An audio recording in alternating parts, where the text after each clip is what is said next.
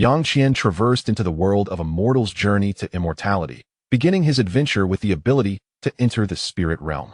With the gate of heaven and earth in his grasp, he traversed between the human realm and the spirit realm. Brother Yang, how do you also possess the Void Heaven Cauldron? Junior Brother Han, this is the Void Emperor Cauldron. Yours is the Mother Cauldron, while mine is the Father Cauldron. The foolish one stared in astonishment at the two identical small cauldrons before him, rendered momentarily speechless. It was only when Yang Qian produced a pale yellow vial that Han Li's face turned ashen, as if struck by lightning. Chapter 1. Directly entering the spirit realm.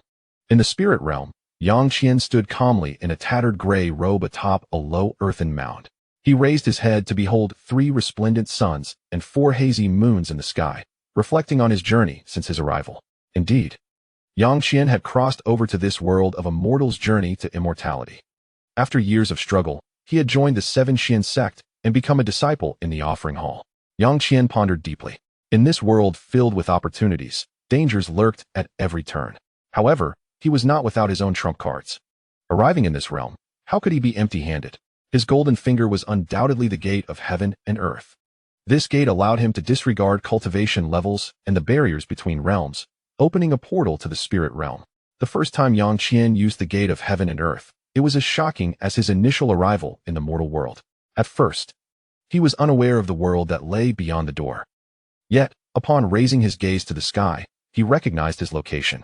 After all, he had read A Mortal's Journey to Immortality numerous times.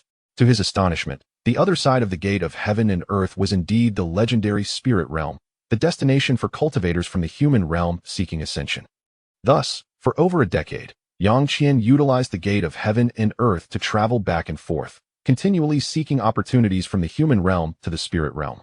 Unfortunately, during a recent sect recruitment, he discovered that he possessed no spiritual roots. Initially disheartened, he soon regained confidence, recalling the gate of heaven and earth and the myriad wondrous treasures and techniques within the spirit realm. It was rumored that formidable cultivators from both the human and demon races, including the renowned heavenly sovereign of the 3 emperors, had once been mere mortals without spiritual roots. They cultivated the Diamond Sutra, consuming rare heavenly materials and earthly treasures in the wilderness, eventually gaining spiritual roots and becoming pillars of their respective races. There was indeed a path forward through the Diamond Sutra. Yang Qian resolved to first practice mundane martial arts and then gradually pursue further cultivation. However, the time spent traversing to the spirit realm via the gate of heaven and earth was limited. As his physical cultivation progressed, he extended his stay in the spirit realm from 1 day to 2, then 3, and ultimately, after mastering the first layer of the Diamond Sutra, he could remain for half a month. He anticipated that, in the future, should fortune smile upon him, he might condense spiritual energy and extend his time in the spirit realm even further. After several crossings into the spirit realm, Yang Qian finally discerned his location, within the territory of the human and demon races, in the domain of Tianyuan. Yang Qian traveled intermittently with merchant caravans, navigating through various cities, and learned the language of the spirit realm. By fortunate coincidence, he obtained the first layer of the esteemed Diamond Sutra. After 3 years of relentless practice between the human and spirit realms, he successfully entered the first layer. Subsequently, he devoted himself to rigorous training, enduring the pains of physical cultivation. His progress with the Diamond Sutra soared, bringing him closer to mastering the first layer. Now, at 18 years of age, Yang Qian's physical cultivation allowed him to rival ordinary cultivators at the 10th level of Qi refinement. In a recent skirmish with a fully realized 13th level Qi refinement cultivator, he managed to withdraw with only minor injuries, astonishing the mortal physical cultivators in his team. At this moment, he mused that the foolish one, having acquired the small green vial, must also possess a cultivation level around the 8th or 9th level of Qi refinement. During his time at the 7 Qian sect, Yang Qian had not sought to befriend Han Li, he merely observed him from a distance. Although they were acquainted, they were little more than nodding acquaintances. Furthermore, in his years at the Divine Hand Valley, he had searched for traces of the celestial vessel. Yet, despite his efforts, he found nothing, ultimately resigning himself to the idea that he might never possess the celestial vessel. No matter, Yang Qian thought with confidence. With the gate of heaven and earth, my future achievements may well surpass those of the foolish one. As he pondered this, a deep voice interrupted. Brother Yang, the caravan is gathering, we should not delay any further. A burly man approached, clad in gleaming metallic armor, his face the only visible feature. In contrast, Yang Qian, despite his handsome appearance, was garbed in coarse, tattered robes, with only a few glimmering bone fragments covering vital areas. Brother Yin Bin, my apologies for the oversight. Yang Qian replied with a respectful bow, following Yin Bin towards the nearby caravan. The Tian Dong Merchant Company was one of the 3 major merchant companies in the Tianyuan domain. The burly man was the captain of a security team under the Tian Dong banner, tasked with escorting a shipment of valuable goods to Anyuan City. Yang Qian reflected as he walked, a smile gracing his face as he greeted familiar guards passing by. Brother Yang, our last parting was rather abrupt. Let us drink heartily this time. A jovial middle-aged man exclaimed. Brother Yang, I heard of your remarkable feats, managing to face a 13th level Qi refinement cultivator and returning unscathed. Truly impressive. A shy youth approached him. Indeed, Brother Yang's Diamond Sutra must be nearing mastery of the first layer, almost ready for the second layer. Several other ordinary mortals without spiritual roots chimed in, engaging Yang Qian warmly. For those without spiritual roots who could not cultivate, physical training was their sole path. You flatter me. I merely possess some talent for physical cultivation and have fortuitously mastered the first layer of the Diamond Sutra. As for the second layer, it remains a distant goal, Yang Qian replied with a smile, brushing off their compliments. Even within the human realm, Qi refinement cultivators were often seen as mere cannon fodder, let alone in this higher dimension of the spirit realm. Although the number of mortals was still vastly greater than that of cultivators and physical practitioners, Yang Qian regarded his accomplishment of mastering the first layer, equivalent to high-level Qi refinement, as nothing to boast about. A young man with a horse-like face scoffed from a distance, his disdainful tone reaching Yang Qian's ears. What is there to brag about? He is just a physical cultivator training the Diamond Sutra. Su Mingyu, the middle-aged man with the white face replied, somewhat angered. Brother Wu, do not pay him any mind, Yang Qian interjected lightly, smiling. This Su Ming is merely arrogant because he has an uncle who is a nascent foundation cultivator in our merchant company. A shy youth spoke out, filled with resentment, causing Yang Qian to glance at him with mild interest. Little Chuan was recently scolded by Su Ming due to some trivial matter. The middle-aged man named Wu leaned closer, quietly explaining. It seemed the scolding was not merely a reprimand. Yang Qian raised an eyebrow, first observing the unwilling expression on Luo Xiaochuan's face, then turning his gaze towards Su Ming's retreating figure. He sighed inwardly. Regardless of whether one was a mortal or a cultivator, whether in the human realm or the spirit realm, where there are people, there exists a world of intrigue. Yang Qian found himself transported to the world of a mortal's journey to immortality, beginning his adventure with the ability to enter the spirit world right from the outset. Armed with the gate of heaven and earth, he traversed between the human realm and the spirit world.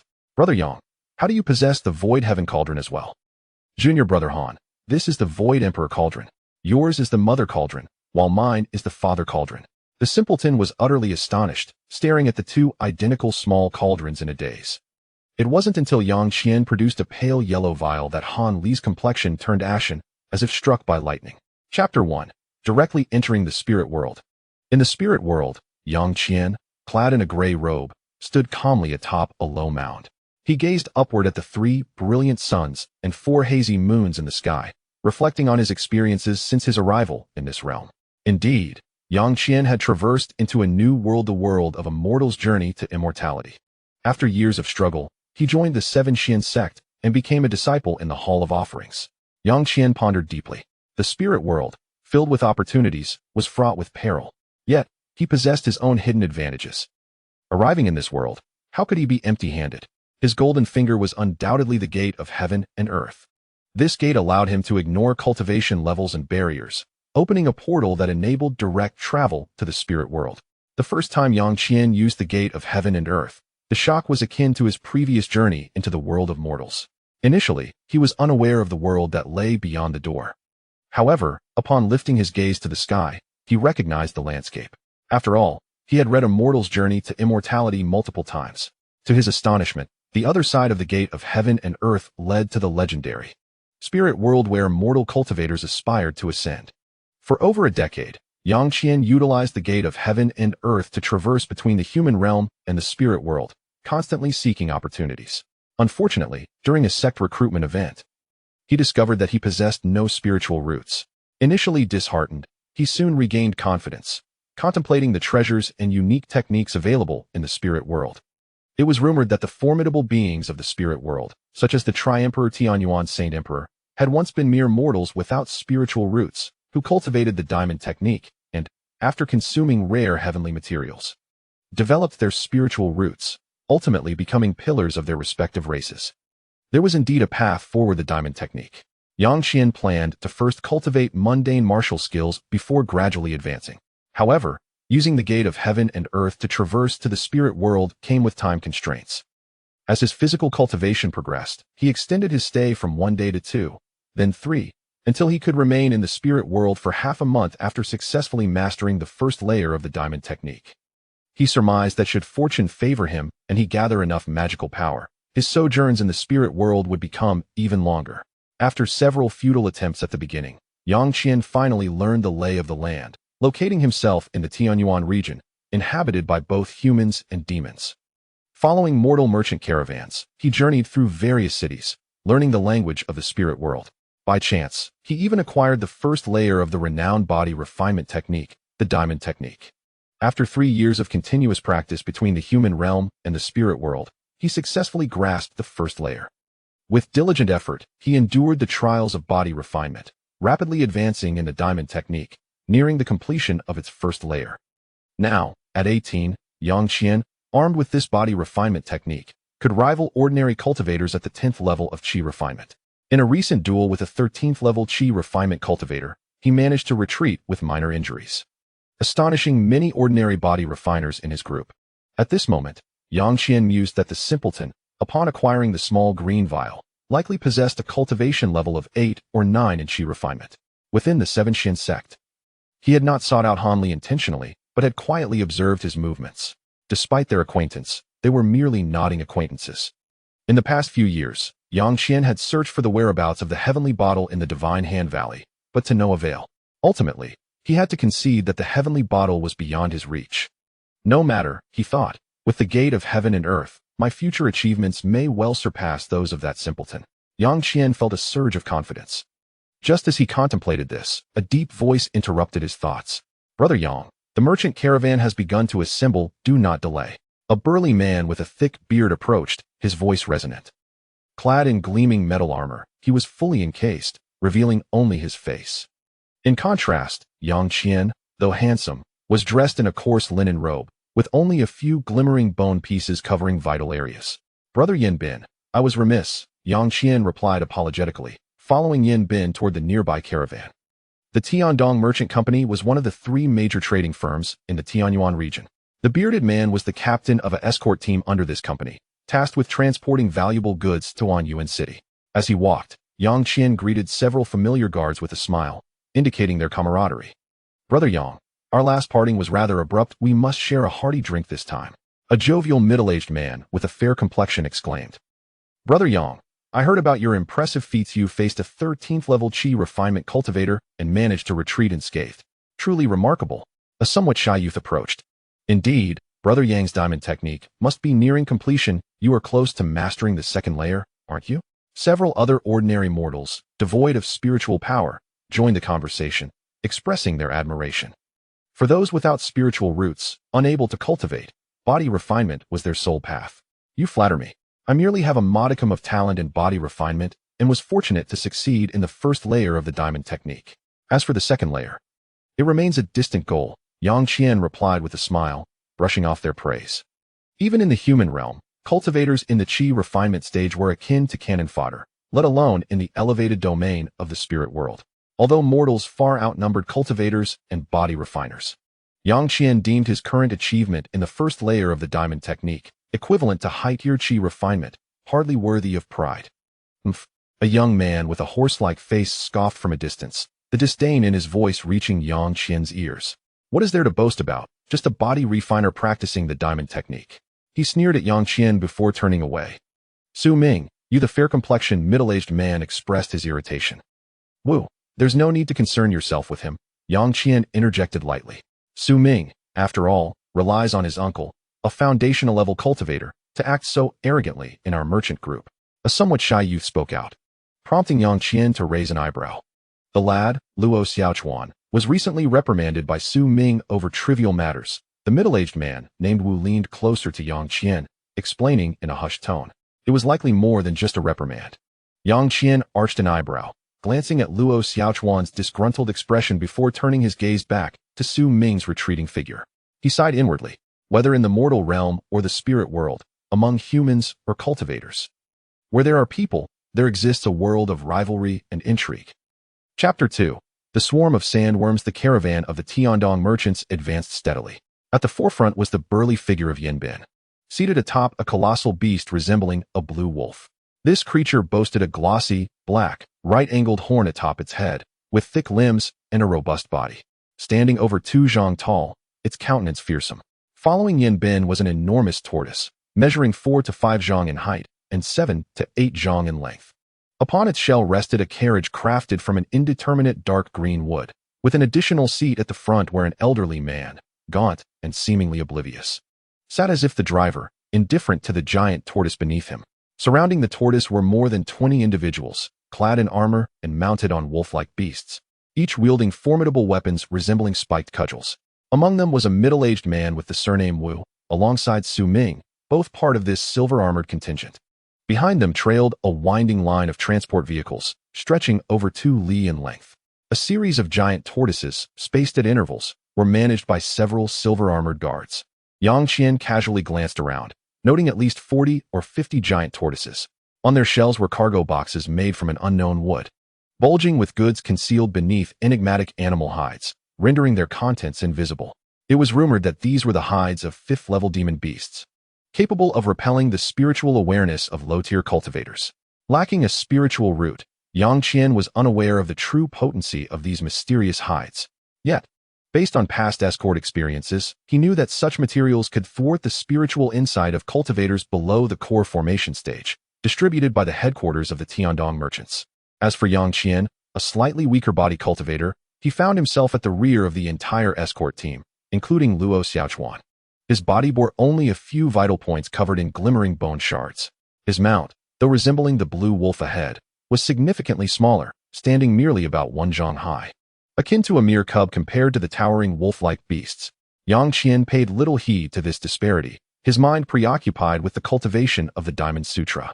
According to the original text, this technique was known in the human realm as the Ming Wang Sutra, which was said to reside in the treasure vault of a fallen family in the Great Jin.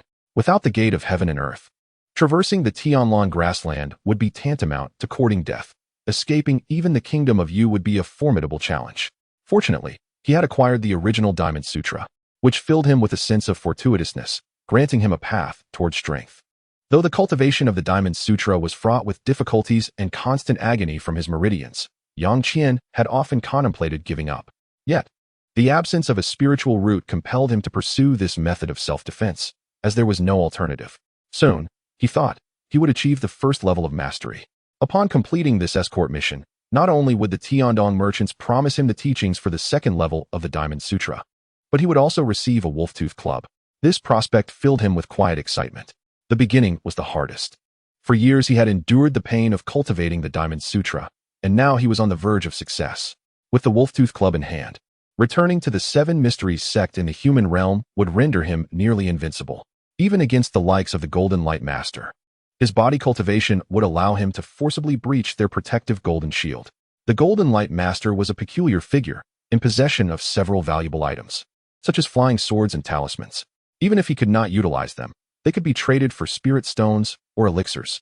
Yang Qian maintained a calm demeanor, yet his mind was already devising ways to leverage the Golden Light Master's possessions to his advantage.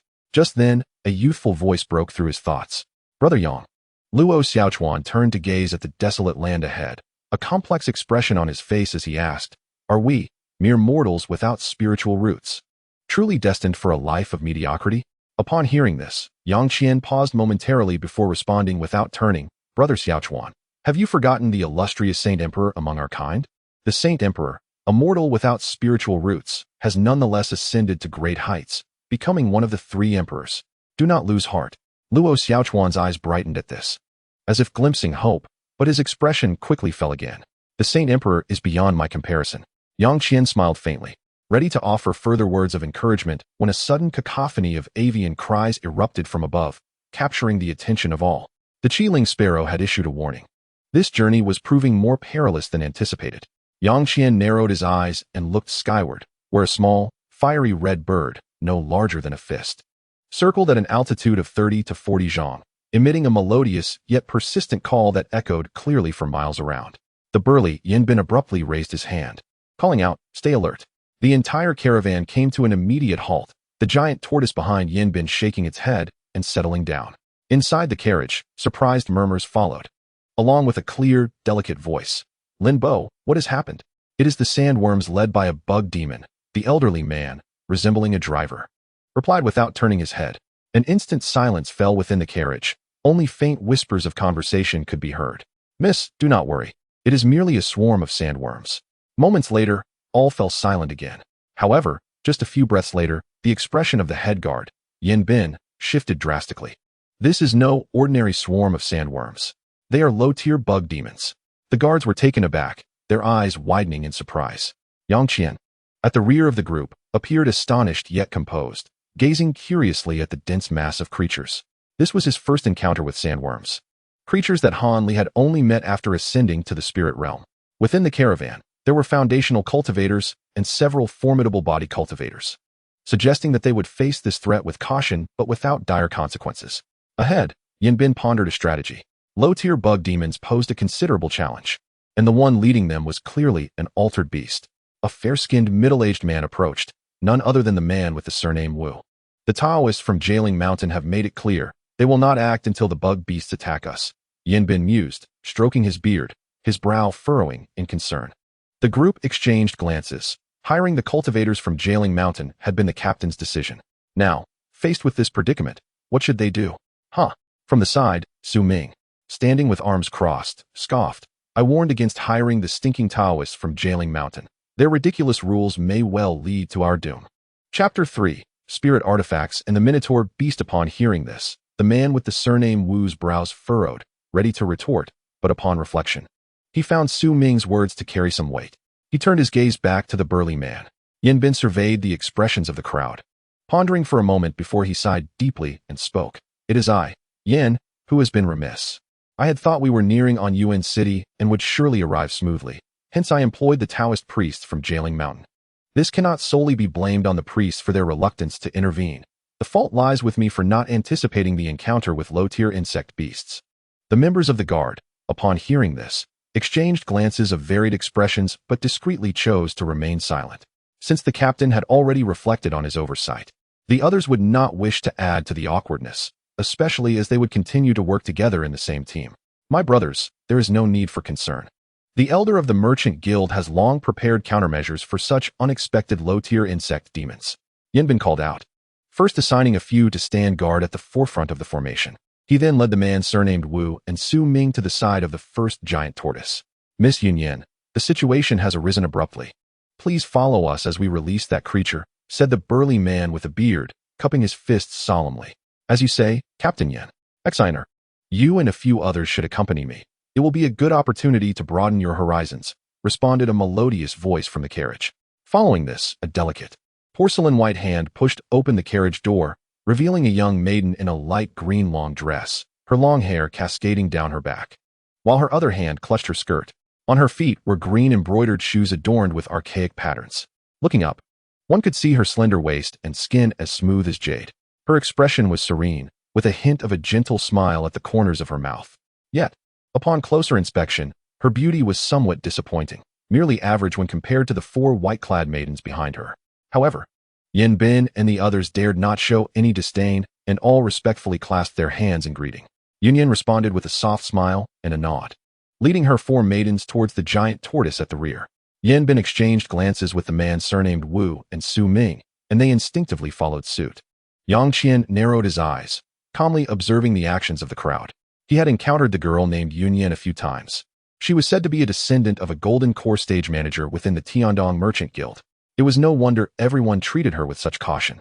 In this city filled with common mortals, a golden core cultivator was already considered a minor expert. A loud, jarring roar jolted Yang Qian from his thoughts. Following the sound, he raised an eyebrow. He saw Yunyan, Yan Bin, Su Ming, and a few others surrounding a giant tortoise, with the four white-clad maidens also present. Nearby stood two elderly men in Taoist robes, their expressions impassive, evidently the cultivators from Jailing Mountain. The tortoise, like the other carriages, was covered with a layer of dark fur, obscuring the view of its interior. Yunyan stood solemnly beneath the carriage, gazing up at its towering height, then extended her delicate wrist to retrieve a blue long flute. The flute's surface shimmered with flowing runes, revealing it to be a magical artifact, though its tier remained uncertain. Yang Qian focused intently as Yunyan began to play, her wrist subtly glowing with a blue luminescence. Fortunately, the distance allowed him to observe clearly. On her wrist was a fiery red bracelet embedded with several small, multicolored stones, radiating brilliant light. These were likely fragments of spirit stones. Spirit tools, Yang Qian mused. Mortals, lacking magical power, could only use specially crafted spirit tools, and Yunyan's bracelet was the key to activating such devices. He had previously observed that even a mortal could wield spirit tools comparable to low-tier magical artifacts, and even employ spatial treasures like storage bags, provided they wore specially designed gloves.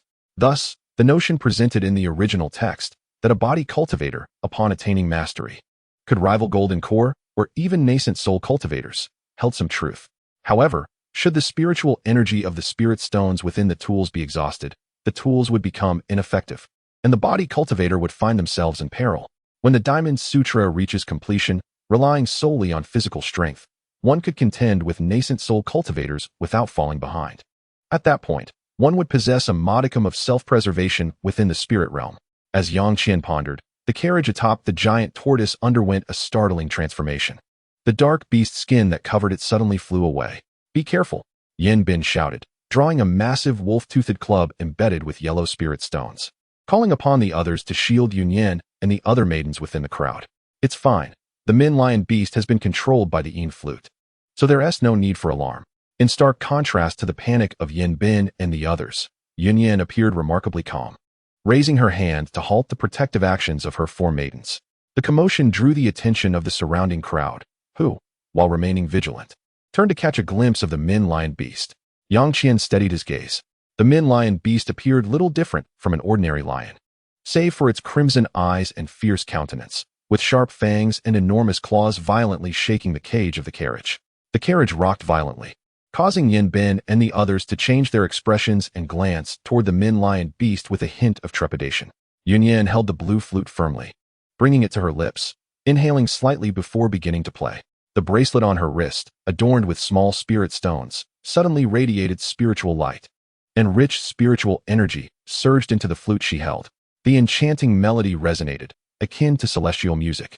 Whether it was Yin Bin, Su Ming, or the two Taoist elders from Jailing Mountain, as well as the accompanying personnel from the caravan, all felt a sense of tranquility wash over them. Their previously tumultuous hearts now calmed. Yang Qian's expression shifted slightly in astonishment. This artifact could indeed influence the minds of cultivators. It was truly extraordinary. "Captain Yin, I will command this Min-Lion beast to engage the low-tier insect beasts in a fierce battle. The other mutated insect beasts and the sandworm horde will rely on the strength of the guard," Yunyan declared after playing the flute for a moment, casting a glance at the swarm of sandworms nearby. Upon hearing this, Yin Bin decisively fixed his gaze on the foremost low-tier insect demon. "All right, these low-tier sandworm beasts lack intelligence. Once the insect demon is slain, they will disperse on their own. I will lead the charge in collaboration with Miss Yunyan to eliminate that low-tier insect demon." The others promptly shielded the cargo in the center and swiftly sprang into action. As soon as Yin Bin finished speaking, the previously chaotic caravan transformed into a well-coordinated unit, clearly indicating the significant respect held for the burly man within the guard. Yang Qian and Luo Xiaochuan stood at the rear of the formation, adhering to the silver-armored guard's commands, diligently protecting a giant tortoise laden with goods. "Open the cage door," Yunyan instructed solemnly, bringing the blue flute to her lips once more. The others did not dare delay, rushing forward to open the cage door with a loud crack, then retreating in fear. With a thunderous crash, the timber of the carriage trembled as a lion-like beast towering over 2 meters emerged from the cage, leaping into the air before crashing down to the ground. The violent impact kicked up a cloud of dust. The Min-Lion beast let out an ear-splitting roar, its fierce gaze fixed menacingly upon the diminutive green figure before it. Yunyan's complexion turned slightly pale, she bit her silver teeth, and the bracelet on her delicate wrist radiated a brilliant glow. As the melodious notes of the flute echoed, the Minshishi beast gradually calmed. though the faint glimmer of ferocity in its eyes constantly betrayed its inherent savagery. At this moment, the guard team had assumed their formation, while in the distance, the sandworm beasts, under the command of the insect demon, charged forward. Countless low-tier sandworm beasts swarmed like a dark tide, their speed astonishing. "Focus on the northeast," commanded the leader, distributing weapons to each member. "Are the spirit stones and the spiritual tools sufficient? Follow the Minshishi beast and charge alongside team leader Yan." The thunderous sounds of battle reverberated across the wasteland. At the rear of the team, Luo Xiaochuan gazed at the approaching horde of sandworm beasts, his face paling as he trembled, and said, "Brother Yang, do you think we will be all right this time?" Before Yang Qian could respond, Luo Xiaochuan, gripping the newly distributed wolf-toothed club, resolutely muttered to himself, "It will be fine, Brother Yang is right." With the Holy Emperor's mortal form, he became one of the 3 emperors of humanity. How can we, as humans, easily give up? Attack! With the club in hand, Luo Xiaochuan boldly surged into the swarm of sandworm beasts. Yang Qian's eyes flickered. He fell silent, his expression inscrutable as he followed suit. With a sickening crunch, a sandworm beast was cleaved in two, its blood spurting forth. Wiping the repulsive, foul-smelling blood from his face, Yang Qian smiled coldly. He lunged forward again, his massive wolf-toothed club smashing through the skull of another sandworm beast, the thick fluid splattering across most of his body. Chapter 4. The second layer of the King Kong technique clang. Yang Qian drove the wolf-toothed club into the ground, sending shards of rock flying. He casually tore away the remnants of severed limbs from his body and surveyed the scene. The Minshishi beast continued to roar ferociously. Its fangs bared as it clashed with the insect demon, patches of its skin shredded, with dark red blood flowing down its massive form like a stream. Despite the insect demon's significant injuries, it appeared outwardly unharmed. With the Minshishi beast's assistance, Yunyan and Yanbin had managed to encircle the insect demon. Although no decisive victor had emerged yet, over 10 silver-armored guards had already perished at the hands of the insect demon.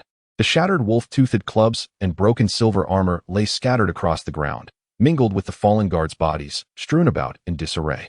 Su Ming, a man of the Wu clan, was also injured to varying degrees, while the burly Yan Bin was drenched in blood. Brandishing a gleaming golden-ringed cleaver that radiated a chilling aura, exuding power as he wielded it. The 5 small spirit stones embedded in the handle sparkled with a captivating light, indicating it was a valuable spiritual tool. As for Yunyan, she held a green flute in both hands, guarded by 3 white-clad maidens, her expression grave as she produced a haunting melody. If the standoff continued, the situation might become dire. Not only Yunyan and Yanbin, but the other guards were also facing dire straits. Although many mutated insect beasts had been slain amidst the fray with the silver-armored guards, their sheer numbers were overwhelming. The remaining ordinary sandworm beasts were countless. Yet the hardened shell of the giant tortoise allowed them to hold their ground. Even with some silver-armored personnel casualties, reinforcements swiftly filled the gaps. Meanwhile, several Taoists from Mount Jailing remained indifferent, still nestled within their carriage despite the fierce battle raging outside. If they intervened, with their foundational cultivation, they could likely resolve the conflict swiftly. Yang Qian weighed his options, his actions unwavering. A fleeting glimmer of severity crossed his face. He retaliated fiercely, intending to eliminate a sandworm beast poised to ambush from behind, but found his strike met by the creature's tough carapace. The jarring sound of metal against shell rang out, scattering sand and debris. The overwhelming numbers pressed upon him, and Yang Qian furrowed his brow. Had he not made some progress with the first layer of the King Kong technique, he might have sought a vulnerable point within the swarm to escape. At worst, he could find a concealed spot, open the gate of heaven and earth, and return to the human realm, rendering this crisis insignificant. Not to mention this mindless horde of sandworm beasts. Even the formidable cultivators of the void refinement or integration realms would find it impossible to force open their own gate of heaven and earth. Yang Qian speculated that such a powerful treasure was likely rare even in the celestial realm, rivaling the heaven-controlling bottle in Han Li's possession, each with its own merits. Amidst these thoughts, several cries of agony pierced the air. "Quick! Block the gap and retrieve his spiritual tool," a silver-armored guard shouted urgently. One of his companions had been suddenly ambushed by a mutated insect beast and killed, along with his body and spiritual tool lost. "It's Uncle Ma." Luo Xiaochuan's expression shifted drastically, and in his despair, he swung the wolf-toothed club with fervor. "Get away!" With a heavy heart, Luo Xiaochuan repelled several sandworm beasts before rushing towards the corpse of the man named Ma, his eyes reddened and seemingly frenzied. Yang Qian effortlessly dispatched 2 sandworm beasts. Casting a glance at the man named Ma, ensnared by the tentacles of a sandworm beast, his gaze lingering on the object in the man's grasp. Observing Luo Xiaochuan's reckless actions, Yang Qian silently shook his head. He still harbored youthful impulses, now that the man was dead. What good would it do to reclaim the body? To place himself in such danger was an act of folly. As he fought and retreated, Yang Qian discreetly backed away a few steps, aiming to return to the center of the commercial defense circle, avoiding peril at the edges. However, the next moment, a roar halted his movements. What is that in Ma Yuan's hand? It's the spiritual tool, Water Cloud Sword. What? How could that be in his possession? Several nearby silver-armored guards conversed, their faces etched with confusion and hesitation. Upon hearing this, Yang Qian quickly cast a glance at the man named Ma, who indeed clutched a 4-foot-long azure sword, its handle adorned with 4 spirit stones of various colors, resembling the swords held by Yan Bin and others, lacking any apparent distinction. Could it be that this water cloud sword was of great significance? Yang Qian hesitated for a moment, glancing at Luo Xiaochuan as he charged into the beast horde. After a brief pause, he continued to engage the sandworm beasts at the periphery, hoping to alleviate some of Luo Xiaochuan's burden. In the central position of the convoy, a dark-skinned man clad in mere bone fragments rushed toward the front lines of the low-tier insect beasts, his expression frantic as he shouted to Yan Bin and the others. Due to the distance and the cacophony of battle, Yang Qian could only catch snippets of his urgent words. Retrieve it. It's of great value. The second layer of the technique. Yan Bin hesitated for a moment, then, with his free left hand, produced several yellowed, bound pages and tossed them to the dark-skinned man, his lips moving as he conveyed something. Yang Qian's brow furrowed, pondering the second layer of the technique. He continued to fight, but a sense of unease stirred within him. A bundle of yellowed pages. Could it be the very thing I envisioned? As for reclaiming it, it seems to be intricately linked to the water cloud sword. Ordinary spiritual tools are merely a notch above low-tier magical artifacts, and those comparable to mid-tier artifacts are exceedingly rare among mortals. It stands to reason that the water cloud sword is not a mere low-tier artifact. Otherwise, the members of the caravan would not exhibit such anxiety. Indeed, the young man with a dark complexion received the item with astonishment and swiftly turned to leave, narrowly avoiding the assault of the sandworm beasts as he rushed towards Yang Qian's position. Team leader Yan has commanded a pursuit of the sandworm beast. The water cloud sword must be reclaimed. You too, along with Old Meng and Xing Yun, the dark-skinned youth called out several names of the guards, whose expressions were complex. Their brows furrowed, evidently displeased with the order. Team leader Yan had already stated that upon retrieving the water cloud sword, an additional low-tier spiritual tool would be granted upon their return. Very well. It is our duty. Retrieving the water cloud sword is indeed our responsibility. Upon hearing this, the group's expressions shifted rapidly, and they responded in unison, rushing out without a backward glance. The guards who were not called out displayed expressions of envy. For mortals without spiritual roots, even risking their lives for a low-tier spiritual tool is exceedingly worthwhile. As for Brother Yang, the dark-skinned youth hesitated for a moment before tossing the bundle of yellowed pages over. Brother Rome, what does this mean? Yang Qian asked in surprise. This contains the text and annotations for the second tier of the Diamond Sutra, which team leader Yan specifically instructed me to give to you directly, with further rewards to come upon success. The dark-skinned man replied gravely, crushing a nearby sandworm beast. Yang Qian was momentarily taken aback, overwhelmed with joy. Even with a hint of anticipation, discovering that the long-awaited second tier of the Diamond Sutra had come so effortlessly into his possession, felt surreal. As for the promised additional reward, Yang Qian did not dwell on it. The quest to reclaim the water cloud sword was fraught with peril. The other guards were promised low-tier spiritual tools, while he was merely entrusted with a second-tier technique for body refinement. The weight of the situation was clear in his heart. Nevertheless, the most crucial objective had been achieved.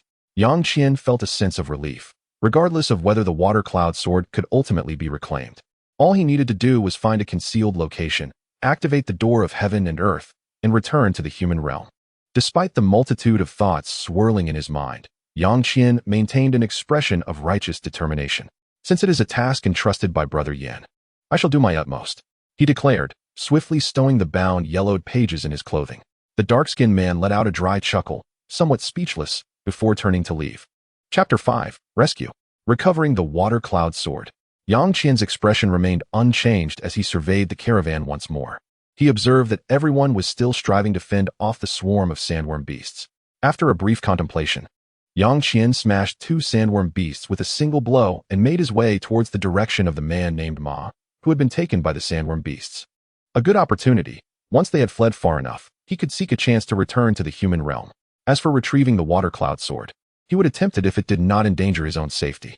Yang Qian charged forward, his body emanating a faint golden glow, a sign of the imminent completion of the first tier of the Diamond Sutra.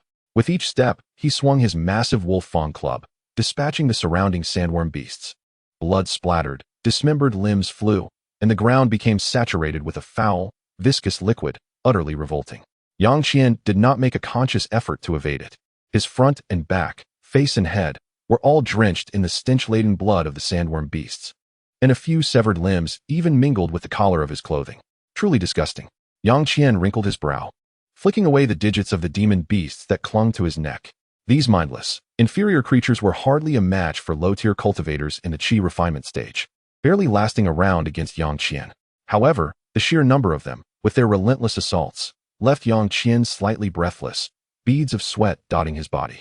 If only he could salvage the spiritual tools of the fallen silver-armored guards from the caravan for his own use. Yang Qian sighed inwardly.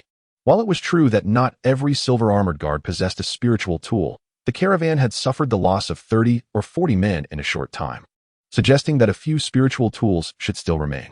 Unfortunately, the seasoned division leader, Yan Bin, had already made arrangements, with his trusted subordinates promptly retrieving the fallen spiritual tools, mitigating the losses for the Tian Dong caravan. However, the water cloud sword was an exception. If this high-quality spiritual tool could not be recovered, Yan Bin would likely face a barrage of accountability, even if he led the caravan safely to its destination. Yet, this endeavor was fraught with danger, as leaving the caravan to reclaim it from the swarm of sandworm beasts was no small risk. Yan Bin was understandably reluctant to take this chance, which is why he offered substantial rewards to several capable guards, hoping they would retrieve the water cloud sword. The thought of someone seizing the water cloud sword for themselves and fleeing was perhaps an overestimation. In the spirit realm, dangers abound. Not to mention these body refinement warriors. Even those in the transformation stage or the void refinement stage would not dare claim their own safety. It would be a foolish act to abandon one's identity as a guard of the caravan for a mere spiritual tool. Nevertheless, if one could secure the water cloud sword and find a safe means of departure, Yang Qian's calm demeanor suddenly revealed a smirk, and a radiant golden light burst forth as he accelerated, breaking free from the encirclement of the sandworm beasts. Casting a fleeting glance to pinpoint the direction of the water cloud sword before pursuing it. Soon, Yang Qian vanished from the sight of the numerous guards of the Tian Dong caravan. Yan Bin, Yun Yan, and others were intensely engaged in combat with the insect demons, completely oblivious to the situation at the rear of the caravan. Aside from a few who glanced back from a distance, the rest paid no mind to Yang Qian and his companions. Shouts, sounds of battle, and cries of anguish continued to echo. The struggle between the Tian Dong caravan and the swarm of sandworm beasts raged on. In a desolate area far from the battlefield of the Tian Dong caravan, after navigating through a thicket, Yang Qian heard a flurry of urgent cries. Quick, Brother Lin, lend me a hand. No, save me. Ah, Xiao Chuan, block this beast. Yang Qian's gaze sharpened. The situation appeared dire. The overwhelming swarm of sandworm beasts had encircled Luo Xiao Chuan and a weathered elder clad in silver armor. Both were heavily injured, their bodies marked with blood and dirt. Luo Xiao Chuan, barely able to defend himself with his wolf fang club, was in a precarious state. The elder, however, wielded his strength, casting brilliant blue sword lights from his beast's skin-gloved hands, obliterating any sandworm beast that ventured too close. Yet, the elder was clearly exhausted, struggling against the relentless onslaught of the sandworm beasts. The water cloud sword? Yang Qian's heart raced. The water cloud sword was indeed in the hands of the elder. This man, his surname appears to be Meng. However, he clearly did not possess silver armor before. Could it be that Yang Qian, with a stoic demeanor, had silently slain the surrounding sandworm beasts and, upon glimpsing the other three individuals, came to a realization, gradually approaching the two? The three corpses lay scattered in a chaotic depression. One had lost all armor, while the other two bore several pieces of shattered bone armor. Evidently, the silver armor of one had been stripped away by the elder of the Meng clan. These three bodies were relentlessly gnawed upon by the sandworm beasts, flesh and blood flying, the sound of gnashing teeth exceedingly chilling. As for the body of the man with the surname Ma, it had long been devoured by the sandworm beasts. Luo Xiaochuan clutched tightly to two tattered pieces of the man's robe, a profound sorrow etched on his face. Upon seeing Yang Qian arrive, he was taken aback, displaying an expression of astonishment. "Big brother Yang, is that you?" Yang Qian. The face of the elder from the Meng clan, hidden beneath his armor, suddenly lit up with joy. Having felt despair, he appeared to glimpse a glimmer of hope for survival. "Brother Yang, quickly lend me your strength." The elder of the Meng clan suddenly erupted, sweeping away a multitude of sandworm beasts as he fought and retreated towards Yang Qian's position, with Luo Xiaochuan closely following behind. Casting one last glance at the corpse of the man with the surname Ma, he fled without hesitation. "I am also somewhat lacking in strength. You must swiftly repel the sandworm beasts around you," Yang Qian shouted, fully unleashing the power of the first layer of the Diamond Sutra. The wolf-toothed club in his hand surged with vigor, countless afterimages bursting forth. He managed to carve out an escape route for the elder of the Meng clan and Luo Xiaochuan. "Hee. Thank you, brother Yang." The elder of the Meng clan suddenly let out a strange laugh, and under the incredulous gaze of Luo Xiaochuan, he forcefully pushed Yang Qian aside, causing the two to be immediately surrounded by the sandworm beasts again. As for the elder, he laughed maniacally, charging down the path Yang Qian had taken. "Brother Yang, brother Xiaochuan, once I return to the merchant guild, I will surely make known your merits." The elder of the Meng clan fled without looking back, nearing the thicket. "Big brother Yang, it is my fault that I have allowed such a despicable villain to escape alive." Luo Xiaochuan's eyes darkened as he used his body to shield Yang Qian from a sneak attack by a sandworm beast. "Big brother Yang, you must flee. I still have 2 thunder pearls. I had thought survival was hopeless and was prepared to perish with these sandworm beasts. Take them and escape." Luo Xiaochuan gritted his teeth, glaring at the retreating figure of the elder of the Meng clan. After smashing a sandworm beast, he produced 2 small blue pills, a mysterious electric aura emanating from them. Could it be thunder pearls? Yang Qian took them without hesitation, which offered Luo Xiaochuan a flicker of relief, causing a smile to emerge on his face. "Big brother Yang, you must survive." With determination in his heart, Luo Xiaochuan, resolute, prepared to carve a path for Yang Qian with his own body. "Xiaochuan, it is not yet time for despair. He may not necessarily escape." Yang Qian observed the figure of the elder of the Meng clan, a hint of derision appearing on his face. Luo Xiaochuan looked back in astonishment, his eyes widening in disbelief. An incredible scene unfolded. Just as the elder of the Meng clan was about to leap over the thicket, his smile abruptly froze. In his expression of sheer terror, an immensely powerful black serpent tail lashed out, shattering the elder's silver armor in an instant. The sound of breaking bones was piercing, and the elder of the Meng clan spat out a mouthful of dark red blood, his body hurtling back like lightning, landing at the feet of Yang Qian and Luo Xiaochuan. In his final moments, the elder gasped desperately, watching Yang Qian draw the tightly gripped water cloud sword from his hand. Then, noticing Yang Qian's brow lift in realization, he watched as Yang Qian, with an indifferent expression, bent down and stripped the beast's skin gloves embedded with small spirit stones from the elder's hands. Uft! The elder of the Meng clan, overwhelmed with rage, spewed forth black blood, falling silent thereafter. Chapter 6. Terrifying monster beasts return to the human realm in the face of Luo Xiaochuan's astonished expression. Yang Qian swiftly donned the beast's skin gloves, not pausing to examine the types of spirit stones embedded within them. With the gloves on, Yang Qian swung the water cloud sword with fervor. A radiant glow emanated from the gloves, an inexplicable energy transferring to the water cloud sword. The sword's hilt sparkled with tiny spirit stones, instantly radiating brilliance that enveloped the entire blade. With a resounding hum, a brilliant blue sword aura, propelled by Yang Qian's swift movements, annihilated dozens of sandworm beasts that encircled them. In the distance, the remaining sandworm beasts, now injured and retreating, emitted low cries of distress. "Big brother Yang."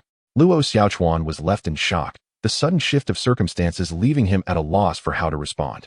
Now is not the time for dawdling. "Brother Xiaochuan," Yang Qian declared, invigorated, the water cloud sword in hand giving him a sense of dominion over the world. Though he understood this was merely an illusion from wielding a high-tier spiritual artifact for the first time, the exhilaration was undeniable. "Big brother Yang, do not worry about me. With the water cloud sword in hand, your strength will surely allow you to escape." After his initial shock, Luo Xiaochuan suddenly turned, a determined expression on his face as he spoke to Yang Qian. However, in the next moment, Luo Xiaochuan gasped in disbelief as Yang Qian suddenly reached out with his free left hand, grasping the bone armor on Luo Xiaochuan's shoulder, a brilliant golden light radiating from his hand. "Huh!" Yang Qian's eyes widened as he shouted, using all his strength to lift Luo Xiaochuan's entire body, and, in the midst of his partner's stunned expression, he hurled him toward an area where the sandworm beasts were fewer in number. "Brother Xiaochuan, go ahead. I will follow shortly," Yang Qian suddenly bellowed. Luo Xiaochuan had yet to react when he found himself soaring 5 zhang into the air, swiftly covering nearly half a mile, leaping out of the vast encirclement of sandworm beasts. "Big Brother Yang." Luo Xiaochuan turned back in disbelief, unable to fathom how Yang Qian possessed such strength, surpassing that of the body refiners practicing the Xian armor technique in his family. "Staying here will only hinder me." Yang Qian, seeing Luo Xiaochuan hesitate, felt relieved within but wore an expression of anger on his face as he bellowed, "Go." Tears welled in Luo Xiaochuan's eyes as he clenched his fists, fending off 2 sandworm beasts that crawled towards him, turning without a word and fleeing. "Big Brother Yang, you must live." Hearing the sound of sword aura slicing through the air behind him, Luo Xiaochuan quickened his pace. Gritting his teeth, he summoned all his strength, and after a few breaths, he had already run over 100 zhang, quickly disappearing from sight. Uft. Yang Qian remained calm, his body suddenly leaping into the air, spinning around. A blue sword aura, nearly a zhang long, instantly sliced through dozens of sandworm beasts, blood and severed limbs raining down. Roar. A bloodthirsty howl accompanied by violent tremors of the ground emanated from the base of the thicket. A sense of oppressive aura subtly radiated outward. Crash. Countless fragments of stone and gravel were sent soaring into the air, rapidly crashing back down. Some sandworm beasts, unable to evade in time, were directly crushed into the ground by the suddenly emerging colossal monster. Uft, uft, uft. The exploding sandworm beasts turned into puddles of flesh, spilling everywhere. A scorpion. Yang Qian raised an eyebrow, having only sensed a faint unease moments ago. To his astonishment, emerging from the thicket was an enormous black scorpion. The terrifyingly sharp pincers dripped with a dark purple liquid from the sharp spikes at the tail, which, upon contact with the ground, sizzled to create a cavity the size of an infant's head, releasing a foul odor that spread slowly, revealing its deadly toxicity. Yang Qian couldn't help but frown slightly. Initially, he had intended to linger and test this unknown beast concealed among the bushes, armed with his water cloud sword. Even if he were to falter, he could still procure some materials from the creature's body to return to the human realm and seek a smith to forge protective armor for himself. This beast, it seemed, had nearly reached the pinnacle of a second-tier demon beast, and he was fortunate that it had not attacked him as he passed by. Yang Qian's lips twitched. He was acutely aware of his own capabilities. Merely safeguarding oneself against an ordinary second-tier demon beast was already a considerable challenge. This scorpion creature not only exuded an extraordinarily menacing aura, perilously close to that of a third-tier demon beast, but its tail also contained a horrifying venom that was nearly impossible to defend against. Attempting to extract 2 pieces of crafting materials from it would undoubtedly prove to be quite difficult. With a resigned sigh, Yang Qian smiled wryly. This venture had far exceeded his expectations. He had not only acquired the second layer of the cultivation formula, but also obtained a high-grade spiritual artifact. It would be wise not to take risks. Better to return and cultivate the second layer of the diamond technique before contemplating further matters. Yang Qian briefly pondered, his hands never pausing, as the humming sound surged forth, reducing over a dozen sandworms to mere powder in an instant. Boom. The colossal scorpion demon beast let out 2 roars, and its mountainous body charged toward him in an instant, its blood-red eyes filled with a ravenous hunger, as if it intended to devour Yang Qian whole. With a flourish, Yang Qian wielded his sword, the small spiritual stone on his beast skin gloves flickering with a dim light, infusing rich spiritual energy into the water cloud sword. Clang! The sound of 2 piercing metal clashes echoed from the scorpion's shell, sending ripples through the air. How formidable! Yang Qian's pupils constricted slightly. The hardness of this creature's shell exceeded even his expectations. Roar! The scorpion demon beast appeared utterly enraged, accelerating fiercely and reaching Yang Qian in an instant, raising its massive pincers and crashing them down with ferocious force. The violent impact sent several sandworms flying. Dust and debris filled the air. After a few breaths, as the smoke began to dissipate, the scorpion beast's crimson eyes fixated on the ground, revealing only a pit about 10 feet deep and 2 feet wide. The pit was littered with the mangled remains of sandworms, evidently killed by the scorpion beast's wrath. Yet, there was no trace of Yang Qian to be found. Roar! The scorpion beast's eyes turned even redder, almost oozing blood. With a sudden sweep of its tail, it sent the nearby sandworms flying, and the scorpion beast howled, sprinting back toward the previous thicket. The sound of countless sandworms followed closely behind. Observing their direction, it was clear they were headed toward the East Sky Trading Company. In just a short while, the multitude of beasts faded into the distance, obscured by the dust. In the human realm, in the kingdom of Yu, at the colorful clouds mountain in Jingzhou, within a desolate and abandoned cave, an unanticipated black thread suddenly appeared. Standing upright in the air, about 10 feet high, a humming sound erupted abruptly, only to cease just as quickly. An incredible scene unfolded. The black thread expanded horizontally, transforming into a deep portal approximately half a foot wide, shimmering with an ethereal light reminiscent of the cosmic rivers, flowing slowly and enigmatically. A somewhat disheveled figure tumbled out from the portal, crashing to the ground and kicking up a cloud of dust. The mysterious portal above closed instantaneously, vanishing as if it had never existed. The fallen figure cautiously surveyed the surroundings, and upon seeing the area remain tranquil and silent, let out a sigh of relief. Then, the figure abruptly shook its head, seemingly disdainful, raised an arm to sniff its own scent, wrinkled its brow absent-mindedly, and then stomped its foot, unexpectedly leaping 3 yards away, swiftly escaping the cave and disappearing from sight. Chapter 7. Manifesting in front of people at the Seven Qian sect, outside the Seven Qian Hall on Sunset Peak. The sounds of battle echoed incessantly, with countless flames illuminating the night as bright as day. The Seven Qian sect and the Wolf Pack gang faced off. Thousands of troops standing at the entrance of the hall, their eyes fixed intently on the two figures locked in confrontation within. One side displayed anxiety and fear, while the other radiated triumph and confidence. On the side of the Seven Qian sect, the leader Wang Juechu donned white garments. With a white sword sheath hanging at his waist, his expression icily cold, his piercing gaze fixed intently on the members of the Wolf Pack gang not far away. The leader of the Wolf Pack gang, Tian Long, stood with his arms crossed, casting a scornful glance at Wang Juechu before turning his attention to the fierce battle unfolding before them. In the center of the arena stood a short, grotesque figure clad in a long robe, emanating a golden light that enveloped him entirely, standing proudly with hands on his hips, casting a venomous glare at his opponent. Opposite him was a robust man with a bushy beard, who suddenly unleashed a roar akin to a dragon's cry, reverberating through the ears of the onlookers atop Sunset Peak. An invisible force crashing against the rocks and trees. The sound of cracking joints rapidly erupted from the bearded man, growing increasingly urgent, reminiscent of a torrential downpour striking a barrel, echoing continuously. After a few breaths, the sounds came to a sudden halt. The crowd was astonished to witness the bearded man swell dramatically, his exposed arms and legs bulging with muscle, the dark green veins visibly straining against his skin, as if they might burst forth. He resembled a towering giant, causing all present to pale in shock.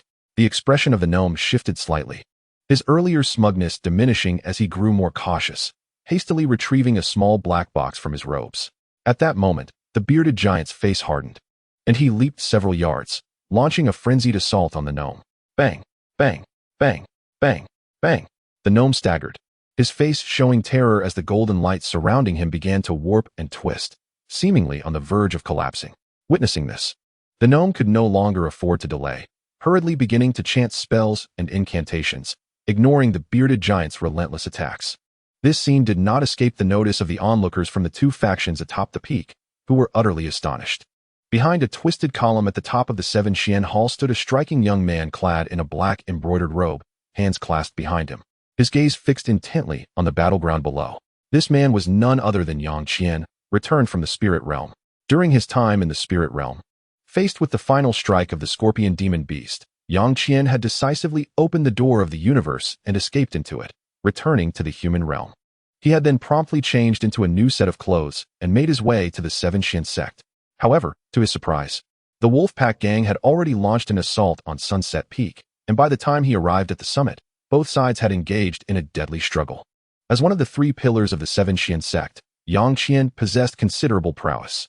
His gaze darkened as he observed Wang Juechu's three uncles, each of whom was extraordinary in their own right, masters in the realms of external martial arts, hidden weapons, and swordsmanship, truly formidable figures in the mundane martial world. Alas, they had encountered cultivators. The dwarf opposite him was none other than the formidable figure known as the Golden Light Master, a legendary expert of the mortal realm. Even a mere novice in chi refinement, upon activating the Golden Light Shield and invoking flying swords and talismans, could easily vanquish such a peak martial artist with a mere flick of the wrist. As the Golden Light Master began to chant his incantation, a cruel and sinister smile crept across his grotesque face. Yang Qian understood that if he did not act soon, this pillar of the Seven Qian sect would surely be lost to the void. After all, having spent many years within this sect, it was only right to save a life. With a sigh, Yang Qian pondered that it would also be a splendid opportunity to showcase his abilities in front of the naive onlooker. Such chances were rare indeed. With a bright smile, he slightly shifted his stance, and in an instant, the bricks beneath his feet shattered into dust, causing him to vanish from his original position. In the center of the arena, the Golden Light Master's face twisted in malicious glee as he proclaimed, "Let me show you the true methods of the celestial beings." Under the bewildered gazes of the onlookers, he struck several bizarre poses with his hands, pointing suddenly at the bearded man. The bearded man felt a wave of deathly energy rushing towards him, and just as he narrowly avoided an indistinct gray light, he heard a piercing sound behind him, indicating another impending attack. It was too late to evade.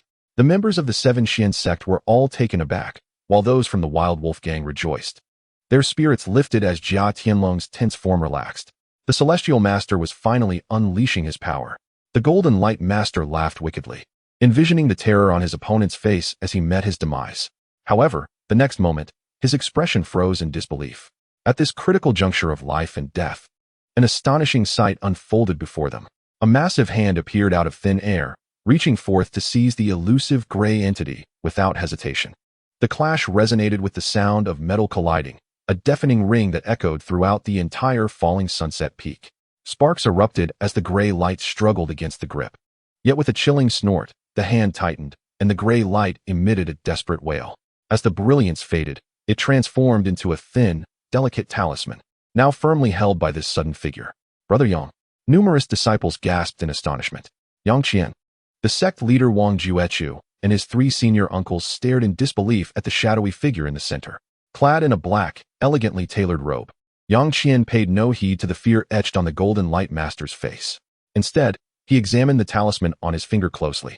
It depicted a small gray sword, rendered vividly with meticulous detail, exuding a faint luminescence even without activation. A talisman. Yang Qian's gaze sharpened, though it was of little use to him in his current state. Nonetheless, trading it with the future Han Tianzuan would be a worthwhile endeavor. With a swift motion, he stowed the talisman into his storage pouch, casting a reassuring glance at Wang Juechu and the others. He then surveyed the gathered disciples of the Seven Qian sect, pausing momentarily on a dark-skinned young man, none other than the future Han Tianzuan, currently known as Dr. Han of the sect's Divine Hand Valley, the former naive fool. Yang Qian offered him a gentle smile, stirring a sense of intrigue within Han Li. The regret that had briefly plagued him for not seizing the gray light began to dissipate. Could it be that Brother Yang is also a cultivator? Han Li mused internally, recalling their acquaintance since his entry into the sect. Though not close friends, they were familiar, especially after Yang Qian's valiant efforts to turn the tide during this crisis. Should he approach Yang Qian? While it posed some risk, Han Li believed that given Yang Qian's upright character over the years, he would be willing to provide guidance. Han Li made his decision, fixing his gaze on the scene before him. Yang Qian, smiling, surveyed the surroundings before abruptly turning, his expression hardening as he fixated on the Golden Light Master. "Who are you? I mean no harm." The Golden Light Master stammered, retreating a couple of steps, his face betraying a mix of anxiety and fear. The young man in the black robe, with his uncanny ability to appear and disappear, had effortlessly seized his talisman, a feat beyond comprehension. The Golden Light Master, once brimming with confidence, now found himself gripped by terror, desperately hoping for mercy.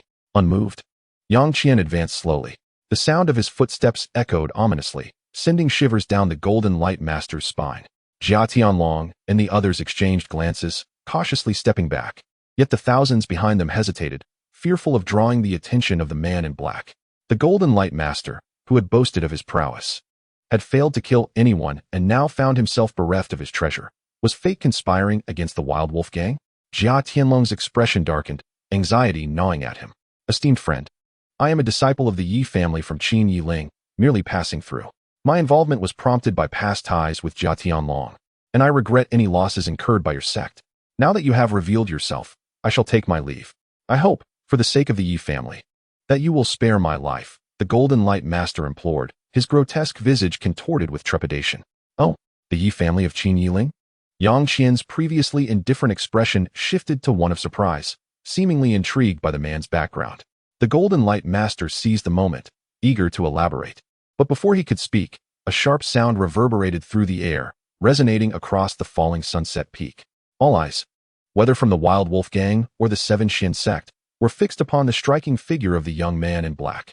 In an unbelievable turn of events, Yang Qian shattered the golden light shield with a single punch. Just one punch.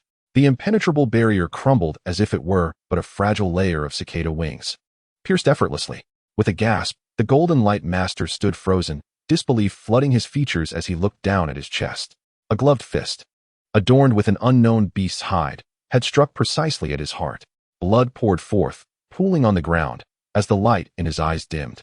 Yang Qian withdrew his hand, unscathed by a single drop of blood, maintaining an air of nonchalance. The Golden Light Master opened his mouth to utter something, but found himself unable to muster the strength. With a dull thud, he collapsed. The body of the Golden Light Master slowly collapsed onto the ground, and soon, dark red blood began to flow from beneath him. Brother Yang is truly formidable. Han Li, amidst the crowd, felt a jolt at the corner of his eye, his face a mask of astonishment. In the arena, Yang Qian casually summoned a few items from the Golden Light Master's body, revealing a glowing aura from the concealed spirit stones within his beast skin gloves. There were only 3 items, a talisman, a token, and a book. Yang Qian was already familiar with these objects, requiring no further examination. The talisman was the golden light shield that the master had just employed. Though it had been shattered by Yang Qian's punch, it remained largely intact and could still be used several times due to its residual spiritual energy. For Yang Qian, however, this talisman held no value, as his nearly perfected Vajra technique rendered such low-tier items unnecessary. Yet, the dim-witted one currently had a pressing need for such defensive talismans. Perhaps a trade for medicinal pills would suffice, as body-refining elixirs were indeed rare. As for the token, it was self-explanatory, an ascension token. It too was of no use to Yang Qian. Without spiritual roots, possessing the token would not grant him entry into the Yellow Wind Valley. Moreover, since he could traverse the spirit realm, he had to rely on body refining to enhance his cultivation until he awakened his spiritual roots. The Vajra technique was his primary focus. The final item, the book, was the genealogy of the Qin family from Qin Yiling. Yang Qian couldn't help but smirk at the sight of it. The Golden Light Master had originally been a disciple of the Qin family, which had once formed a marital alliance with the Yi family. However, as time passed, the Qin family declined while the Yi family thrived, intent on annihilating the Qin family to seize their ancestral treasures. Though the Golden Light Master possessed meager cultivation, he had managed to escape with some treasures, fearing the Yi family and thus avoiding the Ascension Conference, ultimately becoming a mere treasure boy in a mundane gang. Yang Qian contemplated the items in his hands, considering them as potential bargaining chips to give to the dim-witted one, taking advantage of the latter's ignorance of the cultivation world. Once the latter transformed into the feared Han Laoma, it would be far more challenging to deceive him. Yang Qian looked forward to the expression of the future Han Tianzuan when he recalled today's events. With a smirk, he placed the 3 items into his storage bag. Fortunately, his mastery of the spirit realm language allowed him to utilize the magical power within his gloves to access the storage bag. Otherwise, like body-refining practitioners in the mundane realm who lacked storage artifacts, he would have found future journeys exceedingly difficult. Alas, that was the extent of his capabilities for now. With his current abilities, he could not unleash any of the various spells of the cultivator's disciplines. Shaking his head, Yang Qian turned his gaze to the panicked members of the Wolf Gang. Jia Tianlong's expression was one of utter despair, fear, and anxiety etched across his features as he struggled to compose himself and devise an escape plan. He glanced back at his disciples, seeing their pale faces filled with terror, which deepened his sense of hopelessness. In stark contrast, the 7 Mystic sect was jubilant. Sect leader Wang Juechu and his 3 uncles regarded Yang Qian with expressions of complex emotion. Brother Yang is magnificent. Brother Yang is unrivaled. Brother Yang's power is boundless. The many disciples of the 7 Mystic sect shouted in unison, their voices echoing across the entire falling sunset peak. The cheers left Yang Qian feeling awkward as he scratched his nose. From this moment forth, it seemed the tides were changing. Wang Juechu's eyes sparkled with fervor, a wild expression on his face. After all these years, the crowd had grown accustomed to Yang Qian's temperament, and given his heroic display, they were not concerned about him harboring ill intentions. This moment might indeed mark the rise of the 7 Mystic sect. At the rear of the crowd, a dark-skinned youth wore an expression of shock. Han Li felt deeply conflicted. He had just witnessed Yang Qian effortlessly retrieve 3 remarkable items from the ugly gnome, including a talisman that could transform into a flying sword. How could he acquire 1 or 2 treasures from Brother Yang? Han Li furrowed his brow, pondering. The Huanglong Dan, Qingling San, and Jinsui Wan were all rare elixirs in the outside world. He wondered if they could satisfy Yang Qian's desires. Although the Huanglong Dan and Jinsui Wan possessed miraculous effects for enhancing power and transformation, Han Li still felt uncertain. After all, whether it was Yang Qian's instantaneous grasp of the talisman or his single punch that felled the formidable Golden Light Master, Han Li had been unable to discern his movements, indicating that Yang Qian's cultivation likely surpassed his own. He needed to contemplate this matter further. Chapter 9. The Martial World Legend. In the center of the falling Sunset Peak Square, Yang Qian stood with his hands clasped behind his back, his expression impassive as he regarded the members of the wolf gang. Jia Tianlong's face was ashen with fear, trembling as he forced himself to remain calm and began to consider a way to escape.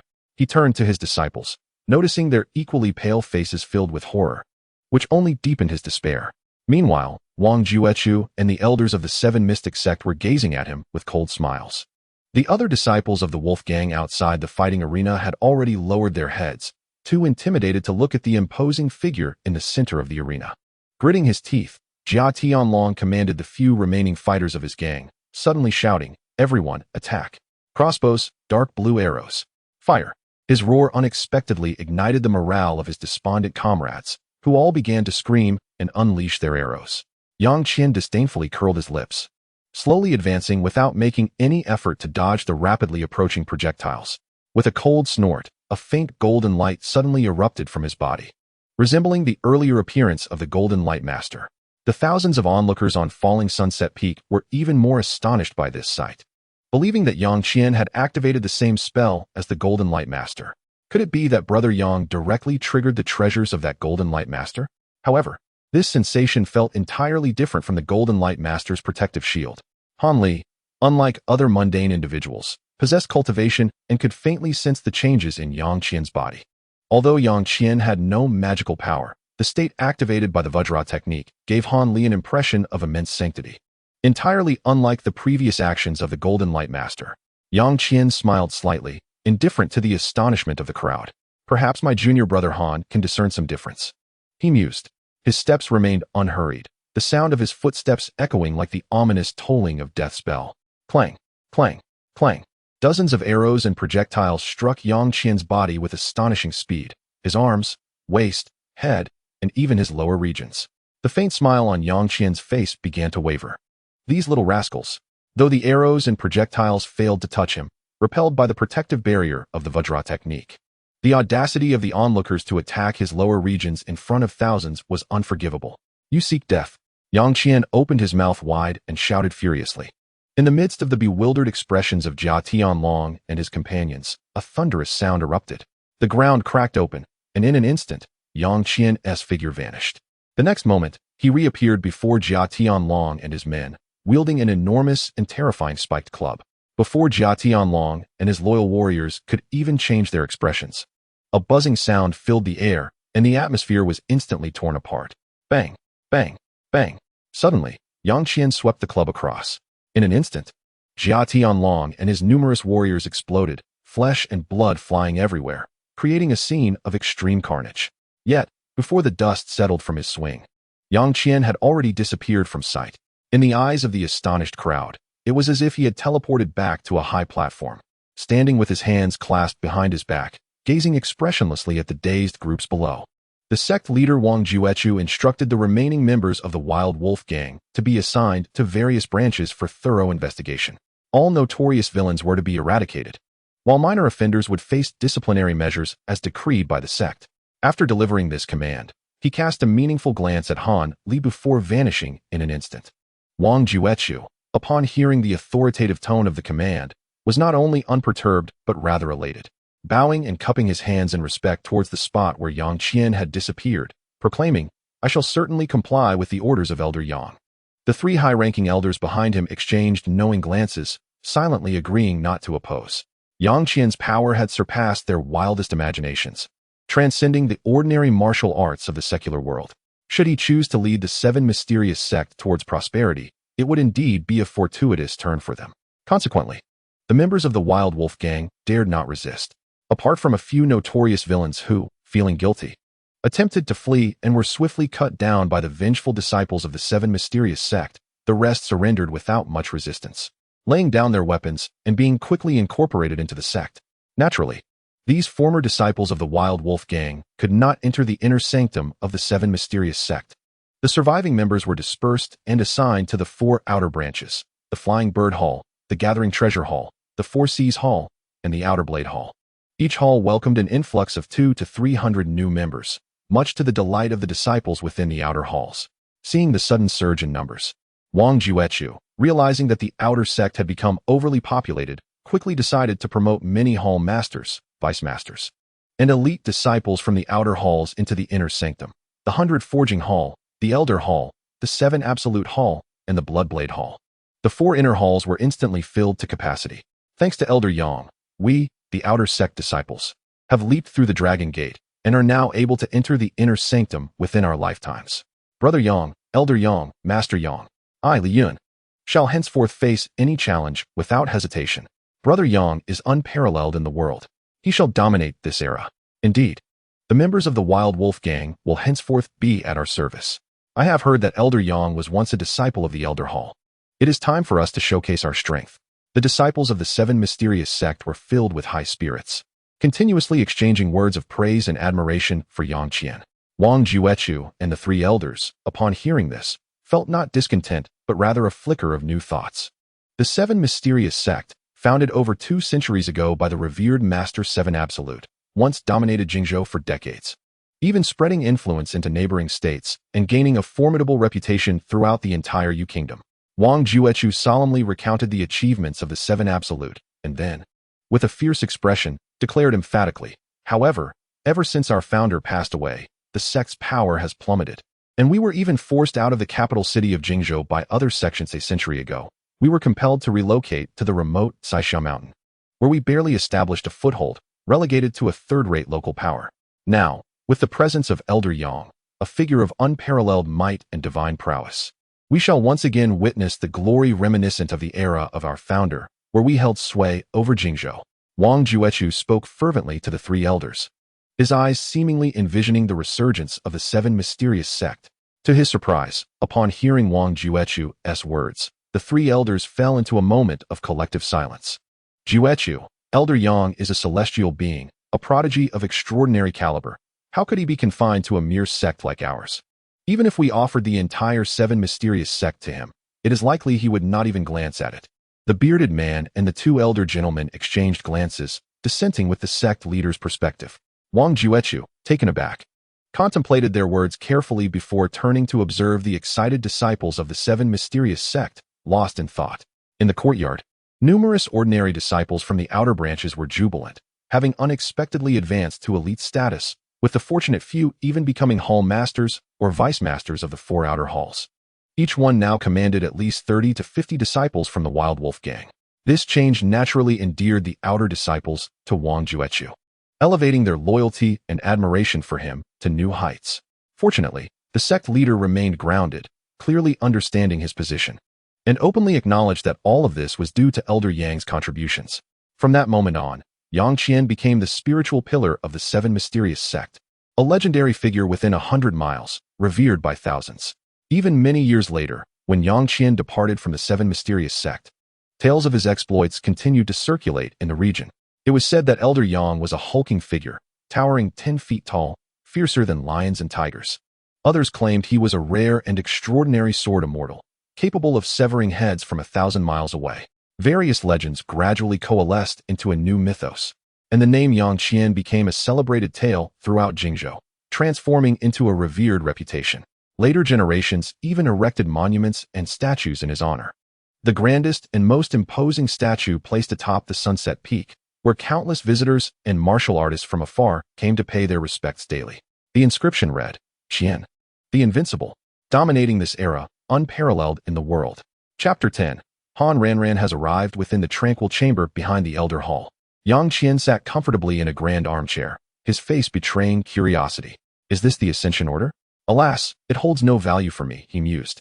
But as he pondered the time, he sensed a presence approaching. The dark triangular token in his hand was the Ascension Order he had seized from the Golden Light Master. Although it was of no use to him, it was of utmost importance to another. He believed that even the most cautious individual would struggle to maintain composure in the presence of a true cultivator. Moreover, he harbored no malicious intent, merely seeking to exploit an opportunity. Exploiting an opportunity is not inherently nefarious, he reasoned. If I assist Han Ranran in acquiring this Ascension Order, he should be thanking me instead.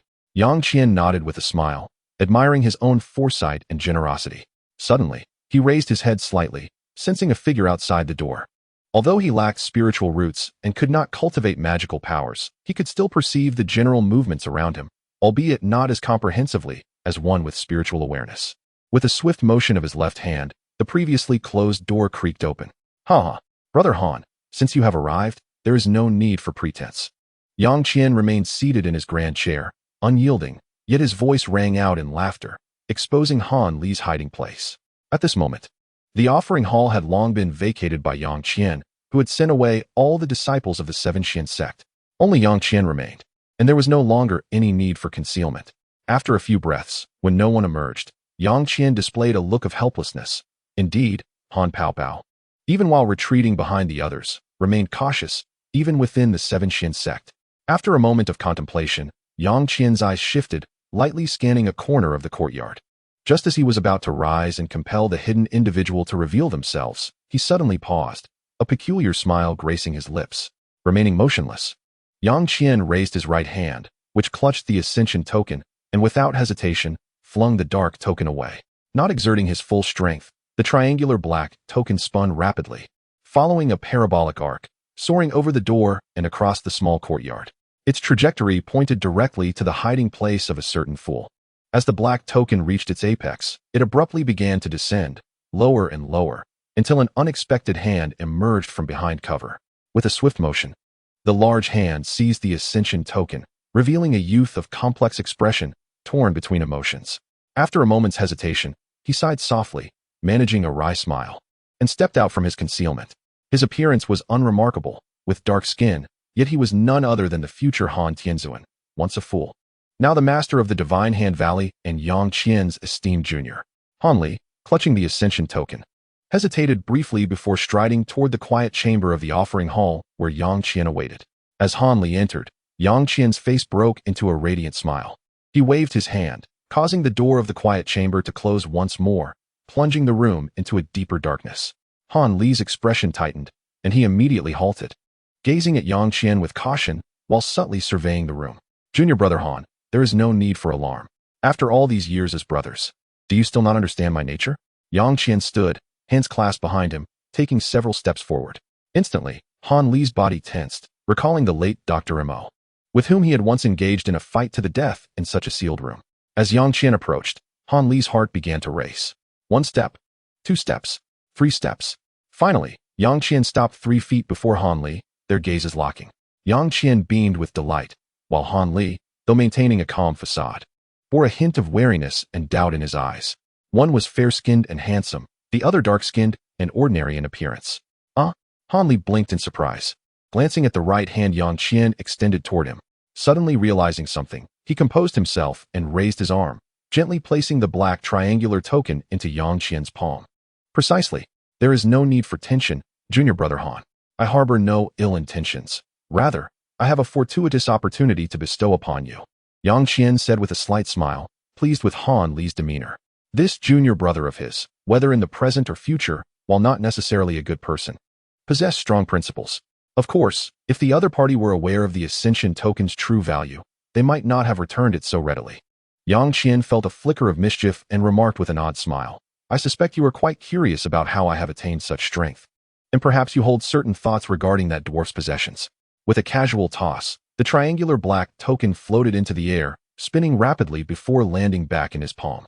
Han Li's eye twitched slightly as he maintained a facade of nonchalance and replied, "Senior brother Yang, you jest. All of these are merely trophies of my battles. How could I dare to covet them? However, I have unexpectedly made progress in my cultivation and have come to seek your guidance on certain matters." "Oh." Yang Qian feigned surprise, scrutinizing Han Li for a moment. Then his expression shifted to one of astonishment mixed with seriousness. "I never would have guessed that you who usually remains inconspicuous, have already attained the 8th level of Qi refinement. Yang Qian, lacking spiritual energy, could not use the heavenly eye technique to discern others' cultivation levels. Yet he relied on his memories since his arrival in this realm. He was certain that Han Paopao had indeed reached the 8th level of Qi refinement at this point. Senior brother Yang, you are indeed a kindred spirit. A few years ago, I stumbled upon a cultivation technique, and not long ago, I fortuitously advanced to the 8th level of Qi refinement. I did not expect you to see through it so easily, Han Li replied, maintaining his composure. Though internally he felt a chill, senior brother Yang was truly extraordinary. Ah, I see, Yang Qian remarked with an enigmatic smile, seeming unconcerned, yet he pondered further and added, Junior brother Han, cultivating within the 7 Qian sect may prove limiting for your advancement. Only by entering one of the 7 great cultivation sects of the Yu Kingdom can you truly progress, perhaps even catch a glimpse of the path to immortality. However, I am curious about your spiritual roots. Conveniently, I have the testing device for spiritual roots from our sect with me. I can assess yours. If your roots are lacking, your hopes of entering the 7 great sects may be slim. At this moment, Han Tianzuan was nearly oblivious to the rudiments of the cultivation world. Yang Qian seized this opportunity, intending to play the role of a guide, thereby solidifying his status as an elder brother. Yang Qian's thoughts raced, finding this course of action quite feasible. If he did not speak of it, Han Li would eventually learn about various cultivation principles at the Tainan conference. It would be better for him to reveal them, thus gaining a favor he could later repay with some rare elixirs. Indeed, Han Li's face displayed an expression of incredulity upon hearing this. Chapter 11. The spirit testing plate. Han Li's eyes widened slightly. The Yu Kingdom has 7 great cultivation sects? Spiritual roots. What are those? And there are distinctions among them. Poor spiritual roots mean one cannot enter the 7 great sects to cultivate? Han Li was momentarily stunned by this overwhelming revelation. Oh, Yang Qian raised an eyebrow in feigned surprise. Junior brother Han, you mean to say you are unaware of such fundamental knowledge in the cultivation world? Han Li's heart sank slightly. Could it be that senior brother Yang had discerned something? Embarrassed, he rubbed his nose, suppressing the turmoil within, and said with an even demeanor, Senior brother Yang, I merely stumbled into the path of cultivation by chance and truly know little about these common concepts. I would be immensely grateful if you could enlighten me. Junior brother Han, what are you saying? Yang Qian observed Han Li's hesitation, as if he wished to barter for knowledge, and quickly waved his hand, pretending to be angry. We are brothers. The knowledge of the cultivation world is not some sect secret. What is there that cannot be shared? This knowledge is hardly valuable. I shall let you pay dearly when we discuss the ascension token. Yang Qian pondered briefly, recalling the knowledge regarding the 7 great sects and spiritual roots, and began to speak. In our Yu Kingdom's cultivation world, the forces are complex and numerous, with countless cultivation families. However, they can only exist due to the support of the 7 great sects. Without them, these families would swiftly vanish. The 7 great sects are as follows: the Hidden Moon Sect, the Yellow Maple Valley, the Spirit Beast Mountain, the Clear Void Sect, the Blade Refinery Workshop, the Skywatch Fortress, and the Great Sword Sect. Among these, the Hidden Moon Sect is the most powerful, followed closely by the Spirit Beast Mountain, while the others possess relatively similar strengths without significant disparities. Han Li was deeply engrossed, his face alternating between excitement and confusion, seemingly enchanted by the 7 great immortal sects.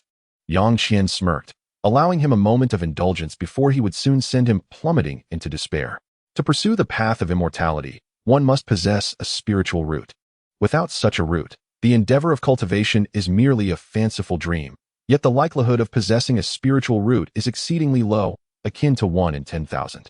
At this point, Yang Qian paused slightly. Han Li at least had a 4-element pseudo-spiritual root, whereas he himself, lacking even a pseudo-root, faced an arduous journey ahead.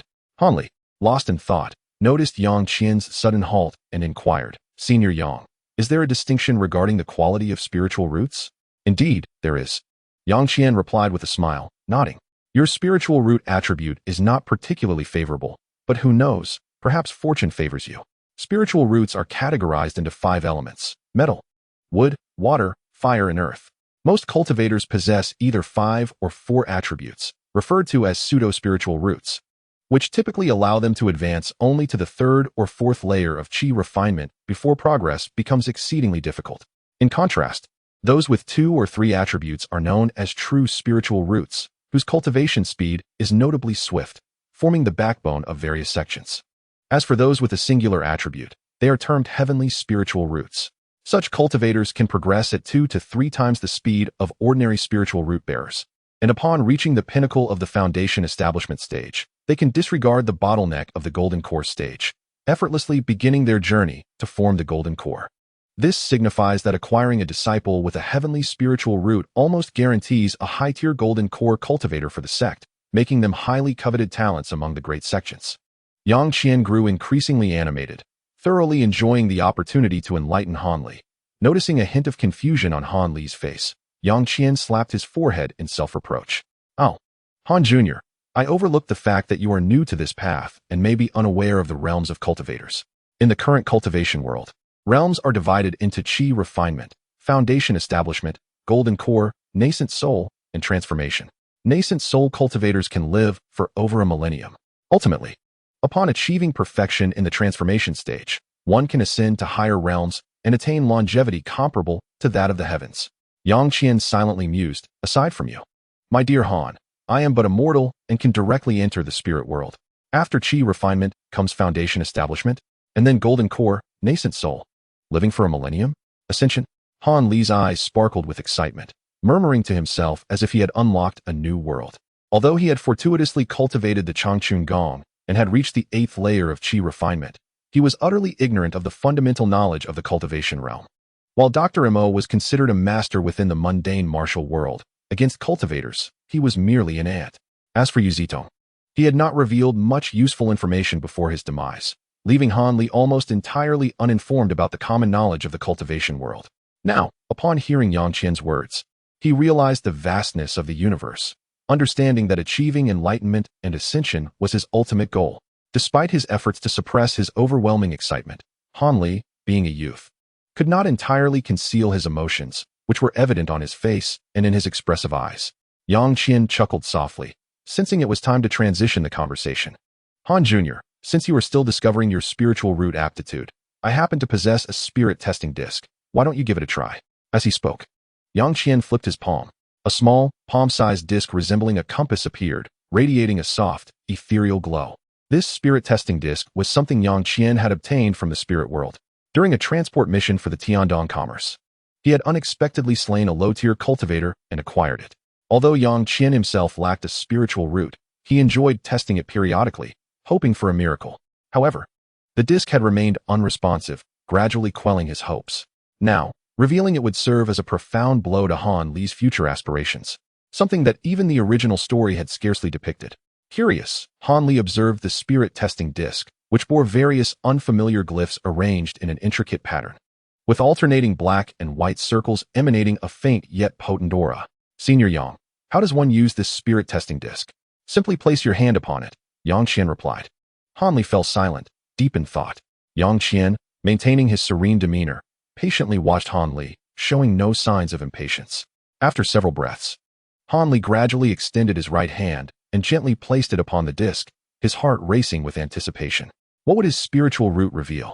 Yang Qian's gaze shifted slightly, his expression steady as a mountain. The spirit testing disc began to glow with a shimmering light. Chapter 12, Senior Yang's Great Kindness. I, Han Li, shall never forget. Han Li watched anxiously as the disc transformed, regretting that his short time of cultivation left him unaware of its peculiarities. He would undoubtedly need Yang Qian's explanation to decipher its meaning. "Senior Yang, what does this indicate?" Han Li inquired, fixating on the 4 luminous points on the disc: teal, azure, crimson, and bright yellow. Lacking metal among the 5 elements, it seems you possess a 4-element pseudo-spiritual root. Yang Qian feigned surprise, his gaze toward Han Li laden with complexity. Han Li's complexion turned pale. Through their previous discourse, it was clear that his spiritual root attribute was among the less favorable. According to Yang Qian, a 4-element pseudo-spiritual root could only hope to advance to the high levels of Qi refinement in their lifetime, and the prospect of entering foundation establishment seemed almost hopeless. Despite possessing an incredibly miraculous green vial, the revelation of his spiritual root attribute left Han Li feeling profoundly disheartened. After all, in the original narrative, he had only discovered his spiritual root after obtaining the Ascension token, which guaranteed him a minimum reward for entering the Huangfeng Valley. Han Li had not felt this level of despair then. Being unable to join a major sect of cultivation, even with the green vial, made it seem an extravagant dream to acquire essential techniques, cultivation resources, and guidance from high-tier cultivators. "Senior Yang, Although I feel a heavy weight in my heart regarding the 7 great cultivation sects of the U-Nation that you mentioned, I still hold a glimmer of hope. Yang Qian sighed with a resigned expression. Han Jr., the 7 great cultivation sects of the U-Nation require at least a 3-attribute true spiritual route for entry. With your aptitude, gaining admission would be akin to reaching the heavens. Seeing Han Li's profound disappointment, Yang Qian realized he could not continue to tease him. Doing so would lead to despair. However, he was not without options. Shifting his tone, Yang Qian scrutinized Han Li with a hint of intrigue. I, too, have slain a certain dwarf and obtained an ascension token, which grants direct access to one of the 7 great sects of the U-Nation, the Huangfeng Valley. While it may not compare to the Canyue sect or the Spirit Beast Mountain, it is still a major sect. Compared to the families of cultivators or loose cultivators, it represents a vast chasm. Moreover, due to its age, the issuing sect recognizes the token rather than the individual, as long as the token holder presents it.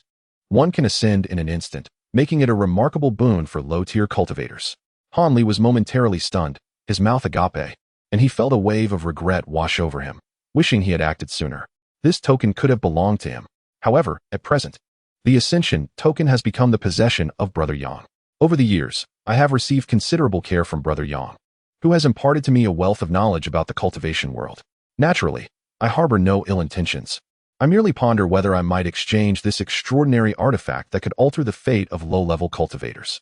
Han Li lowered his gaze in contemplation, weighing his thoughts. After a moment of reflection, he bit his lip and spoke. Brother Yang, may I inquire about the purpose you have for the Ascension token? Would you consider parting with it? I am willing to offer elixirs that enhance one's magical prowess in exchange, including the Yellow Dragon Pill and the Golden Essence Pill. If that is insufficient, I shall find other means. Having expressed his anxious request, he observed as Yang Qian flipped his hand, and the triangular black token reappeared in his grasp. The Ascension token. Han Li's gaze narrowed, and he could not help but swallow hard. In the next moment, his eyes widened in disbelief as he instinctively extended a hand. With a soft thud, the black Ascension token was tossed from Yang Qian's hand in a parabolic arc, landing squarely in Han Li's palm. Brother Yang, what is the meaning of this? Han Li stammered, feeling a twinge of wariness. Could it be that Brother Yang had discovered something? Junior Brother Han, what are you saying? I am already aware of your matter with Junior Brotherly Feiyu. Thanks to you, Feiyu has managed to survive. Although the Ascension token is invaluable, it holds little significance for me. However, I do have some need for the Yellow Dragon Pill and the Golden Essence Pill you just mentioned, Yang Qian replied calmly, subtly revealing his connection with Li Feiyu. Previously, he had specifically advised Li Feiyu not to mention Han Li. Now, his words resonated deeply with Han Li's heart. After all, Han Li was still young and had yet to mature into the formidable figure he would become. Hearing that Brother Yang shared a close relationship with Li Feiyu instilled a newfound sense of trust within him. The dichotomy of Li Feiyu, a figure of chaos, and Han Tianzuan, a savior, only served to underscore Li Feiyu's weight in Han Li's mind. Upon hearing this, Han Li felt a slight easing of his tension.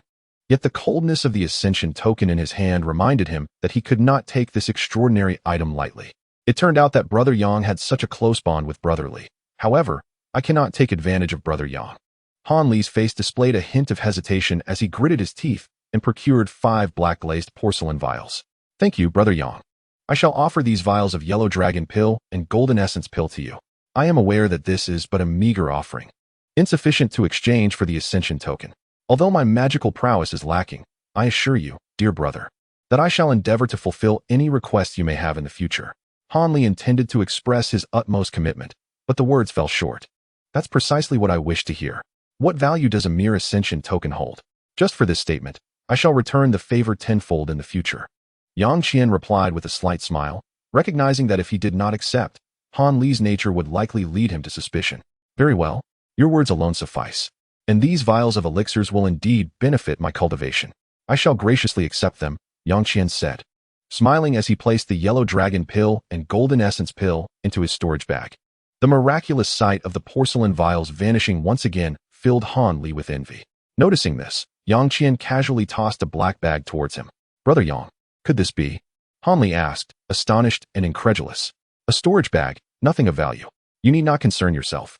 Simply condense your magical energy upon it to open it, Yang Qian remarked nonchalantly, offering guidance on how to utilize the storage bag. Han Li felt immensely grateful and did not attempt to use it immediately. Instead, he bowed deeply and sincerely said, Brother Yang, Your kindness shall not be forgotten." Their relationship swiftly grew more amicable. "Brother Yang, may I inquire as to which sect you hail from? How is it that you have remained within the seven mysterious sect for so many years?" With the ascension token now in his possession, Han Li's spirits lifted. Yet he still harbored questions about Brother Yang's origins. Yang Qian's expression remained unchanged as he softly murmured, "My lineage," he thought to himself. Finally, a question worth waiting for.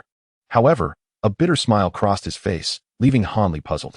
Could it be that Brother Yang harbored some undisclosed truth? Yang Qian's gaze grew distant as he reminisced, and spoke with a wistful tone. "I hail from an ancient sword cultivation sect known as the Xinjian sect." Chapter 13. The Bonds of Brotherhood within the quiet room. Yang Qian's eyes glistened with recollection as he solemnly explained, "The Xinjian sect was annihilated many years ago. Only a few from my master's lineage managed to escape, yet they were powerless to reverse the fate of our sect. Ultimately, they concealed their identities to survive. By the time of my master, the lineage had dwindled to a single disciple, myself. Later, my master fell victim to malevolent cultivators, sustaining grave injuries. Aware that his days were numbered, he unexpectedly arrived at Saixia Mountain, where he lived out his remaining days. To protect my life, he instructed me to join the seven mysterious sect, allowing me to traverse the world as one of its disciples, concealing my true identity.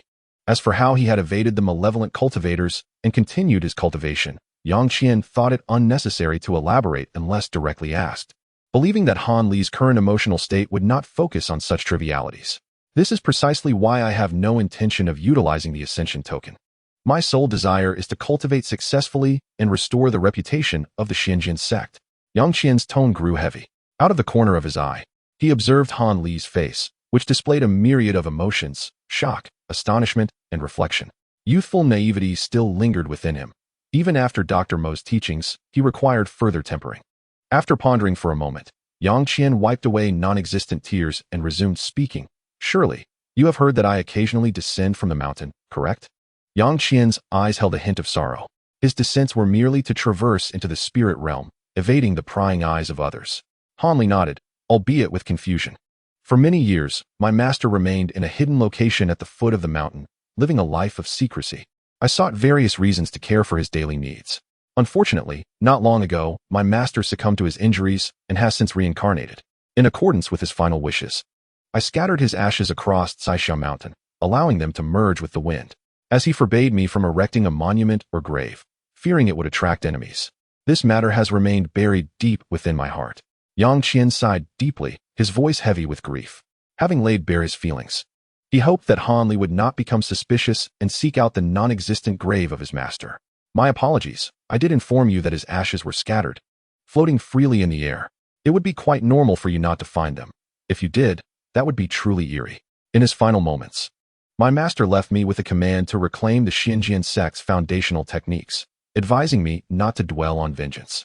Yang Qian turned his head to conceal his expression from Han Li. Tears could no longer be summoned. "Brother Yang," Han Li said, unable to contain his sympathy. Brother Yang's profound sorrow seemed to compel him to hide his tears from others. Moreover, he had shared such a significant secret with Han Li. Reflecting on the Ascension token entrusted to him by Brother Yang, as well as the storage bag in his hand, Han Li made a resolute decision and asked with unwavering determination, "Brother Yang, may I inquire about the lineage and techniques of your sect? Should I enter Huangfeng Valley in the future, I will, to the best of my abilities, seek out information about the Xinjian sect and assist you in recovering its ancient legacy." Yang Qian paused slightly, a grin involuntarily spreading across his face as he turned away. The Xianyuan sect had indeed been annihilated by the Huangfeng Valley. When Han Li arrived there to gather intelligence, his expression would undoubtedly be quite favorable.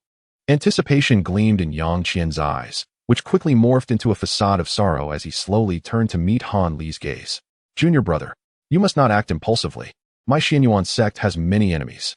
If you enter Huangfeng Valley, you must investigate discreetly and refrain from mentioning it to outsiders, lest it brings about your demise." Yang Qian warned with a serious expression. "Rest assured, brother, I shall be cautious," Han Li replied in a solemn tone. Seeing this, Yang Qian nodded in satisfaction before narrowing his eyes and continuing, "My Xianyuan sect's lineage dates back to ancient times, a period so distant that its exact origins are shrouded in mystery. We were once a preeminent celestial sect, and our founding ancestor, Qing Yuanzi, was an unparalleled genius who, after dominating the southern skies, ascended to a higher realm. He entrusted our sect's ultimate technique, the Qing Yuan sword art, to the future generations. This art comprises 13 levels and can facilitate cultivation up to the divine transformation stage. However, during the sect's extermination, the sect master intended to destroy this sword art to prevent it from falling into enemy hands. According to my master, he was thwarted by an elder from another sect, preserving a portion of the technique. Divine transformation. Han Li's eyes widened in disbelief as he muttered to himself. For him, the foundation establishment and core formation stages already felt like distant dreams, let alone the divine transformation stage that followed. He couldn't help but pay more attention to the Qing Yuan sword art. Furthermore, the prospect of secret methods that could enhance the chances of core formation captivated him. With his poor spiritual root aptitude, obtaining the Qing Yuan sword art was imperative, even if it weren't for repaying Yang Qian's kindness. The value of this technique alone warranted a thorough search. Yang Qian discreetly observed Han Li's expression, noting his contemplative demeanor and the spark of interest in his eyes. He subtly smirked. Junior brother, the Qing Yuan sword art has been lost to time. My master, in a bid to prevent me from seeking vengeance, only imparted to me a few ordinary techniques, intending for me to abandon my quest for revenge and live out my days quietly within the Seven Qian sect. However, I, Yang Qian, have resolved to reclaim the Qing Yuan sword art, the pride of my Xin Yuan sect. When that day comes, we shall cultivate this extraordinary technique together, advancing our powers and achieving longevity. Wouldn't that be delightful? Yang Qian suddenly grasped Han Li's shoulders, leaving Han Li momentarily stunned. Brother Yang still thinks of me, yet I find myself contemplating the inheritance of his sect's techniques. Han Li reflected quietly. Brother Yang, thank you for your kindness. This matter will remain etched in my heart. If I am fortunate enough to locate the Qing Yuan sword art in the future, I will surely present it to you, returning it to your hands. Han Li stated earnestly, his expression grave. Agreed. Yang Qian's enthusiasm for the extraordinary Qing Yuan sword art was palpable. Although anyone in Huangfeng Valley could cultivate, they only had access to incomplete texts, with only the first 9 levels available, capping their cultivation at the core formation stage. As for the true Qing Yuan sword art, one of its golden pages was in the possession of one of Han Li's future masters, Li Huayuan, who was in the half-step nascent soul stage. With Yang Qian's current strength, he obviously could not obtain it. The other silver page had been acquired by a barefoot man from the Giant Sword sect, one of the 7 major sects of the Yu nation. This barefoot man, who was nameless in the original text, was hard to track down, especially if all the members of the Giant Sword sect were similarly shoeless. Furthermore, both pages, golden and silver, were required to activate the complete human realm version of the Qing Yuan sword art. The spiritual realm version was held by some entity evading heavenly tribulations. Thus, it would be more prudent for Han Li to obtain it first and then voluntarily return it. As for whether Han Li would breach their agreement, there was no need for concern. He had not only given Han Li the Ascension Order, but had also entrusted him with a storage bag containing the treasures of the Golden Light Master, flying sword talismans, and protective charms, genuinely valuable items. Once Han Li returned and discovered these, he would undoubtedly be immensely grateful, yielding a better outcome than if Yang Qian were to inform him now. Although these items held little significance for Yang Qian, they were invaluable to Han Li at present. Han Li was not inherently a good person, yet he was exceedingly trustworthy. In time, not only would he possess the complete human realm version of the Qing Yuan sword art, but he might also prepare dozens of elixirs to enhance his magical power, and there was even a possibility that Han Li, having cultivated the Qing Yuan sword art, would join the Xin Yuan sect after Yang Qian's persuasion. This would yield an additional formidable ally, a tool for annihilation, a catalyst for total destruction. Yang Qian suddenly grasped Han Li's hand, moved, and said, "My dear junior brother, Brother Yang." Han Li also felt a surge of emotion. The two exchanged a heartfelt gaze in that tranquil chamber, conveying everything without words. Chapter 14. Speculations on the hidden spiritual root Seven Qian sect. Back mountain of the offering hall. Yang Qian sat cross-legged in the quiet chamber, his gaze thoughtful. Han Li had just departed, accompanied by Chu Han. After bidding farewell to Yang Qian, with the storage bag in hand, Han Li no longer had to carry the cumbersome burden of a large cloth sack on his journey. Every time Yang Qian thought of this, he couldn't help but smile knowingly. Every beginning is difficult. Whether it was Han Li or himself, they were alike in this regard. Yang Qian could only cultivate the special body-refining technique, the diamond art, enduring immense torment day and night. Even for someone with Yang Qian's resolve, reflecting on it now brought a shiver of fear. It would soon be over. Once he perfected the first layer of the diamond art and broke through to the second layer, He would no longer suffer the unbearable pain in his flesh. As the diamond art progressed, his physical strength would grow increasingly formidable, and in the later stages, merely cultivating the diamond art would suffice to withstand the negative effects of other techniques. Yang Qian extended his arm, examining his palm, which was as white as jade, akin to a maiden's delicate hand, entirely unrepresentative of a body refiner's physique. Perhaps he was indeed suited for cultivating body refining techniques. Suddenly, a peculiar thought surged in Yang Qian's mind. He recalled having perused numerous ancient texts in the spiritual realm, where he had encountered a description of a unique physique known as the molten gold body in an ancient body refining secret technique. The molten gold body was not unfamiliar to Yang Qian. In the original text, one of the disciples Han Li accepted after his ascension, Hai Yuetian, possessed this physique. Although the molten gold body was exceedingly rare, it was not impossible for some to emerge among the vast number of human cultivators. Yang Qian had once heard of a body refiner with a molten gold body at the Tian Dong Trading Company, who, upon mastering the diamond art, battled a nascent soul cultivator without falling behind. The body of molten gold significantly accelerates the cultivation speed of physical training techniques. Yang Qian speculated that he might possess such a unique constitution, which would explain how, in just a few short years, he transformed from an utterly powerless mortal to nearly perfecting the first layer of the Diamond Sutra. However, verifying this was no easy task. No one in the mortal realm could provide insight, and in the spirit realm, Yang Qian had little faith in the unfamiliar practitioners. For now, he had to set aside the matter. Shaking his head, Yang Qian suddenly cast a peculiar glance around the room and, without warning, retrieved a disc-shaped artifact. This item was the spirit testing disc he had previously lent to Han Li. At the time of its use, Yang Qian had experienced an odd sensation, as if the disc had flickered in his grasp. Could it be that he had obtained a script from the sea moon heaven?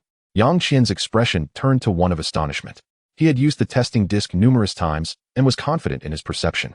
Yet at that moment, constrained by Han Li's presence, he had chosen to suppress his suspicions and distract Han Li before verifying the changes in the disc. What would happen next? He decided to test it once more, murmuring to himself as he fixed his gaze on the testing disc. The entire surface of the disc remained utterly still, devoid of any luster. Yang Qian squinted, cradling the ancient disc in his right hand while slowly raising his left. After a moment's hesitation, he paused, inadvertently furrowing his brow. He gently placed his open left palm atop the testing disc.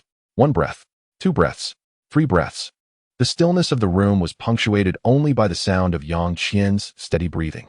The testing disc exhibited no changes whatsoever.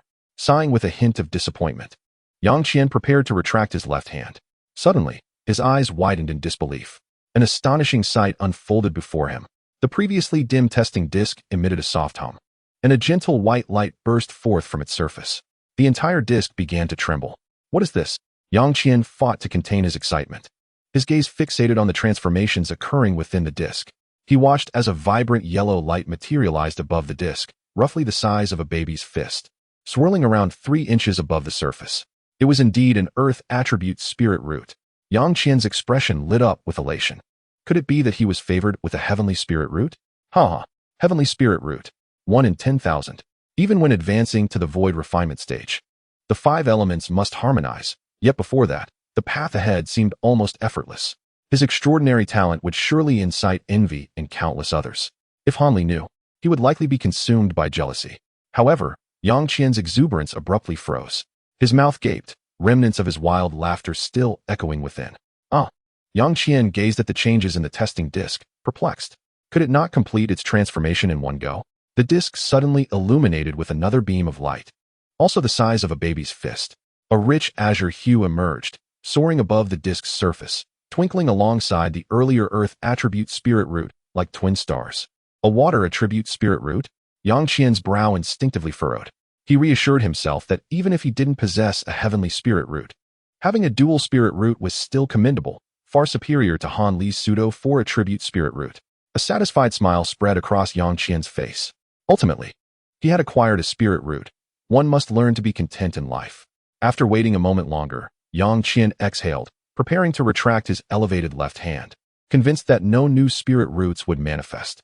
Yet in the next instant, the testing disc underwent another unexpected change. Yang Qian stood in stunned silence. For no new attribute spirit root appeared.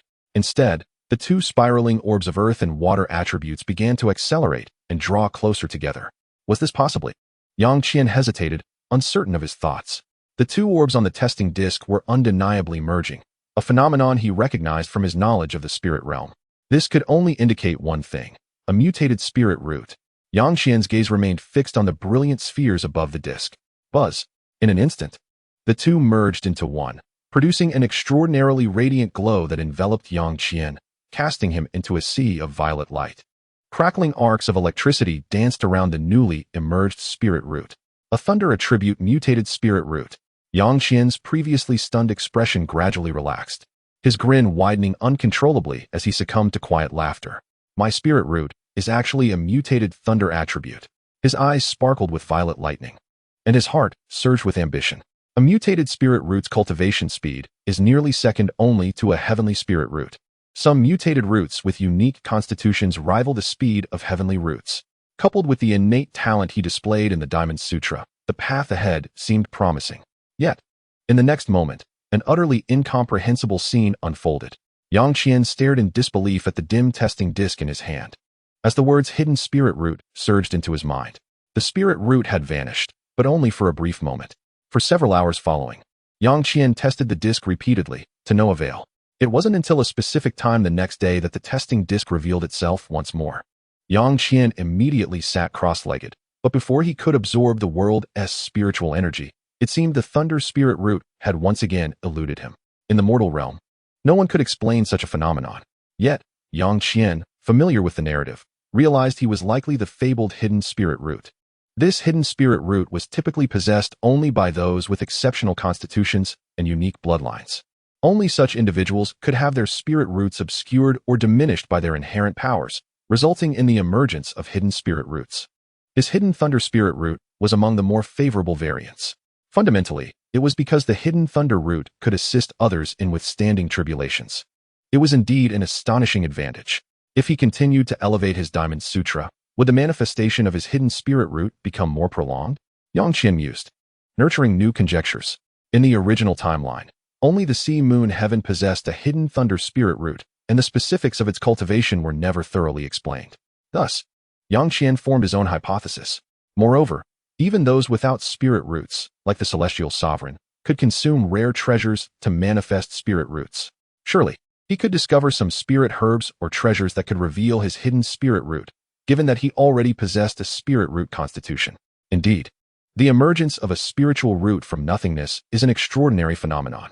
In contrast, manifesting a concealed spiritual root appears to be relatively easier. However, the foundation of all this must rest upon one's formidable strength. Cultivating the Diamond Sutra is of paramount importance. Yang Qian took a deep breath and closed his eyes to meditate. After Han Li's departure, Yang Qian remained in his consecrated hall, diligently practicing the Diamond Sutra. The spiritual energy in the human realm is exceedingly sparse compared to the spirit world, making it nearly impossible to absorb energy for practicing this powerful physical cultivation technique.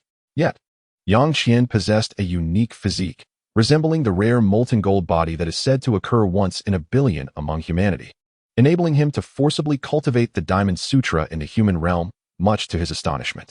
As for matters concerning the Seven Mysteries sect, Yang Qian had no inclination to inquire further, even when sect leader Wang Juechu, accompanied by 3 of his senior uncles, sought his appearance to discuss the management of the sect. Yang Qian categorically declined. How could he be tethered to an ordinary martial arts sect that even Han Li disregarded? Nevertheless, having practiced within the Seven Mysteries sect for many years, he resolved to leave behind a trace of his efforts as a token of gratitude. As time passed, Yang Qian's progress in the first layer of the Diamond Sutra steadily advanced. A year later, within the consecrated hall, he sat cross-legged, his arms rotating in a circular motion, alternating between slow and swift movements, showcasing a variety of peculiar postures. A faint golden luminescence emanated from his body, rendering him a figure of divine grace. After an indeterminate time, Yang Qian's movements suddenly halted. Closing his eyes in deep concentration, he exhaled a breath of turbid air as the golden radiance enveloping him gradually dissipated, plunging the entire hall into darkness once more. In the next moment, Yang Qian's eyes snapped open, and a dazzling beam of light shot from his gaze, illuminating his figure before vanishing in an instant. Rising effortlessly, Yang Qian appeared revitalized, his eyes sparkling with brilliance, a stark contrast to the person he had been a year prior. It had taken him an entire year to master the final step of the first layer of the Diamond Sutra, a feat that was truly remarkable for someone like him, who had never before ventured into the realm of cultivation. Fortunately, after several years of foundational training, he had successfully broken through and entered the second layer of the Diamond Sutra. Now, relying solely on his physical strength, he believed he could contend with an average foundational stage cultivator. With a look of delight, Yang Qian examined his hands. At 19, he had achieved the strength equivalent to the second layer of the Diamond Sutra, which was no small feat even within the human realm, let alone surpassing the exceptional talents in the spirit realm. Han Li's future senior sister, Zhong Wenyang, had successfully established her foundation at the tender age of 16, marking her as a prodigy. In the Huangfeng Valley, even those of lesser qualifications, such as Nye Ing and senior brother Lu, were considered outstanding among low-level cultivators. Unfortunately, most would ultimately fade into obscurity. Given my progress in physical cultivation, I am confident that I am not lagging behind these so-called prodigies. Once I resolve the matter of my concealed spiritual root and achieve a dual cultivation of both law and body, I shall undoubtedly carve out my own place on the path to greatness. Clenching his fists and feeling the surging power within, Yang Qian couldn't help but feel a swell of ambition. After a moment of contemplation, Yang Qian produced a slender sword from the depths of a shimmering blue light, its hilt adorned with several small grooves embedded with colorful spirit stones. This was the Water Cloud Sword, a spiritual artifact he had retrieved from the spirit realm. After observing it for a moment, his expression grew serious. Donning gloves, he gripped it tightly, and a blue sword light suddenly erupted forth. The overwhelming spiritual power surged from the spirit stones embedded in the hilt. Unfazed, Yang Qian's arm moved with an intensity that was nearly imperceptible to the naked eye, executing hundreds of sword strikes in mere instants. The sharp whistling of the sword resonated throughout the hall, creating ripples in the air that marred the walls in chaotic disarray. This was still a controlled display on Yang Qian's part. Holding the Water Cloud Sword upright before him, its gleaming blade reflected his handsome visage. With 2 fingers of his left hand aligned, Yang Qian gently caressed the hilt, moving slowly and deliberately, as if admiring an exceedingly rare treasure. His starry eyes fixed intently on the glimmering blue blade, he suddenly flicked his fingers. The resonating sound waves filled the air, while Yang Qian firmly gripped the sword's hilt. The blade oscillated back and forth hundreds of times, the chilling energy coalescing before abruptly stabilizing, resting firmly in his right palm.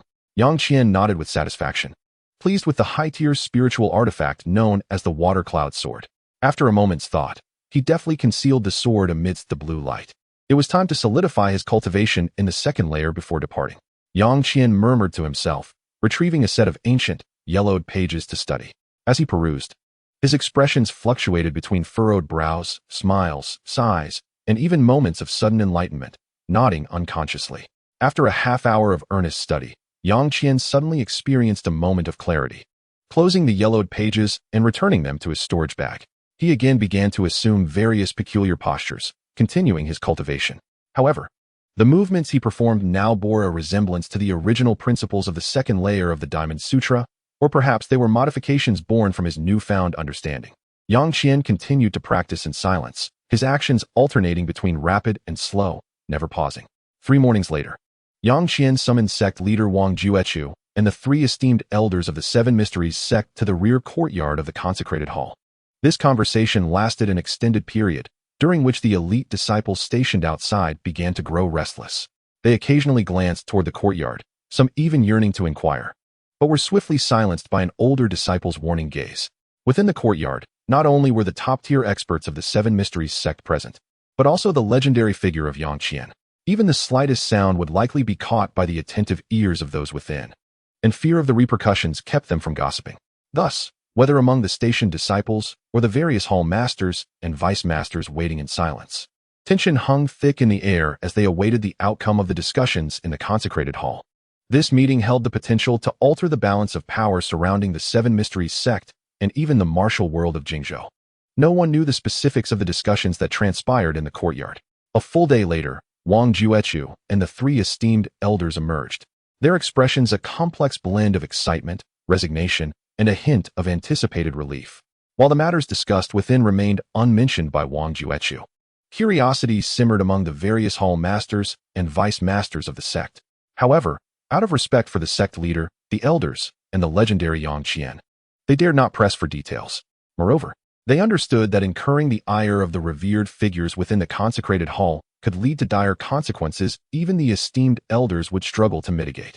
After that, Yang Qian's figure never reappeared within the Seven Mysteries sect. Only the colossal statue and inscriptions atop the peak served as constant reminders to all of the martial legend who once swept away formidable foes with disdain.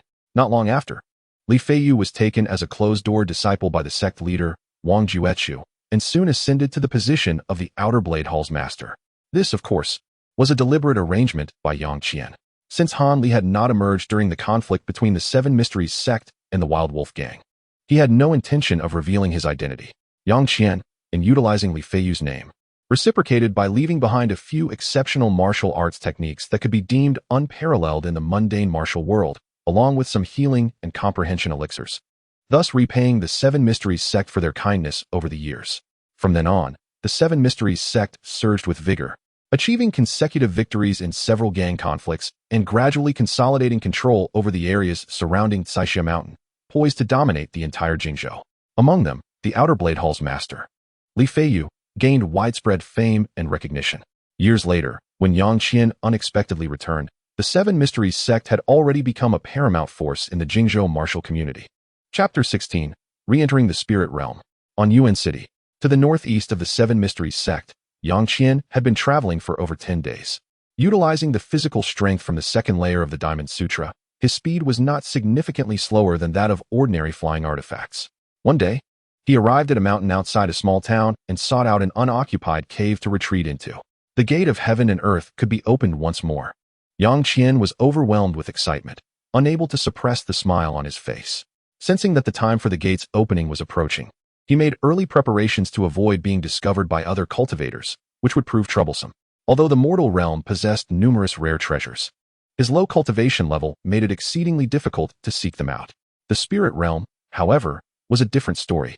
Not only was the density of spiritual energy vastly superior to that of the mortal realm, but various techniques and secrets, which were exceedingly rare in the mortal world, could potentially be commonplace within the spirit realm. Of course, opportunities and dangers coexisted, so he needed to proceed with caution. With this in mind, Yang Qian calmed his mind and began meditating to cultivate. He could not afford to waste time. Every moment must be seized to enhance his strength. With exceptional talent, a superior spiritual root, a unique physique, relentless diligence in cultivation, and unparalleled external assistance, what could anyone possibly use to contend with him? Yang Qian felt a serene confidence as he awaited the moment. After 2 full days and nights, Yang Qian, who had been meditating, suddenly opened his sharp eyes, their cold light illuminating the entire cave, only to dissipate in an instant. The time had come. Yang Qian clapped his hands, and his body soared into the air. With a swift spin, he circled twice before shrinking his form and decisively collided with the nearby void. An astonishing scene unfolded. Silently, a slender rift appeared in the void beside him, rapidly expanding into a mysterious, deep portal, approximately 10 feet high and over 5 feet wide. Within the portal flowed lights reminiscent of a cosmic river, gradually shifting in a manner that was both mysterious and unfathomable. Yang Qian remained composed and resolutely charged inside, vanishing from sight. In the next moment, the massive mysterious portal abruptly disappeared, plunging the cave back into silence. In the spirit realm, amidst the undulating hills, a man dressed in black emerged, surveying his surroundings before suddenly looking up. 7 hazy moons hung in the sky, casting an eerie glow. This man was none other than Yang Qian, having crossed through the gate of heaven and earth. Noticing the surrounding silence, he cautiously moved forward, his expression vigilant as he progressed rapidly, the beast-hide gloves on his hands emanating a faint spiritual light, ready to deliver a fatal blow to any potential lurking beasts. Fortunately, he did not encounter any of the feared monsters or unknown cultivators. After traversing for nearly half a month, Yang Qian finally exited the expansive hilly region. In the distance, an imposing stone city stood tall on the ground. Yang Qian's face lit up with surprise. He had finally arrived at a gathering place for the human race. Yet, he was unaware of its name. The city walls of the stone city towered over 30 feet high, with small towers every 100 feet, making it appear extraordinarily majestic. In all his experiences in the mortal realm and his previous ventures into the spirit realm, Yang Qian had never seen such an enormous city. Continuing along the city walls, he glanced to either side, observing the endless expanse of white walls stretching far beyond the horizon. Yang Qian raised an eyebrow, continuing his approach toward the great city. As he drew nearer, the two large characters atop the city gate came into clear view. On Yuan City. To his astonishment, it was this place. Yang Qian's eyes revealed a hint of surprise, and after a brief moment of contemplation, he hastened toward the city gate. Along the way, he took the opportunity to scrutinize the first city he encountered upon entering the spirit realm after the ascension of the old Devil Han. On such towering walls, intricate unknown patterns were imprinted, strange runes that Yang Qian had never seen before. These unfamiliar runes exuded a grand, ancient aura, carrying an immense pressure that hinted at the extraordinary identity of this great city, adding an air of mystery to it. Yang Qian's heart shuddered. Even a city in the spirit realm that had been ravaged by beast tides was still magnificent and imposing, truly deserving of its higher status compared to the mortal realm. What, then, must the great cities of the spirit realm, such as Kaishan City or Tianyuan City, or even the holy lands shared by humans and demons, be like? As Yang Qian surveyed on Yuan City, deep in thought, he arrived at the city gate, first scanning his surroundings cautiously. To his surprise, there was not a single figure outside the gate. No cultivators were in sight. A massive, pitch-black gate stood firmly closed. Yang Qian finally exhaled, expressionless, and looked up at the gate. He saw numerous armored soldiers gathered atop the imposing gate, weapons in hand, gazing down with an air of superiority. The soldiers observed the solitary, unfamiliar figure below, their vigilance showing no signs of waning. A slight stir at the gate ensued, as several silver-armored soldiers whispered among themselves. "Who goes there?" Soon, a short-bearded, middle-aged man clad in silver armor called out loudly. Hearing this, Yang Qian's gaze flickered slightly. Without hesitation, he flipped his right hand and retrieved a glowing object from his storage pouch. It was a golden token, roughly the size of half a palm, square in shape. One side of the token was inscribed with mountains and rivers along with flowers and birds, while the other bore two ancient characters, heaven and earth, in an unknown script. Yang Qian's fingers traced the uneven surface of the token, and while his expression remained calm, he had already made a decision. Gratitude to the Day Universe and the two fellow Taoists in the mortal realm for their support. Chapter 17. The Old Taoist and the Novice Monk. Entering the city. To his surprise, there was still a use for this item. Yang Qian thought to himself with a hint of self-deprecation. With a calm expression, he raised his right hand and, without hesitation, tossed the golden token directly towards the city gate. The armored soldier stationed at the gate instinctively turned his gaze, only to see the small, glimmering token being caught by a middle-aged man in silver armor with a short beard. "Tian Dong Merchant Group?" the short-bearded man murmured, furrowing his brows as he scrutinized the token in his hand, and then cast his eyes upon Yang Qian below. Beside him, a younger soldier in silver armor appeared hesitant, as if he were about to speak. Yet, the short-bearded man, fixated on the radiant token, suddenly waved his hand and commanded loudly, "Open the city gate. This person is a guard of the Tian Dong Merchant Group. Let us conduct a brief inspection."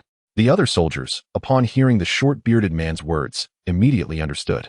The young soldier, who had been ready to voice his thoughts, quickly swallowed his words and hurried down from the city wall to open the gate. The heavy scraping sound echoed nearby. Below the city wall, the massive door, seemingly forged from fine steel, slowly creaked open. Clattering footsteps resounded as a dozen fully armed soldiers in silver armor advanced in an orderly fashion, forming two rows and standing expressionless, awaiting further instructions. The short-bearded, silver-armored commander, after all the soldiers had lined up, leisurely stepped forward. With sharp, eagle-like eyes, he cautiously examined Yang Qian before inquiring, "Are you the guest guard of the Tian Dong Merchant Group?" Yang Qian, composed and unruffled, slightly cupped his fists and responded in a respectful yet assertive tone, "Indeed. I am Yang Qian. A year ago, I accompanied the merchant convoy of the Tian Dong Group. During our journey, we encountered a multitude of sandworm beasts and even low-tier insect demons. Amidst the chaos, I, along with several companions, participated in a rescue mission but was unexpectedly besieged by a horde of mutated sandworm beasts. In a dire situation, I had no choice but to retreat while defending myself, ultimately finding a secluded place to recuperate until I fully recovered just over a month ago. According to our agreement, I have come to your esteemed city to seek Captain Yan Bin of the Tian Dong Merchant Group." Yang Qian spoke half-truths, as most of the content aligned with his experiences within the Tian Dong Group. As for the specifics of his escape and recovery, it was likely that the others would not inquire too deeply, for there were methods to discern whether humans were controlled by beasts within such a city. Indeed, the short-bearded man remained impassive upon hearing this, stating coldly, "So it is you, Dao friend Yang. Ordinarily, with your merchant token, you might enter the city directly. However, given the current exceptional circumstances, it is prudent to allow a few esteemed cultivators to conduct an inspection before granting you entry. Of course, beasts are cunning and treacherous. Caution is never excessive. Please proceed with your examination, Yang Qian replied with a smile, displaying no signs of displeasure at the request. Seeing this, the short-bearded man's expression softened instantly, and he nodded in satisfaction.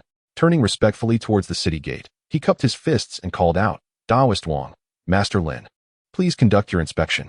Commander Sun, there is no need for such formality. Since the city lord has entrusted me and Dao friend Lin with this task, we shall not be negligent, came a hearty laugh from within the gate, followed by the emergence of an elderly man clad in a dark robe and a young monk in a red robe. The elder, appearing to be in his 60s or 70s, was the one who spoke, while the young monk, seemingly of a similar age to Yang Qian, bore a warm smile, his hands pressed together in reverence, exuding the aura of a venerable monk. Thank you for your assistance. Commander Sun, not daring to maintain his lofty demeanor in front of the duo, quickly expressed his gratitude, his face bright with smiles, feeling greatly pleased with their respectful attitude. These two were cultivators at the foundation establishment stage, holding significant status in a city predominantly inhabited by mortals. Their willingness to accord respect to the short-bearded man was quite rare. The elder in the dark robe and the young monk exchanged glances, nodding in unison as they each produced an item, a weathered bronze lamp and a string of dark brown oval prayer beads. Both artifacts were cast into the air above Yang Qian, spiraling around him. The elder, with his right hand, held the bronze lamp steady, while the young monk clasped his hands together, his expression one of compassionate solemnity. As Yang Qian observed calmly, the two began to chant incantations. The items hovering above him underwent a remarkable transformation. Suddenly, the wick of the bronze lamp ignited, casting a bluish-white flame that enveloped Yang Qian's entire form in radiant light. Meanwhile, the dark brown prayer beads dimmed, swirling rapidly around him, emitting a series of melodious Buddhist chants that resonated in the air like heavenly music, invigorating Yang Qian's spirit. Moments later, two surprised exclamations escaped the lips of the two practitioners. The elder and the young monk exchanged astonished glances, their eyes wide with disbelief. They then turned back, seemingly in agreement, and summoned the floating artifacts back to their hands. Yang Qian remained unperturbed, a glimmer of understanding flashing in his eyes. Commander Sun, perplexed and about to inquire further, was interrupted by the elder, whose tone shifted from detached to one of equal standing with Yang Qian. Unfathomable. Your physical cultivation is remarkably impressive. It seems this old Taoist has underestimated you, yet I am curious as to which technique you have cultivated. Is it the Xin Jia Gong or the King Kong Ju? The elder, cradling the bronze lamp, smiled and nodded towards Yang Qian, his demeanor markedly changed. The young monk, while not speaking, also wore a smile, clearly recognizing Yang Qian's exceptional physical cultivation. I practiced the King Kong Ju. Recently, by fortunate chance, I managed to break through to the second level, Yang Qian replied calmly, his eyes glinting with insight. Truly, heroes emerge from the youth. The elder and the monk exchanged knowing glances, their expressions reflecting a sense of affirmation. Ignoring Commander Sun's astonished demeanor, Yang Qian offered a friendly smile, saying, "You flatter me. I am merely fortunate to have made a breakthrough." The elder and the young monk, still smiling, turned to Commander Sun, nodding in agreement to indicate there were no issues. Commander Sun internally sighed in relief, surprised to learn that Yang Qian possessed the cultivation of the second level of the King Kong Ju. "You may enter the city," Commander Sun said courteously to Yang Qian, his face beaming with a smile. Yang Qian nodded slightly and stepped into the city. As he passed by the elder and the young monk, he acknowledged them with a nod. The Tian Dong merchant group's convoy departed half a year ago. Commander Sun's voice suddenly echoed behind him. Yang Qian paused, understanding the intent behind the remark, and responded with a grateful acknowledgement before continuing into Yuan City, without looking back. Behind him, Commander Sun's expression brightened as he led several armored soldiers back into the city. The elder and the young monk exchanged silent glances, their expressions carrying an inscrutable complexity. I extend my heartfelt gratitude to the esteemed friends, book enthusiasts 202-1030-110660-8775-378 and 2018-1202-11250108 for their monthly votes. Chapter 18. Inside the city, Yang Qian stepped curiously into Yuan City. Upon entering through the city gates, he was astonished by the vastness of the city, which far exceeded his expectations. He moved forward with purpose, casually observing the bustling shops and passers-by around him. A glance revealed a myriad of architectural styles, each more diverse than the last, with no end in sight. However, it appeared that the city had been meticulously planned during its construction. Despite the variety in design and materials, everything was arranged in an orderly fashion, leaving wide stone streets for the throngs of people. The streets were alive with activity, almost overwhelmingly crowded. Yang Qian deftly maneuvered his way through the mass of men and women.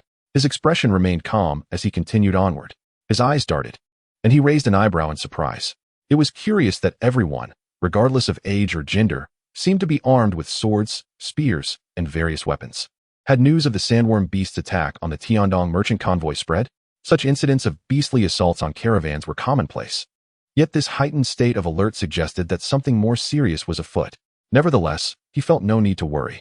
Not only were there numerous body refiners and cultivators in the city, but also a substantial contingent of soldiers from the Lord's mansion, maintaining communication with other cities.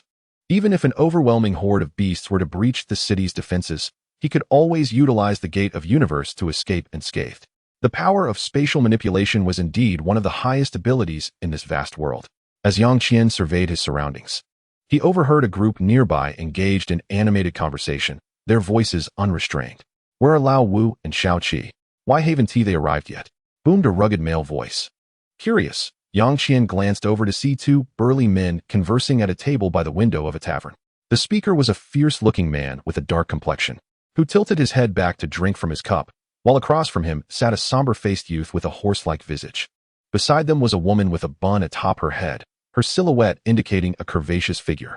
The upper halves of the two men were clad only in simple cotton and linen vests, while their lower halves remained obscured by the tavern's table. Yang Qian regarded them with a neutral expression, then turned to leave. Inside the tavern, the horse-faced youth quickly stood up to refill the dark-faced man's cup. "Come on, have a drink, and let us wait a bit longer." Indeed, it's the second sister who remains composed. Xiao Qi has been gone for quite some time. Could she be acting alone? The dark-faced man remarked, offering compliments to the woman beside him. The woman, with her slightly charming middle-aged features marred by brown spots, looked up, her expression revealing a hint of disdain. "Who is that behind you?" a hoarse voice queried, sounding somewhat masculine. The two men turned in surprise to see a handsome young man, similarly attired in a cotton vest, entering the tavern with a broad smile, heading directly towards their table. "Second sister, you truly are a peak chi-refining cultivator. Your perceptive abilities amaze us." The dark-faced man nodded at the young man before turning back, speaking with reverence. "Absolutely. What my older brother says is correct." The horse-faced youth eagerly agreed, seeing that their second sister's cup was empty and promptly filling it again with fine wine. The woman with the bun smiled lightly, her gaze shifting towards the handsome young man as he approached their table. "Second sister, third brother, fifth brother."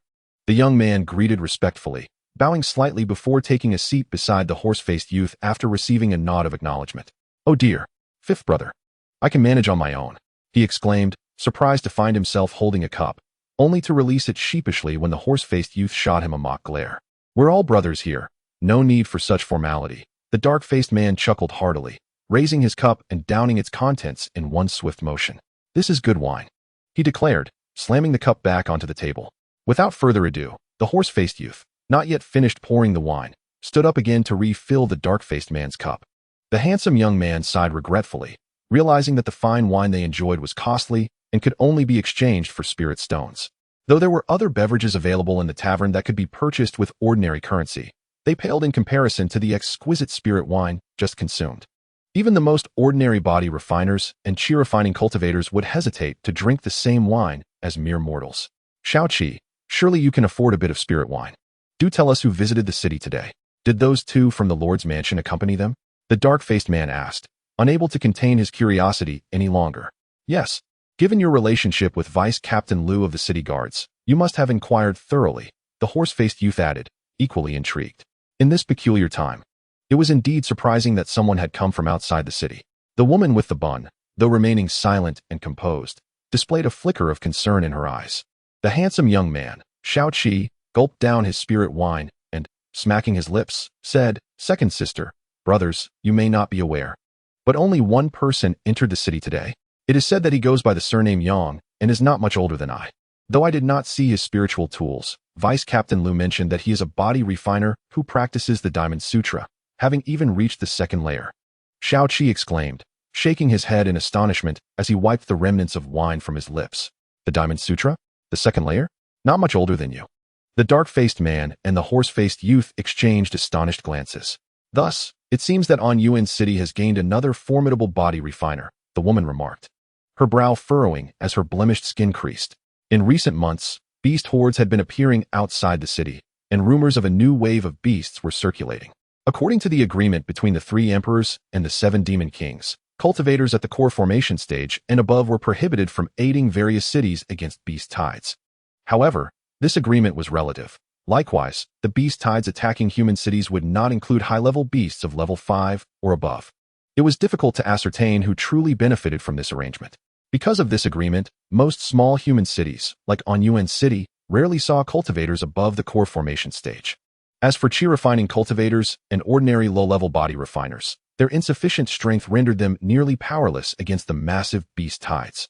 Therefore, the Foundation establishment cultivators and corresponding body refiners became the mainstay of resistance against the beast waves and low-level demon beasts. Yang Qian, akin to a formidable body cultivator, not only possesses a cultivation technique comparable to foundational establishment, but also wields the overwhelmingly powerful Diamond Sutra. This particular method is fraught with excruciating pain during its practice. Only those of unwavering will can endure its rigors. The majority, upon encountering the first tier of the Diamond Sutra, choose to abandon it outright. Those who manage to progress to the second tier among body cultivators are few and far between. Sister, since this individual has already advanced to the second tier of the Diamond Sutra, it is likely that we cannot contend with him. Perhaps we should seek out that young man with the horse-like face, a youth with a fierce glint in his eyes suggested, leaning closer and lowering his voice. Fifth brother, best keep your little schemes to yourself, the voluptuous woman with a lofty braid sighed, seeing his puzzled expression. With a tone of exasperation, she clarified, did you not hear? Shao Qi mentioned that this young fellow does not even possess spiritual equipment. A body cultivator who acts so is either too impoverished to afford even basic spiritual gear or considers his cultivation level to render ordinary equipment insignificant and thus unworthy of his attention. Fifth brother, what category do you think this young belongs to? The young man with the horse-like face glanced around, his expression clouded with hesitation, unable to articulate a response. The burly man's face darkened as he gulped down another cup of spirit wine, begrudgingly admitting, in that case, let us heed sister's words. After all, the current On Yuan City has seen an influx of external body cultivators, some of whom rival late-stage Foundation establishment cultivators in strength. Such individuals likely possess physical prowess that could rival fourth-tier demon beasts.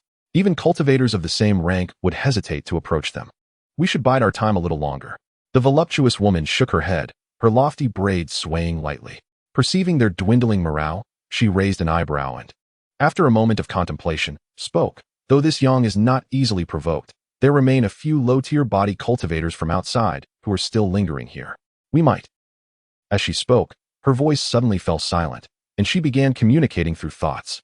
The burly man and the horse-faced youth perked up, and Shao Qi leaned in closer. As Yang Qian walked along the path, he observed the various shops, taverns, and the diverse array of people around him. The atmosphere bore little difference from that of the human realm. What truly distinguished the spirit realm was the astonishing spiritual energy that permeated the air. At that moment, as his hidden thunder spiritual root awakened, Yang Qian seized the opportunity to recognize the profound disparities between the two realms. Sensing the abundant spiritual energy within the city, Yang Qian contemplated his situation. His time of utilizing the awakening of his spiritual root was fleeting in this limited period. He aimed to harness the nearly multiple-fold concentration of spiritual energy compared to the human realm to swiftly condense his first strand of magical power. However, he required a suitable place for cultivation. Navigating through several streets, Yang Qian eventually arrived at a building known as the Yulai Inn. With its yellow-tiled roof and intricately interlaced beams, it bore a semblance of the royal court from the human realm. After a moment of scrutiny, his expression remained impassive as he stepped inside. Inside the inn, Yang Qian casually surveyed the expansive interior, which indeed exuded opulence akin to a palace. Suggesting a hefty price tag, a servant was busy at the counter with various tasks, while two others were tidying up tables and utensils for guests. They appeared to be mere mortals. Yang Qian remained silent, observing while patiently waiting. Is this guest looking to stay for a while, or just passing through? The servant at the counter, having noticed Yang Qian's presence, quickly tidied up and approached him with a smile, despite being somewhat disheveled from his labors. Just lodging. Yang Qian replied with a calm demeanor. The servant's smile broadened as he quickly began to explain, "Our establishment has ample rooms.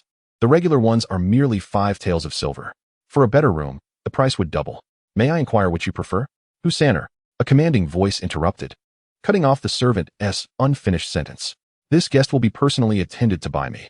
The voice, slightly aged, was accompanied by the sound of footsteps approaching from the back hall.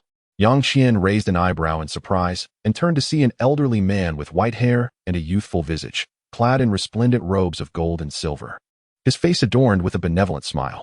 "Yes, Manager Wang." The servant, Husaner, responded in astonishment. He cast a furtive glance at Yang Qian's features, a hint of trepidation in his voice, before retreating to the counter to continue his duties. The other servants and guests in the hall turned in curiosity to see who warranted the manager's personal attention. Manager Wang." The amiable Manager Wang greeted the guests with familiarity before stepping before Yang Qian. "Esteemed guest, please, follow me to the side hall," he said with an inviting gesture. Yang Qian nodded casually and led the way inside, with Manager Wang closely following. Once seated, Manager Wang poured a cup of tea and presented it to Yang Qian, inquiring, "You must be a body cultivator, correct?" "Oh." Manager Wang possesses keen insight, Yang Qian replied coolly, casting a discerning gaze upon the manager. He. Manager Wang chuckled, waving his golden sleeve with a grin. "Having lived in Yuan City for 60 or 70 years, I can easily recognize cultivators of your caliber at a glance." Yang Qian's gaze sharpened as he scrutinized the old man, but remained silent. "Given that you are a body cultivator, I assume you wouldn't settle for an ordinary room. Our inn has specially designed quiet cultivation chambers, equipped with soundproofing and alert formations. However, they cannot be paid for with mundane currency. Only spiritual stones will suffice." "Quiet cultivation chambers?"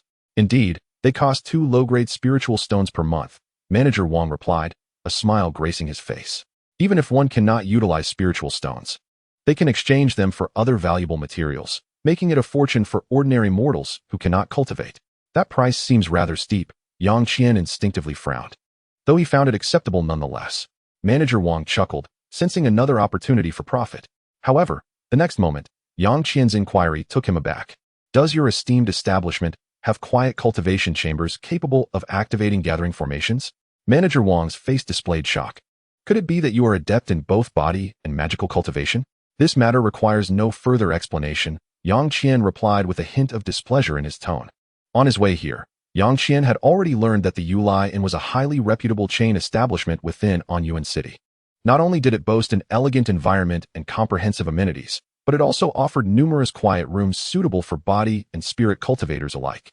More importantly, the inn had an excellent reputation, with no incidents that could tarnish its standing, ensuring the privacy of its guests remained uncompromised. Thus, he chose this location. "I misspoke," Manager Wang said, clasping his hands apologetically. Casting a discreet glance at Yang Qian once more, Wang the shopkeeper felt a subtle wave of suspicion creeping into his mind. Regardless of whether one was a cultivator or a body cultivator, in the initial stages of their practice, they typically focused on mastering a single discipline, only to later attempt the dual cultivation of both methods as their skills progressed. This was especially true for those endowed with spiritual roots, who would invariably choose to first consolidate their magical power and follow the path of the immortal cultivator. After all, the advancement in cultivation for an immortal cultivator significantly extends one's lifespan, a facet that body cultivators cannot hope to rival. Moreover, given the limited resources for cultivation, attempting to master both paths simultaneously would require staggering consumption, rendering it difficult for even the disciples of ordinary sects to bear the immense demand for spirit stones, let alone the average loose cultivator.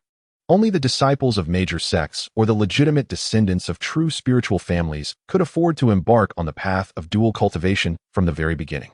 The absence of any response from the spirit probe jade at his waist indicated that the individual before him either had not yet consolidated their magical power or had already reached the golden core stage. Wang the shopkeeper certainly did not perceive the other as an ancient being of the golden core realm. Nevertheless, as long as the required spirit stones could be provided, the necessary attitude must remain intact. Contemplating the other's request, a wider smile spread across Wang's face. "Rest assured, your request can certainly be accommodated, though the price will be somewhat elevated. 5 low-grade spirit stones for a month's rental." The silver-haired, youthful Wang extended his right hand, fingers splayed, declaring a price that would be hard for an ordinary low-tier body cultivator to accept. Indeed, this price was not insignificant. yet Yang Qian could manage it. With a grin, he casually tossed 5 low-grade spirit stones of varying colors. Wang received them with a smile and promptly arranged for a servant to escort Yang Qian to the 3rd floor of the inn. In the easternmost Tian room, Yang Qian stood with his hands clasped behind his back, surveying the entire space. The servant known as Huang Sen had brought him here and handed over a token that controlled a formation before departing. It was a low-tier gathering spirit formation. Yang Qian lifted his right hand to examine the dark token in his palm. There was nothing particularly special about it, nor were there any peculiar engravings. One side bore the character for heaven, while the other side displayed the 2 small characters 16, both in the common script of the spirit realm. This should be the room number for the quiet chamber. Yang Qian mused that it bore a striking resemblance to an ordinary hotel from his previous life. As he swept his gaze across every corner of the room, he paused at a circular recess near the window. The round indentation, slightly embedded in the wall, resembled the shape of the control token. This must be it, Yang Qian murmured, recalling Huang San's instructions. Suddenly, he raised his hand. With a swift motion, he tossed the black token into the circular recess. An astonishing scene unfolded. The token embedded in the recess emitted a dazzling array of 5 colored lights. With a low, resonant hum, the entire room seemed to separate from the outside world. Following this, the walls, floor, and ceiling of the room gradually displayed a series of bizarre patterns that interconnected. An abundant surge of spiritual energy erupted, far denser than that found in the human realm. Upon closer inspection, these patterns revealed themselves to be a unique formation. It appeared to merge both the gathering spirit formation and a warning formation into one. The formation master responsible for such an intricate design was likely not an ordinary character. Yang Qian's eyes widened slightly. Reflecting on the formation, a name surfaced in his mind. Once this journey in the spirit realm concluded, he would need to seek her out. With her talent for formations, given sufficient cultivation and lifespan, she could undoubtedly devise even more extraordinary and formidable arrays. However, the challenge of treating that affliction seemed to pose a significant dilemma. While he did not possess any Millennium Spirit herbs, if he could request a few from Han Li, leveraging his status as Yang's elder brother, it shouldn't be an issue. Yet, that would be somewhat rash and might startle his junior brother Han. Furthermore, Millennium Spirit herbs alone could not resolve such ailments.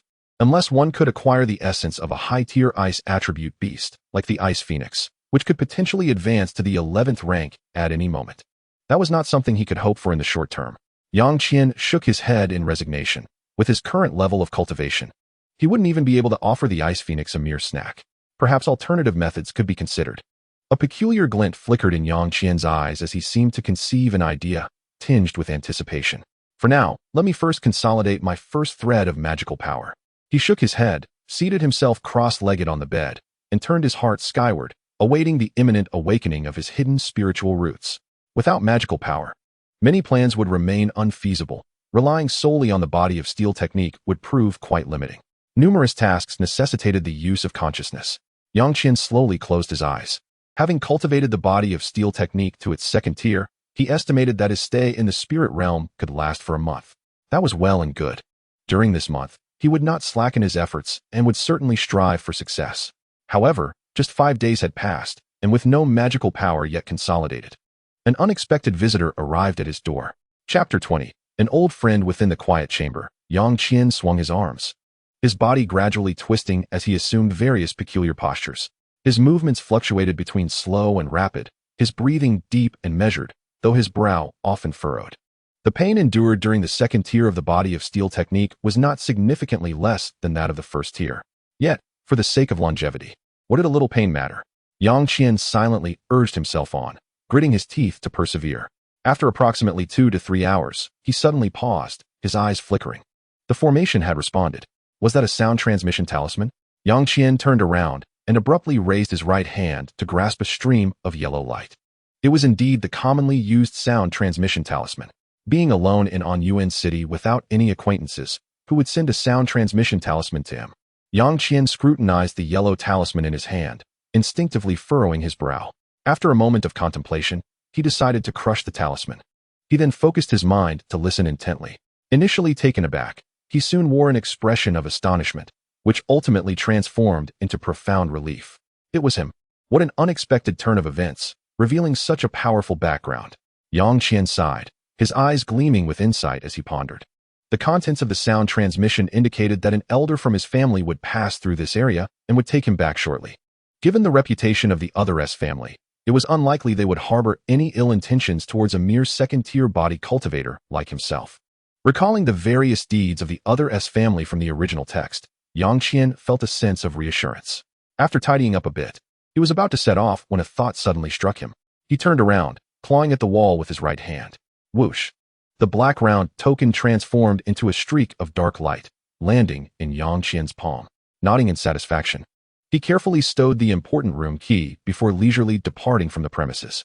A short while later, Yang Qian arrived outside a tranquil courtyard. After pausing to observe for a moment, surrounded by sparse crowds and devoid of any shops, Yang Qian hesitated slightly before stepping forward to knock on the door. The black door creaked open, ajar just enough for a single person to pass through. Yang Qian was momentarily taken aback, but entered without further hesitation. He turned back to gaze at the slowly closing black door, his eyes filled with a profound contemplation. Suddenly, a voice interrupted his thoughts. "Brother Yang." Upon hearing the call, Yang Qian halted abruptly, turned, and smiled in response. "Xiao Chuan, it has been a long time." The youth before him was instantly moved to tears and hurried over. "I will never forget the life-saving grace you bestowed upon me that day, Brother Yang. A few days ago, I heard that a formidable body-refining warrior had arrived outside on Yuan City. After inquiring around, I suspected it might be you, but my grandmother forbade me from seeking you out. In the end, I had to plead and coax until she sent a message across great distances. I never expected you would truly come.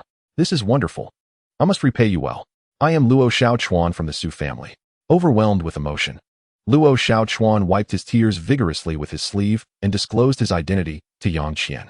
Even though Yang Qian was well-versed in the narrative, he too was somewhat astonished, feeling as though fate was playing tricks on him. It turned out that Luo Xiaochuan's mother hailed from the illustrious Su family of the human race. Discontent with the marriage arranged by the elders of her clan, she seized an opportunity to elope with her childhood friend, a man with the surname Luo. Later, she became pregnant and gave birth to Luo Xiaochuan. Unfortunately, destiny dealt a cruel hand. Merely 5 or 6 years later, his father perished during a transport mission, leaving mother and son to rely solely on one another. Life was exceedingly difficult for them. Little did they know, after another 5 or 6 years, Luo Xiaochuan's mother also vanished in a beast tide, leaving him an orphan. In order to survive, he joined the transport of goods for the Tian Dong merchant group, eventually becoming a guard. A year prior, during a transport mission, Luo Xiaochuan faced reprimand from the squad leader, Yan Bin, for acting independently, resulting in a salary deduction. This was manageable, yet during another mission 6 months later, Su Ming intentionally targeted him, luring him to a remote location. At a critical moment, Luo Xiaochuan could bear it no longer and used the last thunderbolt seed left by his mother to obliterate Su Ming on the spot. However, this act forced him into hiding, fleeing alone and frequently facing life-threatening dangers. Over a month ago, a cultivator from the Su family, passing through, sensed the unexpectedly awakened bloodline power within Luo Xiaochuan. Overjoyed, he brought Luo Xiaochuan to nearby on Yuan City for further inquiry. It was only then that Luo Xiaochuan's true identity was unraveled, and preparations were made to bring him back to the ancestral grounds of the Su family to acknowledge his roots. Yang Qian silently raised his head to gaze at the sun and moon side by side in the sky. The disparity between individuals is indeed vast. Luo Xiaochuan had transformed from a humble chicken into a phoenix, at least no longer troubled by the burden of survival. "Brother Yang, come with me quickly. My grandmother is in secluded meditation, but there is an elder sister from the family in the hall. I shall inform her, for my grandmother treats me as her own. I must seek her favor on your behalf, otherwise, I will be uneasy." Luo Xiaochuan seemed to have found a long-lost brother, animatedly pulling Yang Qian towards the hall. "Xiaochuan, there is no need for such formality. You know my temperament well enough," Yang Qian replied dismissively, shaking his head. It was merely an act of kindness, and he did not wish to impose any expectations of gratitude. "Brother Yang, my grandmother is a cultivator at the transformation stage. Given our status and strength, we seldom have the chance to meet someone of her caliber," Luo Xiaochuan exclaimed, turning his head in surprise, admiring Yang Qian's character. "What?" Yang Qian instinctively interrupted, his previously indifferent expression suddenly stiffening. "Let us go. Xiaochuan, lead the way." Yang Qian grasped Luo Xiaochuan's arm and hurriedly moved forward. "Hey, Brother Yang, take it easy," Luo Xiaochuan exclaimed, both amused and bewildered, surprised by the strength Yang Qian had gained in just a year. Upon hearing this, Yang Qian slightly moderated his pace, a smile lighting up his face, though internally, he was tumultuous with thoughts. This was the first transformation stage cultivator he had encountered since his arrival in this world. Even a mere handful of spirit stones from such a being would suffice for his immediate needs. However, there were safety concerns. Although he had not sensed anything amiss, he suspected he had already been firmly locked onto by the formidable divine sense of this transformation stage cultivator before he even arrived. It was unwise to display hesitation. It would be better to openly express admiration and excitement, befitting a low-tier body-refining warrior. Moreover, with Luo Xiaochuan vouching for him, it was unlikely that the other party would seek to harm him upon their first meeting. After taking a dozen breaths, Luo Xiaochuan pushed open the hall's door and excitedly called out, "Sister Su, this is my brother Yang Qian, whom I've been speaking of. Please inform her." Yang Qian deliberately slowed his pace, following closely behind.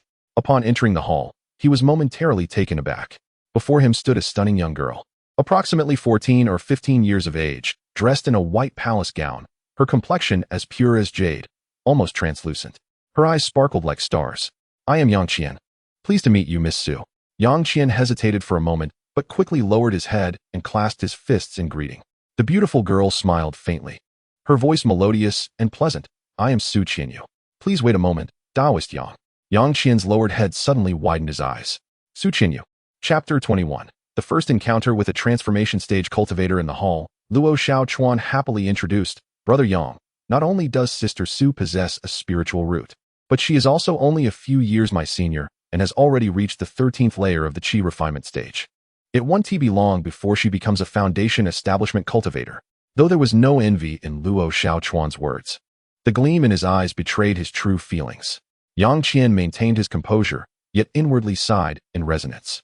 Had he not fortuitously discovered that he did, in fact, possess a hidden spiritual root, one that was exceedingly rare even within the spirit realm, he might have felt the same way as Luo Xiaochuan did.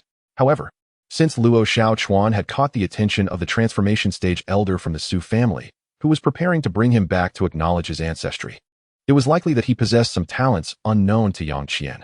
With the bloodline power of the Su family, it was conceivable that certain innate abilities could be unlocked for Luo Xiaochuan. The level of importance they placed on him suggested there were secrets yet to be revealed. After all, in the original story, aside from the Tianyuan sacred emperor acquiring the so-called rare materials that could unlock spiritual roots from the wilds, no other cultivators had been heard of having such opportunities. Simply possessing the bloodline power of a family was not enough to cultivate magical power. Thus, it was unlikely that the transformation stage elder would take the risk of bringing him back. Moreover, the Su family would eventually see the emergence of a great ancestor, the Ice Soul Fairy, during the future timeline. Given that she had been trapped in the Heavenly Cauldron Palace for an untold number of years, it was likely she had yet to break through to the Great Ascension stage at this juncture. Though the Su family has not seen a cultivator in the fusion stage for many years, it seems that there are only 2 void refining stage cultivators within the family now. In this light, the esteemed elder who values Luo Xiaochuan must possess some degree of influence within the clan. It remains uncertain what methods may be employed or whether treasures such as the Void Spirit Cauldron, which may contain extraordinary elixirs and spiritual herbs, could be utilized. As Yang Qian pondered these matters, he was suddenly drawn from his thoughts by the sound of the girl across from him, her voice melodious yet icy. "Xiaochuan, there is no need for you to belittle yourself. You have persevered alone in the outside world for so many years, unexpectedly awakening the bloodline power of the Su family. Moreover, achieving some success without a spiritual root and making remarkable progress in the body refinement path is indeed commendable. It is only fitting that elder you took the risk to bring you back to the family." The girl, clad in a white palace gown, spoke with a hint of sympathy for Luo Xiaochuan's plight. Seeing Luo Xiaochuan nod earnestly, Su Qianyu felt a sense of relief and turned her gaze towards Yang Qian with a calm demeanor. Dressed in a black brocade robe, with a handsome face and devoid of any spiritual energy, he showed no signs of fear despite being in the presence of the renowned Su family. Was he truly just a body refinement practitioner? A hint of surprise flickered across Su Qianyu's delicate features, yet she internally nodded in agreement. Not long after bringing Luo Xiaochuan back to Anyuan City, Su Qianyu had learned all about his experiences from him. A capable elder brother, Yang, had stepped forth during a crisis and effortlessly dealt with the rogue cultivators in the Merchant Association, saving Luo Xiaochuan's life. Furthermore, this young brother, when confronted by an attacking beast suspected to be in the Foundation establishment stage, displayed no fear.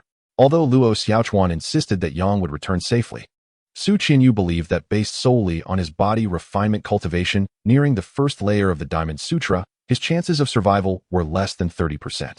However, seeing Luo Xiaochuan's pitiable background and the hardships he had endured, she could not bear to discourage him. To her surprise, this young brother not only escaped the clutches of the Foundation establishment beast but, after a year, had made a sudden breakthrough to the second layer of the Diamond Sutra, nearly comparable to a cultivator at the initial stage of Foundation establishment.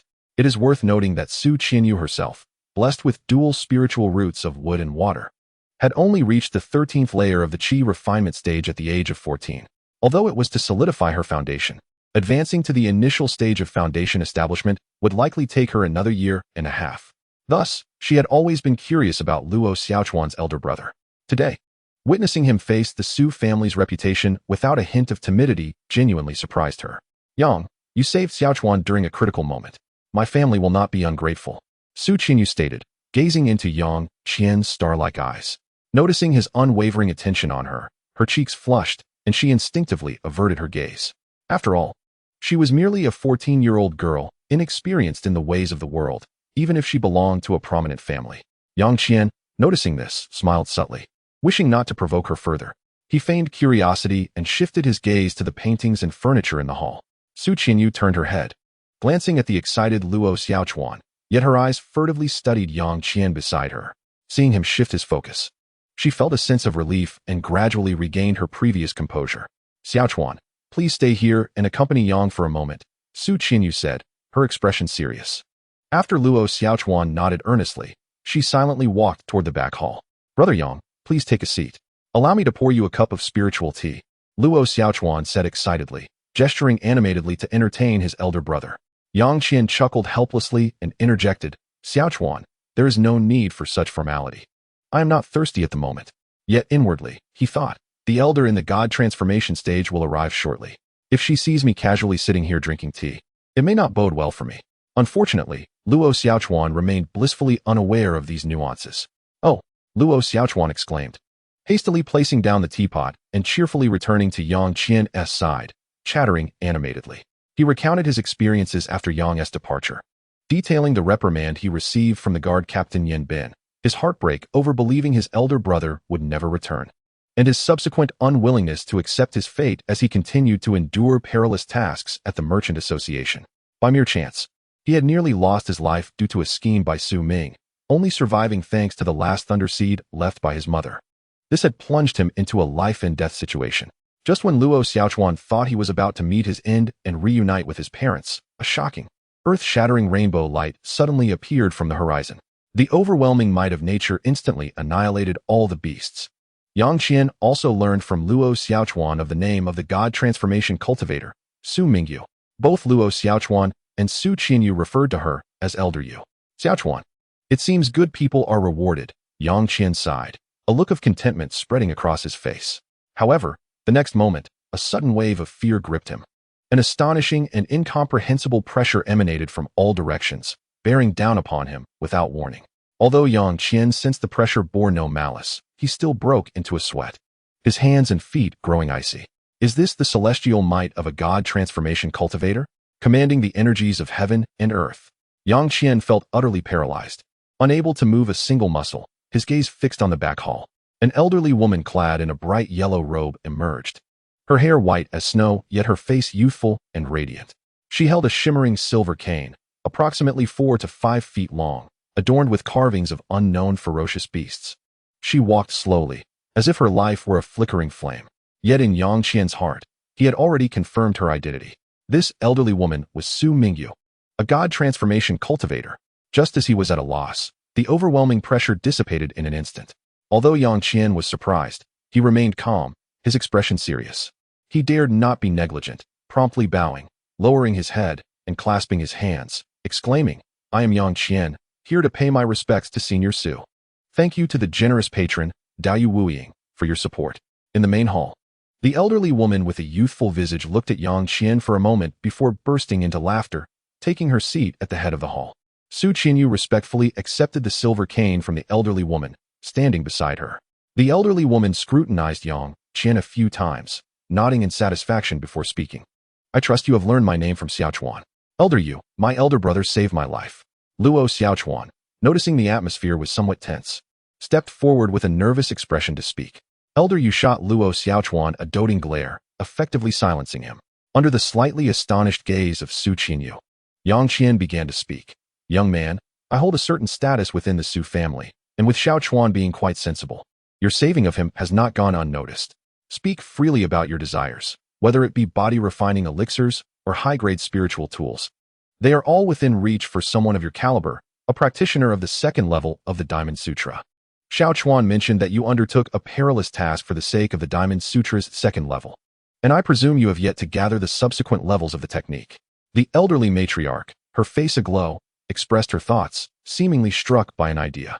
Su Qinyu, with her keen insight, recognized the truth. Indeed, Yang Qian had not yet acquired the higher levels of the Diamond Sutra.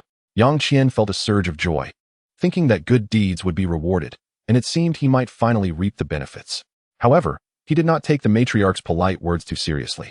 If he were to demand body-refining elixirs or high-tier spiritual tools, it was likely that she would harbor some dissatisfaction. He was well aware of his own capabilities. While the techniques of the Diamond Sutra were not considered a great secret among the higher-tier practitioners of the human race in the spiritual realm, they remained elusive for someone of Yang Qian's current strength. Should he manage to obtain the complete technique through the Su family, it would surely be a worthwhile endeavor. As for the notion of leveraging his life-saving favor towards Luo Xiaochuan to request more spiritual treasures, Yang Qian had never entertained such thoughts from the outset. The matriarch was pleased with Yang Qian's demeanor. With a slight lift of her right hand from beneath her sleeve, she revealed a wrist as delicate as that of a young woman.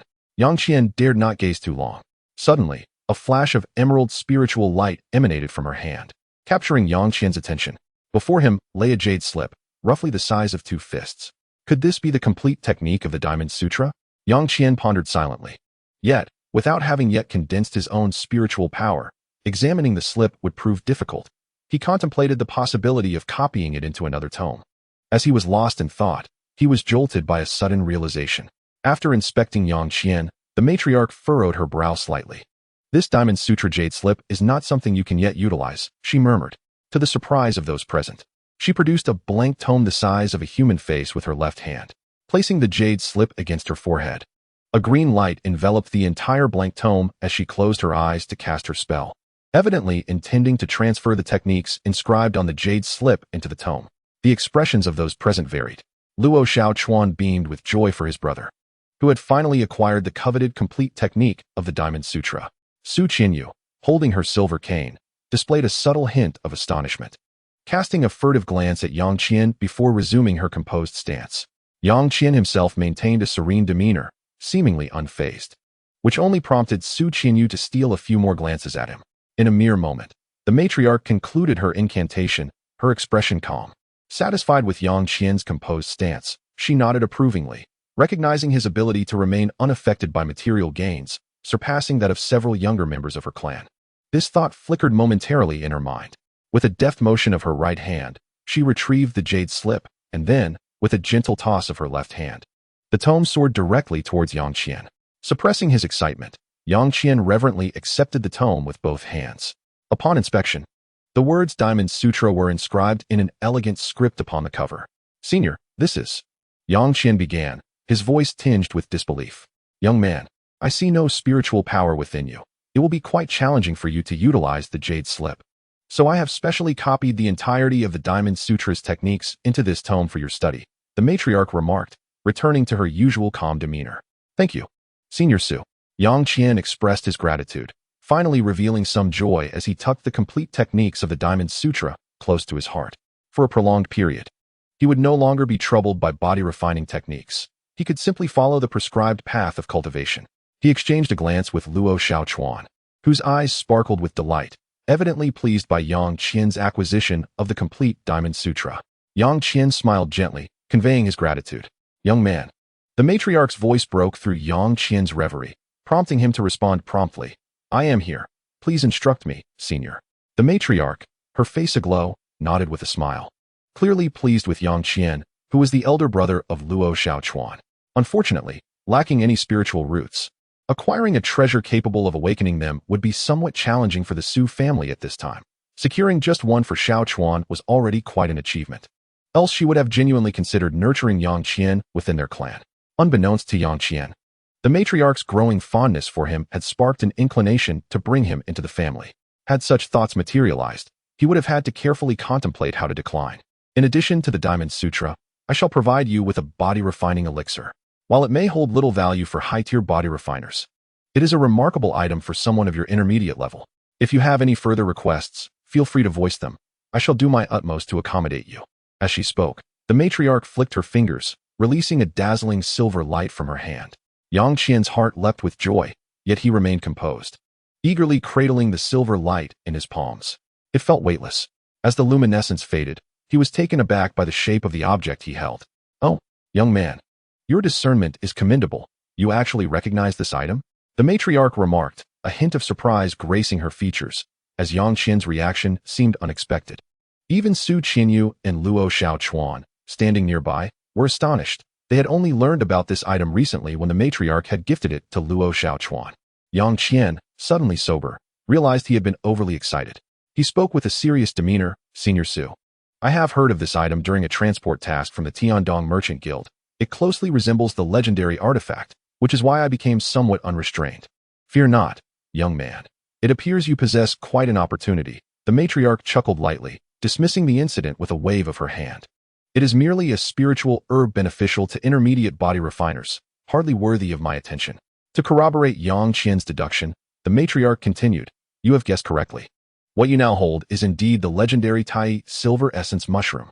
Thanks to the friends Qing Song, Nanji Xiongda, and book friend 202-206-301006-33468 for their monthly votes. Additionally, I made some modifications to the previous chapter, removing content related to awakening spiritual roots, as it's been a while since I read the complete text of the mortal realm, and my memories may have become a bit muddled. Certainly, there will be some personal interpretations and adaptations.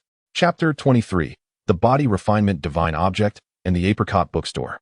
The Tai Silver Essence Mushroom.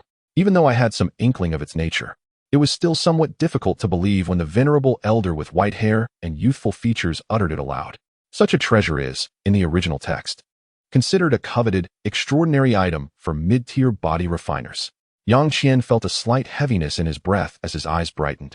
Once again lowering his gaze to the object in his hands. Cradled within his palms was a peculiar mushroom, several inches tall, radiant with silver light and enveloped in a layer of milky spiritual mist, emanating an enticing fragrance. Instinctively, Yang Qian inhaled deeply, feeling an immediate sense of comfort wash over him, as if something within him yearned to emerge. Truly, this was a high-level spiritual realm. In the mortal realm, he had only heard tales of the Tai Silver Essence Mushroom, and here it was, casually bestowed upon him by a god transformation stage cultivator. Yang Qian mused to himself, unable to contain his joy. The Tai Silver Essence Mushroom. In the original text, Han Paopao once obtained one within the Sunset Tomb. It is said that consuming this item could manifest a layer of silver scales on one's body, adept at repelling blades, fire, and water. It even proves effective against certain ferocious beasts. Many mid to low-tier demonic creatures would likely fight fiercely over it. However, in terms of defensive capability, this item pales in comparison to the perfected diamond technique. For high-tier body refiners, if the diamond technique were cultivated to the 6th or 7th level, the Tai Silver Essence Mushroom would indeed become somewhat trivial. Nevertheless, if sold to mid-tier body refiners, it would undoubtedly be in great demand. At the very least, with my current strength and wealth, I could not afford it, let alone venture to the Sunset Tomb in search of it. One must cultivate the diamond technique to perfection and possess strength above the nascent soul stage before contemplating the pursuit of fortuitous encounters. This Tai Silver Essence Mushroom is perfectly suited to my current capabilities. It feels as though it would enhance my power immensely. Yang Qian felt increasingly elated. Originally, having just cultivated the second layer of the diamond technique, compared to ordinary foundation establishment cultivators, even with a high-level spiritual tool like the Water Cloud Sword, if he could not close the distance, he would undoubtedly suffer more losses. The second layer of the diamond technique is hardly sufficient to withstand the attacks of top-tier magical artifacts, let alone treasures like talismans, which could be deemed as cheating. However, once he consumed the Tai Silver Essence Mushroom in his possession, the circumstances would shift dramatically. His physical defensive abilities would likely see a significant enhancement. Yang Qian's thoughts raced. He wore a slight smile as he tucked the Tai Silver Essence Mushroom into his bosom. He then respectfully clasped his fists and bowed, speaking earnestly. Thank you, Senior Su. This item is indeed an exceedingly rare treasure for a junior like me. Young man, as the saying goes, one reaps what one sows. Since you risked your life to save Xiao Chuan, I shall reciprocate. After all, Xiao Chuan is dear to me, the old lady smiled, nodding. Beside her, the previously playful Luo Xiao Chuan froze, scratching his head in embarrassment, his cheeks tinged with a hint of red. Su Qianyu's delicate features returned to a calm demeanor, though her glances were filled with curiosity. By the way, if there is anything else you require, please do not hesitate to mention it. As long as it is not excessive, I can fulfill your request. The old lady seemed to be in a good mood, making yet another promise to Yang Qian. Yang Qian's eyes widened slightly. He felt that receiving just the Tai silver essence mushroom would suffice to repay his debt for saving Luo Xiao Chuan. Not to mention the complete manual of the diamond technique gifted to him. However, encountering a god transformation stage cultivator was, for him, a rare opportunity. Even within the spiritual realm, and the elder was quite amiable. If he missed this chance, it would be difficult to find another. Even so, he could not make excessive demands, lest he provoke displeasure and incur a loss. Yang Qian pondered quietly. The old lady, observing this, remained unhurried, taking a sip of spiritual tea with a smiling countenance, patiently waiting. Luo Xiao Chuan's eyes sparkled, and he trotted over to the old lady, gently massaging her shoulders. Grandma, let me give you a shoulder rub, he chuckled. The old lady chuckled softly, shaking her head in amusement. I know exactly what this little rascal is up to. Su Qianyu stifled a laugh. Her previously frosty demeanor now softened, her lips parting slightly, as if to speak. However, she was interrupted by Yang Qian's words, her expression shifting to one of surprise as she gazed at him. Senior Su, I have made up my mind. I hope you can. The old lady tilted her head slightly, listening intently to Yang Qian's words, her eyes reflecting contemplation. She chuckled softly, then, under the astonished gazes of Su Qianyu and Luo Xiao Chuan, she casually tossed an object. Yang Qian stepped out of the small courtyard, feeling refreshed. He glanced around, contemplated briefly, and walked in a particular direction. This journey had yielded abundant rewards, and it was time to explore this small town. As Yang Qian walked along the road, though his heart brimmed with joy, his expression remained impassive, exuding an air of indifference. In Yuan City, Yang Qian wandered about, subtly gathering information from various places. After about half an hour, he finally paused in front of a bookstore dedicated to selling various texts. He lifted his gaze to the sign above, silently whispering the name Apricot Bookstore. He entered quietly. Yang Qian's eyes roamed as he surveyed the bookstore's environment. It was indeed quite spacious, filled with a diverse array of books. Whether on astronomy and geography or miscellaneous topics, the selection was notably rich. However, as it was merely an ordinary bookstore for mortals, one could hardly expect to find any jade slips or cultivation manuals. Let us take a look, Yang Qian thought, beginning to browse. The Apricot Bookstore, being a mortal establishment, had several attendants to assist customers. Yet, upon seeing Yang Qian enter, they fell silent, their demeanor respectful, clearly hesitant to speak. Upon noticing the beast skin gloves adorned with several tiny spirit stones in Yang Qian's hands, they exchanged glances, rendered speechless. Yang Qian paid no heed to the bookstore attendants and began flipping through the tomes. He held no interest in useless books. His gaze was fixed solely on texts that introduced the environment and societal customs of the spiritual realm. Although he had read about these matters several times prior to his traversal, experiencing them firsthand was an entirely different matter. For Yang Qian, the texts on the spiritual realm's environment and social customs were of utmost importance, as they might prove invaluable one day. Only through such literature could he gain a more nuanced understanding of the spiritual realm, rather than recklessly navigating it based solely on fragmented memories of his past life. Otherwise, he risked losing his life for no reason. Without reservation, Yang Qian selected over 10 thick tomes. To the astonishment of several attendants, he concluded his visit by purchasing a map of the nearby region. Thank you to the friend who traversed the mortal realm. Without mortal experience, there can be no tales of martial heroes. Chapter 24. Consuming the Tai Silver Essence Mushroom. In the Apricot Bookstore, Yang Qian scrutinized the map in his hands, nodding to himself. After all, his memory did not encompass the details contained within these maps. He lingered in the shop for a while longer, confirming that there was nothing else he required before preparing to make his purchase and depart. He carried with him a few mundane yellow and white objects for transactions. Upon hearing the price, he promptly settled the payment. While he could have opted to pay with spirit stones, such treasures were equally rare for an ordinary mortal. Judging by the books and texts before him, Even a low-tier spirit stone might require him to receive change in the form of mundane currency. Fortunately, Yang Qian was not lacking in gold and silver. Moreover, even though Grandma Yu had generously gifted him several spirit stones before his departure, he believed in the virtue of frugality. After all, he had been a thrifty youth in his previous life. Having exited the Xing Shu Fang, Yang Qian lost all desire to wander and hastily returned to his residence. He gazed at the complete manual of the Diamond Sutra, flipping through its pages briefly. After a moment of contemplation, he decided to set it aside, for it would not be needed in the immediate future. With a swift motion, he retrieved the Tai silver essence mushroom. In an instant, the room filled with a rich fragrance. To avoid prolonged suffering, he resolved to refine this legendary body-tempering herb from the mortal realm. Yang Qian murmured to himself, his eyes gleaming with excitement as he focused on the silver mushroom in his hand. According to ancient texts, the Tai silver essence mushroom could be consumed directly without diminishing its potency. Yang Qian lifted the shimmering mushroom, furrowing his brow as he scrutinized it. After a brief moment of hesitation, he abruptly opened his mouth. The several-inch-tall, glistening silver mushroom was swallowed whole by Yang Qian. Burp. Yang Qian emitted a strange belch, suddenly reminded of Zhu Beiji devouring the ginseng fruit. He realized he had consumed it too hastily, not even noting its flavor. Yang Qian chuckled at his own folly. Suddenly, his expression shifted. This sensation, Yang Qian closed his eyes a few times, gritting his teeth as pain and itchiness surged across his face. It felt as though something was attempting to break free from beneath his skin. Unable to endure any longer, he leaped from his chair. Yang Qian suppressed the urge to scratch at his skin, his eyes widening as he bent over like a large shrimp. His hands clawed at the air, trembling uncontrollably. This cannot continue.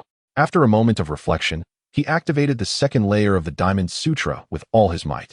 His entire being radiated a dazzling golden light, and his skin shimmered with a lustrous sheen. The pain subsided by a fraction. Just as Yang Qian exhaled a sigh of relief, an astonishing scene unfolded. The skin exposed to the air began to undulate gently, as if tiny creatures were crawling beneath it.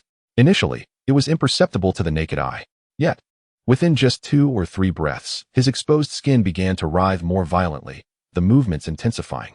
Even his face, chest, abdomen, and lower body began to convulse, causing the black robe he wore to bulge and sink in a bizarre manner. Anyone who beheld this sight would find it terrifying, as if he were a monstrous being. Yang Qian endured the unbearable itchiness, his expression shifting from shock to elation. The Tai silver essence mushroom was indeed working its magic, just as described in the ancient texts. This continued for about the duration of a tea break. Just when Yang Qian felt he could no longer withstand it, an incredible transformation occurred on his hand. Yang Qian sensed his skin morphing and suddenly shouted, channeling all his strength to expel the force yearning to break free. With a pop, Yang Qian focused intently on the back of his right hand. To his astonishment, a scale, the size of a copper coin, emerged from his skin. It gleamed silver, neither stone nor iron. Could this be the silver essence scale from the Tai silver essence mushroom? Yang Qian pondered, scrutinizing it closely, and the intense itching and pain diminished significantly. Before he could dwell further on it, pop, pop, pop.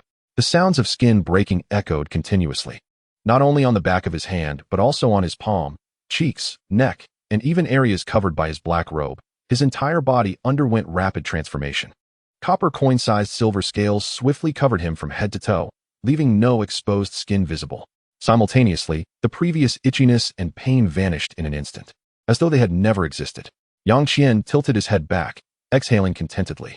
Then, he clenched his fists and slowly raised his arms, surveying his form. The exposed parts of Yang Qian, his hands and face, were now densely covered in silver scales, reminiscent of exquisite craftsmanship, shimmering brilliantly and emanating a chilling aura. Even an untrained mortal, upon seeing these scales, would sense their formidable strength, akin to an impenetrable fortress. Coupled with the golden radiance of the Diamond Sutra, he appeared utterly otherworldly, evoking fear akin to a mythical beast. It was likely that the moment he stepped outside, he would be mistaken for a monstrous creature and hunted down. This appearance felt strikingly familiar to him. Yang Qian rolled up his sleeves and extended his arms, gazing at his current form. Although he felt a sense of satisfaction, a lingering impression nagged at him, reminiscent of the barbarian, bearded man. Yang Qian suddenly paused, exclaiming, covered in golden radiance and clad in scales. This was not the to-heaven demon technique of the barbarian bearded man, known as the foremost defensive technique of the Chaos Star Sea. In fact, It was a component of the Brahmin Saint True Demon technique. Moreover, this to heaven demon technique had been imparted to a renowned Tao ancestor of the celestial realm, aiding in his successful cultivation. The Brahmin Saint True Demon technique was undoubtedly a coveted treasure. Yet it seemed that the Brahmin Saint True fragment was also located in the Chaos Star Sea. As this thought crossed his mind, Yang Qian involuntarily furrowed his brow.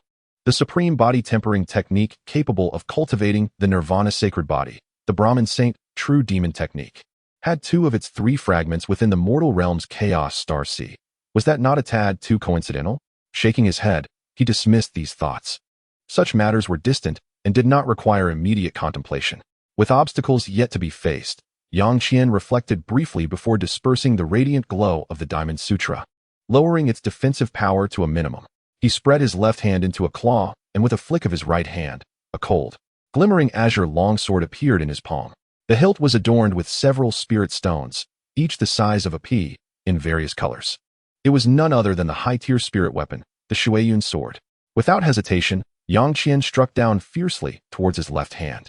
I extend my heartfelt gratitude to Taoist friends Wooing 46, Book Friend 202-211-1103-373-8864, and Book Friend 202-206-2609-47096-17 for their monthly votes. I also appreciate the recommendations from all fellow Taoists. Chapter 25, The Tome and the Cultivation Method Clang. Accompanied by a jarring metallic clash, a burst of brilliant sparks erupted. Yang Qian raised the Shuiyun sword, fixing his gaze upon his left hand. Covered by scales the size of copper coins, it effortlessly deflected the blade of the Shuiyun sword, leaving only faint scratches on the silver scales. Yang Qian examined his left hand and could not help but smile in satisfaction. This silver essence scale armor, impervious even to high-tier spiritual artifacts like the Shuiyun sword, truly deserves its reputation as a holy medicine for body refinement. It is no wonder that many cultivators in the mortal realm speak of it with awe. Even top-tier magical artifacts would struggle to breach its defenses. As for talismans, Yang Qian pondered, it would depend on the abilities of the cultivator wielding them. Low-level cultivators like the Golden Light Gnome could hardly unleash the full power of a talisman. Even without consuming the Tai Silver Essence mushroom, he could have easily snatched the talismans controlled by such cultivators with his bare hands due to his mastery of the diamond technique. Lost in thought, Yang Qian sheathed the glimmering Shuiyun sword. He scrutinized the copper coin-sized scales on his hand, nodding in approval. Suddenly, he threw his head back and laughed heartily. With this silver essence scale armor to protect him, he would undoubtedly be invincible among low-level cultivators. In a flash, Yang Qian's silver scale armor melted away, restoring his handsome visage in an instant. Glancing at the numerous tomes on the table, he pondered momentarily before returning to them. With a rustling sound, Yang Qian opened one of the books and began to read with great interest. An hour passed, then two. Occasionally nodding, sometimes shaking his head, he would furrow his brow and murmur phrases of astonishment. So that is how it is. Incredible. He was completely absorbed in the content. These ancient texts primarily introduced the customs and geography of the spirit realm's human and demon tribes. Although much of it was merely compiled from legends recounted by high-level cultivators, a small portion contained first-hand accounts from legendary high-tier cultivators, offering valuable insights that Yang Qian had yet to grasp, which he found quite rewarding. The 3 sovereigns and 7 demon kings were naturally mentioned within these ancient texts, but such beings existed only in legends. Like the celestial sovereign, they were widely praised, yet their specific experiences remained a matter of interpretation. Coincidentally, Yang Qian discovered a section about the molten gold body in one of the books. To his surprise, his physical form was indeed among the exceedingly rare molten gold bodies in the spirit realm, making its existence in the mortal world a remarkable rarity. Unfortunately, suitable body refinement techniques were scarce in the mortal realm, and finding them was increasingly arduous. A mortal possessing such a physique would ultimately remain overlooked in the lower realms. Yang Qian sighed deeply. The molten gold body conferred unparalleled advantages for cultivating body refinement techniques, significantly accelerating the progress of such practices, far surpassing ordinary body refiners. Furthermore, from the fragments of information in this ancient text, Yang Qian inferred a possibility. The molten gold body may indeed complement the hidden thunder spiritual root. A frown creased Yang Qian's brow as he contemplated, rapidly recalling snippets from the original text. The hidden spiritual root required a special physique or the inheritance of a unique bloodline to manifest. Despite his years of cultivation, he had yet to exhibit any semblance of a special bloodline. Perhaps it had not yet been revealed or discovered. This remained to be confirmed. However, through practicing the diamond technique, he had demonstrated exceptional talent in body refinement. Previously, he had not consumed any other treasures aiding body refinement. And with the emergence of the hidden thunder spiritual root, it naturally brought to mind the physique of Haiwa Tian. After all, he had only been practicing the diamond technique for a short time. Attributing it solely to the molten gold body seemed plausible. As for why he possessed the hidden thunder spiritual root akin to Haiwa Tian rather than another elemental root, Yang Qian had his own hypotheses. The molten gold body, as its name suggests, should belong to the metal element. The thunder spiritual root, a mutation of the earth and water attributes, appeared to have undergone a mysterious fusion with the molten gold body. Of course, these were mere speculations, and Yang Qian could not ascertain the precise reasons. Shaking his head, Yang Qian chuckled at himself. Contemplating these matters now was merely conjecture and served little purpose. Once his cultivation reached a higher level, he would surely uncover the truth. With a sudden motion, Yang Qian closed the tome in his hands. He had diligently perused all the ancient texts, firmly imprinting their contents in his mind. It was time to continue consolidating his magical energy. Yang Qian took out a brand new tome, Thick Earth Technique. This ordinary earth attribute method was suitable for the qi refining stage and bore no extraordinary qualities. Its only advantage lay in its smooth cultivation without significant bottlenecks. And the accompanying earth spells were rather commonplace. Yang Qian had obtained this earth attribute cultivation method during a protective escort mission for the Tian Dong commercial group. At the time, Yang Qian was not the sole individual to acquire it. Others from the commercial group had also spent considerable time studying it. However, the accompanying foundation-building cultivators merely glanced at it and quickly lost interest, discarding it. Conversely, many of the guards in the commercial group found it somewhat intriguing. Yet, as body refiners without spiritual roots, they could not cultivate it. Each merely copied a version, intending to sell it to vendors upon reaching the city, hoping to exchange it for a few low-grade spirit stones and make a small profit. Yang Qian, of course, pretended to do the same. Upon arriving in the city, he and the other body refining guards dispersed to sell to vendors. To their surprise, nearly all the vendors were unwilling to accept such a mundane earth attribute technique, leaving the guards shaking their heads in disappointment, lamenting their misfortune, and casually disposing of the copies. Observing this, Yang Qian secretly kept the thick earth technique for future use. Not only this earth attribute technique, but over the years, Yang Qian had amassed several low-tier techniques of the 5 elemental attributes through similar means. However, since discovering he had no spiritual root, he had been preoccupied with body refinement, and none of the cultivation methods had proven useful. Regrettably, he had yet to acquire any low-tier techniques for the rare thunder attribute. Now, this thick earth technique had finally come in handy. Yang Qian deliberated for a moment and made a decision. Although he possessed the thunder attribute's spiritual root, he would surely be able to complement the other spiritual roots once his cultivation progressed. While the methods for complementing spiritual roots were nearly undocumented in the mortal realm, they were considerably more accessible in the spirit realm. The essence of spirit roots is self-evident. They are derived from the refinement of pure attribute treasures, used to substitute the lacking spirit roots and harness the power of the 5 elements. Unfortunately, they can only compensate for a single spirit root, making them a last resort. Within the spirit realm, the most commonly utilized are the elixir spirit roots. This method imposes no restrictions on spirit roots. Even a single attribute celestial spirit root can be supplemented using the elixir spirit root technique to complete the 5 elements and thus advance to the realm of refining the void. Enjoying the path of longevity, I possess the rare and extraordinary hidden thunder spirit root, which allows me to cultivate at an astonishing pace. Prior to advancing to the realm of refining the void, I need not concern myself with completing my spirit roots.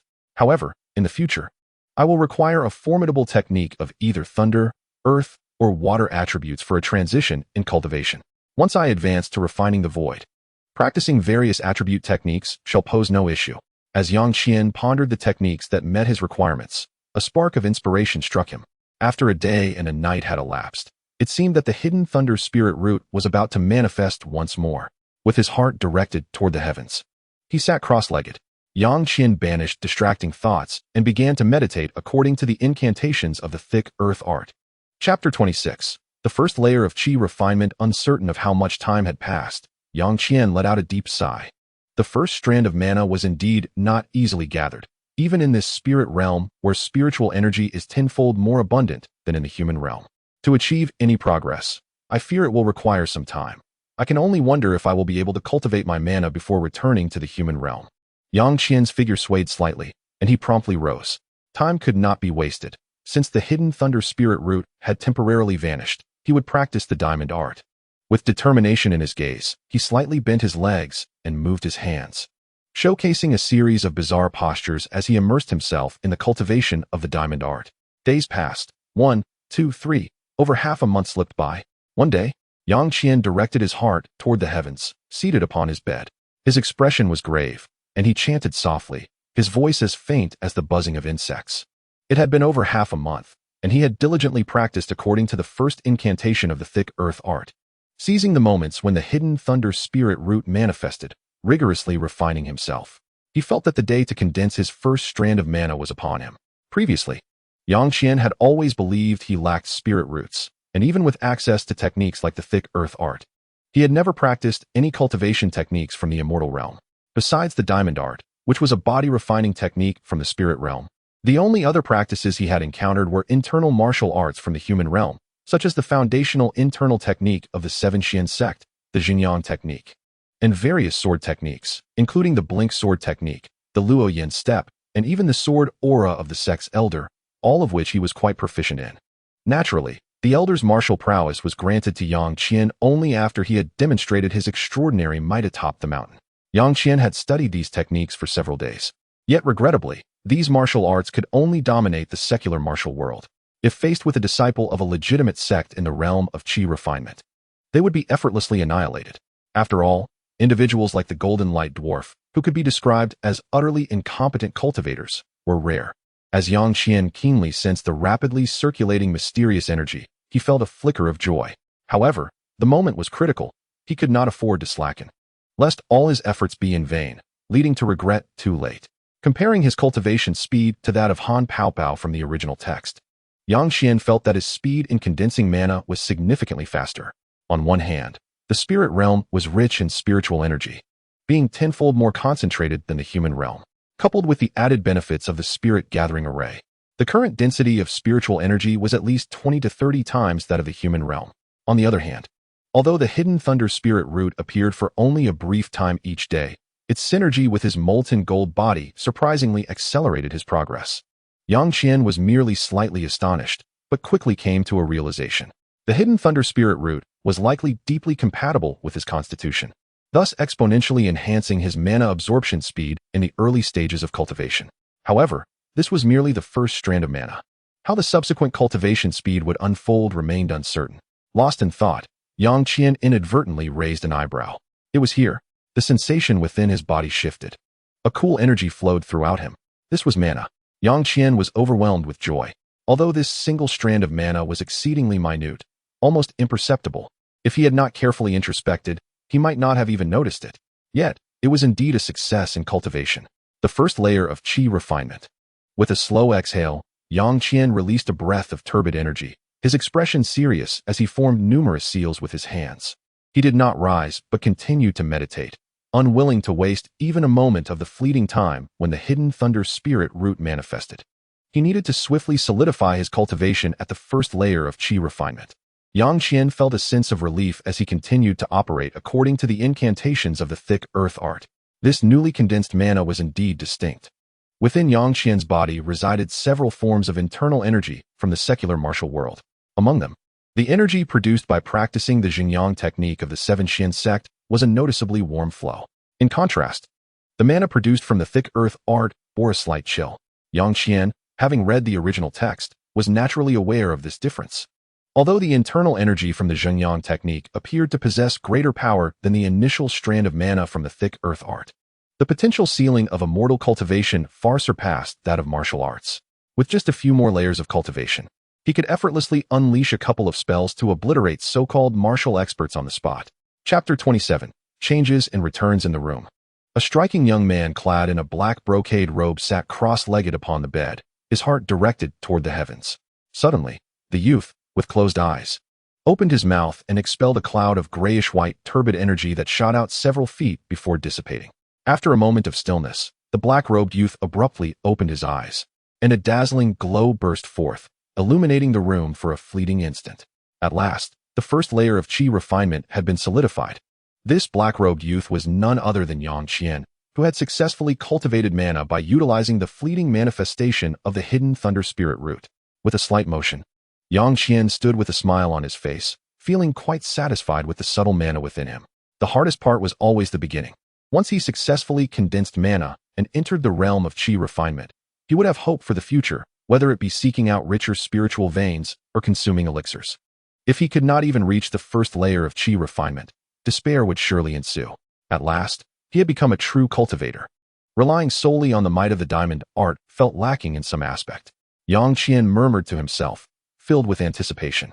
Upon reaching the fourth layer of qi refinement, he would gain an astonishing ability, spiritual consciousness.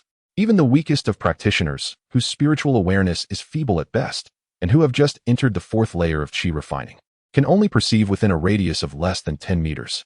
In stark contrast, high-tier practitioners possess a range of perception that stretches hundreds or even thousands of miles, a disparity akin to that between heaven and earth.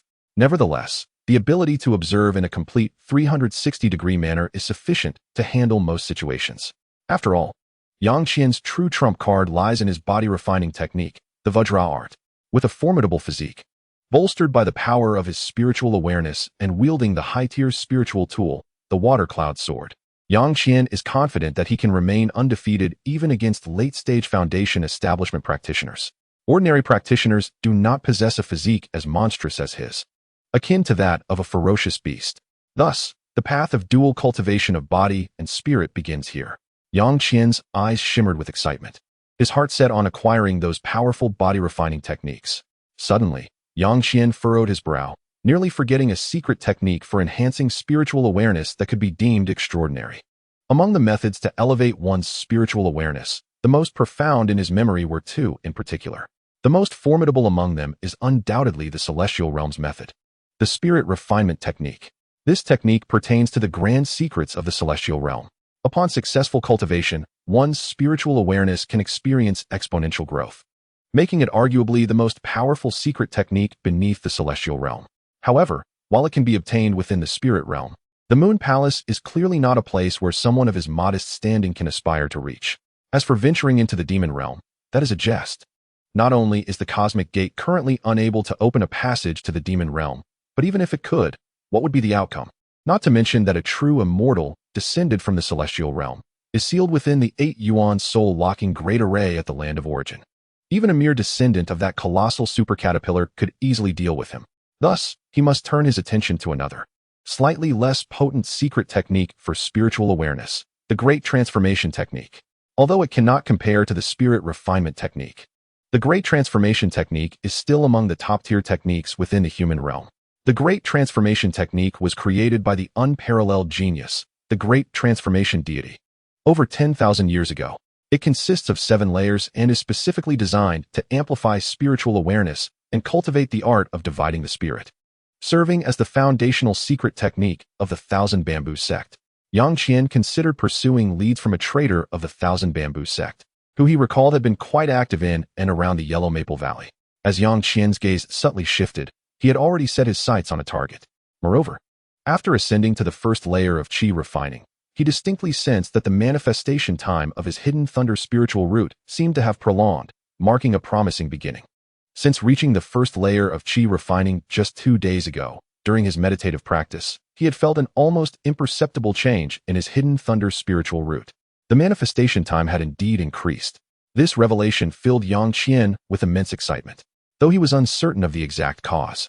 The most plausible explanation was that he had condensed his magical power, resulting in a transformative shift in his physique and bloodline. Alternatively, it could also be attributed to the assistance of the Cosmic Gate within his soul, or perhaps the result of consuming legendary medicinal herbs such as the Tai Silver Essence Mushroom, which could induce some form of spiritual root mutation. These possibilities remain unverified for now, but they are of little consequence. As long as he can gradually cultivate like an ordinary practitioner, engaging in daily meditation and practice, leveraging the mutated thunder spiritual root, would he not advance at an astonishing pace? Furthermore, a slower progression in magical power might even prove beneficial. Provided that the body-refining cultivation of the Vajra Art continues to advance rapidly, he will certainly be able to surprise any adversaries he encounters. Yang Qian grinned, a strange smile crossing his face. His eyes sparkled like stars, and a daring thought emerged in his mind. However, this plan carried some risks and required further deliberation. Yet, should it succeed, he could roam the human realm with impunity.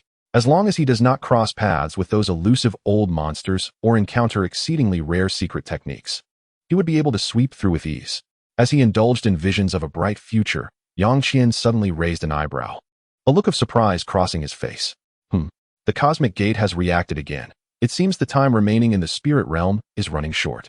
After a moment's contemplation, he abandoned his plans for an outing and resolved to remain in his chamber, seizing the opportunity to enhance his strength. As for his mysterious disappearance, it would likely startle the shopkeeper, but that was no concern of Yang Qian's. Following the condensation of his magical power, the cosmic gate experienced a subtle change, allowing for slight positional adjustments while traversing between the human realm and the spirit realm. In other words, the next time Yang Qian returns to the spirit realm, he need not activate the cosmic gate within the confines of Anyuan City. The extent of the distance he can move remains to be tested. For safety's sake, it would be wise to avoid straying too far from the city. The myriad of demonic beasts and foreign entities outside are not easily dealt with. Time to focus on cultivation. After all, finding a place in the human realm with such rich spiritual energy is nearly impossible, unless one possesses top-tier spiritual eyes to approach the current concentration of spiritual energy. Yang Qian sighed. The initial accumulation is always the most arduous. Even the future Han Tianzuan faced considerable hardship during the Qi refining period, fighting for survival. His early arrival in the spirit realm was indeed a stroke of incredible fortune. With a self-deprecating chuckle, Yang Qian returned to his bed and closed his eyes to meditate once more. Unfortunately, the time limit of the cosmic gate arrived sooner than he anticipated. Merely 2 days later, Yang Qian, with a look of astonishment on his face, was forcibly drawn into a mysterious, deep portal, vanishing from sight. Above the rushing river, a fleeting, slender ripple appeared and disappeared in an instant. Plop! With a splash, a figure in black suddenly emerged from the void and fell into the torrent.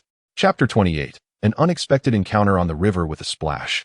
A man in black suddenly burst forth from beneath the water's surface. An astonishing scene unfolded. His form spun gracefully, his feet standing firm upon the rushing current, steady as a mountain, showing no signs of wavering. Moreover, his feet remained firmly atop the water's surface, sinking not even a fraction. As he paused in astonishment, preparing to act, he suddenly raised an eyebrow. "Hey, young brother, hold steady. We are here to rescue you. Stop shouting. Can't you see this young hero's impressive skills? Quickly, steer the boat over." The chaotic shouts of several dozen individuals echoed across the nearby river.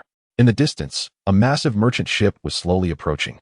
Its deck crowded with dozens of people of all ages, dressed in various styles, all gazing over with keen curiosity. A man clad in black stood upon the river's surface, casting a few curious glances around, his expression betraying a hint of astonishment, as if he were utterly taken aback by his current predicament. Suddenly, his countenance grew serious, and his legs bent slightly. With a thunderous roar, droplets of water erupted, scattering like pearls, as a gaping chasm, wide enough to span 3 or 4 zhang and unfathomably deep, emerged at the spot where he had previously stood.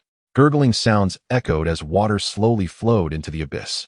Yet, the man in black abruptly vanished, as if he had never been there at all. On the deck, confusion reigned. Where has he gone? Where could he possibly be? The crowd, perplexed and bewildered, began to peer into the flowing river, eager to ascertain the whereabouts of the enigmatic figure.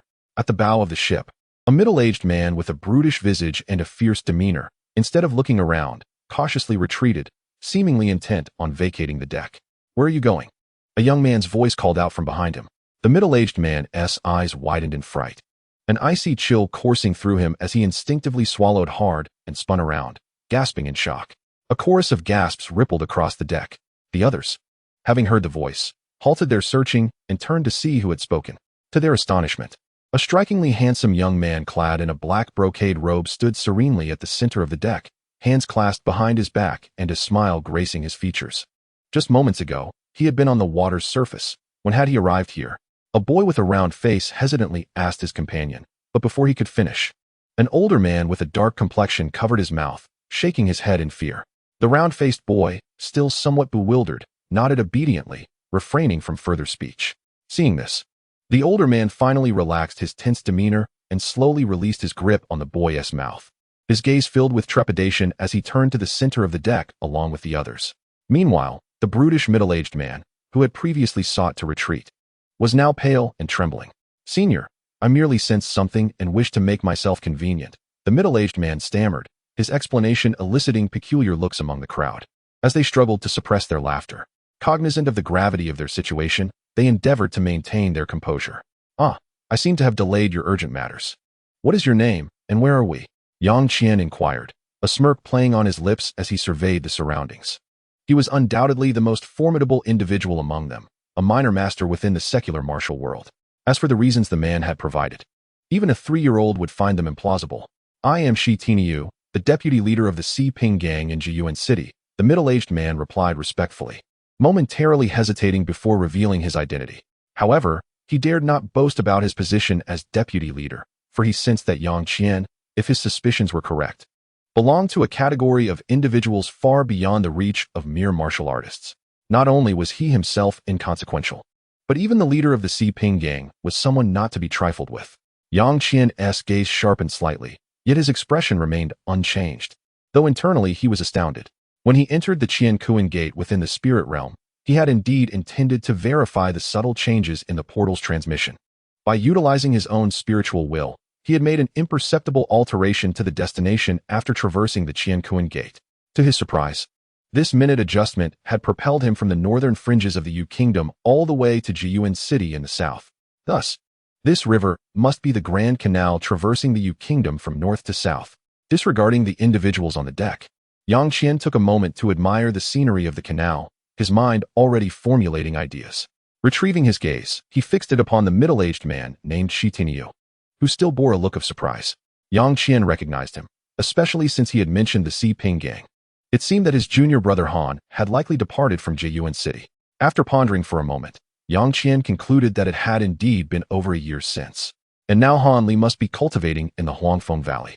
He couldn't help but wonder if Han had discreetly inquired about the Xinjian sect and the Qingyuan sword art.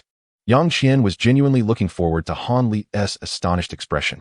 "Shi Tiniu," Yang Qian said expressionlessly. "At your service, senior. What are your commands?" Shi Tiniu exclaimed, startled. As he quickly lowered his head, his display of fear bewildered the others on the deck, for this deputy leader of the Si Ping gang, typically a figure of authority in Jiyuan City, had never exhibited such deference. As the crowd pondered the identity of this remarkably handsome young man in black, they speculated whether he might be a legendary martial master renowned throughout the realm, despite his youthful appearance. Amidst their astonishment and conjectures, they suddenly noticed the black-clad youth's lips moving rapidly in silence. Yet Shi Tiniu's countenance transformed into one of shock and exhilaration as he raised his head in amazement. Joy radiated from Shi Tiniu as he gestured for Yang Qian to proceed, eagerly leading the way. Yang Qian nodded calmly, following closely behind without uttering a word. In mere moments, the two figures vanished from the deck. The remaining members of the gang let out a collective sigh of relief, exchanging glances in silence. After a considerable pause, a diminutive, pale-faced man cautiously stretched his neck, then quickly withdrew, trembling in apprehension, yet none mocked him. "What should we do now?" The yellow-faced man stuttered, uncertain of how to proceed. The others, equally perplexed, exchanged glances, none daring to speak. Even the deputy leader had treated the black-clad youth with utmost caution, leaving the rest of them, mere underlings, at a loss as to how to act. At last, an elder, having surveyed the scene, spoke decisively. "Everyone disperse and mind your own business." Gratitude was expressed to several supporters for their votes and recommendations, acknowledging the community's unwavering support over the past month, especially those who had been loyal from the very first chapter. The author remarked that they had never sought rewards or votes, and did not intend to do so this time either, for they too were a reader and understood the sentiment. They expressed a reluctance to make absolute statements. For instance, "I shall undoubtedly write to 1,000,000 words, never ceasing the updates, and certainly will not abandon this endeavor. Plans change faster than anticipated. No one can predict the outcome. Moreover, I am aware that my writing skills are merely average. I can only strive to do my best. To those who do not wish to read, I bid you farewell. You may simply exit at the top right corner. Thank you, everyone." Chapter 29. The Trajectory of History. The spirit of melody has escaped. Inside the cabin, Yang Qian sat majestically in the prominent position, a smile adorning his face as he gestured to halt Shi Tiniu's act of pouring tea. "No need for such formality." Shi Tiniu acknowledged with a respectful nod, standing rigidly to the side with his head bowed. Yet, despite the joy evident in his eyes, a hint of doubt lingered. The young master had departed for quite some time. How could another acquaintance of his suddenly appear? However, the elder in the high seat seemed to possess some knowledge of recent events in Jiyuan City, leaving Shi Tinyu in a state of perplexity. Never mind. I shall first maintain a steady demeanor. Once we return to Jiyuan City, let Sun Ergu deal with the complications of this matter. That fellow, indulging in merriment daily, certainly deserves a thorough reprimanding. A sinister smile crossed Shi Tinyu's face, albeit his mind was calculating how to ascertain the identity of this man in black. Though the individual possessed remarkable strength, Shi Tinyu had fought hard over the years and recently ascended to the position of deputy leader of the Siping gang due to a benefactor. Thus he was no naive character. Treating him with respect, adhering to protocol, and upon our return to Jiyuan City, I shall confirm his identity. If he truly is an acquaintance of the young master, he shall be treated as an esteemed guest. Perhaps, in his good graces, he may bestow some small trinkets upon us. Shi Tinyu had long envied the control that Sun Ergu had over the spirit of melody. Should he not be an acquaintance of the young master, then let Sun Ergu grapple with the ensuing headaches. Shi Tinyu chuckled inwardly. Such matters were hardly within the purview of a mere deputy leader. Yet, the next question posed by Yang Qian rendered him utterly astonished. Shi Tinyu, has Sun Ergu brought forth the spirit of melody recently? Yang Qian leaned slightly, reclining in his ornate rosewood chair, seemingly casual in his inquiry. Shi Tinyu's eyes widened, astonished, as if they had transformed into the size of saucers. This person truly knew of the spirit of melody's existence? With regard to the identity of the young master's acquaintance, Shi Tinyu believed even more firmly. The secret of the spirit of melody, apart from the departed young master, was known only to the gang leader, Sun Ergu, himself, and a few trusted confidants. The other ordinary members of the gang were entirely oblivious to the spirit's formidable prowess. Tension etched across Shi Tinyu's face as he contemplated, and under Yang Qian's scrutinizing gaze, he reluctantly began to speak. Reporting to the elder, the spirit of melody encountered a minor mishap recently. Before Yang Qian could interject, Shi Tinyu hastily continued. Not long ago, our Siping gang was engaged in a territorial dispute with a mid-level gang in Jiyuan City. However, the opposing side boasted numerous skilled fighters, rendering our gang unable to withstand the assault. Consequently, Leader Sun summoned the spirit of melody for assistance. In that confrontation, the spirit of melody was nothing short of invincible, sweeping away the enemy's top experts with overwhelming force, leading to our gang's resounding victory. However, an unusual incident occurred shortly thereafter, just a few days post-battle. While I and Leader Sun were deliberating on expanding our influence, an attendant we had dispatched to oversee the spirit of melody rushed back with news that the spirit had spoken. Upon reaching this point, a complex smile of anguish emerged on Shi Tinyu's otherwise fierce countenance. Yang Qian's eyes narrowed, and he raised an eyebrow. Recalling the whereabouts of the spirit of melody from the original narrative, he remembered when Han Paopao next arrived in Jiyuan City, he had conversed with Sun Ergu, who mentioned that the spirit of melody had been lost for 6 long years. This timing was indeed quite coincidental, as it suggested that shortly after the young master's departure, the spirit had gone missing. Thus, the nascent soul cultivator from the Yuling sect should currently be near Jiyuan City. Setting aside the cultivator's storage pouch, the golden-backed demon mantis itself was a treasure trove. If one could slay it and return to the spiritual realm, seeking a master craftsman to forge high-level spiritual artifacts would be a splendid endeavor. As for whether he could defeat it, armed only with the second-level diamond body technique and the water cloud sword, he could not claim absolute certainty. Nevertheless, he possessed the Tai's silver essence armor, which could withstand any beast below level 5, placing him in a virtually indomitable position. At worst, he could engage the golden-backed demon mantis in a war of attrition. Yang Qian's thoughts whirled, though he feigned ignorance and inquired, "Oh, when you two went to investigate, did anything unexpected occur?" With the soul guiding bell in hand, how could the spirit of melody pose a threat to you? Indeed, upon hearing Yang Qian mention the soul guiding bell, Shi Tinyu's doubts about the elder's identity dissipated entirely. Elder, the spirit of melody did not attack us. However, before we even entered its chamber, it seemed to have already known our whereabouts. At this moment, incredulity colored Shi Tinyu's expression as he continued, half explaining and half reminiscing. Before we entered, the spirit of melody unexpectedly burst through the wall and vanished without a trace, its speed so swift that we could not pursue it. Furthermore, the spirit possesses immense strength, and we dared not press too hard.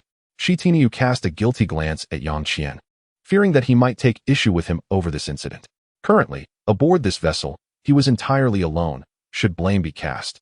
It would only be appropriate to wait until their return to Jiyuan City to collectively address the matter with Sun Ergu, that bumbling fool. Shi Tianyu silently gritted his teeth, envious and resentful of Sun Ergu's indulgent lifestyle.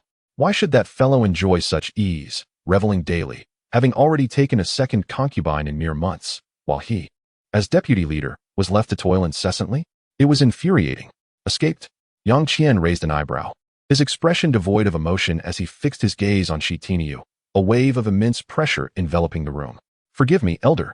Shi Tianyu suddenly knelt.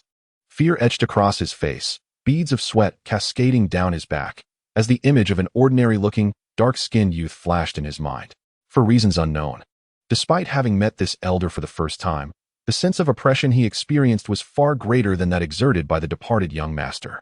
If the absence of the young master felt like a mountain looming over him, then the imposing presence of the dignified figure before him radiated an overwhelming aura akin to the very might of heaven and earth, rendering him nearly breathless. As if he might lose his life at any moment. I extend my gratitude to all esteemed friends for your votes of recommendation. Special thanks to the friends Huo Qingxi, Shuyu 202009270432173359, Tairo Bujin de Xiaoyan, and the monthly ticket. I also appreciate the generous donation of 400 coins from friend 20230329221733009. Chapter 30. Directly to Jiyuan City inside the cabin. Elder. After the departure of Lord Chu Han, he did not immediately leave the vicinity of Jiyuan City, but instead lingered in the nearby mountains and forests. Although we were unaware of the reasons behind this, we managed to grasp some of Lord Chu Han's whereabouts. I, along with Sun Ergu and other capable members of our gang, ventured out in search of him, hoping to bring him back. However, for reasons unknown, whenever we approached Lord Chu Han, he would swiftly relocate, showing no desire to meet us. Occasionally, some brothers from the gang encountered Lord Chu Han, but, being no match for him, were unable to bring him back, resulting in the unfortunate injury or death of one of our skilled members. Shi Tianyu knelt on the ground, rapidly recounting everything he knew, fearful that any delay could cost him his life. Oh, there is nothing strange about it. It is likely due to the soul-guiding bell. Yang Qian remarked, appearing unfazed and enigmatic. Suddenly, his gaze shifted, locking onto Shi Tianyu as he inquired, "You just mentioned that you and Sun Ergu always acted simultaneously?" Yang Qian recalled Shi Tianyu's words, sensing that this fellow had never sought out Lord Chu Han alone. In response to the esteemed elder, my abilities are lacking. How could I dare to seek out Lord Chu Han by myself? Therefore, I have always acted in conjunction with Sun Ergu, Shi Tianyu stated, his fierce countenance turning solemn as he spoke earnestly. Yang Qian scrutinized Shi Tianyu, bemused by how this man could present his cowardice with such righteous fervor, displaying a certain audacity that was indeed commendable after years in the gang. Given that, the responsibility for Lord Chu's escape cannot be placed upon you too. Yang Qian acknowledged with a nod of understanding, disregarding the gleeful expression on Shi Tianyu's fierce face. He continued, "You should make arrangements to head directly to Jiyuan City. I wish to meet with Sun Ergu. You need not concern yourself any further with matters regarding Lord Chu Han. Thank you for your kindness, esteemed elder. I shall make the arrangements at once." Shi Tianyu bowed deeply, his face alight with joy. "I take my leave." With a hunched posture, Shi Tianyu cast a furtive glance at Yang Qian, who was meditating with his eyes closed, before slowly retreating. With a creak, he closed the door behind him, revealing the sinister expression on his face as he ground his teeth in frustration. "Sun Ergu, regarding Lord Chu Han, I shall see how you explain this to the elder. Once Lord Chu Han is gone, how many more concubines will you be able to take?" Shi Tianyu had long harbored jealousy over Sun Ergu's romantic fortune. Little did he know that their gang leader, Sun Ergu, was destined to have 9 concubines in the future. Otherwise, he would be lamenting his fate. Striding out, the vice leader quickly exited the cabin. Upon reaching the deck, Shi Tianyu's face twisted with malice as he surveyed the area, his spirits soaring with the anticipation of witnessing Sun Ergu's forthcoming embarrassment.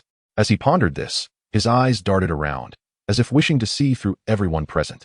The dozen or so gang members busy with various tasks lowered their heads, daring not to meet the gaze of their vice leader. Anyone witnessing Shi Tianyu's expression would assume he had suffered a grave injustice, but they were oblivious to the fact that he was actually in high spirits, eager to return home. "Listen up, everyone. Turn the ship around and head straight for Jiyuan City. Full speed ahead," Shi Tianyu suddenly shouted, startling several younger gang members, causing them to fumble their belongings and drop them in shock. They looked bewilderedly at their vice leader, unsure of what scheme he was plotting. However, an older man nearby, seemingly sensing something, approached Shitiniu, his small eyes glinting with intrigue. "Leader, could it be that you are referring to that individual?" he asked in a conspiratorial tone, his voice barely above a whisper. Shitiniu was pleased with the elder's attitude, feeling somewhat elated, and his fierce expression softened as a grin spread across his face. "Why so many words? Go, set sail," he exclaimed, laughing heartily as he strode toward the back of the ship. The elder, taken aback, watched the back of his vice leader with a furrowed brow, then suddenly relaxed, releasing a low, sinister laugh. Yang Qian stood at the highest point of the ship, gazing out into the distance. The city was now clearly visible, Jiyuan City. As the largest city in Lanzhou, it was undoubtedly prosperous. The Grand Canal, which traversed the country from north to south, flowed directly through the heart of the city, complemented by several other water and land routes converging here, making it an economic powerhouse and a critical hub for trade.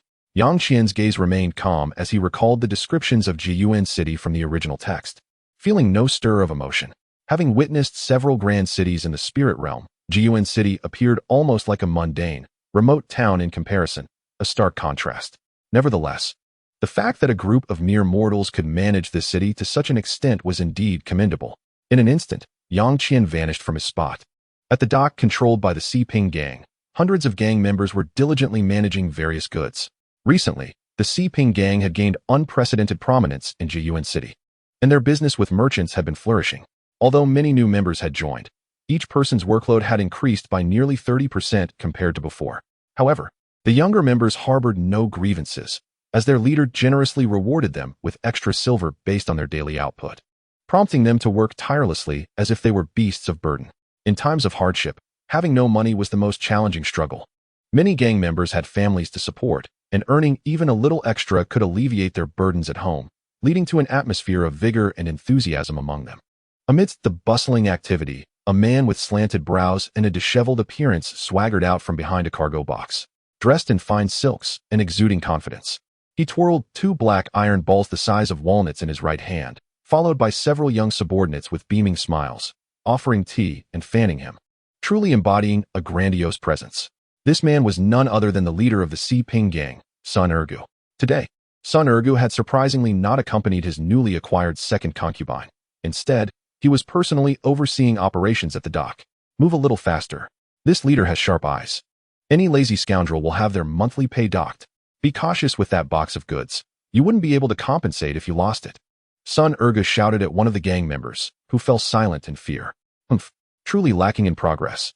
Accepting a cup of tea passed to him by a subordinate, Sun Ergu lifted the lid and, tilting his head back, gulped down the contents, tea leaves and all. Thanks to the kindred spirit for the monthly votes and all the friends for their recommendations. A temporary breakthrough. One update for Beast Evolution, another for Beast. Chapter 31. The Leader's Son and Vice Leader She. Sun Ergu spat out a tea leaf, smacking his lips. "Why is it so hot today?" Complaining of thirst, he turned to signal for another cup of tea.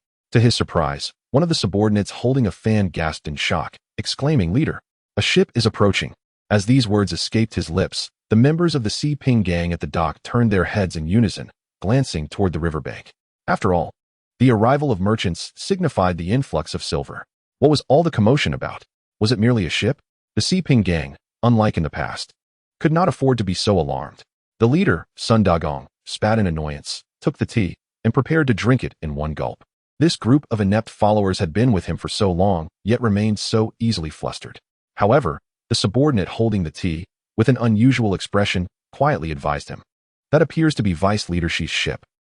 Just as Sun Ergo swallowed his tea, he choked, unable to suppress the spray of liquid from his mouth. The subordinate, whose hands were occupied with the teapot, could not wipe his face clean of tea leaves, forcing him to wear a pained smile that was almost comical. At that moment, Sun Ergo was too preoccupied to consider his subordinate's thoughts, his expression shifting with urgency as he turned around hastily. "Tainyo, this fellow has only been gone for a few days. How could he return so suddenly? It's impossible to have completed the cargo transfer in such a brief time. Has something gone awry?" He hurried to the edge of the dock, his face grave as he gazed into the distance. On the Grand Canal of Xianglu, a vessel bearing the Xiping gang's flag was slowly approaching. Inside the main hall of the Xiping gang's headquarters, the leader Sun Ergo stood respectfully in the center, hands at his sides, eyes lowered, yet internally seething with hatred for Shi Tainyo. Having returned from an outing without having dealt with a full cargo, he had now brought back such an unexpected guest. Just moments ago, as Sun Dagong stood astonished at the dock, his identity had been revealed along with the existence of the soul summoning bell, leaving him terrified, thinking that enemies of the young master had come for him.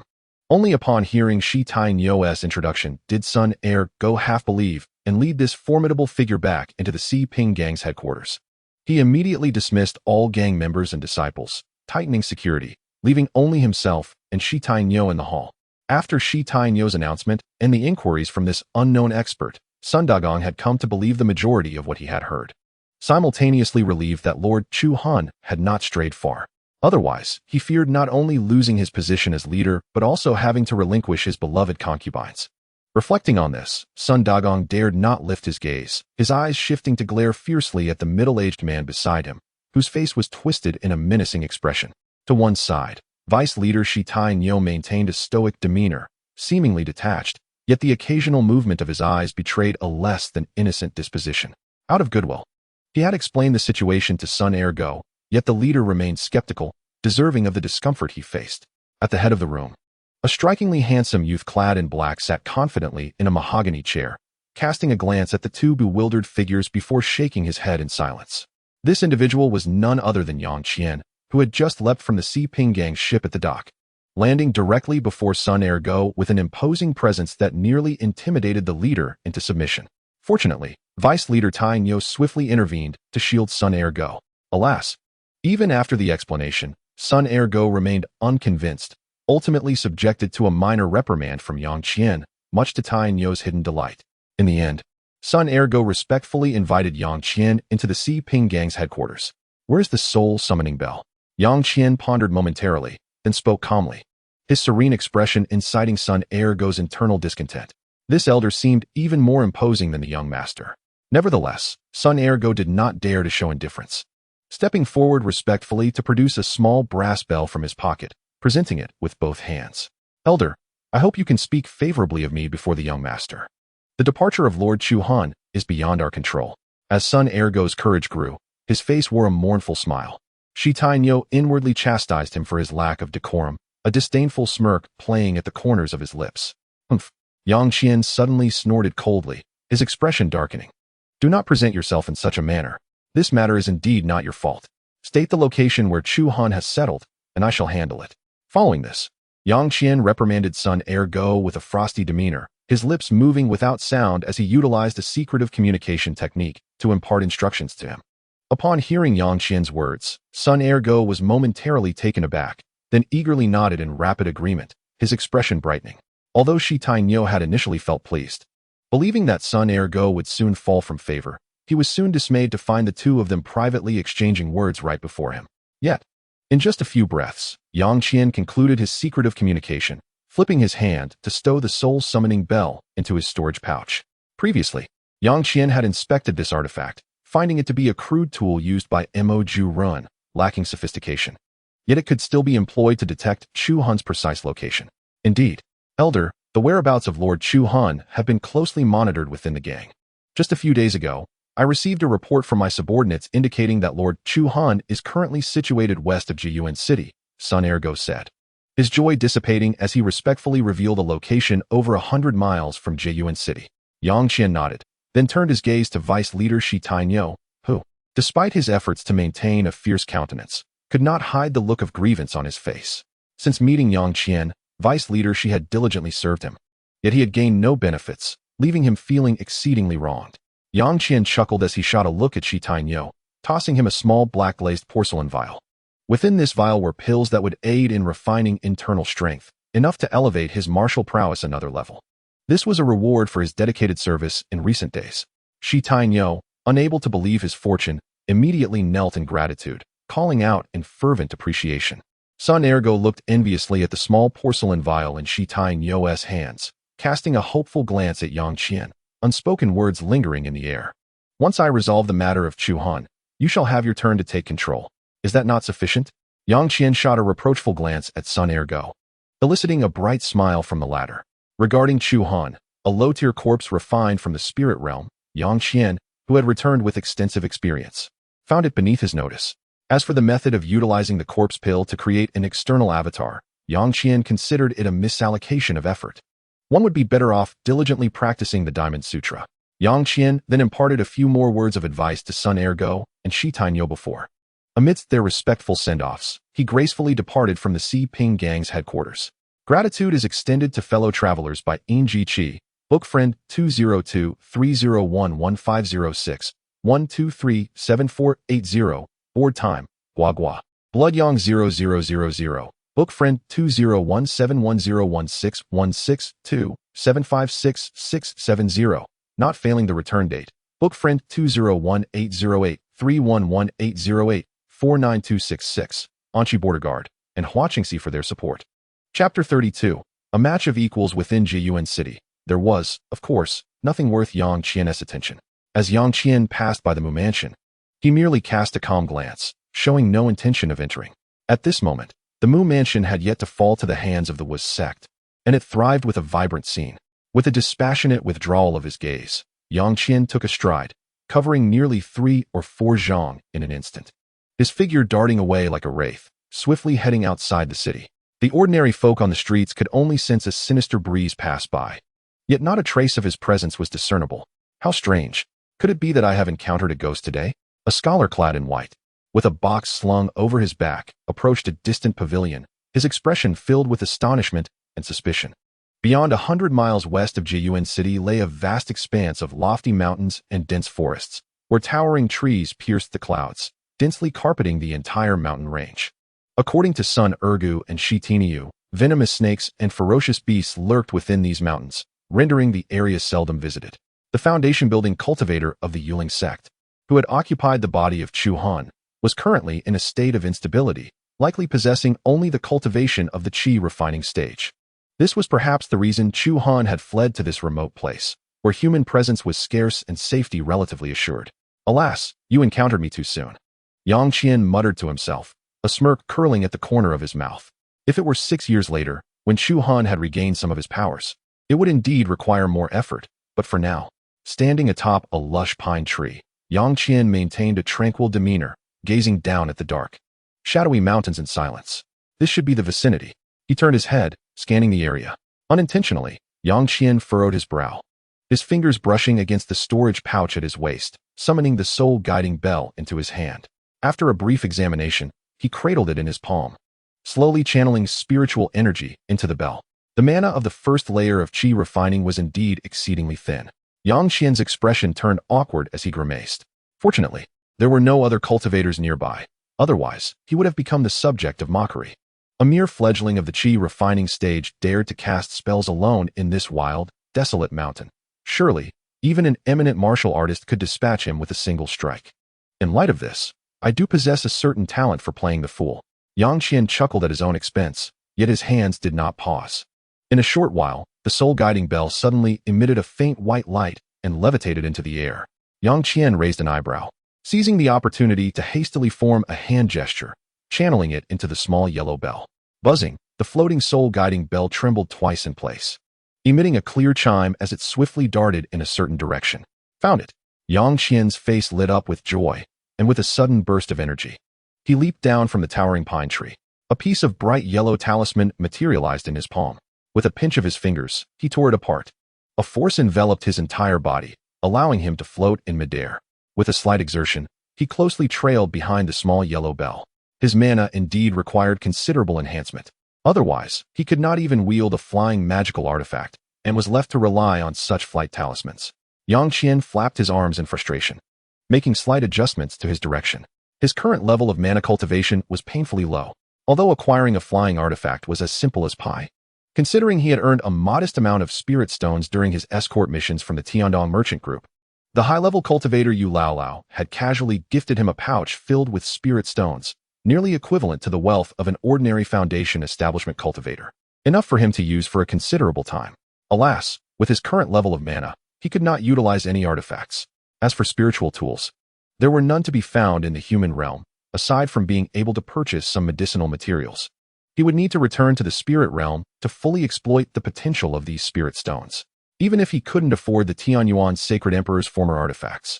he still needed to acquire a few high-quality spiritual tools for self-defense. It seemed the materials from this golden-backed demon mantis could forge 1 or 2 decent spiritual tools. After flying approximately 30 to 40 miles, just as the effect of the flight talisman was about to wane, the small yellow bell suddenly descended without warning. Yang Qian narrowed his eyes, knowing the target was about to appear, and with the last remnants of mana from the flight talisman, he hastily accelerated. Grasping the yellow bell in his hand and tapping his storage pouch at his waist, directly retrieving the soul-guiding bell. Familiar with the storyline, Yang Qian understood that the Chuhan currently occupied by the Yuling Sect's Foundation Establishment cultivator could sense the existence of the soul-guiding bell. Naturally, it would attempt to conceal the bell's aura to avoid alarming its target, especially since Chuhan was still newly integrated and was on high alert. He could not allow him to flee.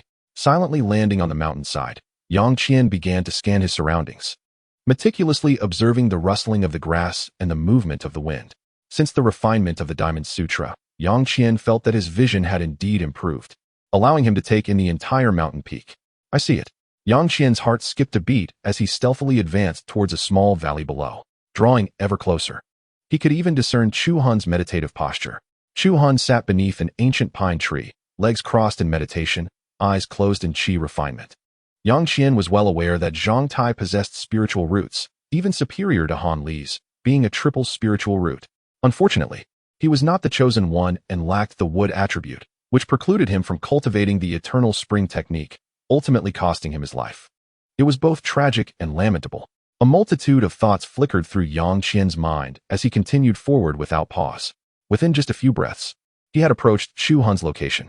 6 years later, this Foundation Establishment cultivator had barely recovered to the 5th or 6th layer of the qi refining stage, which was indeed slow. Thus, his cultivation was likely comparable to Yang Qian's current level. Yang Qian pondered briefly, somewhat astonished. This was indeed a balanced match. Thanks to the friend who supported with a monthly ticket. Chapter 33. The Might of Physical Refinement. Yang Qian's eyes widened in surprise. The cultivator's level matched his expectations precisely. The faint aura of spiritual energy emanating from him was nearly indistinguishable from Yang Qian's own. Within this mountain range, 2 first-layer qi refiners were poised to confront one another. However, at this moment, the other party had already detected Yang Qian's presence. Who? Chu Han's expression shifted dramatically as he abruptly turned his head toward Yang Qian's location, revealing an incredulous expression. A first-layer qi refiner. Who are you? A low-tier cultivator dares to seek trouble with me? Chu Han scrutinized Yang Qian with suspicion, uncertain of his origins. Yang Qian was initially taken aback, then nodded in understanding, disregarding Chu Han's inquiry.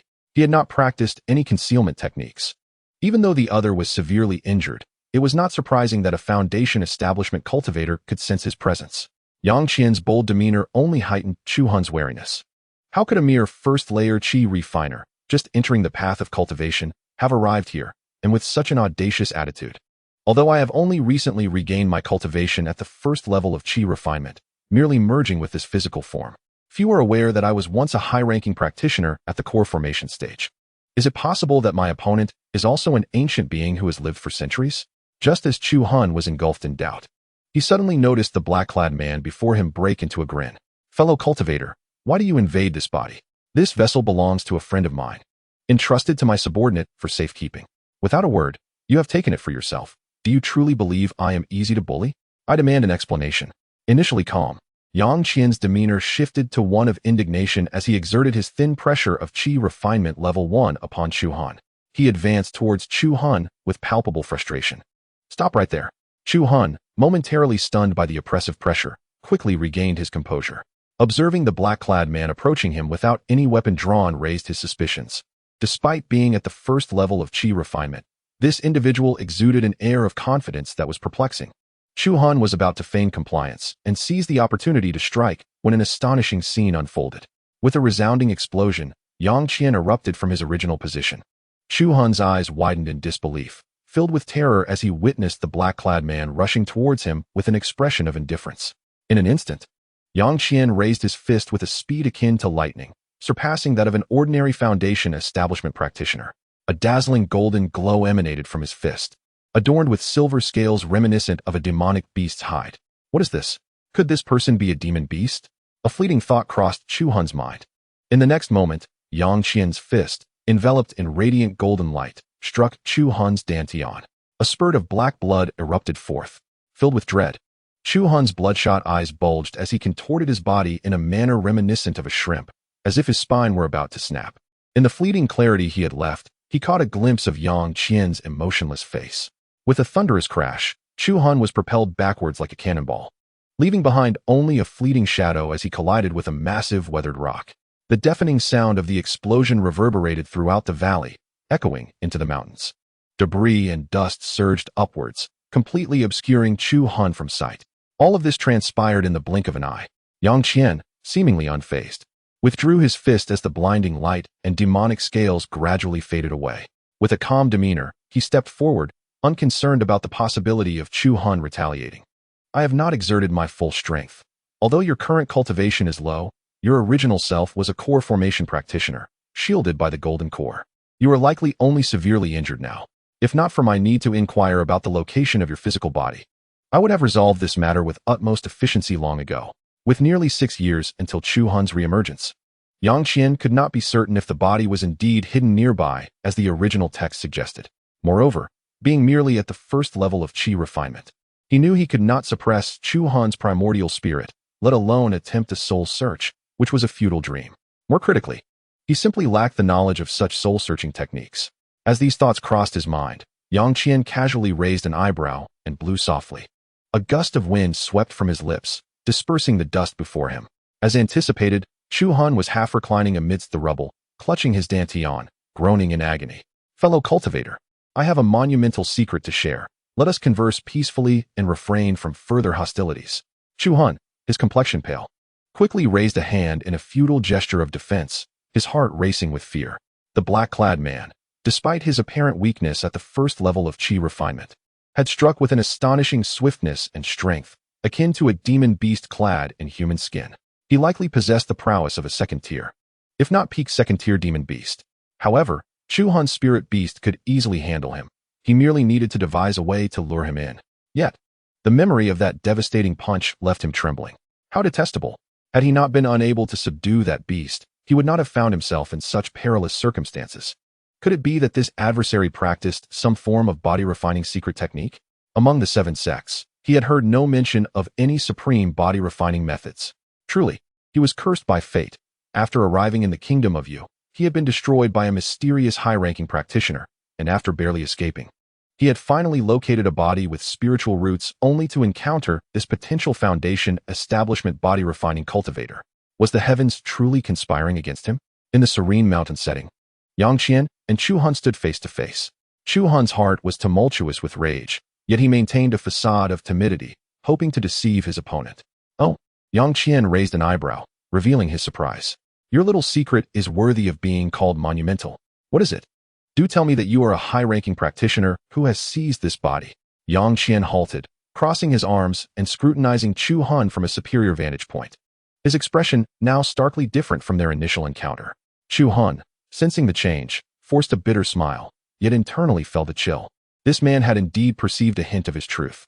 Indeed, I was originally a foundation establishment practitioner from Spirit Beast Mountain. Encountering a bottleneck in my cultivation, I sought opportunities outside and inadvertently came here, only to be ambushed by a demonic cultivator infiltrating the kingdom of Yu, leading to my current predicament. I am willing to relinquish my lifetime of cultivation resources from my storage bag in exchange for your mercy. As Chu Hun spoke, his tone turned desperate. Yet Yang Qian remained unmoved, causing Chu Hun's heart to sink. After a moment's hesitation, he continued, if you do not believe me, I can reveal the location of the body I am hiding. Upon your return, I shall divulge a monumental secret regarding the demonic path. However, you must swear to spare my life. I believe these 2 pieces of information are worth my very existence. Upon finishing, Chu Hun wore an expression of despair, his gaze submissive, while he secretly observed Yang Qian's reaction. A monumental secret concerning the demonic path. What transpired? Although I possess some knowledge of the matters concerning the demon path, it is merely a collection of fragmented rumors. Yang Qian furrowed his brow, deep in thought, unreservedly acknowledging the truth. Chu Hun felt a surge of delight within, yet pondered his words carefully. As long as you swear an oath, I shall reveal everything without reservation. Yu Haven T uttered a single useful piece of information, yet you expect me to swear an oath? Are you intending to toy with me? Yang Qian scoffed, his tone dripping with disdain. This retort, however, played right into Chu Han's hands. After a moment's hesitation, he gritted his teeth and said, "In that case, I am willing to take a step back and disclose the location of my physical body, where my storage bag lies. Surely, this will put your mind at ease, provided you return and fulfill your promise to spare my life." Chu Han's face was etched with despair, a look of anguish overtaking him. "Very well. Since you are so perceptive, I am not one to pursue a path of total annihilation. Once I retrieve your relic, I shall allow you to leave unharmed." Yang Qian's expression softened as he nodded in agreement. Thus, he chose to trust Chu Han once more, as the latter resignedly revealed his hiding place to Yang Qian. "I thank you, my friend." Yang Qian listened intently, suddenly breaking into a smile. Yet this smile instilled a sense of foreboding in the core of the Jedon cultivators of the Yuling sect. Chu Han's expression darkened. Could this individual truly be a cultivator from the Yu Kingdom? He cursed internally, lamenting his continuous encounters with such abnormal sectarians. Truly, his luck was abysmal. Chu Han's eyes flickered as he weighed his options, his expression shifting restlessly. "By the way, my friend, you hail from the Beast Spirit Mountain, one of the 7 sects of the Yu Kingdom. We indeed share some connections." "Connections? What do you mean?" Chu Han's face was instantly filled with suspicion. "Do you know who I am?" Yang Qian suddenly inquired, his expression peculiar. "Are you not a cultivator of the 7 sects? Could you possibly belong to a family of immortal cultivators?" Chu Han was genuinely bewildered by the person before him. "Indeed, my sect has a close relationship with the Beast Spirit Mountain," Yang Qian replied with an enigmatic smile. "The Tiandu Kingdom." Chu Han's eyes widened in shock. Before Yang Qian could continue, Chu Han's expression shifted dramatically, exclaiming, "Impossible. This person is certainly not a cultivator of the Yuling sect." Though he was baffled as to how his identity had been exposed, it was evident that the other party was fully aware of his origins. No time could be wasted. It was time to fight for his life. Determination flashed across Chu Han's face. In a moment of desperation, he opened his mouth, unleashing a green light that shot forth like lightning, aimed directly at Yang Qian. Yang Qian sensed the impending danger. His expression unchanged as he formed a fist with his right hand. A glimmering beast skin glove instantly adorned his hand. Simultaneously, with a clang, a blue 4-foot-long sword appeared in his palm, emanating a chilling aura that pressed upon the air. At the base of this azure sword, 4 small spirit stones of various hues, each the size of a bean, were embedded. These were the spirit gloves and the water cloud sword that Yang Qian had obtained from the spirit realm. All of this transpired in the blink of an eye. The green light shot toward Yang Qian just as he slightly bent his arm. Clang! The clear sound of metal clashing echoed. The green light was effortlessly repelled by the water cloud sword. As it spun in midair, its true form was revealed to be a small sword. Shimmering green and pulsating with light, clearly not an ordinary item. The green radiance sword. Yang Qian's gaze flickered, stealing a glance at it. This was not the first magical artifact he had encountered. He had previously seen high-level cultivators wielding magical treasures in the spirit realm. However, observing it up close was a first for him. Moreover, this item was about to be stored in his possession. Unbeknownst to him, Chu Han's heart was also trembling. Who was this person? The sword in his hand resembled a magical weapon, yet bore the strange embellishment of spirit stones. Despite his cultivation being merely at the chi refinement stage, what kind of secret technique was he employing? Chu Han found himself increasingly anxious. Why was everything going wrong? Was fate conspiring against him? Then I shall defy fate. With this thought, a fierce expression surfaced on Chu Han's face as he struck his abdomen and spat out a verdant pill. Upon its emergence, it radiated a soft green glow, enveloping his entire being. A golden pill. Yang Qian squinted instinctively, yet his expression remained unchanged. As if struck by inspiration, Yang Qian grinned cruelly and, with a sudden shift, charged forward wielding the water cloud sword, exhibiting an unrestrained ferocity, brimming with murderous intent. In this critical moment, Chu Han, filled with rage and urgency, hastily cast several incantations at the green golden pill, causing it to spin rapidly, emitting a brilliant green light. Simultaneously, the green radiance sword whirled around Chu Han's body at great speed. With a fierce glare, Chu Han pointed at Yang Qian, coldly uttering a command. Instantly, the green golden pill erupted with a dazzling brilliance, shooting directly into the green radiance sword. Buzz! The green radiance sword, previously suspended before Chu Han, emitted a resonant hum, vibrating violently as it transformed into a bolt of green lightning, once again charging towards Yang Qian. At this moment, Yang Qian had approached the vicinity of Chu Han. His water cloud sword gleaming coldly, raised high, clearly too late to intercept the trajectory of the green radiance sword. The speed of the green radiance sword was unfathomable, even threefold faster than before, leaving no time for evasion. Just as Yang Qian was about to be pierced through the heart by the green radiance sword, a cruel smile was about to unfold on Chu Han's lips as he anticipated witnessing the horrific expression of his opponent in death. No matter how enigmatic one might be, facing the direct attack of a foundational cultivator's magical treasure at such close range, one could hardly hope to withstand it. However, in the next moment, before Chu Han's smile could fully form, it had already frozen on his face. An incredible scene unfolded. Yang Qian seemed oblivious to the green radiance sword aimed at his chest, his expression indifferent, almost mocking. Suddenly, his entire being underwent an astonishing transformation. A radiant golden light erupted from his body, blindingly bright. Moreover, countless silver scales, the size of coins, spontaneously emerged on his cheeks, neck, and hands, rendering him unrecognizable. Under Chu Han's horrified gaze, clang, the resplendent green radiance sword struck Yang Qian's chest, erupting in fierce sparks. His clothes were shredded, revealing an incredibly dense layer of silver scales over his heart.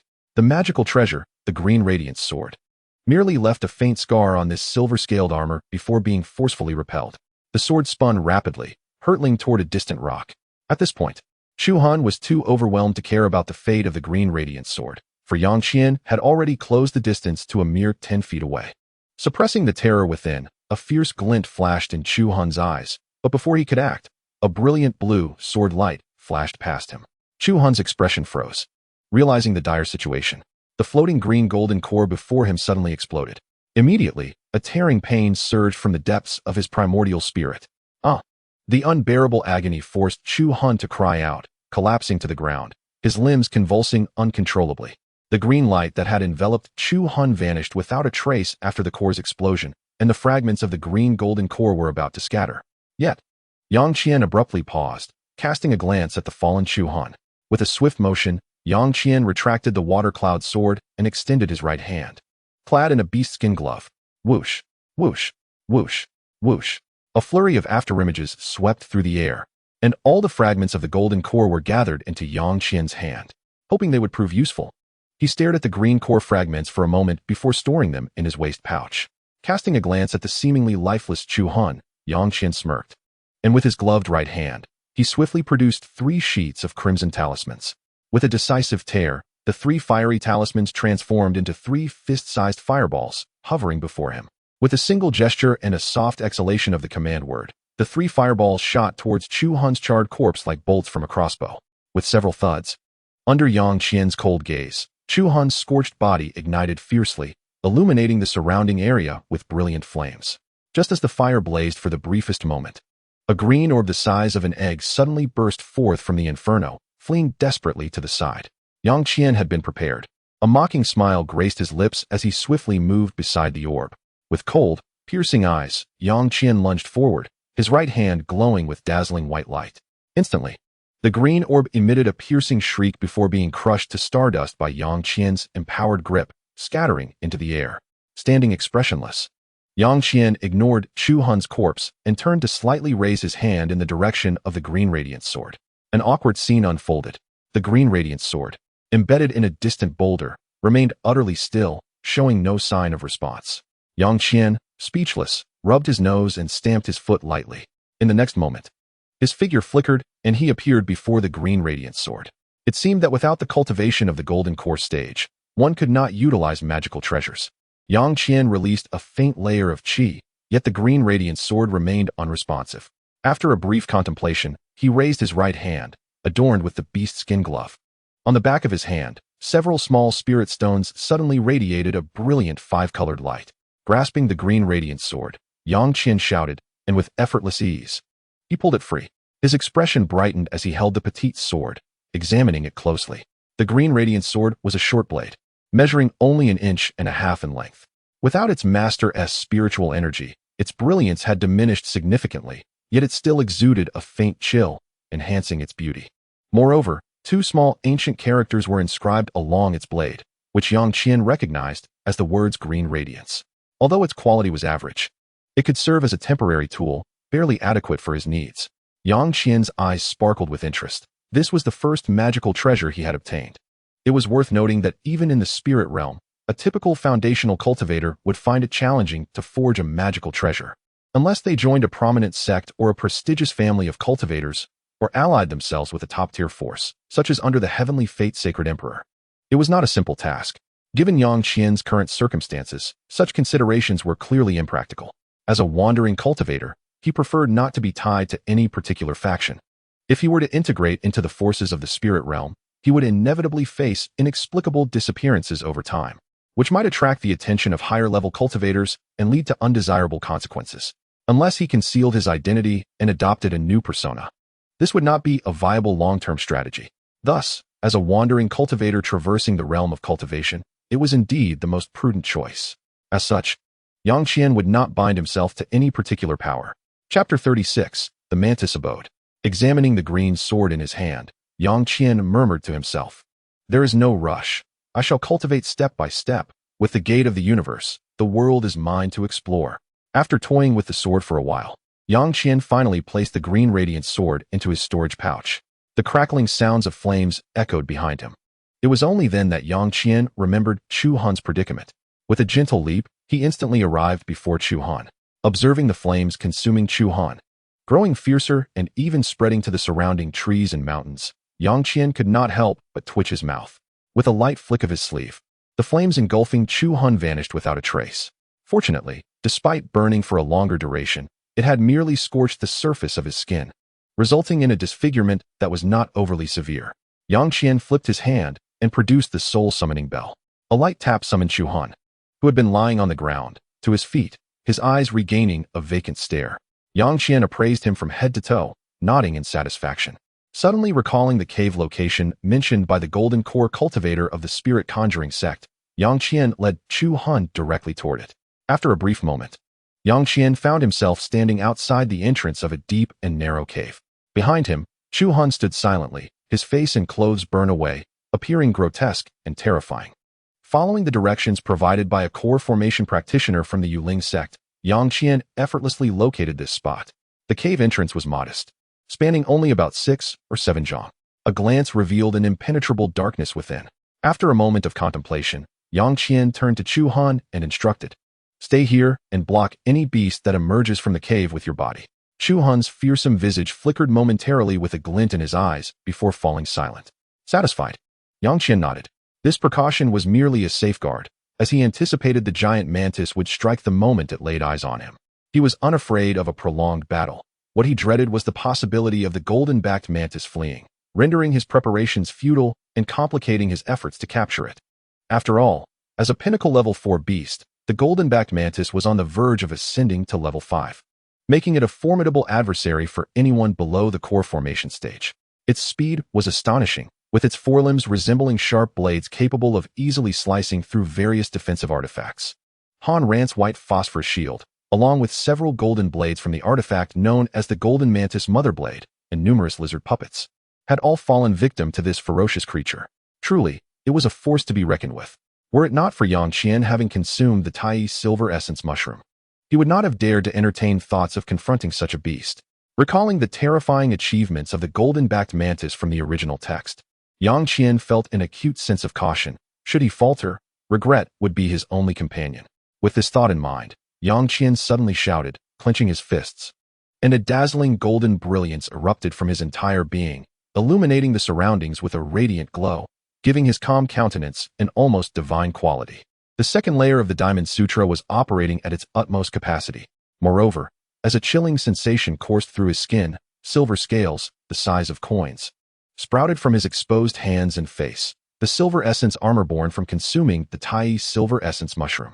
This armor not only offered exceptional resistance against blades, fire, and water, but also provided absolute physical defense below the core formation stage. Once activated, it rendered him nearly invincible unless his opponent employed extraordinary techniques such as spiritual awareness spells. This was Yang Qian's true trump card, enabling him to challenge the golden-backed mantis with the second layer of the Diamond Sutra. Although the golden-backed mantis was a level 4 pinnacle beast, it could not utilize spells and relied solely on its physical prowess to attack. Apart from its incredible speed, it was effectively countered by the Tai Silver Essence mushroom. What remained was a battle of endurance. Yang Qian pondered for a moment, feeling a twinge of insecurity. With a flick of his right hand, A pair of beast skin gloves embedded with several small spiritual stones instantly adorned his hands. He then patted his waist, producing a resounding clang as a long sword radiating blue light was grasped firmly in his gloved hand. Indeed, it was the Shui Yun sword. Examining the two artifacts in his possession, Yang Qian raised an eyebrow. It would be prudent to replace the spiritual stones on the artifacts. If they were to run out in a critical moment, it would lead to complications. As he murmured to himself, his left hand skillfully swept across the hilt of the Shui Yun sword, causing the small fragments of spiritual stones on it and the gloves to vanish in an instant. The once glimmering sword now lost its luster, and the beast skin gloves dimmed as well. Anticipating this outcome, Yang Qian swiftly grasped 24 variously colored spiritual stones from his storage bag, allowing them to swirl in his palm. He then clapped his right hand twice, and the previously inert Shui Yun sword and beast skin gloves suddenly regained their radiant essence, glowing with renewed vigor. Nodding in satisfaction, Yang Qian still felt a lingering unease. His left hand clenched around 2 small blue pills, the Thunder Child, gifted to him by Luo Xiaochuan from the spirit realm. These one-time treasures, forged from the essence of heavenly thunder by high-level practitioners, possessed immense destructive power, capable of obliterating even Foundation establishment cultivators upon direct contact. The physical form of the golden-backed mantis was far superior to that of an ordinary Foundation establishment beast, thus requiring careful consideration in their usage.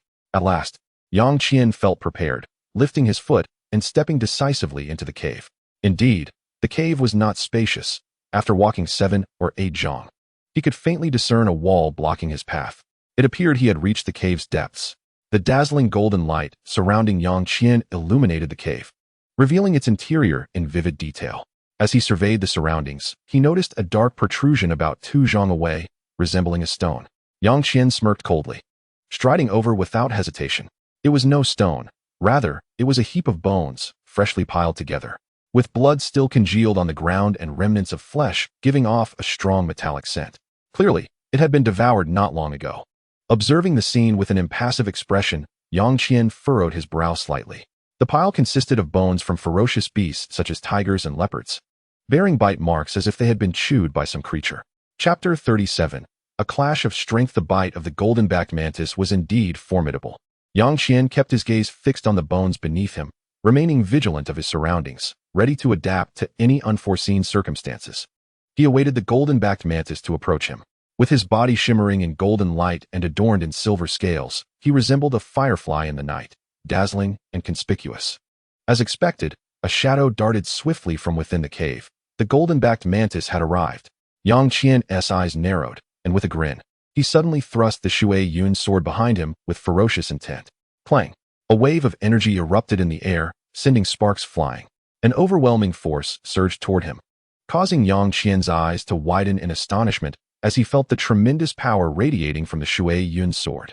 Instantly, he tightened his grip and, sword in hand, was propelled backward, crashing forcefully into the nearby wall, leaving behind a large indentation. Boom! Debris and dust scattered, covering the ground. What incredible strength! Yang Qian rubbed his jaw, his form swaying before landing on the ground with a thud. The indentation in the wall continued to shed stones intermittently. Humph! With a cold snort, Yang Qian unleashed a fierce sword light from the Shui Yun sword. However, before he could make a move, the golden-backed mantis leapt again, its razor-like forelimbs clashing against one another as it charged forward with lightning speed, leaving behind a barely visible afterimage. In the blink of an eye, it was upon him. Although Yang Qian was surprised, he remained composed. The pea-sized spirit stone embedded in his leather gloves suddenly surged with spiritual energy, channeling it into the hilt of his sword. The water cloud sword abruptly radiated a chilling brilliance, unleashing a vast expanse of piercing sword light. A fierce expression flashed across Yang Qian's face as he struck decisively at the golden-backed demon mantis, exposing his chest without regard for his own safety. The mantis, taken aback by Yang Qian's determination, hastily redirected its blade-like forelimb to intercept. Upon collision with the water cloud sword, a resounding clang echoed, sending the mantis reeling backward. Accompanied by a shower of sparks, the surrounding dust was momentarily dispersed, revealing that both combatants were evenly matched in strength. However, the mantis's other forelimb relentlessly surged forward, striking Yang Qian squarely in the chest before he could retract his sword. A thunderous crash resonated as Yang Qian was propelled back several yards, his feet momentarily faltering. The ground shattered beneath him, but he managed to halt his momentum just before crashing into the wall. Thankfully, he had anticipated this encounter and avoided a clumsy impact. Yang Qian lowered his head calmly, narrowing his eyes slightly. He noticed a gaping hole the size of a head in the black brocade robe covering his chest, revealing a dense cluster of silver scales the size of copper coins. These scales had manifested after consuming the Tai silver essence mushroom. Under the dazzling light of the Diamond Sutra, they appeared extraordinarily otherworldly, reminiscent of an ancient deity. Seeing this, Yang Qian remained unfazed, wearing an expression that suggested he expected as much. Indeed, the defense held firm. He observed the silver scales on his chest had merely dented slightly, nearly imperceptible. Yang Qian raised his left hand and gently brushed over the area. In an instant, the silver scales returned to their original state. A smile spread across his face as he lifted his gaze, scrutinizing the golden-backed demon mantis before him. At this moment, the mantis, puzzled by its failure to breach Yang Qian's defenses, hesitated and remained stationary, allowing Yang Qian to discern its true form. The golden-backed demon mantis was not particularly large, standing roughly 10 feet tall, with a slender neck and a disproportionately small head. Yet, two fist-sized orbs of green light flickered ominously, fixated on the exposed silver scales of Yang Qian's chest. Despite its cold and unfeeling demeanor, a hint of confusion and wariness could be discerned in its gaze. Yang Qian raised an eyebrow, recalling the information from the original text regarding this formidable mantis, which had apparently developed a degree of intelligence. However, he paid little heed to this fact. Today, this mantis would not escape his grasp. His eyes flickered as he regarded the formidable blades of the mantis. These were excellent materials for crafting spiritual implements. In the spirit realm, Yang Qian could only wander within small cities, where most materials were from first-level demon beasts. Finding second-level beast materials, which were above the foundation establishment stage, was quite challenging. As for venturing outside the city to hunt second-level beasts alone, Yang Qian lacked the courage. Even in the human realm, one could encounter core formation stage beasts in the wilderness, let alone in the higher planes of the spirit realm.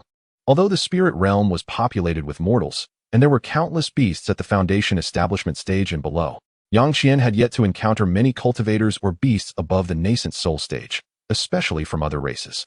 This was primarily because Yang Qian remained confined to small cities, too fearful to venture into the wild.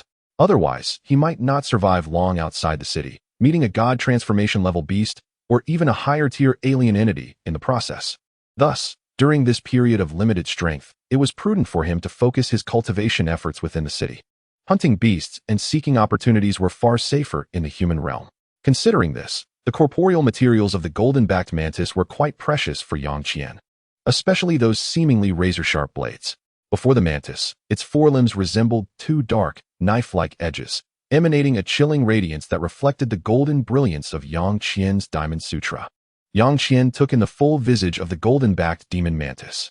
Its entire body was a shadowy gray, resembling an enlarged version of an ordinary mantis, exuding an eerie gray mist. At this moment, the mantis's eyes had lost their prior confusion, seemingly regarding Yang Qian as its next meal. Its blade-like forelimbs clashed together with a metallic sound, and its green eyes, cold as ice, fixated on Yang Qian. Yang Qian smirked at the sight, unperturbed by the mantis's advance, but wary of its potential escape. Suddenly, with a rustling sound, a pair of several foot-long gray wings unfurled from the mantis's back. Accompanied by a buzzing noise, the mantis began to levitate gracefully, propelled by the rapid flapping of its wings. Indeed, the speed of this golden-backed mantis was even more astonishing than before. However, Yang Qian was well prepared for its wings. Narrowing his eyes, he swiftly drew forth several colored glimmers from his storage pouch, which floated before him in a dazzling array of yellow, blue, and green. These vibrant hues mingled with the radiant golden light of the Diamond Sutra, revealing several spirit-infused talismans: the Lightness Talisman, Flight Talisman, Diamond Talisman, and Rejuvenation Talisman. These basic talismans not only proved effective in battles among low-level cultivators, but were also relatively inexpensive, making them essential tools for plundering and combat. Yang Qian pinched his fingers together and decisively slashed through the air. The sound of tearing echoed within the cave as the floating talismans transformed into streams of spiritual light. Surging into Yang Qian's body, he immediately felt his strength gradually replenishing, recovering from the toll exacted by the confrontation with the golden-backed mantis in the blink of an eye. With a fierce expression, Yang Qian's spirit stone flared to life once more, igniting a fierce sword light that shot forth like a projectile. In an instant, he was upon the golden-backed mantis. The water cloud sword thrust forward with formidable intent. The mantis, mid-air, suddenly flapped its wings, advancing rather than retreating, ready for another direct clash with Yang Qian. A series of metallic clashes echoed as the mantis wielded its twin mantis blades at an imperceptible speed, creating an intricate web of afterimages that formed a colossal barrier, intent on blocking the sword light from Yang Qian's water cloud sword. The clash of the mantis blades against the sword light erupted into a shower of sparks, cascading like falling stars throughout the cave. Yang Qian paid no mind to his tattered robe, now fully exposed. Fortunately, to safeguard his storage pouch, he had managed to toss 2 bags into a corner of the cave during a brief moment of respite. Clad in the protective silver scales from the Tai silver essence mushroom, Yang Qian emerged unscathed, preserving his dignity. Were he to fight a beast while completely exposed, he would indeed feel a sense of embarrassment. The shimmering silver-scaled armor, instead of serving as mere protection, had become Yang Qian's makeshift garment, concealing his bare form. Within the cave, shadows danced with the swiftness of lightning, rendering the movements of both combatants nearly imperceptible. The golden-backed demon mantis and Yang Qian found themselves locked in an intense stalemate, exchanging blows that numbered in the hundreds. The water cloud sword, a true masterpiece of the spirit realm, remained unscathed after countless clashes, its radiant blade cutting through the air, leaving over 20 deep gashes on the mantis's body. After all, the golden-backed demon mantis lacked the divine protection of the Tai silver essence mushroom, despite its formidable physique surpassing that of ordinary beasts of its kind. It was gradually worn down by the water cloud sword's relentless assaults. Thus, the two engaged in a grueling battle that stretched over 3 hours. Even with Yang Qian's robust form, enhanced by numerous talismans, he found himself slightly winded. Fortunately, thanks to the Tai silver essence mushroom, he had sustained no fatal injuries. Only minor discomfort that was impossible to ignore. The golden-backed demon mantis, too, appeared worse for wear, its body marred by wounds, blood flowing freely, and its once vibrant green eyes now dulled and lifeless. At that moment, the mantis's wings beat furiously, attempting to change course and flee. Its back was fully exposed to Yang Qian, a prime opportunity. With a shout, Yang Qian's eyes widened, and his entire being radiated with golden light as he unleashed a powerful strike, sending the mantis staggering back into the cave. Armed with multiple talismans, Yang Qian, who initially matched the mantis in strength, gradually gained the upper hand. As the mantis was pushed back to the center of the cave, it emitted a low growl, its limbs trembling violently as it prepared to charge toward the cave's entrance, transforming into a streak of black. Yang Qian remained composed, watching as the mantis raised its formidable blades, rapidly creating an attacking net. However, its cries were now erratic, lacking the calm demeanor it had displayed upon entering the cave. A sly smile crossed Yang Qian's face as he unexpectedly raised his left hand, scattering a handful of green pill fragments toward the rampaging mantis, remnants of the shattered golden elixirs from the spirit control sect. The sudden appearance of these fragments momentarily stunned the mantis, which clearly recognized their origin. In that fleeting instant, Yang Qian decisively struck, flicking his fingers to launch a small blue pill directly at the mantis's abdomen. Thunderous lightning.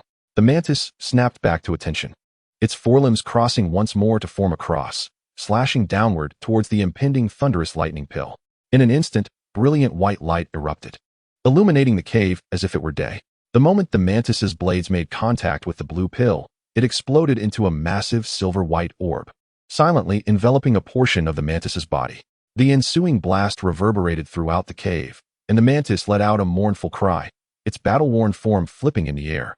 Utterly spent, its vulnerable abdomen lay completely exposed.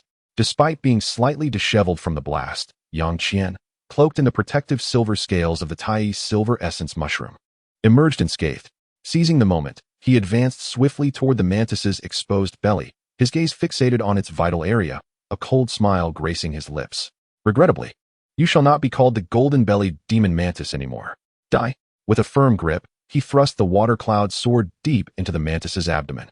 With a swift motion, he drew the azure blade from the creature's flesh, blood spraying forth and splattering across Yang Qian's face, creating a grotesque scene. Yet, he paid it no mind. After assessing the mantis's battered form, he gazed down at himself, encased in the shimmering silver scales of the Tai silver essence mushroom, and marveled at its legendary status among body-refining treasures. After this confrontation, its reputation was truly justified. rather than hastily dealing with the mantis's carcass. Yang Qian reached out to retrieve his storage pouch and another dark bag from a distance. Upon ensuring he had not been affected by the residual energies of their combat, Yang Qian retracted the silver scales of the Tai's silver essence mushroom, plunging the cave into darkness. A towering figure stood, completely exposed. Chapter 39. The bounty. A fleeting glimmer of purple light flickered. With a rustling sound, Yang Qian donned the black silk robe he had prepared, identical in style to the one he had previously worn.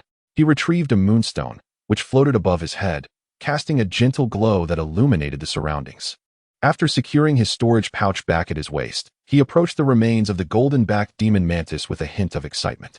Examining the creature from head to toe, he focused on its razor-sharp forelimbs and, with practiced ease, used the water cloud's sword to sever them completely. Then, he began to probe the mantis's abdomen. Recalling that years ago, his junior brother Han had come here to slay a golden-backed demon mantis, and that the eggs within had been silent, he wondered if his earlier arrival would yield the same outcome. As he muttered to himself, he meticulously searched the mantis's carcass. The viscous, unusual sensation made him wrinkle his brow in discomfort. After several breaths, his expression suddenly changed, and a look of joy crossed his face as he withdrew his hand from the abdomen, revealing 7 similarly sized oval objects, pale and streaked with blood.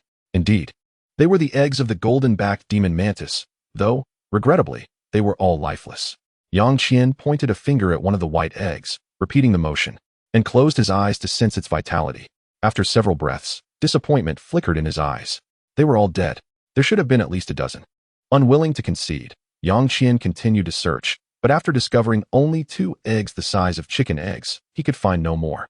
Could it be that my early arrival, 6 years ahead of time, resulted in fewer eggs? Yang Qian stared in disbelief at the last 2 eggs in his hand, inadvertently frowning as he pointed at one of the white eggs. Unsurprisingly, it too was lifeless. Only one remained. Yang Qian harbored little hope. Yet when he pointed at the final white egg once more, he opened his eyes wide in disbelief. A glimmer of excitement sparkled in his dark eyes. Alive. To his astonishment, one of the eggs was indeed alive. He raised his arm, holding the white golden-backed demon mantis egg before his eyes, studying it closely. Indeed, within the egg, a faint spark of life could be felt, quietly slumbering within. Although exceedingly weak, it was undeniably a living egg of the golden-backed demon mantis. Yang Qian cautiously extracted a piece of spiritually infused talisman paper and affixed it to the golden-backed demon mantis egg, finally exhaling in relief as he gently placed it into the spirit beast pouch he had prepared earlier, allowing it to rest in peace. As for the other lifeless eggs, Yang Qian contemplated briefly before retrieving a jade box to store the 9 dead eggs, subsequently depositing them into his storage bag. He had some inkling of their potential uses. In the future, should he come across some ancient extraordinary insect, he could use these golden-backed demon mantis eggs as nourishment. Yang Qian scrutinized the creature again, and with a swift motion of the water cloud sword, he severed the wings of the golden-backed demon mantis. Not stopping there, he circled the creature and flipped it over. The valuable shell on its back was not to be wasted. He rubbed his nose, raised his hand, and astonishingly cut off the entire carapace of the golden-backed mantis, which was even larger than his own body. A casual strike on it produced a sharp metallic clang. What a treasure! Yang Qian reveled in the moment, admiring it for a while before stowing it away. At this initial stage of his cultivation, he could not afford to waste any useful materials. By this time, the corpse of the golden-backed demon mantis had little of value left. Yang Qian tore open a fireball talisman, reducing the corpse to ashes. He then approached a corner of the cave, where he discovered a skeletal figure clad in a gray robe, with an intact storage bag affixed to its waist. Excitedly, he grasped the storage bag, knowing full well it likely contained nothing of great worth, but rather items deemed inconsequential by other cultivators. Upon investigating its contents, he found it filled with various jars and bottles, most of which were labeled with the names of foods for certain demonic beasts or insects. A smaller portion housed an assortment of insect specimens, similarly labeled with their names.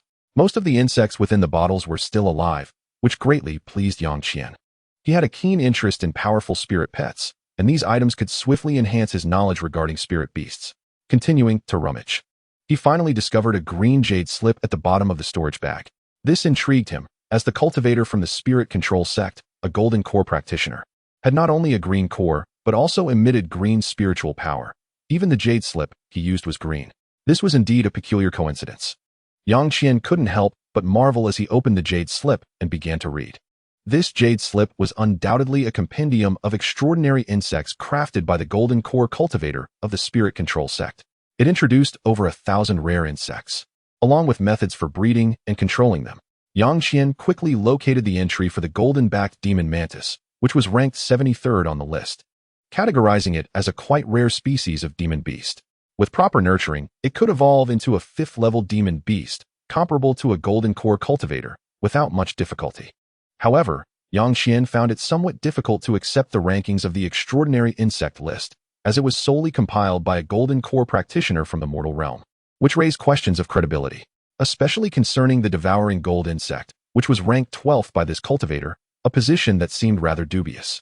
Nevertheless, the various extraordinary insects listed indeed possessed unique attributes, and many rumors were derived from the tales of the upper realm's human race, suggesting they were not without merit.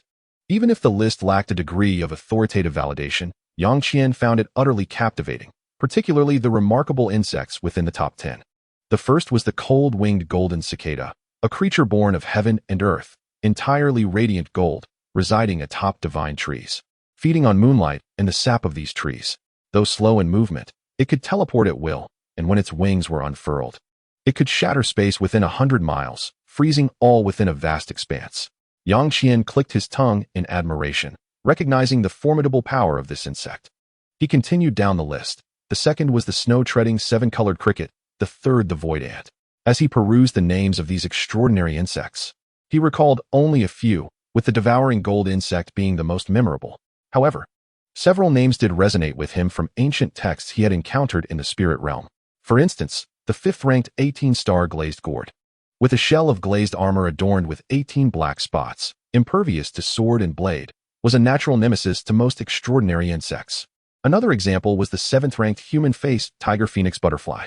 Yang Qian remembered reading about it in an ancient tome, which stated that the human-faced tiger phoenix butterfly bore the bloodline of an ancient true phoenix, featuring yellow wings with black spots and a slender body resembling a human face.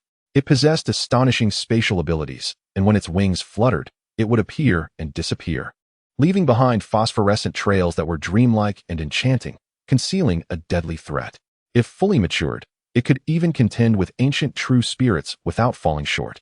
Although the Golden Core practitioner from the Spirit Control sect had limited cultivation, his vision was commendable, as he managed to find relevant information even on some long-extinct ancient extraordinary insects.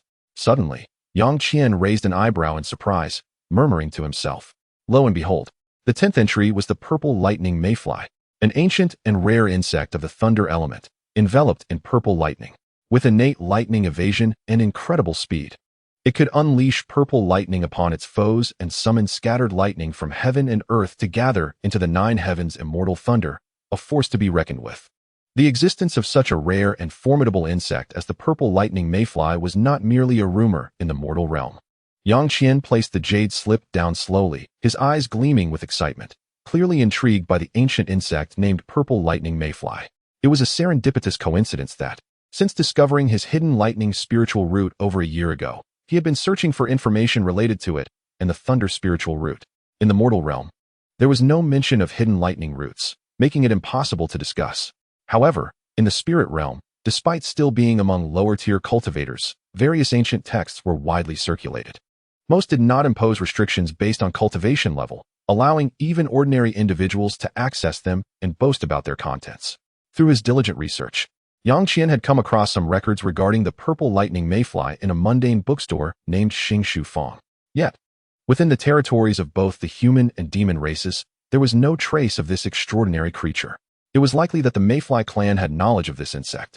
If he could acquire this naturally lightning-evading insect, utilizing its 9 heavens' immortal thunder in conjunction with his hidden lightning spiritual root to withstand the heavenly tribulations would be an incredible boon, making the process significantly easier. However, that was merely a thought for now.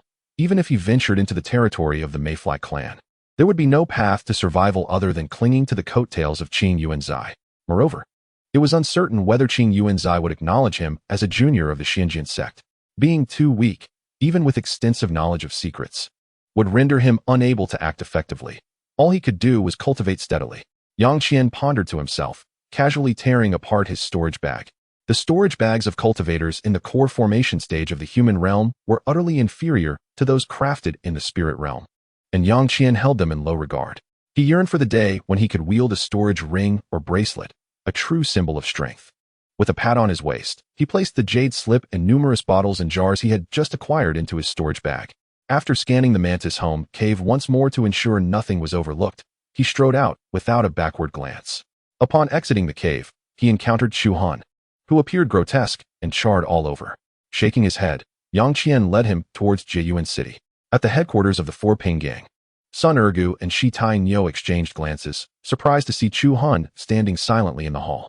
Although they were puzzled by his blackened appearance and disfigured face, two streams of spiritual light floated beside him. One was an oddly shaped brass bell, while the other was a letter enveloped in spiritual energy. Ling Beast Mountain, located to the north of Jiyuan City, was one of the 7 major sects of the Yu Kingdom. It also served as a subsidiary branch of the Heavenly Capital Kingdom's Spirit Control Sect, one of the 6 demonic sections. This information, while not particularly secretive, was known only within the 7 sections. On the northwestern edge of Ling Beast Mountain lies its market. In a secluded corner of the mountain, a young man clad in a black brocade robe was leisurely making his way. This man was none other than the far-traveled Yang Qian. At this moment, 2 days had passed since Yang Qian had departed from Jiyuan City. During this time, he had spent less than a day traveling. Although he could not use flying artifacts, his formidable physique and flight talismans allowed him to maintain a swift pace. The remainder of his time was devoted to gathering information. Yang Qian had learned that Ling Beast Mountain was situated just outside Jiyuan City, but pinpointing its exact location required considerable effort. Particularly, the market of Ling Beast Mountain was his goal, as its methods of spirit beast taming were renowned, originating from the Spirit Control Sect. With approximately a year left until the next opening of the Qinquan Gate, he understood that his hidden thunder spiritual root could hardly thrive in the human realm's sparse spiritual energy, especially with only brief periods of cultivation each day. As for the diamond body technique, it was traditionally impractical in such an environment, yet due to his unique physique, Yang Qian experienced unexpected progress in this body refining skill, much to his delight. Furthermore, having acquired the relics of a core formation cultivator from the Spirit Control Sect, Yang Qian intended to visit the Ling Beast Mountain Market to procure some taming materials, such as spirit taming pills, for future needs. After traveling for a while longer, he finally arrived several miles from the Ling Beast Mountain Market. He instinctively raised an eyebrow, focused his gaze, and looked ahead. The protective formation of Ling Beast Mountain's market was cleverly situated within a valley at the mountain's edge, surrounded on 3 sides by towering peaks. Only one path led into the mountain, concealed by the protective formation. The cliffs surrounding the market were steep and perilous.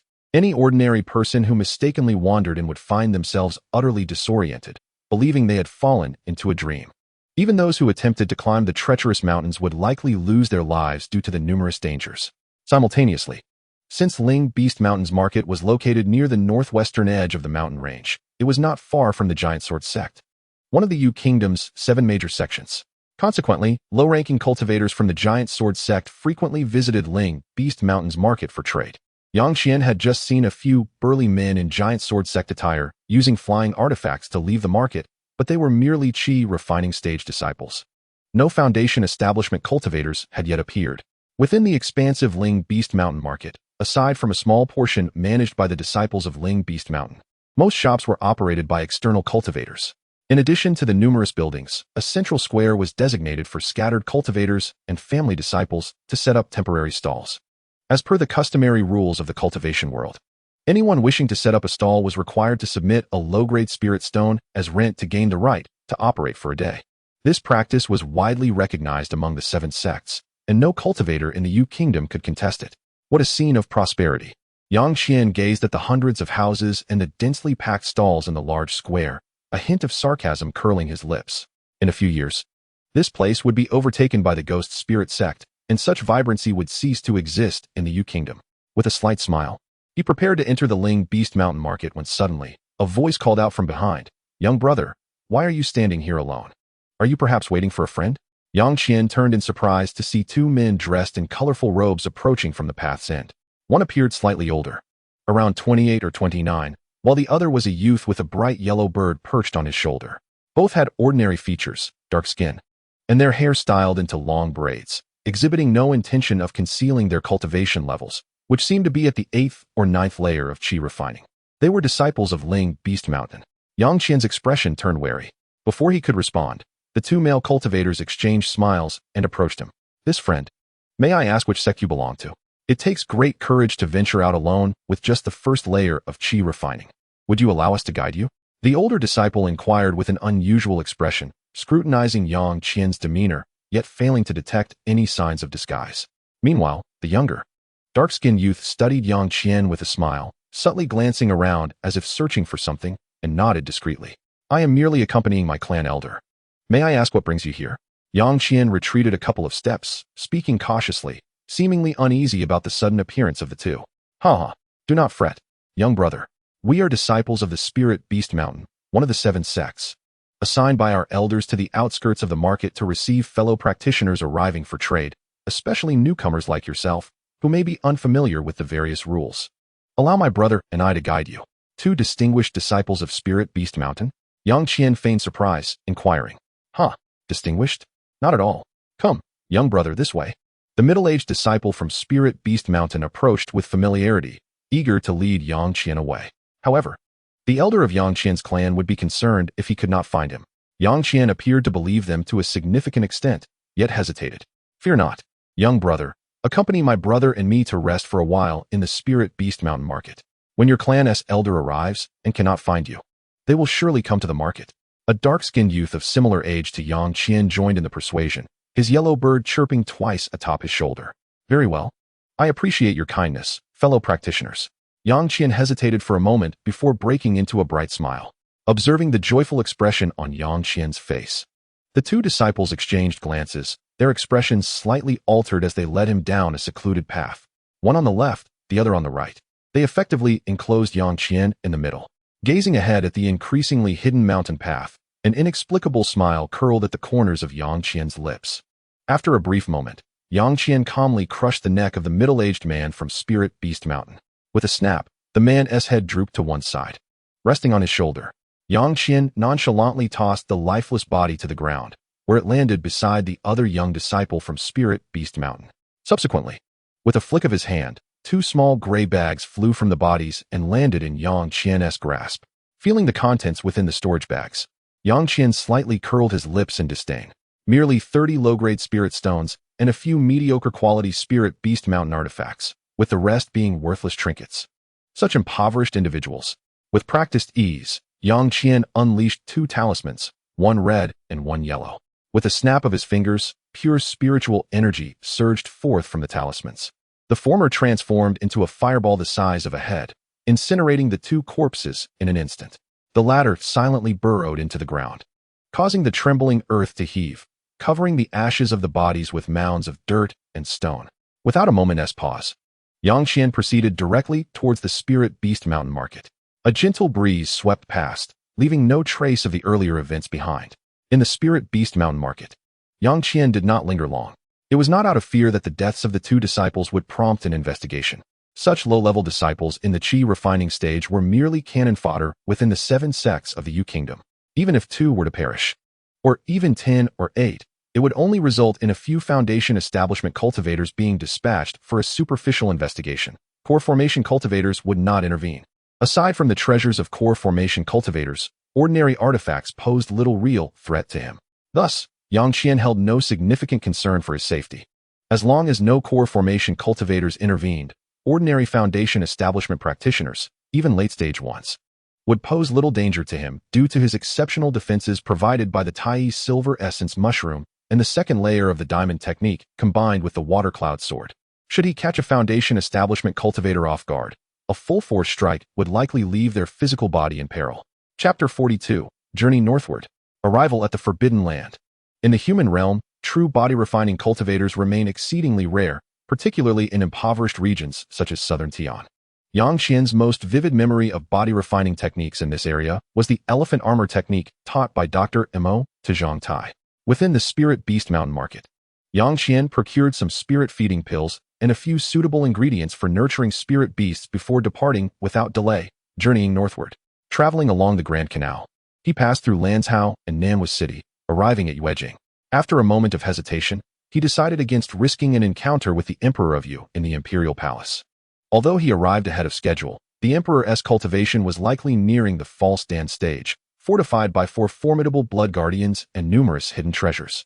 Yang Qian was not like Lu Jing from Huangfeng Valley. Driven by a righteous vendetta, he had no desire to recklessly confront evil without complete assurance. In the original narrative, the Emperor of Yu was regarded as the pinnacle beneath the core formation stage. Even Han Paopao required the collaboration of several senior disciples from Huangfeng Valley to uproot the Emperor's influence, suffering significant losses in the process. Moreover, the Emperor possessed nothing of interest to Yang Qian. Fragmented treasures were utterly useless. He had recently acquired a complete green radiant sword artifact. As for the blood-condensing 5 elements pill, it was a mere distraction, irrelevant to someone like Yang Qian, who possessed the unique bloodline of the hidden thunder spirit root and the melting gold body. Regarding techniques, the Emperor and his followers practiced demonic arts from the Xianyin scripture, with half-hearted attempts at various techniques, none of which Yang Qian deemed worthy of his attention. Even the Xianyin scripture only piqued his interest slightly. Those who obsessively studied it, like the extreme old monster, possessed no remarkable skills in Yang Qian's view. There was no need to risk his life against a nearly invincible demonic figure in the foundation establishment stage like the Emperor of Yu. Rather than squander time and energy on the Emperor, it would be more prudent to focus on cultivating the diamond technique, leveraging the enhancements of the melting gold body. Yang Qian continued on his journey. When passing through the territory of the Hidden Moon sect, he paused briefly and unexpectedly caught the attention of several young female disciples in the qi refining stage, who, charmed by his handsome appearance, pursued him with flirtatious glances and conversations. Initially, Yang Qian engaged them with mild interest, exchanging casual banter. However, when these young female disciples insisted on taking him back to the Hidden Moon sect to discuss dual cultivation techniques, Yang Qian firmly rebuked their advances and, growing impatient, executed a swift escape. It was not that Yang Qian possessed a lack of interest. Rather, these ordinary female cultivators were simply not to his taste. Without delay, he passed Huangfeng Valley, having no intentions of seeking out Hanli. Following the original narrative's description, Yang Qian headed northeast from Huangfeng Valley and, after 3 to 4 days of searching, finally arrived at a vast, nameless yellow earth slope. Gazing out, the desolate landscape unfolded before him, with jagged boulders and no signs of civilization. This must be the blood-colored forbidden land, Yang Qian murmured. Recalling the original text's description of the blood-colored forbidden land located to the south of the border between the Yu Kingdom and the Yuanwu Kingdom, situated on a broad yellow earth slope, Yang Qian had spent nearly half a month locating this area, which most closely matched the original narrative's description.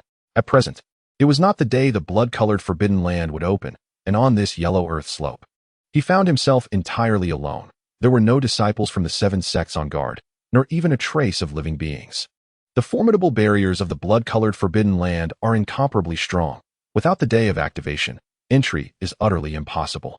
Even if one were to station personnel here, it would merely be a waste of human and material resources. Standing on a yellow earth slope, Yang Qian surveyed the surroundings. Noting the absence of even a blade of grass amidst piles of stones, with an endless expanse of yellow stretching before him. After a moment of contemplation, Yang Qian suddenly exclaimed, a dazzling golden radiance erupting from his being. Under this golden light, his skin began to writhe violently, and in the blink of an eye, countless scales the size of copper coins sprouted from every exposed inch of his skin. Yang Qian had fully activated the diamond art and the silver-scaled armor of the Tai silver essence mushroom. Not stopping there, he reached for the storage pouch at his waist. A brilliant beam of spiritual light surged forth from the pouch, spiraling before revealing its true nature. The energy flowed, faintly displaying strange runes, the diamond rune. With a flick of his fingers, Yang Qian shattered the rune, transforming it into a shimmering golden shield that enveloped his entire form. This should suffice, he murmured to himself, as I am not attempting to force my way into the blood-colored forbidden land, and he began to proceed cautiously. His pace was unhurried, akin to that of an ordinary mortal, his expression grave as he scanned his surroundings with care. After nearly a cup of tea's worth of time, Yang Qian had traversed 70 to 80 steps without encountering any obstacles. Furrowing his brow, he changed direction and continued onward. Thus, amidst the vast and boundless yellow earth slope, a figure both otherworldly and eerie strolled, appearing leisurely yet imbued with evident caution, every step instinctively testing the air ahead with outstretched arms. After wandering back and forth for over 2 hours, Yang Qian remained undeterred, calmly continuing his exploration. This yellow earth slope was so expansive that it might take 3 to 5 hours to thoroughly investigate. He mentally noted the areas he had traversed, aware that the wind and sand would soon erase his footprints in mere moments. Therefore, he remained vigilant, meticulously committing the terrain to memory. Suddenly, without any forewarning, Yang Qian's pupils constricted, astonished. What is this? He noticed that his raised right hand seemed to encounter an invisible barrier, resisting his every effort to push forward. I found it. This is the barrier of the blood-colored Forbidden Land. A glimmer of joy crossed his face, but it quickly morphed into alarm. Before him, an astonishing sight unfolded. Vast swathes of azure light surged forth from the void, enveloping him entirely, casting his golden and silver skin into a hue of blue. Thank you, fellow cultivator, for your generous offering. Chapter 43, The Yuanwu Kingdom. The Tianqing Sect Marketplace. On the yellow earth slope, Yang Qian, adorned in silver-scaled armor akin to copper coins, was suddenly engulfed by the torrent of azure light. Just as he was taken aback, the azure light began to churn violently, transforming into countless blades of wind that howled and sliced through the air, forming an impenetrable wall of wind blades. Instinctively, Yang Qian glanced to either side, only to find an endless expanse extending beyond sight, accompanied by the deafening roar of the wind. His expression shifted multiple times as he clenched his teeth and boldly reached toward the azure light. In an instant, numerous wind blades whistled towards him. Clang, clang, clang. Like a tempest, an uncountable number of wind blades shredded much of his clothing into tatters. Fortunately, Yang Qian's prepared left hand shielded his storage pouch and spirit beast pouch. Even so, he appeared quite disheveled. Time was of the essence. If he attracted the attention of passing cultivators, it could spell trouble. With a jolt of resolve, he closed his eyes and began to sense his surroundings. 3 breaths later, just as his expression grew increasingly grim and he felt on the verge of collapse, the azure light and the wind blades from the blood-colored Forbidden Land suddenly diminished, relieving the pressure markedly. Yang Qian exhaled deeply, his countenance relaxing as he continued to focus without opening his eyes. The next moment, he abruptly leaped backward, eyes wide with excitement as he gazed ahead. The azure light and the wind blades had swiftly dissipated. In the blink of an eye, the entire yellow earth slope returned to its former tranquility. Now it should be fine, Yang Qian murmured, and with renewed vigilance, he surveyed his surroundings, reaching for his waist. With a swish, a flash of golden light erupted as he retrieved a black brocade robe identical to the one he wore. He donned it with a flourish, the diamond art and the silver scales of the Tai silver essence mushroom vanishing in an instant. Yang Qian transformed back into the dashing young man he once was. Casting one last glance at the desolate yellow earth slope, he felt no attachment and turned toward the northwest.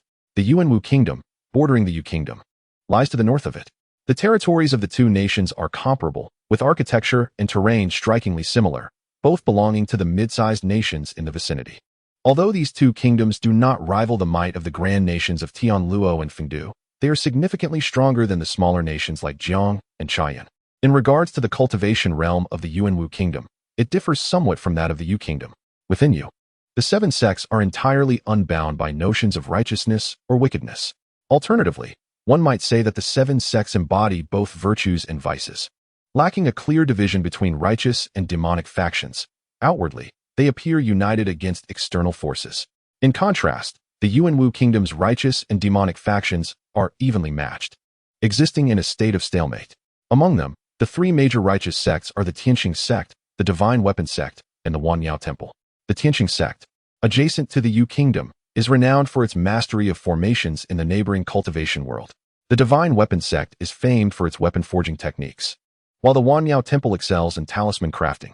The Tianqing Sect stands as one of the core righteous sects, nearly rivaling the strength of the Yellow Maple Valley.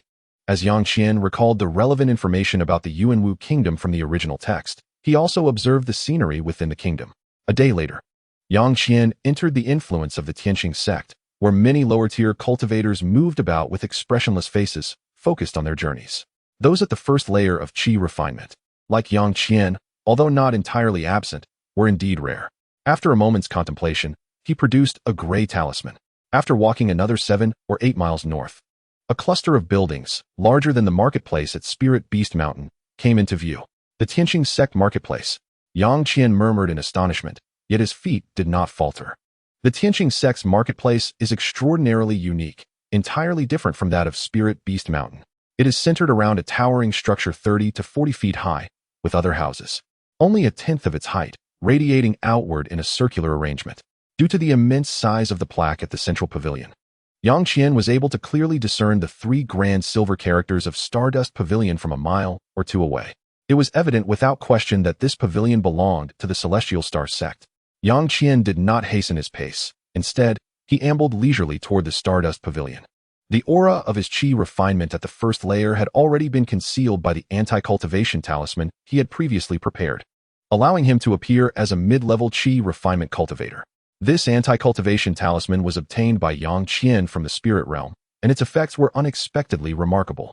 It enabled mid to low-tier chi refinement cultivators to superficially elevate their cultivation by 3 or 4 layers, imperceptible to those above the foundation establishment stage, making it a truly extraordinary treasure for chi refinement practitioners. Initially, Yang Qian had not utilized this talisman during his time in the spirit beast market, as he intended to leave without drawing attention. However, this time was different. Being near the Celestial Star Sect's territory, he planned to stay for a while. Hence the use of the talisman. After all, if he were to reveal only his first layer chi refinement cultivation, it might provoke some untoward interest. Although he was not afraid of ordinary cultivators, it was prudent to keep a low profile as a newcomer. Even so, Yang Qian sensed many subtle observations directed toward him. As a stranger at the chi refinement stage, his solitary presence would inevitably stir thoughts among some individuals. Nevertheless, in front of the Stardust Pavilion, he was unlikely to be openly attacked on the streets. Even those with ulterior motives merely noted his appearance, casting a few more glances. Yang Qian had anticipated this scenario.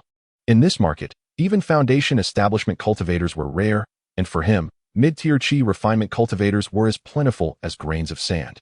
They would not dare to act overtly. At most, they would remember his features and seek a concealed location to plan their moves. As for concealing his first layer chi refinement cultivation, it was not out of fear, but simply to avoid unnecessary trouble. If he truly displayed only first layer cultivation while wandering alone, he would most likely fall into a trap. However, at this moment, the lines between hunter and prey were blurred. With that thought, Yang Qian deliberately strolled around the outskirts of the market. To his disappointment, no one approached him. In fact, a few scattered cultivators, upon seeing his unfamiliar visage and mid-level chi refinement aura, did not display any disdain. Rather, they regarded him with a serious demeanor and left with caution. This situation left Yang Qian bemused, wondering if he had encountered overly cautious cultivators akin to Han Pao Pao. He turned and continued his aimless wandering. Within the Celestial Star Sect market, an array of shops selling various goods crowded the area. Arrays, chi refinement materials, talismans, spirit beasts, and elixirs, all adorned with an abundance of eye-catching signs. For Yang Qian, this was hardly impressive, even in small cities within the spirit realm. The variety of shops far exceeded this by dozens or even hundreds of times. Nevertheless, he did not underestimate the place. After a moment's contemplation, he made his way directly to the area dedicated to weapon crafting. In this weapon crafting section, there were indeed a few shops with notable skills. One shop specialized in accepting materials from cultivators to forge various magical artifacts as per the owner's specifications.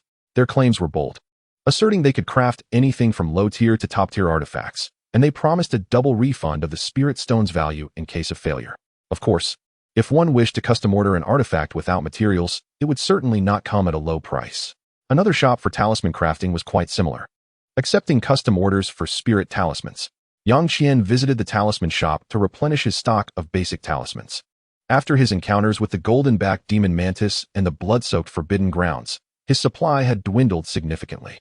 Fortunately, he found only inexpensive basic talismans, calming talismans, diamond talismans, renewal talismans, flying talismans, concealment talismans, and firebird talismans. With a wave of his hand, he purchased a substantial quantity, spending several hundred spirit stones.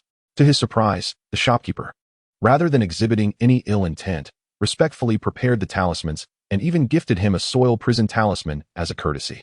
Yang Qian, taken aback, speculated that the shopkeeper might have mistaken him for a direct descendant from a prominent family out on a training excursion, as the shopkeeper had subtly scanned the surroundings during the transaction. Little did he know that the shopkeeper was filled with doubts himself. A strange low-tier chi refinement cultivator boldly purchasing hundreds of spirit stones worth of talismans in the Celestial Star Sect's territory could be an intentional display meant to provoke the shopkeeper into action, only for his family elders to suddenly appear and seek retribution. Such occurrences were not unheard of for cultivators who had practiced for over a decade or two. The most crucial aspect of venturing outside was to remain vigilant. There were indeed high-level cultivators who deliberately concealed their true prowess to mingle among the common folk. Rumors even spoke of formidable beings who had reached the nascent soul stage, hiding their cultivation to blend in as low-tier qi refinement practitioners, a tapestry of peculiarities difficult to recount. At this moment, however, Yang Qian had no mind to ponder the shopkeeper's thoughts. As long as the shopkeeper bore no ill will, he was content to remain undisturbed. He resumed his leisurely exploration nearby. Among the more remarkable establishments was a spirit beast academy, specializing in the sale of well-trained various demonic beasts, including a few first-tier advanced beasts. Purchasing one as a guardian spirit beast seemed like a prudent idea, though Yang Qian had no cave to house it. Nevertheless, he did acquire a few low-tier spirit beasts, as he intended to cultivate the golden-backed demon mantis and needed to deepen his understanding of spirit beasts. He purchased a cloud-winged bird and a double-pupil rat, some inexpensive first-tier beasts, planning to study them when opportunities arose. After leaving the shop, Yang Qian continued to browse several others, yet found nothing of particular interest. Even so, he had no intention of entering the Stardust Pavilion. It was one thing to linger outside, but stepping inside might reveal his true cultivation level in front of Foundation establishment practitioners, leading to unnecessary complications. Although he refrained from entering the Stardust Pavilion, he nonetheless expressed his interest in purchasing array flags and discs while visiting some ordinary array shops. Showing a keen interest in formations, he even indicated his desire to visit the Celestial Star Sect's Stardust Pavilion to acquire some exquisite array materials. Indeed, after casually mentioning these few words and departing the shop, Yang Qian quickly noticed a stranger trailing him. Maintaining his composure, he wandered into a few more shops before taking a series of left and right turns, eventually arriving at a sparsely populated street. However, after only 6 or 7 steps, a mere 2 or 3 yards, he suddenly heard a voice behind him. "Fellow cultivator, please hold on." Yang Qian paused momentarily, a calm demeanor gracing his face as he smiled slightly before quickly returning to his neutral expression. Feigning hesitation for a moment, Yang Qian eventually halted his steps and turned around, only to behold the figure of a stranger, a young man clad in a flowing white robe. His scholarly attire complemented by a warm smile directed at Yang Qian. This white-robed scholar exhibited no intent to conceal his cultivation level at the 3rd layer of qi refinement. His relatively low attainment for someone of his age compelled Yang Qian to cast a more discerning glance. It seemed unlikely that this person would ever reach the Foundation establishment stage. "What business do you have?" Yang Qian inquired coolly, furrowing his brow in an affected display of displeasure as he began to form hypotheses regarding the visitor's intentions. As anticipated, the young scholar approached, halting a distance of 2 zhang in front of Yang Qian, signaling his lack of malice. "Ah, my friend, I deduce this is your first visit to the Tianqing sex market? Are you in search of something specific?" he inquired, his demeanor exuding friendliness. "Indeed, it is my first time here at the Tianqing sect market, and you have discerned that with remarkable acuity," Yang Qian remarked, a hint of exasperation surfacing at his own inadvertent exposure. "Do not take offense. I have been engaged in this line of work for several years, which has honed my observational skills and granted me some unique methods of recognizing people," the young scholar explained with polite sincerity. "Unique methods of recognition?" Yang Qian echoed, his expression shifting to one of surprise as he scrutinized the young man before him. The scholar maintained his composed demeanor, still smiling. "Could it be that you are Feng Xingzi?" Yang Qian inquired, raising an eyebrow in sudden realization. You are indeed well informed, far from a novice. I am Wang Xiling, a resident of this market, and perhaps I could assist you, saving you considerable time," the scholar said, admiration evident in his expression. "You flatter me. My own cultivation is rather mediocre. Why not seek out those of Foundation establishment? You might earn a few more spirit stones," Yang Qian suggested, his eyes narrowing slightly, a note of caution in his voice. "Ah, my friend, you are unaware that although I have been Feng Xingzi for several years, I have unfortunately offended a few peers over trivial matters.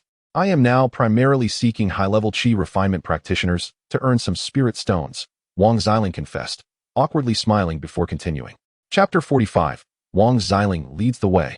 Han Li is prepared for shock. "Just moments ago, I observed you lavishly spending hundreds of spirit stones in a shop, which indicated to me that your background is quite extraordinary. Surely, you would not mind hiring a Feng Xingzi. However, rest assured, I harbor no ill intentions. If you prefer not to engage my services, I shall take my leave immediately," Wang Xiling professed earnestly. Yang Qian, who had initially donned a facade of wariness, relaxed slightly and nodded. "Since you have said as much, I am not averse to employing your assistance. However, I seek not only to purchase some array flags and formations, but also to find an array master to learn about the intricacies of formations. If your recommendations do not surpass those of the Xingqian Pavilion, there is no need to speak further. It would merely waste my time. And my elders have not granted me much of it. Yang Qian articulated his intentions, weaving a fabricated tale of a family elder. Internally, he couldn't help but smirk, as he anticipated every word that would leave the scholar's lips, effortlessly steering Wang Xiling off course. Upon hearing Yang Qian's remarks, Wang Xiling initially appeared taken aback. But then he chuckled, explaining, "My friend, I am fortunate you mentioned this. As it is your first visit to the Tianqing sect market, you may be unaware. While the Tianqing sect is renowned for its formations, this does not necessarily mean that the best array flags and formations can be found within the Xingqian Pavilion. Although the pavilion possesses a wide variety of array flags and formations, they are merely ordinary wares aimed at small cultivation families and wandering cultivators.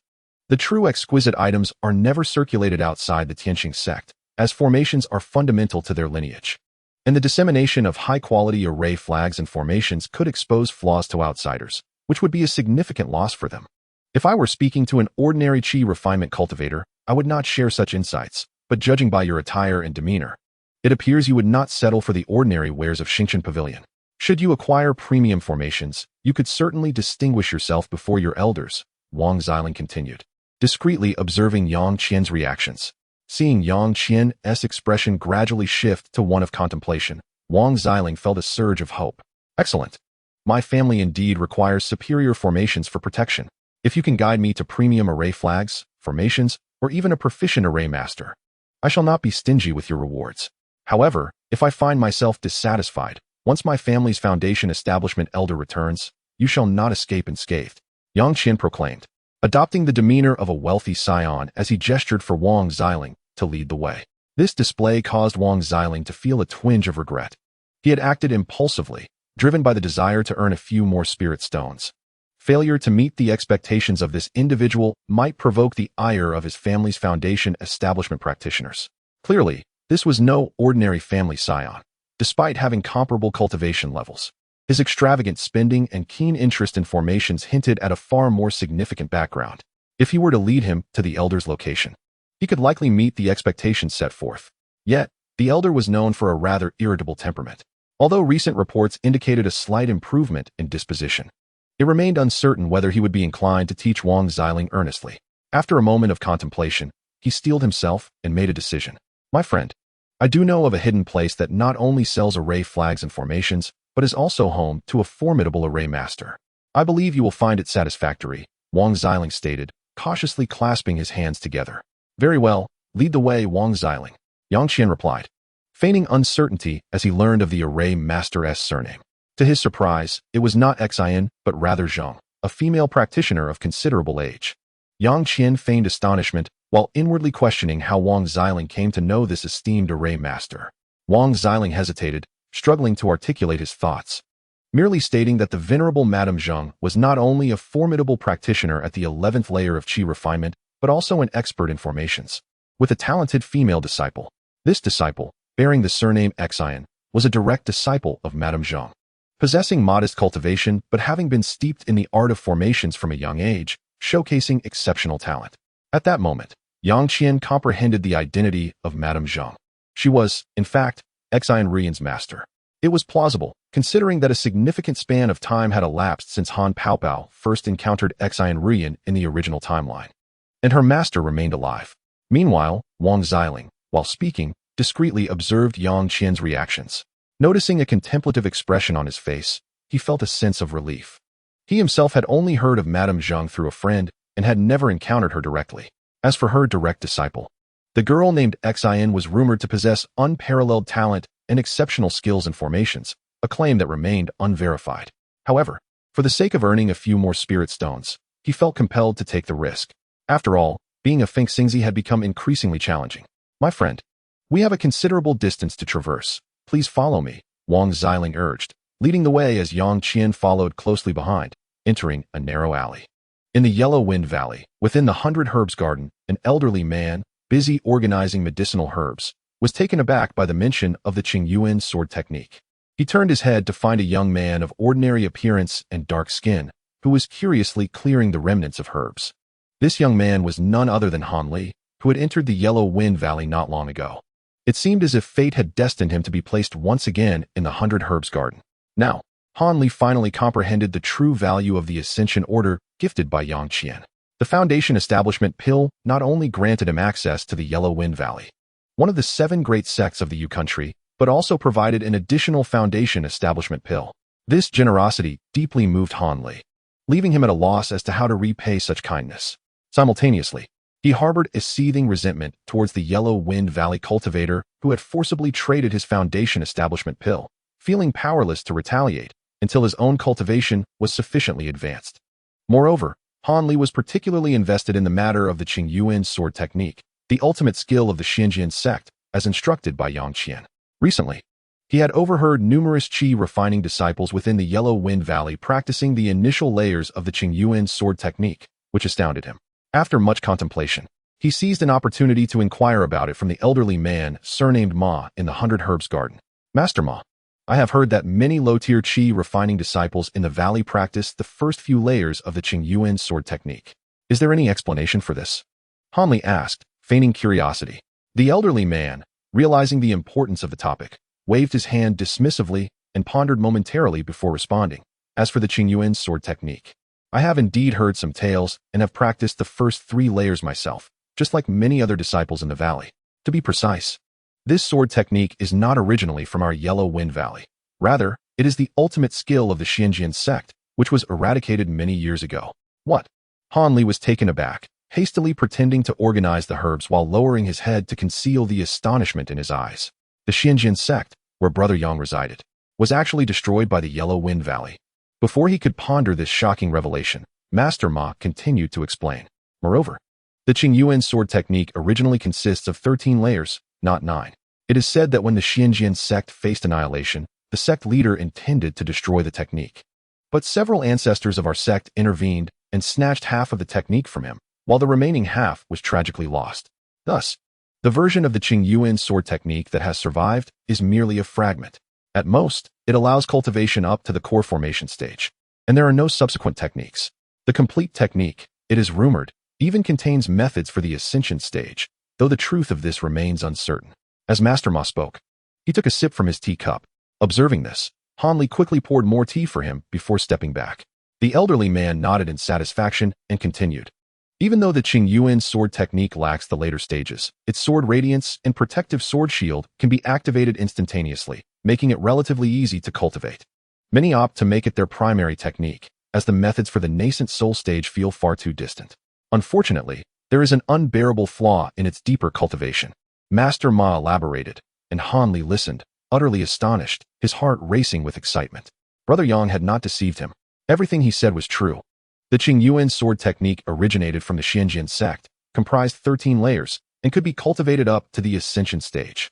The technique possessed profound capabilities, allowing for the expansion of meridians, and was shrouded in mystery. Han Li pondered the inexplicable phenomenon of sudden cultivation cessation. Did Brother Yang have any insight into this? However, the fragment of the technique in the Yellow Wind Valley lacked the latter half, which, according to Brother Yang, concealed the true secrets of the Qingyuan sword technique. Han Li silently contemplated how he might seek out the latter half of this technique, not only out of loyalty to Brother Yang as promise, but also fueled by the curiosity ignited by Master Ma's words. Han Li's interest in the Qingyuan sword technique deepened. He glanced up to see Master Ma still passionately explaining the intricacies of the technique, his enthusiasm growing with each word until he was nearly beside himself with excitement.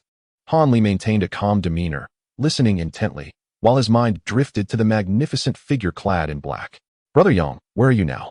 Meanwhile, Wang Xiling led Yang Qian to an ancient and elegant courtyard, first surveying the surroundings before knocking on a deep red wooden door. Knock, knock, knock. The courtyard was silent. After a few breaths, a crisp, youthful voice inquired, "Who is it?" The tone was quite cautious. With a creak, the door opened, revealing a charming young girl who frowned slightly upon seeing Wang Xiling. "Oh, it's you again. Is someone else here to seek the old lady for array learning?" The girl, though young, exhibited an undeniable beauty, and as she spoke, she cast a curious glance at Yang Qian. "Ahem, Miss Mei. This esteemed friend is a significant patron wishing to consult with Elder Zheng regarding advanced arrays. It is said that the Elder is a master of arrays." and he hopes to study under her guidance. Wang Xiling replied courteously, recognizing the importance of addressing the servant of a master. Yang Qian then flashed a self-assured smile, taking a moment to admire the girl. Miss May regarded Yang Qian with slight surprise, her cheeks flushing as she averted her gaze. Let us not have a repeat of the previous occasions where lack of talent in arrays angered the old lady. Fear not, fear not. This friend possesses exceptional talent and substantial wealth, definitely sure to please Elder Zheng. Wang Xiling hastily assured her, praising Yang Qian to the skies, which elicited a soft giggle from Miss May. However, the elder has gone to set up an array as scheduled. She should be back soon. Let me check on her. Miss May said hesitantly, disregarding Yang Qian and Wang Xiling's reactions, and closed the door behind her. Clang. Hey, Miss May. Wang Xiling stood dumbfounded, feeling regretful that he hadn't anticipated Elder Zheng's absence. He turned to Yang Qian. Rest assured, as long as your words hold truth, the reward shall be considerable. Yang Qian smiled slightly, instantly understanding Wang Xiling's concerns. Wang Xiling sighed in relief and replied with a beaming smile, Thank you, my friend. This matter is suddenly. The deep red wooden door swung open again, and to the astonishment of Yang Qian and Wang Xiling, Miss May chirped, The young lady has agreed. Please, come in, sir. She scrutinized Yang Qian from head to toe before slightly widening the door. Yang Qian nodded with a smile. In that case, my friend Wang, please wait for me outside for a moment. With that, Yang Qian followed Miss May through the doorway and entered the courtyard. To his surprise, the interior revealed a hidden paradise, gardens, ponds, rockeries, and pavilions. It seemed that Elder Zheng truly knew how to indulge in the pleasures of life.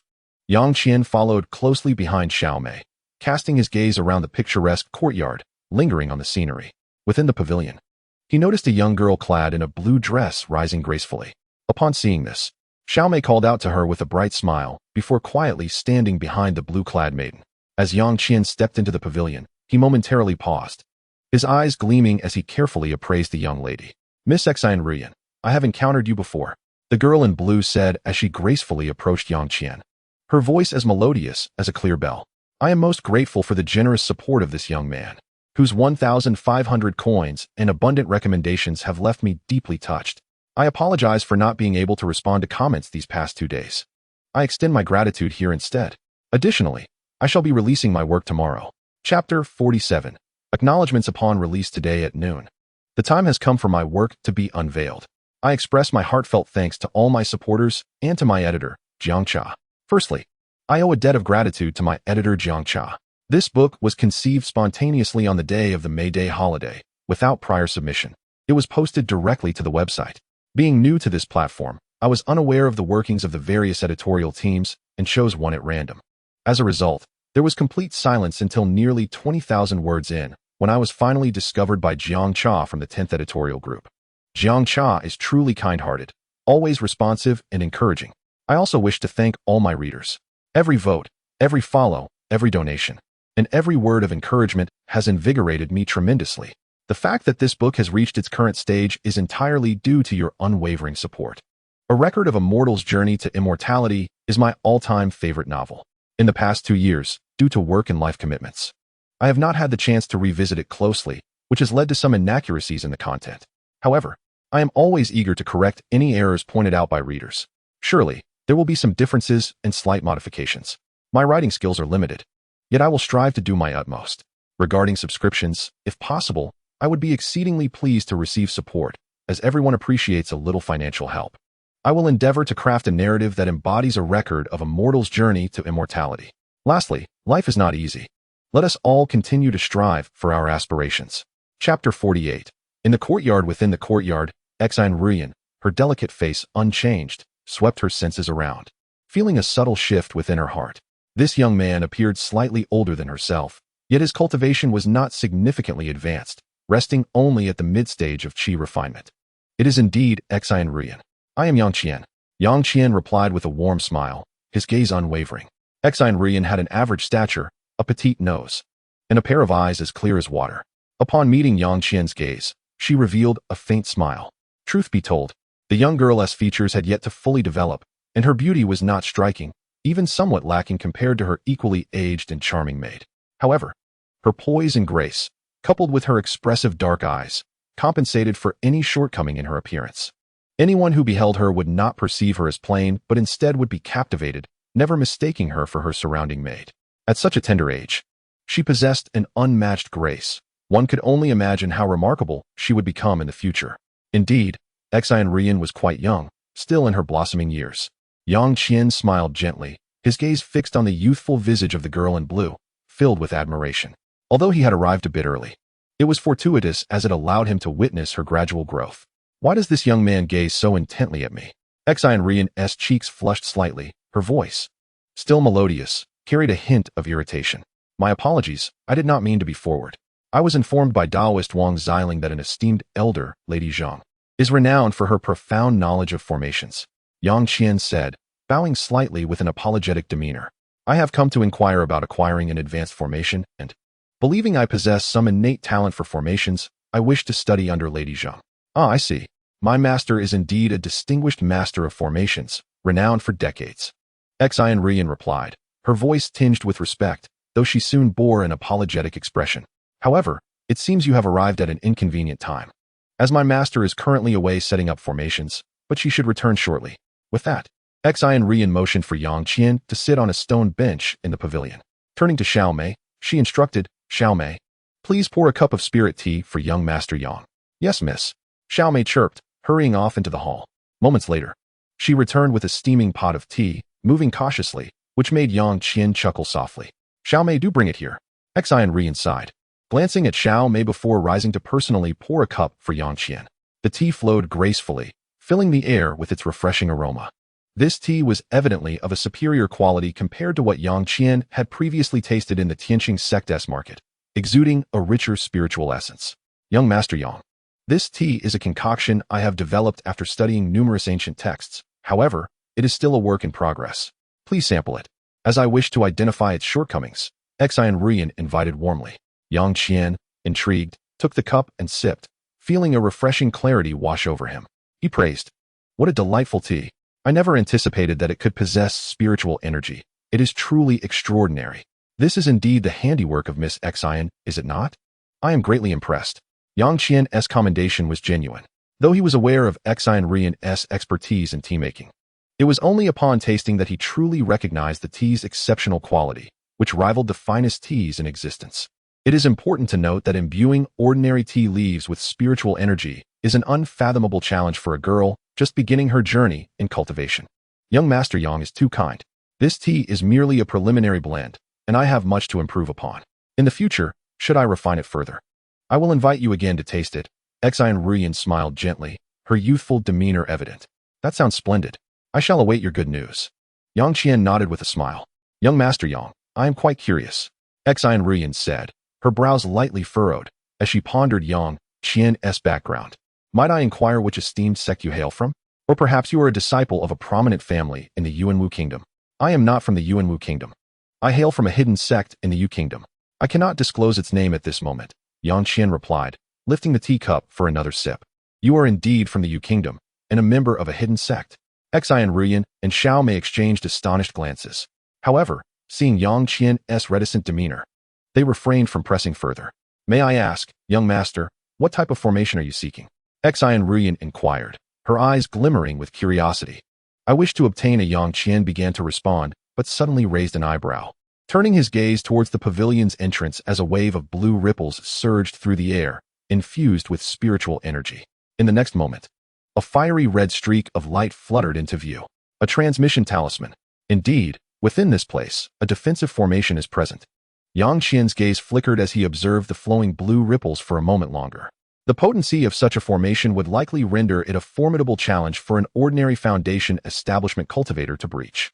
Yan raised her fair wrist to catch the fiery red communication talisman. Behind her, Xiao Mei's mouth fell agape, her expression one of utter astonishment as she turned to Yang Qian, then to the talisman in Yan's hand, her delicate face etched with concern. After a brief hesitation, Yan crushed the talisman and focused intently on listening. However, her complexion grew increasingly pallid, a faint whiteness overtaking her features, before she finally relaxed her expression. Miss, what is the matter? Is it the old lady? Xiao Mei inquired anxiously, as if she were an ant on a hot pan.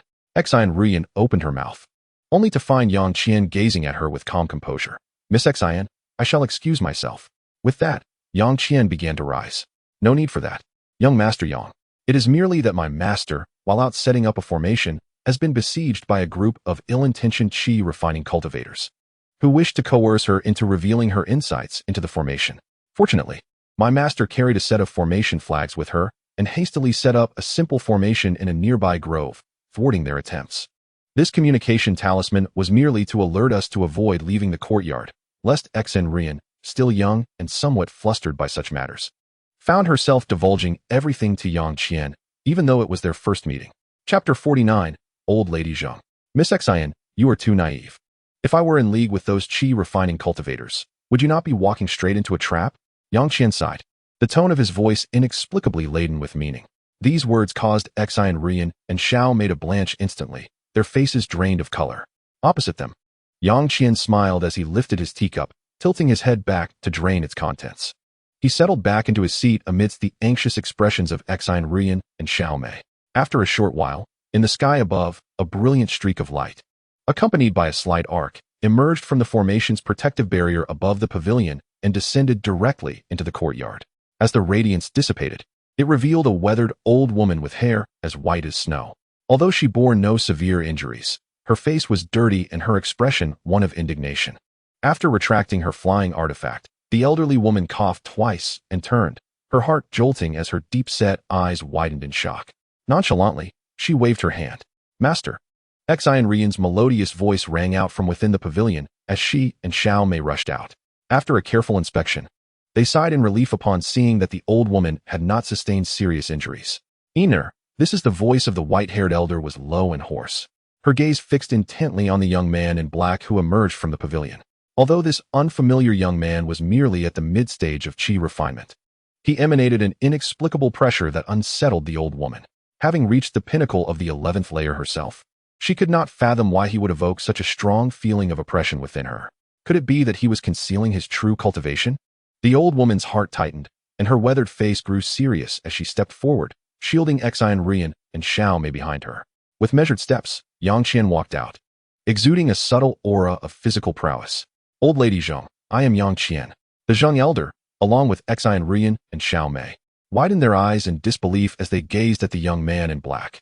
His confident smile revealed a set of pristine white teeth, radiating an overwhelming sense of assurance and authority. From that point onward, Yang Qian sought residence near the small courtyard. By day, he visited the Zheng elder's abode to study the art of formations. By night, he returned to his lodgings to continue practicing the second layer of the Diamond Sutra with the aid of his molten gold body. The Zheng elder's health had deteriorated to a critical state, compounded by some internal injuries sustained recently, and it seemed she could not hold on much longer. Therefore, she imparted all her knowledge of formations to Yang Qian. As for Yang Qian, he was merely a supplementary learner, never privy to the true essence of the formations. Yang Qian, however, was not concerned. It was perfectly reasonable for Yang Qian, as the Zheng elder's direct disciple, to learn the true path of formations.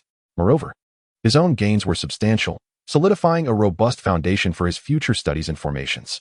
Additionally, he had not only become acquainted with Yang Qian, but had also assisted her during an episode triggered by her dragon roar physique, alleviating her symptoms and thereby earning the admiration of the Zheng elder and others. Unbeknownst to them, the source of his aid was a demon core from an ice attribute demon beast, obtained from the spirit realm's transformation cultivator, Yulalao. Although this item could not completely resolve the issues stemming from Yang Qian's condition, it significantly alleviated her pain, allowing her cultivation to proceed without hindrance, at least until reaching the core formation stage. After that, Yang Qian felt confident that it would pose no problem. Thus, nearly a year passed. Yang Qian learned a considerable amount about formations from the Zheng elder and grew increasingly familiar with Yang Qian. However, the young girl still required further growth. Simultaneously, Yang Qian did not neglect his practice of the Diamond Sutra. In theory, cultivating the Diamond Sutra in the human realm yielded little to no results. Yet, through the unique nature of his body, Yang Qian persistently practiced without significant delay. Though he could not compare his progress to that in the spirit realm, he at least made some advancements. One day, within the small pavilion, Yang Qian sat across from Yang Qian. The stone table was suffused with the fragrant aroma of spirit tea. Brother Yang, this spirit tea has been improved by me. You must savor it well. A year had passed, and Yang Qian had grown taller, blossoming into a graceful young woman. Outside the pavilion, Xiao Mei occasionally peeked in, stifling her laughter. Indeed, There is a notable improvement compared to a year ago.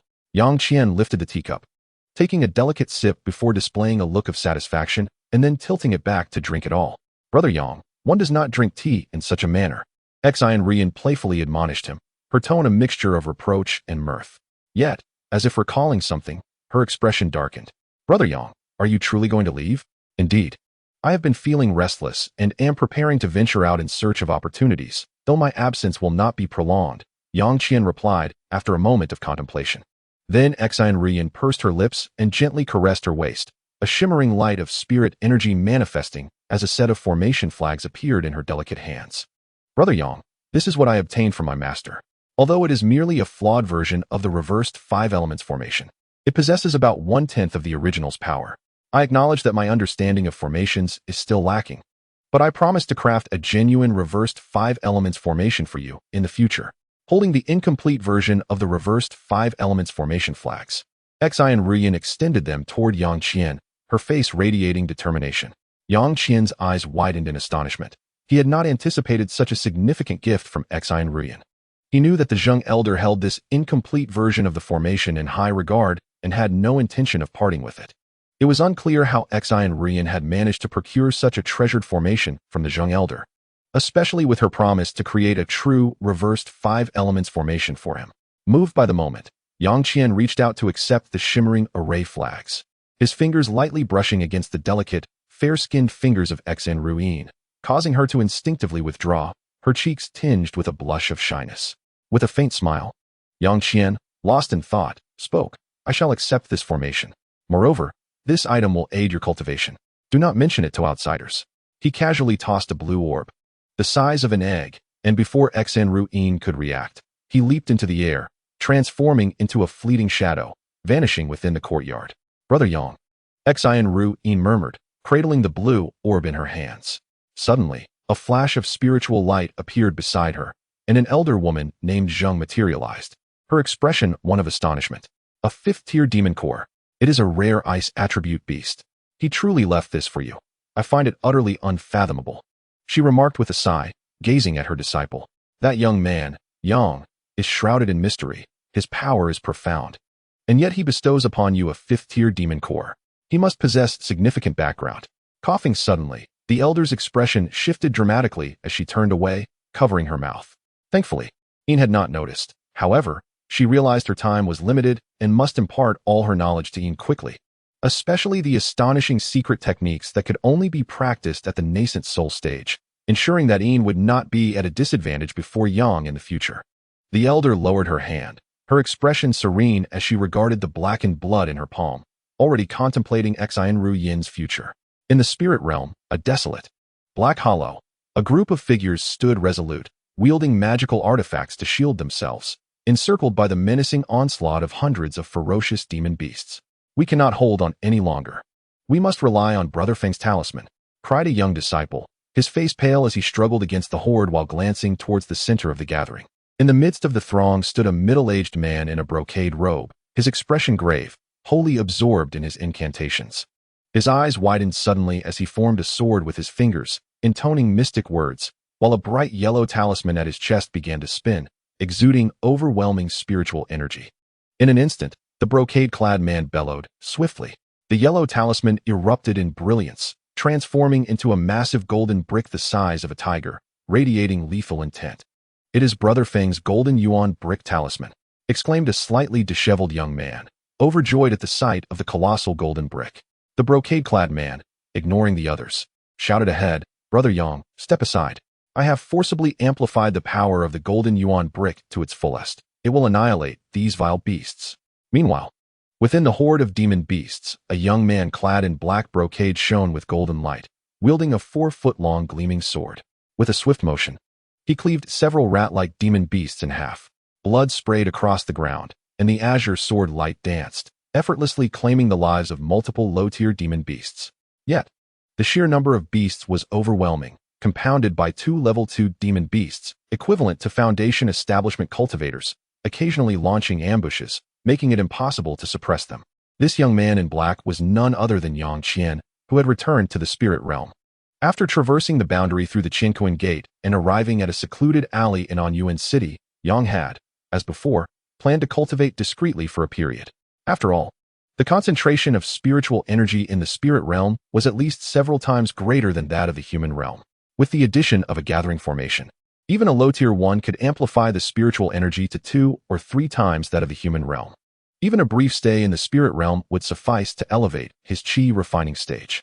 Unexpectedly, after quietly cultivating for half a month in Anyuan City, Yang Qian not only advanced his magical prowess to the brink of the second layer of chi refining, but also made tremendous progress with the second layer of the Diamond Sutra through the absorption of spiritual energy, reaching a bottleneck.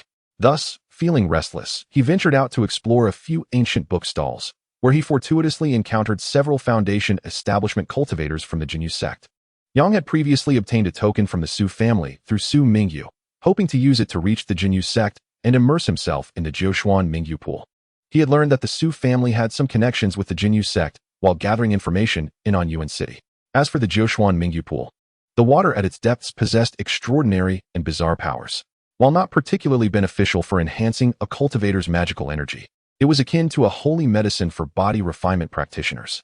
The original text stated that this pool could stimulate the entire body and assist in breaking through a bottleneck. However, this effect was singular. Subsequent immersions would yield no results. Most body refinement practitioners believe that such a miraculous substance should be used as late as possible, ideally just before reaching the final layer, to achieve a breakthrough. Nevertheless, what Yang Qian urgently needed was immediate strength. The accumulation in the early stages was exceedingly difficult.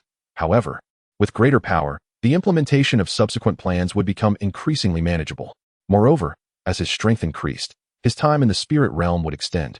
Thus, securing the opportunity to immerse himself in the Jiuxuan Mingyu pool was Yang Qian's utmost desire. Upon learning that the Jinyu sect members were heading outside Anyuan City to rescue a solitary sect disciple, Yang seized the chance, promptly revealing the token from the Su family to gain their trust. Thus, he followed them out of Anyuan City and arrived at the Black Hollow. Unfortunately, the Jinyu sect disciple had already perished, leaving no trace. Moreover, Yang and the others found themselves surrounded by a horde of low-tier demon beasts, their situation perilous. Contemplating the current predicament, Yang quickly assessed the circumstances while maintaining swift movements. "All right," he called out, his gaze flickering as he spun rapidly. The azure brilliance of the water cloud sword illuminated the surrounding space, unleashing a torrent of cold, gleaming sword light that shattered the demon beasts around him into fragments.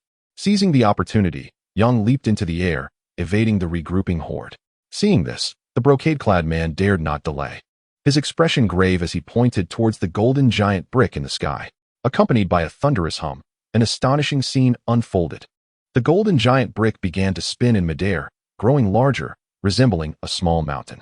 It then descended with the force of a collapsing mountain, crashing down.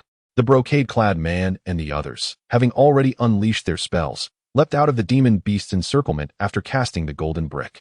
With a thunderous roar, the ground shook violently as severed limbs and blood flew, engulfing the area in dust and debris. Countless demon beasts were obliterated in the onslaught.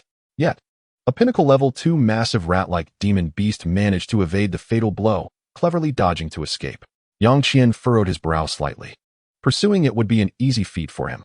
However, he did not wish to appear overly capable before outsiders.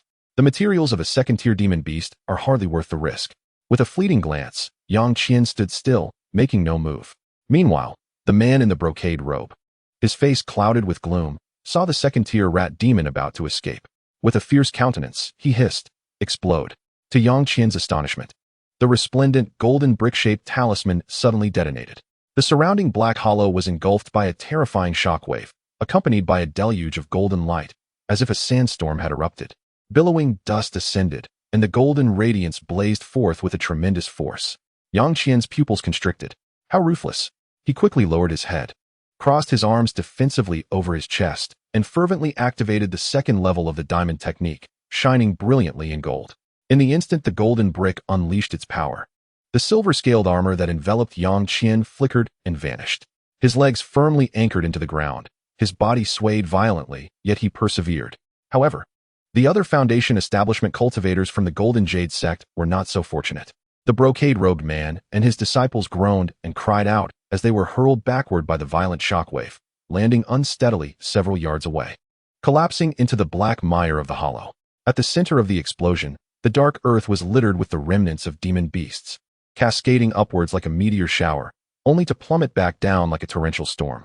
The gruesome debris mercilessly struck the ground, splattering blood that pooled towards the low-lying areas. This continued for several breaths. Lowering his arms, Yang Qian gazed warily towards the site of the golden bricks explosion. The force of such an explosion was indeed formidable. Before him lay a gory pit, filled with countless demon carcasses, a sight most horrifying. Cough, cough. Li Jr. sister, how are you all faring? The middle-aged man in brocade rose, disregarding the mud and beast blood coating him, coughing into his hand as he hurriedly glanced back towards his companions. Brother Foam, my sister is unharmed, just a few superficial wounds, replied a slightly disheveled girl in pink, her delicate face showing a hint of pain as she stood. Oh, it's a relief to hear you are safe. Brother Foam sighed, his expression softening as he surveyed the others. However, upon seeing their disheveled appearances, some with demon claws entangled in their hair, his previously softened demeanor shifted back, his jaw clenching in frustration. Lin Jr. brother has been surrounded and killed by the demon beasts. If any of you sustain further injuries, how shall I face our elders upon returning? The other disciples hurriedly responded, Brother Foam, it is not your fault. Lin Jr. brother disregarded the sect's orders and ventured out alone. Yes, it was his fate. The young disciples of the Golden Jade sect chimed in, their voices a chorus of consolation, though tinged with sorrow. They understood that death is irreversible and that they must focus on the present. Indeed, Brother Foam, we owe a debt of gratitude to young Master Yang, exclaimed a dusty-faced young disciple, scanning the corpses of the demon beasts before turning his gaze towards Yang Qian. The middle-aged man in brocade, seemingly realizing something, slapped his forehead and turned to Yang Qian, Brother Yang, I have overlooked your contribution. We owe our escape to your assistance. It is unwise to linger here. We must depart swiftly. With that, Brother Foam approached Yang Qian, his face adorned with a smile. Thank you, Brother Yang. Without your help, we might still be trapped. Although your spiritual roots are not exceptional and your cultivation is only at the early stages, your mastery of the diamond technique is extraordinary, nearly reaching the 3rd level. I presume. Despite his cheerful demeanor, a flicker of wariness passed through Brother Feng's eyes. Yang Qian's display of power had indeed surpassed his expectations, revealing a strength uncommon among typical body cultivators at the 2nd level of the diamond technique. Brother Feng had encountered numerous mid-tier body cultivators and even those at the 5th level of the diamond technique, having accompanied the elders of the Golden Jade sect. Yet, to find someone of Yang Qian's age possessing such prowess was exceedingly rare, akin to a body cultivator nearing the 3rd level, comparable to a mid-stage foundation establishment cultivator, if not surpassing them. It is worth noting that Brother Feng, as the leader of these Golden Jade sect disciples, only possessed mid-stage foundation establishment cultivation. However, he lacked sufficient physical strength. Thus, even against a body cultivator at the 2nd level of the diamond technique, he might not emerge victorious in close combat, which explained his apprehension. No wonder he sought to utilize the 9 Xianming Jade Pool, intending to forcibly break through the 2nd level bottleneck through immersion, subsequently solidifying his 3rd level body cultivation by refining in the deep waters at the bottom of the pool, thereby bypassing years of arduous training. Upon comprehending this, Brother Feng couldn't help but lament the hardships faced by body cultivators while feeling a tinge of regret. If only the other possessed better spiritual roots. With dual spiritual roots, or more, combined with an extraordinary talent for body cultivation and an indomitable spirit to endure physical pain, they could achieve remarkable heights through the dual cultivation of body and spirit. Although Yang Qian remained unaware of Brother Feng's internal musings, he could sense the unusual expression on the man's face and began to speculate. With a thoughtful expression, Yang Qian lamented, Brother Feng, you flatter me. My spiritual roots are muddled, and my path of cultivation is fraught with obstacles. Thus, I can only exert myself in body cultivation. Pausing briefly, Yang Qian gazed admiringly into the distance, shaking his head as he spoke. If only one day I could obtain treasures to enhance my spiritual roots. Much like the esteemed Tian Yuan Saint Emperor from the wilderness, I too might display the grandeur of a true cultivator. In a moment such as this, Yang Qian would not hesitate to offer compliments. After all, kind words are universally cherished. Indeed, upon the utterance of those words, the middle-aged man of the Feng clan immediately relaxed, shaking his head and nodding, indifferent to the blood of the demonic beasts on his body, completely forgetting the deceased junior brother Lin. Hee, Brother Yang, there is no need for such self-deprecation. He was interrupted by a shout from afar before he could finish his sentence. With a slight frown, the middle-aged man turned his expressionless face towards the sound. Brother Feng, We have gathered the remains of Junior Brother Lin. A few Foundation establishment disciples of the Jinyu sect, including Junior Sister Li, flew over. The middle-aged man's expression faltered, and sorrow appeared on his face. In that case, let us return Junior Brother Lin to the sect. Brother Yang, please. The latter part was clearly directed at Yang Qian. With a swift motion, the middle-aged man drew a hand across his waist, and a vibrant azure light suddenly blossomed before everyone. The light quickly vanished, revealing a small boat seemingly crafted from white jade, floating steadily in the air. Yang Qian's gaze sharpened as he scrutinized the flying artifact. The disciples of the Jinyu sect clasped their fists in greeting, carrying the ashes of Junior Brother Lin, and leaped onto the vessel. The middle-aged man exchanged polite nods with Yang Qian before proceeding to the bow of the boat to maneuver the artifact. After a moment of contemplation, Yang Qian subtly surveyed the surrounding lowland and noticed that the corpses of the second-tier demonic beasts had all been collected. He couldn't help but curl his lips slightly. For the sake of the 9 Xianming Jade Pool, it was unnecessary to compete with these Jinyu sect cultivators over the materials from the 2 second-tier beasts. At this moment, Yang Qian encountered a bottleneck in the second layer of the diamond scripture. Although he could break through in about a year, it was evident that for someone like him, who required more time in the spiritual realm, diving into the 9 Xianming Jade Pool immediately was the most prudent course of action. There, he could harness the abundant spiritual energy for cultivation, enabling not only rapid advancement in the diamond scripture, but also a qualitative enhancement of his magical prowess due to the extended duration of his stay. At the very least, he needed to cultivate his divine sense to command flying artifacts, especially flying ones. Lost in thought, Yang Qian's movements remained undeterred. With a gentle leap, he soared into the air, swiftly landing at the stern of the white jade vessel, settling into a meditative posture. The middle-aged man, having scanned the area and found no living creatures, wasted no time in forming a hand seal. The white jade boat beneath them shimmered with silver light, vibrating slightly before turning its bow towards a specific direction and departing. Behind them, the blackened soil lay in ruin, occasionally disturbed by low-tier demonic beasts gnawing at the scattered flesh and blood. The mountain gate of the Jinyu sect was not far off.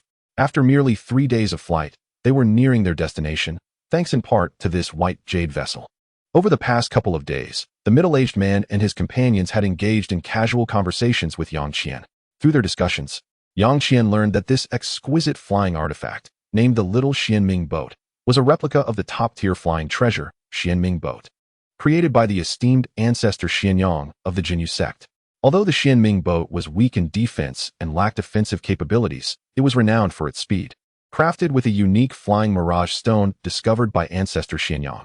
According to the middle-aged man, the early-stage Yuanying ancestor Xianyang had successfully evaded numerous late-stage Yuanying beasts and foreign entities using this boat, thus elevating its reputation and inciting envy among many.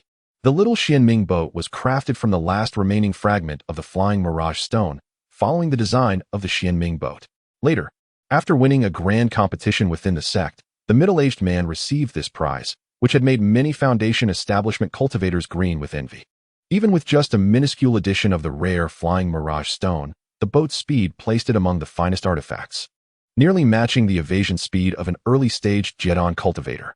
Had it not been for the middle-aged man's desire for vengeance for Junior Brother Lin, the group would have long escaped the siege of low-tier demonic beasts due to the boat's swiftness. As he pondered, the middle-aged man called back to Yang Qian, Brother Yang. Ahead lies the mountain gate of our Jinyu sect. The moment those words left his lips, the Jinyu sect's Foundation establishment disciples, who had been meditating with closed eyes on the Little Xianming Boat, opened their eyes in excitement and stood up. After many days away from the mountain gate, they were finally returning, feeling a sense of security once more, with a Yuanying ancestor guarding them and the protective array of the Jinyu sect in place. Even late-stage Yuanying cultivators or early-stage Huashan cultivators would find it challenging to breach the mountain gate in a short time. This time frame would be sufficient for the disciples of the Jinyu sect to send out a distress signal, especially since the 9 Xianming Jade Pool was a coveted treasure for body refinement cultivators. While it couldn't be said that everyone would respond to the call, it was likely that a majority of mid to high-tier body refinement cultivators in the vicinity would come to their aid. Therefore, although the Jinyu sect was not located near human cities, they possessed a certain level of confidence in their own safety. Yang Qian noticed the subtle pride on the faces of the Foundation establishment disciples and gained a deeper understanding of the strength and prestige of the Jinyu sect. Reflecting on this, he followed the direction indicated by the middle-aged man and gazed ahead with admiration. The Jinyu sect truly lived up to its reputation as a major sect with a Yuanian cultivator at its helm. The might of its protective array was extraordinary. This was not mere flattery on Yang Qian's part. The Jinyu sect was situated across a vast mountain range spanning hundreds of miles. The protective array shimmered with spiritual light, flickering in and out of existence, exuding a heavy pressure that allowed Yang Qian to sense an indescribable aura of terror from afar. The surrounding mountains were devoid of any demonic beast presence, enveloped in a profound silence. Any ordinary cultivator arriving here would likely feel a chill run down their spine. Were it not for the words of the Huashan cultivator, Granny Yumingyu, who had assured him of safety due to the guidance received by the Jinyu sect's Grand Elder, Yang Qian would have hesitated to step into this unfamiliar mountain gate alone. The feeling of having one's life in the hands of others was indeed quite unsettling. Yang Qian maintained a calm demeanor, but he was acutely aware that, regardless of urgency, the enhancement of strength was not an overnight endeavor. In the span of a single incense stick's worth of time, the little Xianming boat had arrived at the perimeter of the Jinyu sect's protective array. Without any apparent action from the middle-aged man, the shimmering array wall rippled and slowly opened a massive gap stretching several dozen feet wide. The middle-aged man did not dare to linger, swiftly forming hand seals and guiding the little Xianming boat into the opening, which transformed into a slender white line as it rushed inside. The situation unfolded even more easily than Yang Qian had anticipated. Inside the Grand Hall of the Jinyu sect, Yang Qian encountered the Yuanian stage Grand Elder, Ancestor Xianyang, a gray-robed elder with hair flecked with white. The elder, initially skeptical, was grumbling about a failed alchemical concoction when Yang Qian arrived. Yet, when he beheld the crimson dagger inscribed with the character for jade, a complex expression suddenly overtook his countenance. With a swift motion, he summoned the dagger, which flew from Yang Qian's grasp with a whoosh. Stealing a glance, Yang Qian noticed that the venerable Xianyang was lost in a reverie, causing a wave of relief to wash over him. It seemed he was not in imminent peril. However, he couldn't help but mutter to himself. The expression on Xianyang's face did not seem to reflect the usual condescension between high-ranking and low-ranking cultivators. Yet the disparity in their cultivation levels was vast. Just then, a low exclamation from his counterpart made Yang Qian startle. "You young man, do you wish to borrow from the 9 profound bright jade pool?" "Indeed," Yang Qian replied, keeping his demeanor humble, as he dared not show any defiance before an ancient being at the nascent soul stage. "Ah, the token of Senior Su cannot be feigned," Xianyang mused, his fingers grazing the crimson dagger as he cast a curious glance at Yang Qian. Internally, he was somewhat astonished. This young man's talent in the Diamond Sutra was indeed remarkable, which explained why he entrusted the dagger to him. Currently, there are still body refiners engaged in their practices within the 9 profound bright jade pool. You may remain at the mountain gate and wait for a few days.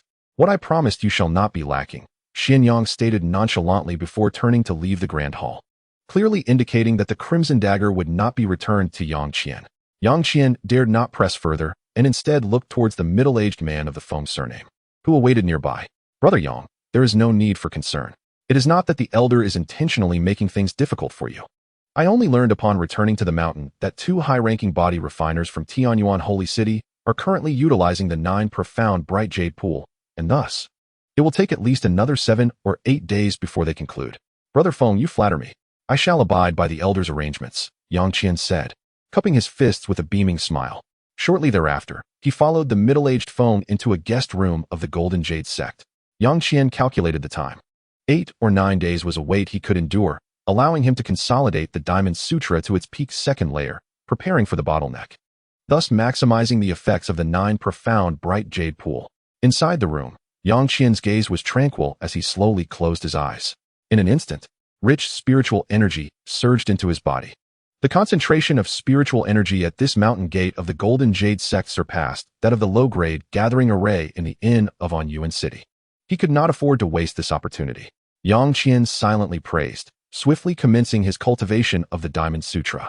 With his molten gold body and the method of infusing spiritual energy, Yang Qian fully cultivated the Diamond Sutra to the peak of the 2nd layer in just 3 days. Reaching a standstill, the bottleneck awaited only the immersion in the 9 profound bright jade pool for a breakthrough to the 3rd layer. However, as several more days passed, the middle-aged Feng had yet to notify Yang Qian. 5 days, 10 days. The time spent in the spirit realm was limited. If he could not break through the Diamond Sutra in time, he feared he would be forcibly returned to the human realm. Just as Yang Qian began to feel restless, desiring to inquire further, a knock finally echoed on his door. Nearly half a month had elapsed by this time. Chapter 53. Spiritual tea and iron essence grass. Inside the room, Yang Qian and the middle-aged Feng sat across from each other, engaged in light-hearted conversation. A fragrant cup of spiritual tea rested upon the brown wooden table before them. They had already chatted for nearly half an hour.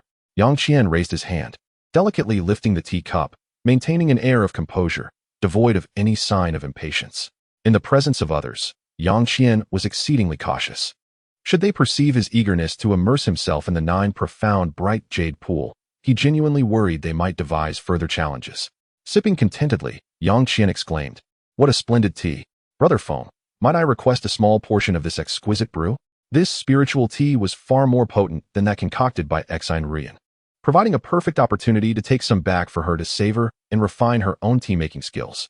The middle-aged Feng paused momentarily, then without further ado, tossed a blue porcelain vial towards Yang Qian, feigning displeasure as he spoke. "Brother Yang, what are you saying? It is merely a bit of spiritual tea. Take it as you wish. In that case, I shall not stand on ceremony," Yang Qian replied with a faint smile, unhesitatingly stowing the blue vial into his storage bag. The middle-aged Feng nodded in satisfaction, but soon his expression shifted to one of discomfort. "Brother Yang, due to the presence of those 2 high-ranking body refiners, some time has been delayed," he explained, his face awkward. "I originally thought they would only require 8 or 9 days to emerge from the 9 profound bright jade pool, but it seems they have encountered some unforeseen circumstances, resulting in a full half-month's wait.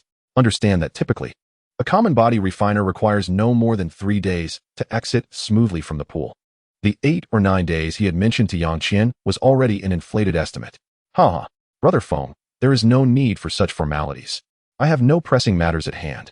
Waiting a few more days is of no consequence." Yang Qian waved dismissively, projecting a carefree demeanor. Even if he felt an inner urgency, he would not allow it to show on the surface. "That is good. I truly admire your temperament and talent in body refinement. Brother Yang, to have diligently cultivated in this room for so many days without venturing outside is remarkable. It is no wonder you have reached the 2nd layer of the Diamond Sutra at such a young age, becoming a mid-tier body refiner." The middle-aged Feng expressed with genuine admiration, which elicited a peculiar feeling in Yang Qian's heart.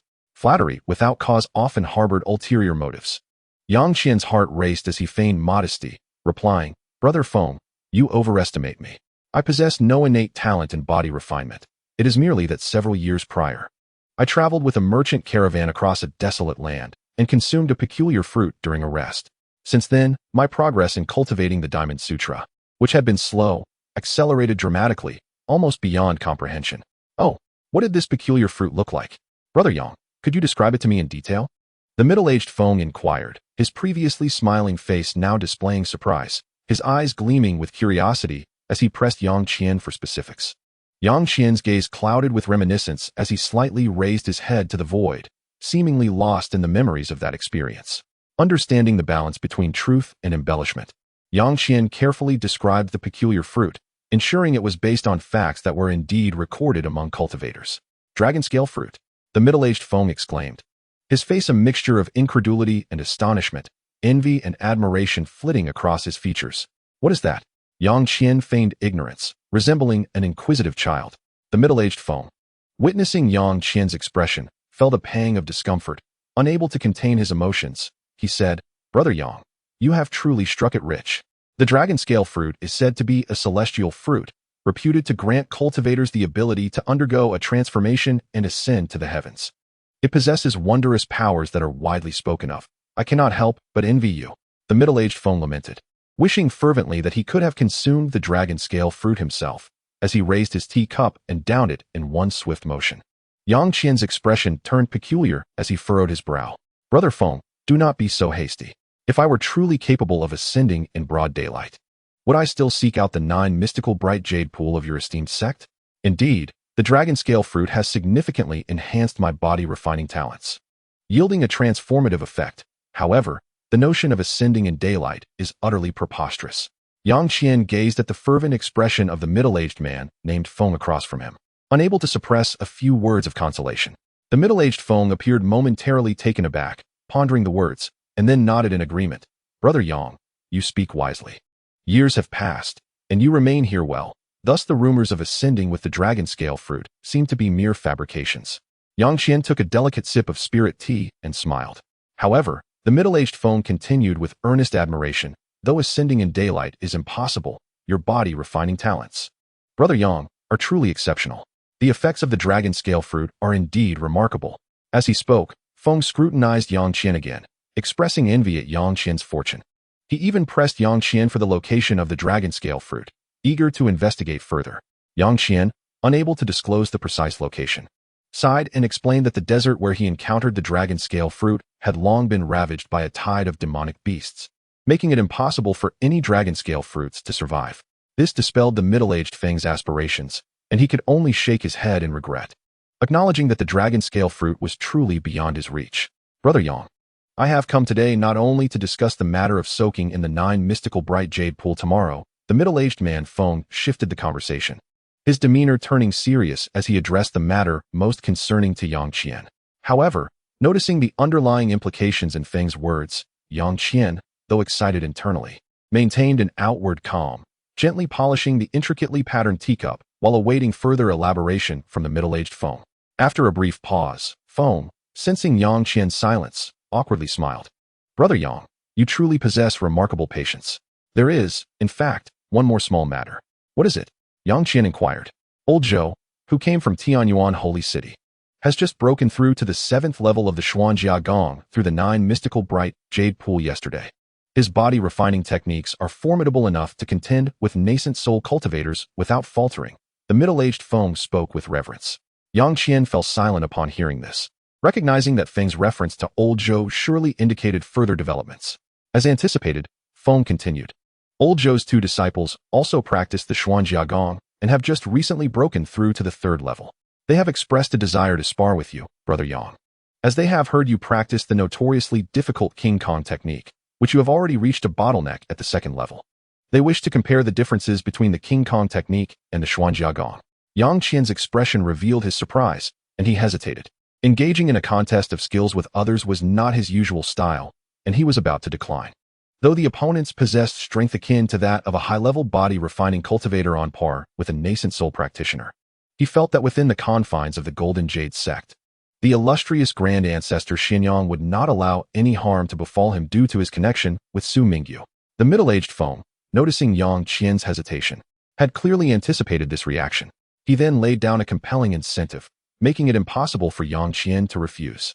For this sparring session, as it is a request to you, Old Zhou has assured me that regardless of the outcome, he will reward you with a stalk of iron essence grass. Iron essence grass. Yang Qian's eyes widened slightly. This herb was rumored to be a sacred medicine for body refining, though it paled in comparison to the Taiji silver essence mushroom. Upon consumption, it could gradually temper one's skin, rendering it as tough as iron or steel. However, its specific efficacy varied from person to person. Those with extraordinary talents would find its effects far superior, while ordinary body refining cultivators might find its benefits marginal, comparable to regular strengthening herbs. Furthermore, when techniques like the Xuanjia Gong or King Kong technique reached higher levels, the refining benefits of iron essence grass would be negligible. Thus, for most body refining cultivators, iron essence grass could be deemed rather redundant. Thoughts raced through Yang Qian's mind. He glanced at the middle-aged Feng, noting his somewhat awkward smile, and understood that his unique body refining talent had likely been disclosed by this man to the high-level body refining cultivator named Old Zhou. Brother Yang, I was indeed rash.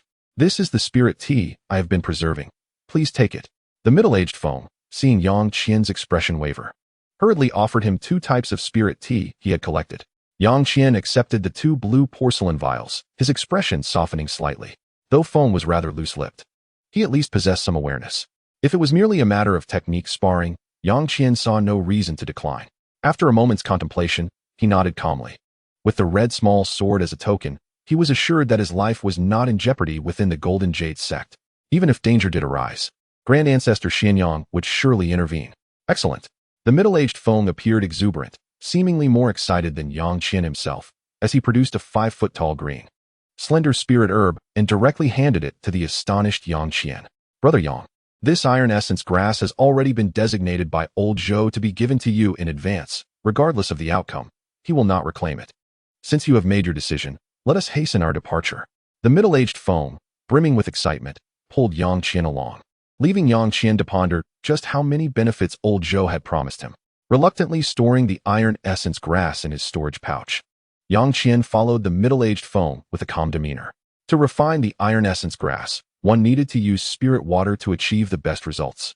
And the optimal choice was undoubtedly the 9 mystical bright jade pool within the Golden Jade sect, so Feng had no concerns about Yang Qian consuming it prematurely. As Yang Qian walked behind the middle-aged Feng, they made their way to a particular courtyard in the eastern part of the sect.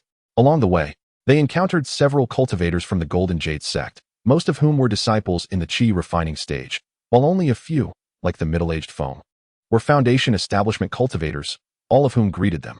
As for the core formation practitioners, they were nowhere to be seen. After navigating several gardens and traversing numerous long corridors, they finally arrived at a pavilion adorned with golden bricks and silver tiles. Yang Qian felt a twitch. His own quarters paled in comparison to this place, which seemed almost regal. The small courtyard in front of the pavilion was tranquil and serene, enveloped in silence. "Brother Yang, I shall wait for you outside." The middle-aged Feng cheerfully raised his hand to signal Yang Qian. "All right, Brother Feng, please wait a moment." Yang Qian nodded, his expression composed, showing no sign of concern for the imminent body refining sparring. The middle-aged Feng gazed at Yang Qian's retreating figure, slightly taken aback, murmuring to himself, "Could it be that he possesses hidden strength?" With a creak, the door closed behind Yang Qian.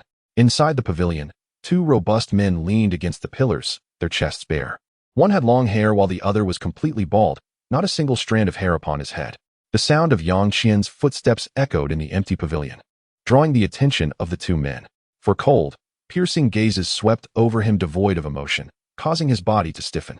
These 2 individuals were formidable. Yang Qian's pupils constricted slightly.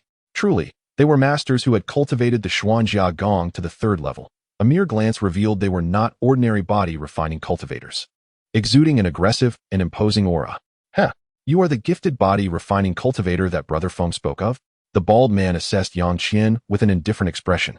Suddenly speaking, "Gifted is a stretch, but I believe I am indeed the body-refining cultivator Brother Feng referred to," Yang Qian replied.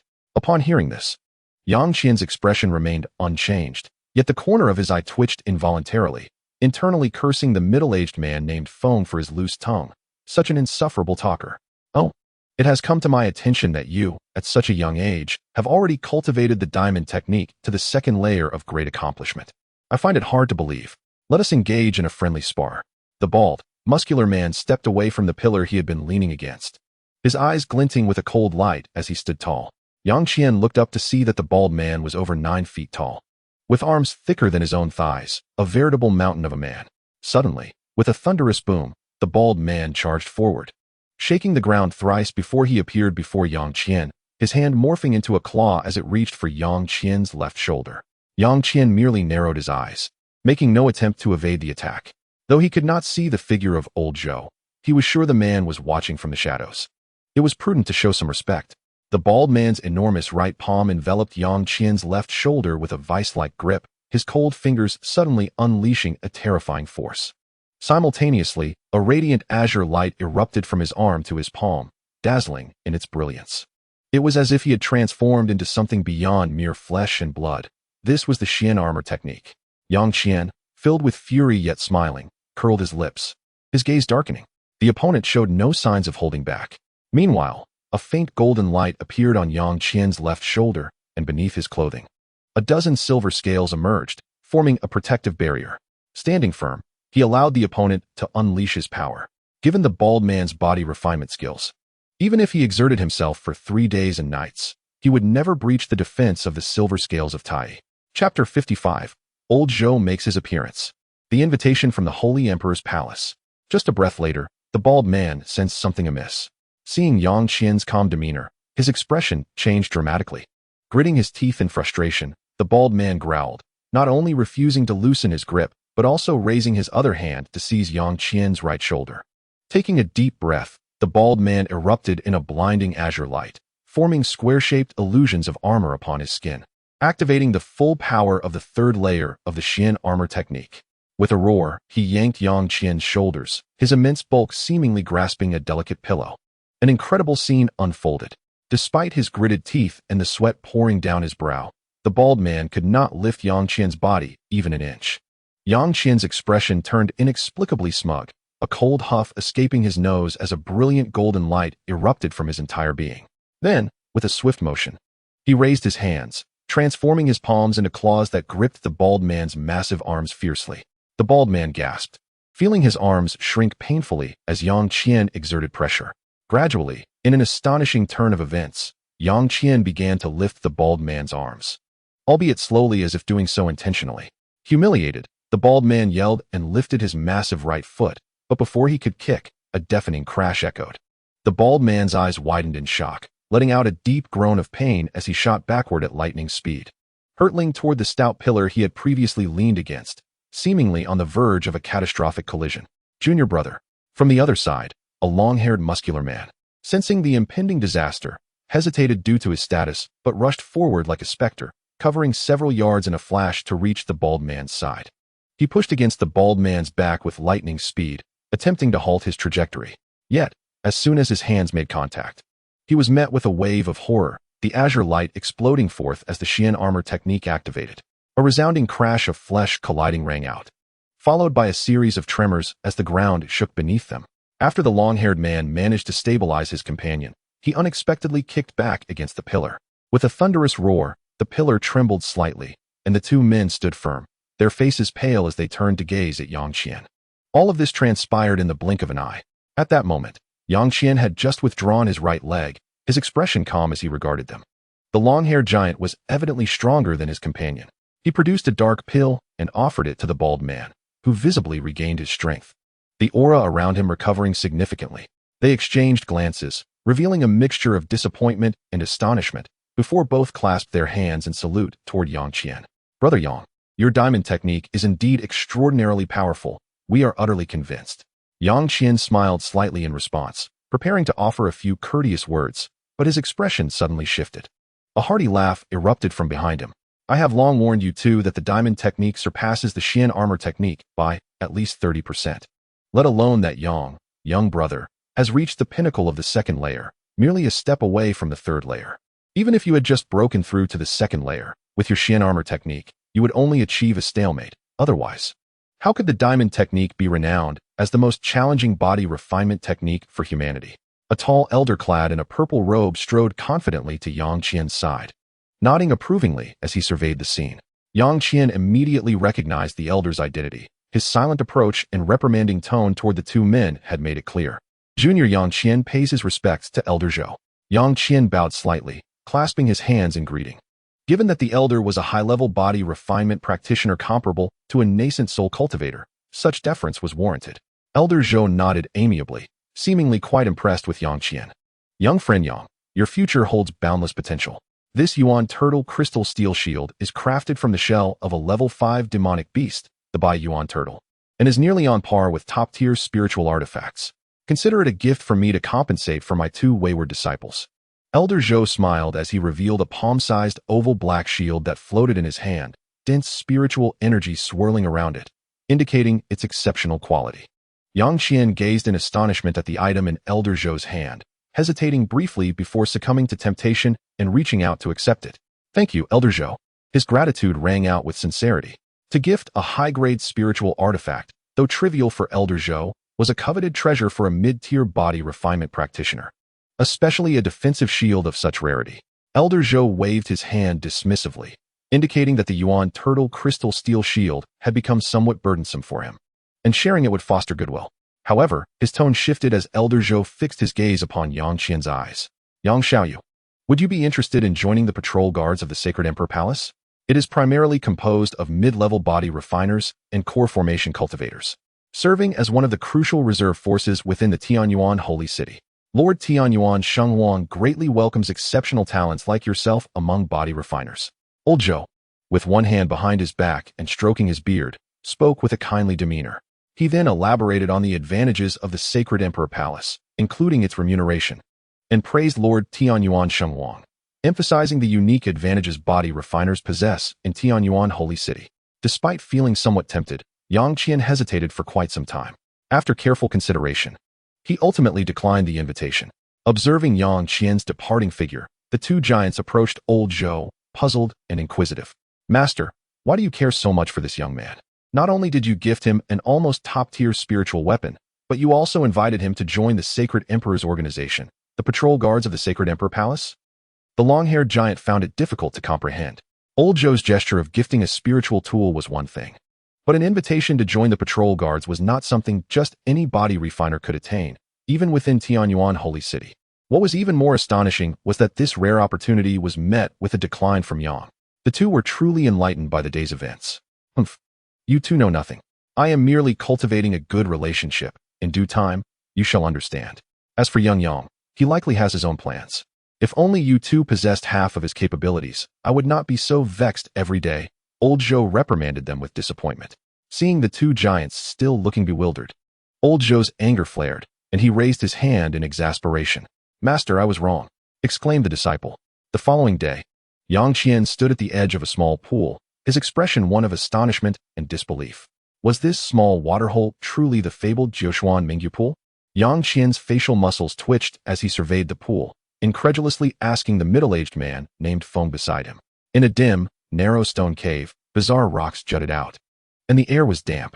Dripping water from the top of the cave coalesced along the uneven stalactites, slowly falling. Drip! A clear droplet cascaded from above, landing at the feet of a figure, splattering slightly. Yang Qian and the middle-aged Feng stood side by side, staring blankly at the Jiushuan Mingyu pool before them. The murky water's surface could hardly be called a pool, only allowing a single person to enter at a time. This Jiushuan Mingyu pool was completely different from what he had imagined. It resembled a filthy, dry well found in a commoner's village, devoid of any spiritual essence. Yang Qian looked at the middle-aged Feng with skepticism. The middle-aged man appeared embarrassed and chuckled awkwardly, explaining, Brother Yang, names are often chosen for their pleasant sound. Our sect's Jiushuan Mingyu pool has maintained this appearance for many years. It may not align with your expectations. Yang Qian rolled his eyes in response, inwardly criticizing that it was not merely different but a world apart. Through the slightly yellowed surface of the water, he could see nothing below, as though a layer of grease floated on top, causing him to frown slightly. The bathing water had been used by countless unfamiliar body refiners over thousands of years. Yang Qian shivered at the thought, unable to delve deeper into his musings, for he needed to convince himself to immerse in it. He would have to soak in there for several days. Were it not for the rumored peculiar power of the Jiushuan Mingyu pool that could help break through the bottleneck of body refinement, Yang Qian would have likely turned back. Noticing Yang Qian's discomfort, the middle-aged Feng quickly understood and, suppressing a smile, advised, Brother Yang, do not be misled by the yellowish surface of the pool. It possesses a unique cleansing power. After each use by a body refiner, it takes a year or so for the water to become crystal clear again, no longer resembling the murky footbath it is now. Feng coughed abruptly, retracting his last words. However, it was too late. Yang Qian glared at him, wishing he could force-feed the man some of the pool's water. At this point, waiting a year or more was out of the question. Yang Qian sensed that the time before he would be forcibly returned to the human realm was likely only a few days away. He had to take this bath today. Furrowing his brows momentarily, Yang Qian hesitated before preparing to leap in. Just as he was about to soak in the water used by so many, an arm suddenly reached out beside him. Raising an eyebrow in surprise, Yang Qian glanced sideways. Brother Yang, do not forget about that iron essence herb. Refining it in the Jiushuan Mingyu pool will yield even better results. Feng's demeanor suggested he was considering Yang Qian's best interests. I know, Yang Qian retorted, pausing for a moment but ultimately heeded Feng's advice. Without further thought, he flicked his sleeve, causing a blue glow to emerge from his storage bag, transforming into a large, peculiar herb hovering before him, standing over 5 feet tall, slender, and lushly green. It was the iron essence herb he had obtained just the day before. How should he consume it? Yang Qian pondered, wondering if he was supposed to swallow such a massive herb whole. The middle-aged Feng seemed to sense Yang Qian's dilemma, coughed lightly, and clarified, the essence of the iron essence herb is found at its root. The stem and leaves are retained to preserve the full efficacy of the essence. Now that you are ready to refine it, you can directly extract the essence from the herb. Listening to this, Yang Qian hesitantly grasped the root of the iron essence herb and indeed found a grape-sized orb at its base. Without further hesitation, he squeezed hard, causing the root to snap, and the entire stem and leaves withered away in an instant, turning to ash that scattered on the ground. In his fingers, he held the grape-like orb, curiously pinching it. It felt quite firm. Ignoring Feng's odd expression, Yang Qian opened his mouth wide and directly consumed the essence of the iron essence herb, letting it slide down into his stomach. With everything prepared, All that remained was the right moment. Yang Qian took a deep breath and leaped into the air, spinning gracefully before plunging into the Jiushuan Mingyu pool. With a splash, the murky water erupted, sending droplets flying onto the astonished face and clothes of the middle-aged foam. Beneath the surface of the pool, Yang Qian was enveloped in a faint golden luminescent veil, separating his form from the waters of the Jiushuan Mingyu pool. Contrary to his expectations, the water was not as repugnant as he had imagined. The surface layer, which appeared yellowish, did not permeate the depths of the Jiushuan Mingyu pool. Below the surface, the water gradually became clear, resembling shallow blue glass, gently swaying. However, as he gazed deeper, beyond Tian Dong, a layer of azure spiritual light obscured his view, rendering everything invisible. Frowning slightly, Yang Qian focused intently on the depths of the pool, sensing an indistinguishable mysterious energy emanating from the bottom. Perhaps the very key to the Jiushuan Mingyu pool's ability to aid body refinement practitioners in breaking through their bottlenecks. With this thought in mind, Yang Qian hesitated no longer and propelled himself further into the depths of the pool. With a splash, he broke through the layer of blue spiritual light and continued to descend.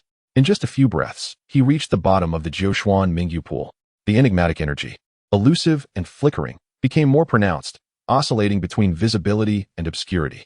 Yang Qian's gaze sharpened as he realized he had arrived at his destination. The depths of this pool harbored a peculiar power capable of forcibly breaking through a layer of body refinement bottleneck. In a sense, the Jiushuan Mingyu pool could indeed be regarded as a divine treasure. As he contemplated this, Yang Qian suddenly felt a tremor coursing through his body. A visible shockwave erupting from his skin's surface.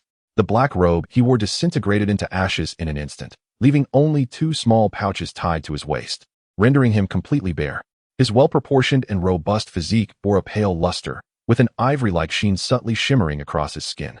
Ready for his cleansing, Yang Qian's expression turned serious as he gestured towards the surrounding golden veil. With a muffled thud, the golden veil vanished without a trace. Chapter 57. Cleansing. The third layer of diamond.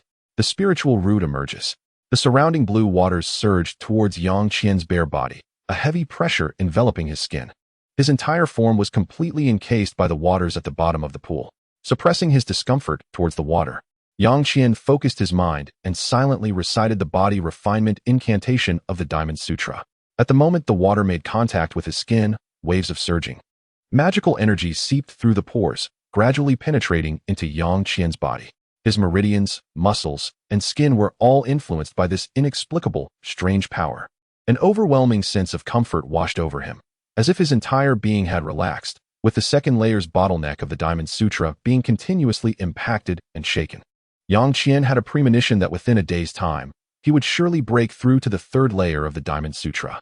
As a day passed, Yang Qian stood calmly at the bottom of the Jiushuan Mingyu pool, methodically using the water to cleanse his entire body. Suddenly, the waters deep within the pool began to churn violently. Yang Qian's expression tightened, and amidst the thrilling shock, the magical energy from the pool surged into his body with relentless force, moving at more than double the speed compared to the previous day. What was happening? Yang Qian's countenance shifted dramatically. This was not what the cultivators of the Golden Jade sect had described. A sharp pain coursed through his entire being, unbearable in its intensity.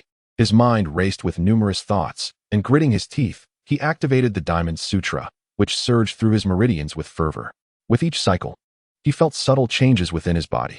With a resonant sound echoing in his mind, Yang Qian involuntarily exhaled heavily. He had broken through the third layer of the Diamond Sutra.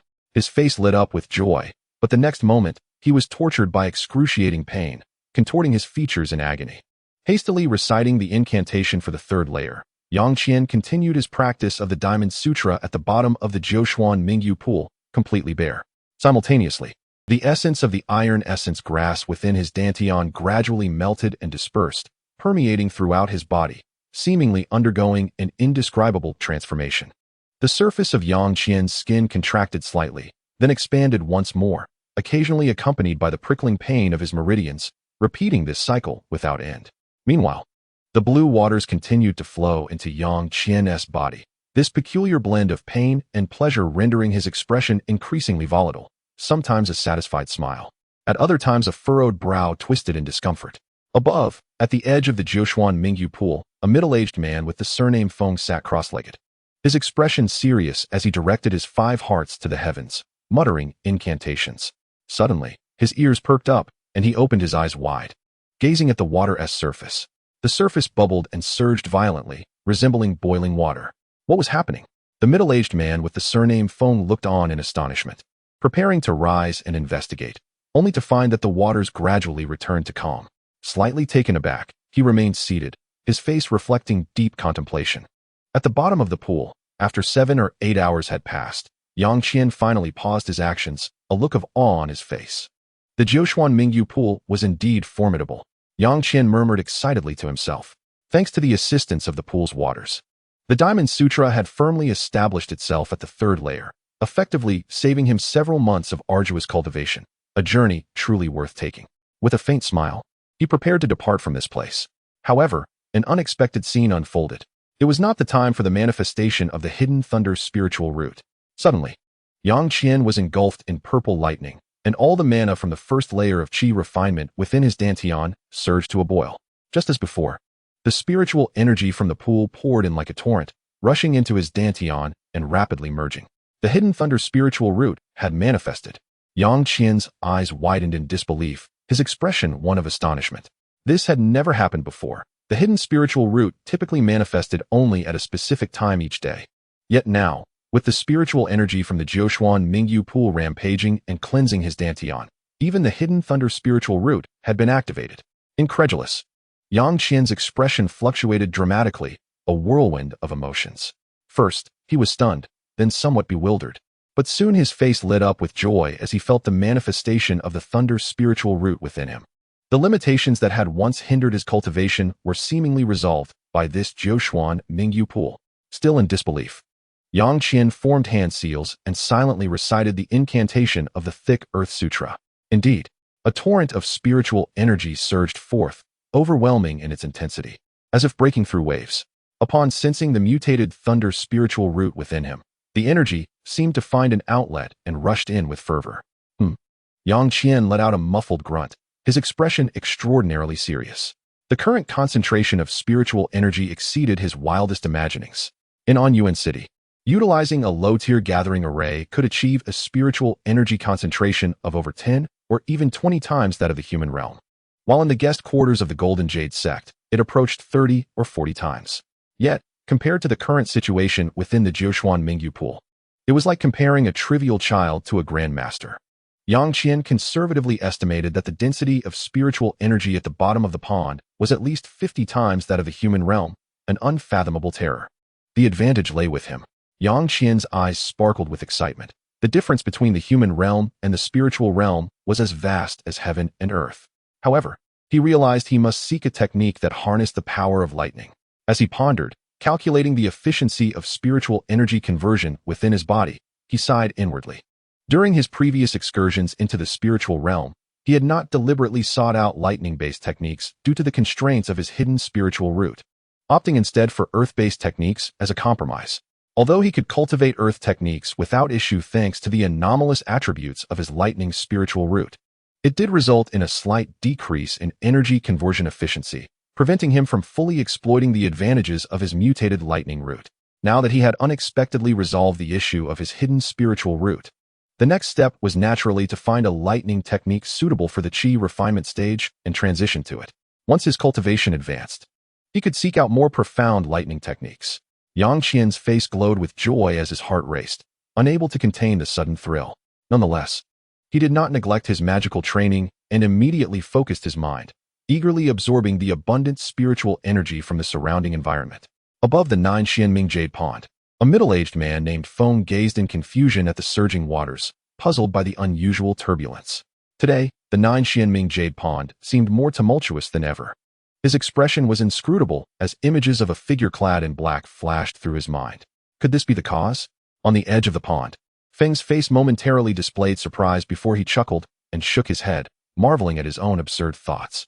The Xianming Jade Pond had existed for countless millennia, and he had never heard of it undergoing mysterious changes due to any body cultivator. Turning away, Feng strolled leisurely towards the meditation area, calculating the days. He estimated he could emerge in a couple of days. As he contemplated, he was about to sit down in meditation when a sudden splash behind him startled him, causing his eyes to widen in astonishment. He turned to see a striking young man clad in a black robe, hands clasped behind him, smiling as he looked back. In a room nearby, Yang Qian sat cross-legged, gradually concluding his cultivation. Upon opening his eyes, his face radiated excitement. Several hours had passed, and his lightning spiritual root had not faded. His visit to the Jin Yu sect for this bath had truly been fruitful. Not only had he acquired a high-grade spiritual artifact, the Yuan Gui crystal steel shield, but he had also leveraged this opportunity to break through to the third layer of the diamond technique, comparable to the mid-foundation stage among cultivators. Yang Qian had just tested his newfound strength, even without utilizing the silver essence armor of the Tai silver essence mushroom.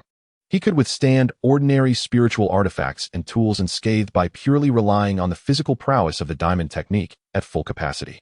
This was merely the early advancement of the diamond technique. If he could reach the fully realized third layer, he speculated it would possess even greater effects akin to the I Ching cleansing of marrow. At that point, he surmised that even high-grade artifacts and spiritual tools would struggle to harm his body. However, in comparison to another transformation, these accomplishments seemed trivial. The manifestation of the hidden lightning root. No, it should now be referred to as the lightning root. There was no longer a time constraint.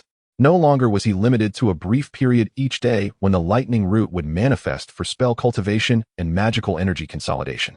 Now, Yang Qian could absorb the plentiful spiritual energy from the spiritual realm at will, anytime and anywhere. In the spiritual realm, even the most desolate areas boasted spiritual energy densities far exceeding that of the human realm. Through this bathing experience in the 9 Xianming Jade Pond, Yang Qian not only broke through to the second layer of qi refinement, but also made remarkable progress, advancing to the third layer. This was also because he did not wish to draw too much attention. He deliberately stabilized his cultivation at the third layer, planning to abandon this caution once he left the Jin Yu sect. Regrettably, the 9 Xianming Jade Pond was not a place to linger, and the high-level cultivators within the Jin Yu sect likely remained unaware of the pond's miraculous effects on hidden spiritual roots. Yang Qian murmured to himself, his eyes gleaming with determination. After a moment, he sighed deeply. Those blessed with spiritual roots were exceedingly rare, and hidden spiritual root cultivators were even scarcer, almost non-existent among the billions of cultivators in humanity. The 9 Xianming Jade Pond had long been rumored to grant body cultivators a miraculous breakthrough after immersion. Thus, it was likely that he alone knew of the pond's ability to activate the hidden spiritual root. After all, most who bathed here were body cultivators, with few dual cultivation practitioners. Yang Qian's expression was enigmatic as he felt the ample magical energy surging within his dantian, estimating that it would not be long before he could attempt a breakthrough to the fourth layer of qi refinement. However, he refrained from doing so. Should he advance too rapidly in a short time, it might attract the attention and suspicion of astute cultivators. One must always guard against others, especially since Yang Qian was still within the territory of the Jin Yu sect, necessitating utmost caution in his actions. With the issue of his hidden spiritual root resolved, he did not mind taking an extra 10 days or half a month for cultivation. Yang Qian decided to wait until after leaving the Jin Yu sect to pursue further breakthroughs, ensuring stability. At present, with the third layer of the diamond technique and the magical energy of the third layer of qi refinement, Yang Qian conservatively estimated he could remain in the spiritual realm for at least another year. This meant he would not need to linger in Anyuan City. After all, Anyuan City was merely a small town within the human realm of the spiritual world, where even foundation stage cultivators were exceedingly rare, with the majority being low-level body cultivators and unestablished cultivators. Given his current strength, returning to Anyuan City would render him nearly unmatched. As Yang Qian thought of the major cities in the spiritual realm, he instinctively furrowed his brow, recalling relevant intelligence about the various factions in the human realm's major cities. Cities like Etian City and Tianyuan City were certainly noteworthy, but the journey was unimaginably far, requiring the use of long-distance teleportation arrays, the cost of which in spirit stones was beyond his means. Furthermore, these two cities were home to numerous high-level cultivators, seemingly unfriendly towards body cultivators. More importantly, they often faced invasions from other races. Even without tolls, Yang Qian lacked the courage to venture there, recalling those fearsome spiritual races, shadow races. And what races made Yang Qian's eyes twitch, it was indeed terrifying. He resolved to postpone such endeavors until his cultivation was more advanced. Beyond that, while both the Xuanwu realm and the Tianmiao realm bordered the Tianyuan realm and intrigued him, the distance was still too great. Ultimately, Yang Qian's current cultivation was insufficient to make a significant impact, and he could only choose closer destinations, prioritizing safety. Thus, rather than seeking distant lands, It would be wiser to select cities within the Tianyuan realm. Yang Qian smacked his lips, pacing thoughtfully within the room, his expression betraying contemplation and hesitation. Yuyang City emerged as his first choice, conveniently located nearby. This ancient city, established at the dawn of the celestial origin realm, has a history that rivals that of the Xuanwu and Tianmiao realms, embodying an enduring legacy that spans millennia. Though Yuyang City is merely a mid-sized settlement, it has remained unexpanded by any lord since ancient times, yet it has steadfastly endured through countless beast tides, rendering it a remarkably secure haven. Once there, one could almost dismiss the threat of beastly incursions entirely. Furthermore, Yuyang City ranks among the cities within the celestial origin realm that boasts the highest number of body refinement cultivators. It is home to a plethora of body refinement sects and schools, as well as a sacred tower that houses a vast collection of body refinement techniques. Additionally, it is renowned as one of the premier locations for the crafting of spiritual tools, with an abundance of skilled artisans. Yang Qian, who possesses the strength of the third level of the diamond technique, found himself quite intrigued. He still had the physical materials of the golden-backed demon mantis in his storage bag, and whether seeking a reliable spiritual tool craftsman or delving into the art of crafting himself, venturing to Yuyang City seemed an excellent choice. With a spark of excitement, Yang Qian mused aloud before suddenly tapping the gray pouch at his waist. A soft white glow erupted from it, swirling gracefully before settling in the palm of his hand, the white egg of the golden-backed demon mantis. This precious beast egg represented a significant portion of Yang Qian's wealth, potentially fetching between 5,000 to 6,000 spirit stones at auction. "Come forth and hatch swiftly," Yang Qian exclaimed, joyfully cradling the egg and lifting it into the air. After a deep breath and a moment of solemn contemplation, he swiftly formed intricate hand seals, casting a series of spells that inscribed a peculiar array upon the ground. "Array formed," he declared, his fingers poised like a sword as he gathered his spiritual energy and struck the center of the arcane design. A soft hum resonated as the strange pattern burst forth with a delicate white light, causing Yang Qian to break into a sweat as he labored to maintain the array. Fortunately, having advanced to the third level of the Qi refinement stage, he could finally inscribe the spirit control array, a fundamental technique for controlling beast eggs. Since acquiring the egg of the golden-backed demon mantis, Yang Qian had been unable to hatch it due to his insufficient magical prowess and lack of expertise in array formation. Now, however, he had the opportunity, as his cultivation had finally reached the minimum threshold required to support the spirit control array. Gazing at the soft white light emanating from the array, Yang Qian deliberated briefly before decisively flicking his fingers, allowing 2 drops of his blood to fall into the array. He then beckoned, placing the golden-backed demon mantis egg at the array's center.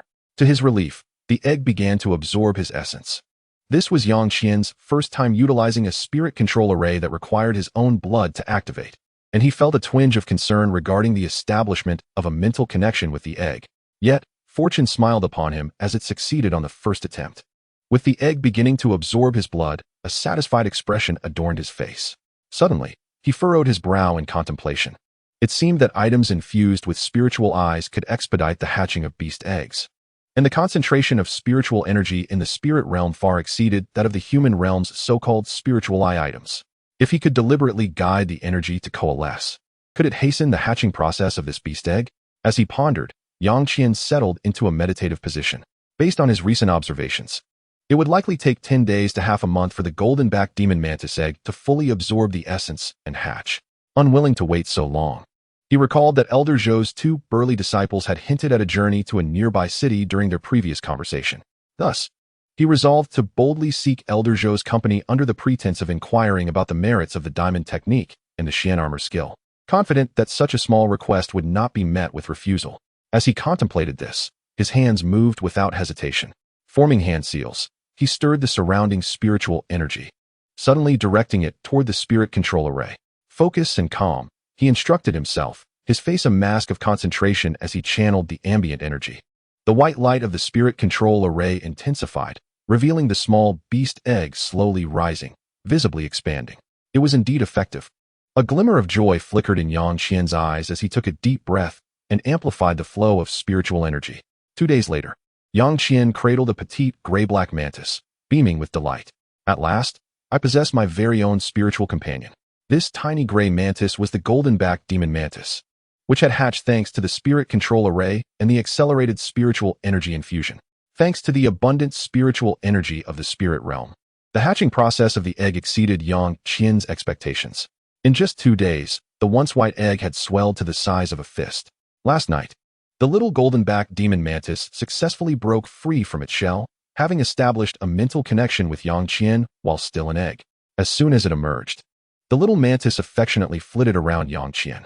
"My, these little blades are indeed sharp," Yang Qian mused, lifting the golden-backed demon mantis to scrutinize its delicate forelimbs, which bore razor-sharp blades that glinted ominously even in its juvenile form. He retrieved a low-tier hammer-like artifact that he had procured from the Spirit Beast Mountain Market, intending to test the mantis's small blades. The tiny mantis seemed to grasp his intent, raising its forelimbs and striking at the side of the hammer with surprising vigor. The sound of metal scraping echoed in the room as Yang Qian watched in astonishment. 2 distinct marks had been etched into the hammer's dark head, each about an inch long and glaringly evident against the otherwise unblemished surface.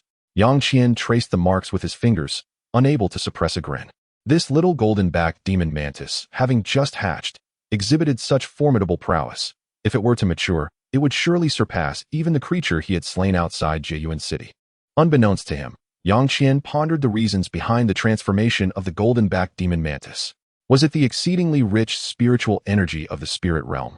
Or perhaps the result of absorbing his own blood? Shaking his head, Yang Qian decided to set aside his curiosity for the time being.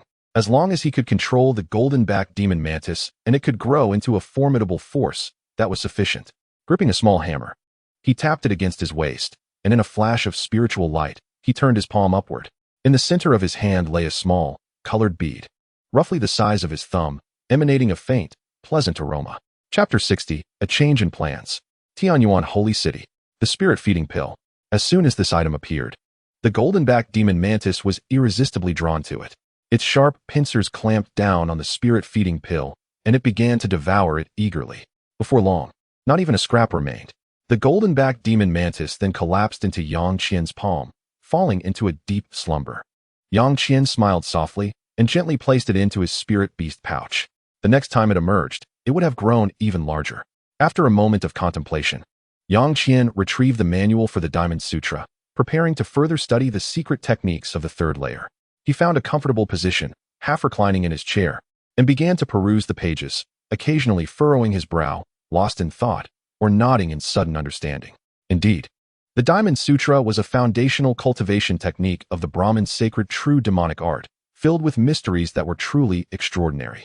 For countless millennia, this body-refining technique has been widely disseminated among the human race in the spirit realm, accessible to nearly all for cultivation. Even after numerous modifications, its true origins were astonishingly derived from the highest demonic arts of the demon realm, a fact that served as a profound irony. A smirk played on Yang Qian's lips, revealing a hint of sarcasm. How would those many human body refiners, who resisted the invasion of the demon realm, feel if they knew they had been diligently cultivating a technique from the demon realm all these years? Shaking his head silently, Yang Qian remained indifferent to this revelation. The quality of a weapon lies in the hands of its wielder, and the same applies to cultivation techniques. Be it demonic arts, Taoist methods, or Zen practices, as long as they enhance his strength while adhering to moral boundaries, Yang Qian welcomed them all without hesitation. Not only the Brahmin's sacred true demonic art, but he also expressed interest in the powerful techniques and cultivation materials from the demon realm once his own power grew. Moreover, there were the treasures of the Xiantian. In the next moment, Yang Qian's expression fell. How far he had strayed in his thoughts. It was better to focus on practical matters, such as how to flatter Zhou Lao and secure a ride with him. While aspirations were grand, reality was often harsh. Not to mention the demon realm. Even in the spirit realm, venturing out from the small city of Anyuan posed immense difficulties. He couldn't even exit the Tianyuan realm. As Yang Qian paced, his expression conflicted. A loud voice suddenly rang out from outside. "Brother Yang, I have come to seek you." Bang! The deep red wooden door rattled from the impact. Yang Qian's face showed surprise, and a flicker of excitement crossed his mind as he exclaimed, "Brother Yu, what brings you here?" Bursting through the door was the bald, brawny man, Yu Ming, with whom Yang Qian had previously sparred in body-refining techniques. Alongside him was his long-haired senior, Du Tung. As fate would have it, these two had frequently visited Yang Qian over the past few days, eager to defeat him and redeem their previous defeats after undergoing Zhou Lao's unique training. Unfortunately, they were far from being a threat to Yang Qian. After advancing to the 3rd layer of the Diamond Sutra, Yang Qian could easily subdue either Yu Ming or Du Tong within 3 moves. The vast disparity in their abilities had left both Yu Ming and Du Tong entirely convinced. Even when they teamed up, they were thoroughly defeated by Yang Qian, who had unleashed his full power, leaving them bruised and battered, lamenting to Zhou Lao for assistance. In a fit of rage, Zhou Lao had reprimanded them, declaring that Yang Qian was a young prodigy deserving of their respect. Since then, Du Tong and Yu Ming had made it a point to visit Yang Qian daily for sparring sessions. "Brother Yang, I have come as well," boomed Du Tong, tossing his long hair over his shoulder as he stepped through the threshold. "Brother Du, you are here too," Yang Qian responded warmly. Though inwardly, he couldn't help but think how much better they would look if they could evenly share their hair between them, rather than leaving one of them completely bald. Seated at the table in Yang Qian's room, Du Tong and Yu Ming eagerly grabbed the spiritual tea Yang Qian had poured for them, disregarding its scorching temperature as they gulped it down, causing Yang Qian to wince at the waste of his precious tea leaves. "Delicious, Brother Yang. This spiritual tea can enhance our training in the Xuanjia technique. Truly remarkable. Our master never lets us have any," Du Tong exclaimed, his excitement palpable. "Indeed, indeed. I feel the same," Yu Ming chimed in, extending his cup for a refill. "Of course, this is one of my treasures," Yang Qian said with a chuckle, pouring steaming spiritual tea into the cups of the 2 robust men. Since their defeat at his hands, these 2 muscular giants had taken to calling him Brother Yang with remarkable ease, which initially felt peculiar to Yang Qian. However, thinking of the potential for a ride, he raised an eyebrow and inquired nonchalantly, "Gentlemen, regarding your upcoming journey to the Jinyu sect, it seems you are quite fortunate. Do you have any plans?" "Hee. My brother and I have no particular thoughts. We are merely following our master on his travels. As long as we remain cautious within the Tianyuan realm, with our master's strength and connections, there should be little danger," Du Tong replied, carefully lifting his teacup with his arm, which was thicker than Yang Qian's thigh, and downing the contents in one go. "Me too. It is a pity that I heard from our master yesterday that he originally planned to stay out longer, but news from the Holy City has reached him, and he seems eager to return quickly. Thus, I must part ways with Brother Yang," Yu Ming lamented, his face expressing genuine regret for the newfound friendship he had developed with Yang Qian. "Oh, you are returning to the Holy City?" Yang Qian paused, subtly inquiring. The Holy City they referred to, within the Tianyuan realm, could only be the Tianyuan Holy City, the residence of the Tianyuan Holy Emperor. It was the largest city in the realm, undoubtedly offering a secure environment. Not only was it fortified with numerous formations and restrictions, but the presence of the Holy Emperor himself, a formidable being in the late stage of integration, provided an additional layer of safety, beyond the 2 rare Mahayana cultivators. The human races Mo Jianli and the demon races Ao Xiao, the late-stage integration cultivators represented the pinnacle of power for both races. As for beast tides, there was no cause for concern. Even the most foolish beasts under the command of the 7 demon kings would not dare attack the holy city of the Tianyuan Holy Emperor. The so-called beast tide primarily targeted smaller cities. Given this context, a visit to the Tianyuan Holy City seemed quite appealing. At the very least, prior to the invasion of the demon realm, this ancient city, the largest in the realm, was virtually impregnable. Most importantly, Yang Qian could hitch a ride. Gratitude to the fellow cultivator for the 100 coins, and appreciation for the 200 coins in rewards. Thank you all for your monthly votes and recommendations. Chapter 61. Elder Chu and the Xianming boat. Yang Qian, with an expression of delight, inquired, "Brother Du, Brother Yu, may I ask when Elder Zhou is to depart?" He then leaned in closer, whispering a few words. Upon hearing this, Du Tong and Yu Ming exchanged astonished glances, their faces reflecting their surprise. Outside the grand hall of the Jinyu sect, a vast white jade plaza was abuzz with laughter and conversation among a dozen individuals. Among them were the illustrious Xian Yang and Elder Zhou, accompanied by an elderly man whose forehead was lined with wrinkles. Yet the skin beneath his neck bore the luster and elasticity of youth. However, his hands, exposed beyond his sleeves, appeared shriveled and frail, reminiscent of ancient gnarled trees. Strangely, the elderly man's fingernails were an inch long, sharp and gleaming with a chilling crimson glow, making him an unsettling sight. Yet, standing alongside the formidable Xian Yang and Elder Zhou, his prowess clearly rivaled that of a nascent soul cultivator. Yang Qian, lifting his eyelids slightly, dared not gaze too long and obediently stood beside Du Tong and Yu Ming. Just days prior, he had learned from the 2 that another elite body cultivator, who had immersed himself in the 9 Xianming Jade Pool, had successfully consolidated his cultivation and emerged from seclusion. This individual, revered by Du Tong and Yu Ming as Elder Chu, possessed terrifying strength, having previously vanquished several 6th and 7th tier beasts. With his recent advancement, he would likely stand firm against 8th tier monsters. Elder Xianyang, this journey will depend on your flying treasure. However, you must not bear the cost of the spirit stones for the teleportation array alone, Elder Zhou remarked with a broad smile. There is no need for such politeness. My friend, a few spirit stones are but trifles. Moreover, I have materials to procure, necessitating a trip to the holy city. Ha ha ha. And we have Elder Chu with us. So this journey shall not be dull, Xianyang said, stroking his beard as he glanced at the calm, wrinkled face of the elderly man beside him. Indeed, Elder Xianyang, I must return to the holy city to attend to matters at the Merchant Guild's headquarters. We shall indulge in fine spirits along the way. Elder Chu forced a smile onto his wrinkled visage. While Yang Qian engaged in hushed conversation with Du Teng and Yu Ming, he attentively absorbed Elder Chu's words. Upon hearing the term Merchant Guild, his heart stirred. He had learned from Du Teng that the elite body cultivator known as Elder Chu was a senior patron of the Tian Dong Merchant Guild, causing Yang Qian's expression to shift slightly. He recalled that as a temporary hired guard for the guild, he was far from a significant figure, leading him to believe that this esteemed body cultivator would not concern himself with a minor mid-tier guard like him.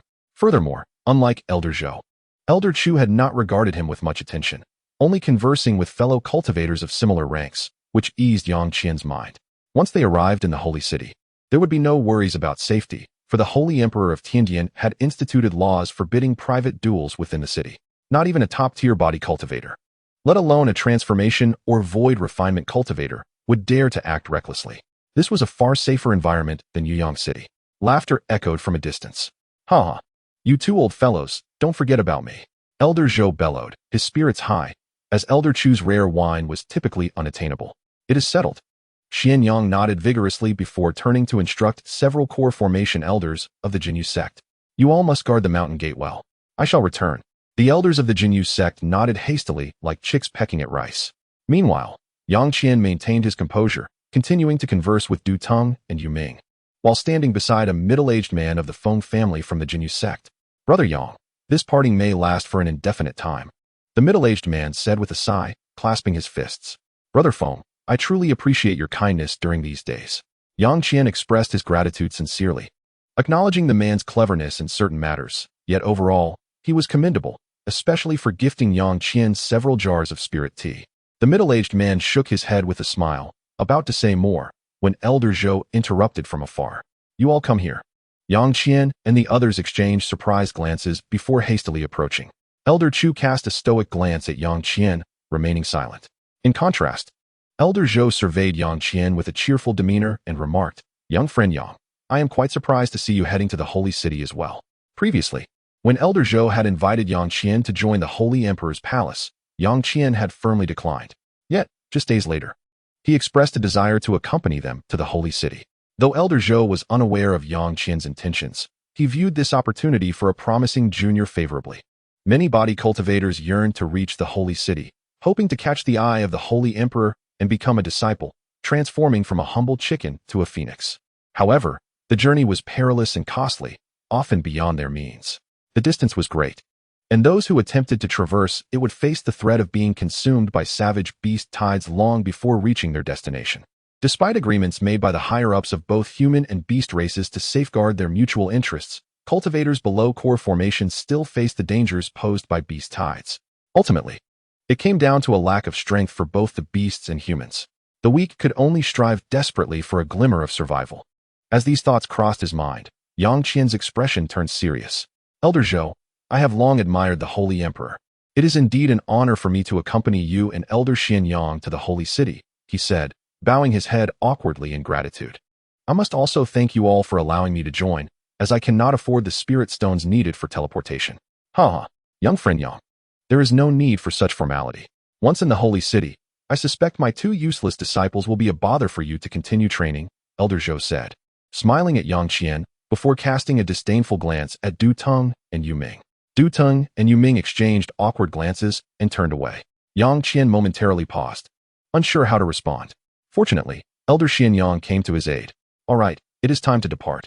We have quite a journey ahead to reach the city with the teleportation array, Elder Xianyang stated, having concluded his instructions regarding the sect's affairs. Suddenly, he raised his hand, and a stream of radiant white light burst forth, swiftly transforming into a vessel over 100 feet in size, floating several yards above the ground. It was a shimming boat. The name immediately flashed in Yang Qian's mind. In comparison to the exquisite flying artifact held by the middle-aged man of the Feng family, this majestic vessel was on an entirely different level. The Xianming boat shimmered with ethereal brilliance, its grandeur evident, seemingly crafted from a beautiful jade, pure white and exceptionally refined. Chapter 62. Departure. Arrival. In the plaza of the Jinyu sect, Yang Qian remained composed, surveying the colossal vessel in the sky. The entire Su Enemming boat, immaculate and pristine, bore only a few slender gray ripples weaving in and out at its corners. The surface of the vessel, intricately inscribed with a multitude of colorful runes, emanated an oppressive aura that stung the eyes upon closer inspection. With Yang Qian's current perception, he could decipher only a handful of characters, a feat achieved only through his perusal of over a dozen ancient texts at the Xing bookstore in Anyuan City. Otherwise, he would have been utterly lost in the arcane symbols. Could this be the legendary flying SH and stone? Yang Qian shifted his gaze, fixated on the gray, slender threads. Observing them for a while longer, this element was the key to the Su Enemming boat's remarkable superiority over ordinary flying artifacts. A mere addition would exponentially enhance its speed, rendering it a treasure of unparalleled rarity. As he beheld the Su Enemming boat, Yang Qian felt a twinge of envy. Such a formidable top-tier artifact was beyond the reach of most cultivators, especially one as rare as the Su Enemming boat. The flying artifacts wielded by Yuanian cultivators possessed such formidable pressure that it was unfathomable to consider the might of the Jin Ting boat piloted by the refining void cultivators of Tianyuan City. Yang Qian's gaze drifted, noticing that the venerable Xian Yang and his companions had already boarded the Su Enemming boat, prompting him to leap alongside his companions, Du Teng and Yu Ming. At that moment, Xian Yang had entered the cabin of the Su Enemming boat. "Brother Yang, let us also board," called the robust bald man, Yu Ming, while his senior brother, Du Teng, had already entered to attend to their master. "Brother Yu, I wish to stand here for a while longer. You may enter first," Yang Qian replied with a faint smile, feigning a desire to enjoy the scenery. Yu Ming nodded and proceeded into the cabin. Suddenly, a resonant hum echoed as the Su Enemming boat erupted into a dazzling brilliance. A thick light shield enveloped the entire vessel, and it swiftly ascended into the sky. In mere moments, the gates of the Jin Yu sect vanished from sight. Yang Qian withdrew his gaze, lifting his eyes to the distant heavens. "Tianyuan Sacred City, I have arrived." The journey was even longer than Yang Qian had anticipated. The group first boarded the Su Enemming boat, traveling day and night for a full 5 months before reaching a medium-sized city. According to Elder Zhou, this city housed a unique teleportation array. Upon arrival, they disembarked from the Su Enemming boat and proceeded to an ancient high-rise building emanating a sense of antiquity. No longer utilizing the Su Enemming boat, they activated the teleportation array within the building, transporting them once more to an unknown, time-worn cavern. It appeared to be nestled within a mountain range.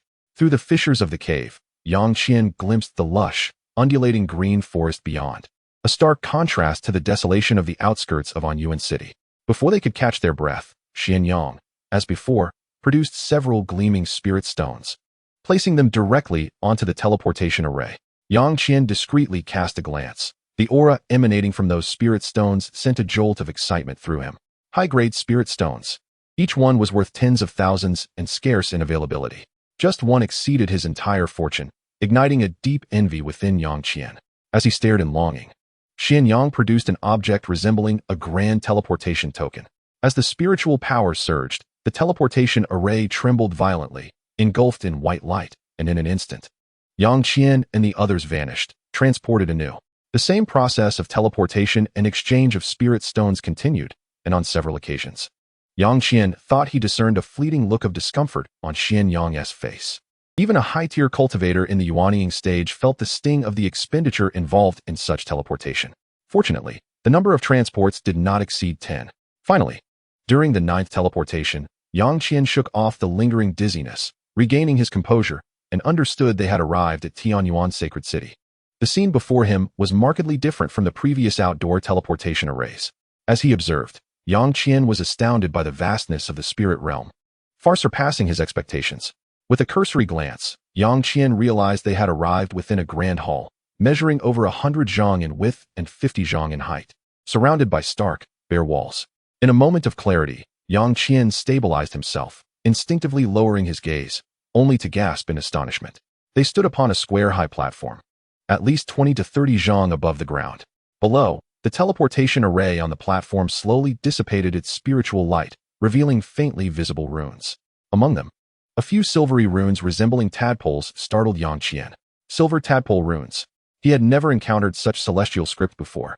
Intrigued, he stole a few glances, sensing the unfathomable pressure emanating from the silver runes, causing his heart to tremble. He discreetly averted his gaze, redirecting his attention to the surroundings. Encircling the platform were 8 high-tier cultivators and body refiners clad in silver armor, standing silently with an icy demeanor. Casting only a cursory glance at Yang Qian and his companions before returning to their indifference, Yang Qian felt a shiver down his spine. Quickly scanning the area twice, but daring not to stir, remaining still in his place. Elder Zhou had warned him earlier on their journey that the high-tier cultivators or body refiners near the teleportation array possessed at least Yuanying level strength. Even after Elder Zhou's recent advancement, he would not dare to claim he could easily best one of them. Yang Qian, with only foundation-building strength, naturally felt subdued in the presence of 8 formidable Yuanying cultivators. Even Xin Yang and Elder Chu exchanged glances, silently beckoning Yang Qian and the others to descend the high platform via the staircase. Elder Zhou appeared to be acquainted with one of the silver-armored Yuanying guards, and the two shared a knowing nod. Under the watchful gaze of the guard, Yang Qian and his companions exited the vast hall. Outside the great doors, they were met by an ancient passageway, roughly 5 to 6 zhang wide. Suspended above the passageway, luminous orbs the size of human heads hung at intervals of 3 zhang, illuminating the surroundings. The walls were intricately engraved with an array of unknown runes that flickered intermittently. Yang Qian stared for a while, but could recognize not even a tenth of them. The passage arched gracefully, exceedingly spacious, and as Yang Qian trailed behind the others, he marveled at the sights with wide eyes. Chapter 63. Tianyuan's Sacred Mountain at last. After estimating they had traversed over 1,000 zhang, a brilliant light appeared ahead. Though Yang Qian was puzzled as to why Elder Zhou and the others did not utilize flying artifacts, he dared not inquire, obediently following behind. After a brief while, the scenery ahead finally changed. In the passage, the dazzling light intensified, prompting Yang Qian to furrow his brow, squinting slightly as he continued on without pausing his steps. Upon exiting the passage, they found themselves in an open expanse. Yang Qian exclaimed in surprise. It turned out they were situated atop yet another massive high platform, at least 700 or 800 zhang above the ground. Looking down, he was filled with awe. With a sharp intake of breath, Yang Qian was taken aback, his astonishment palpable.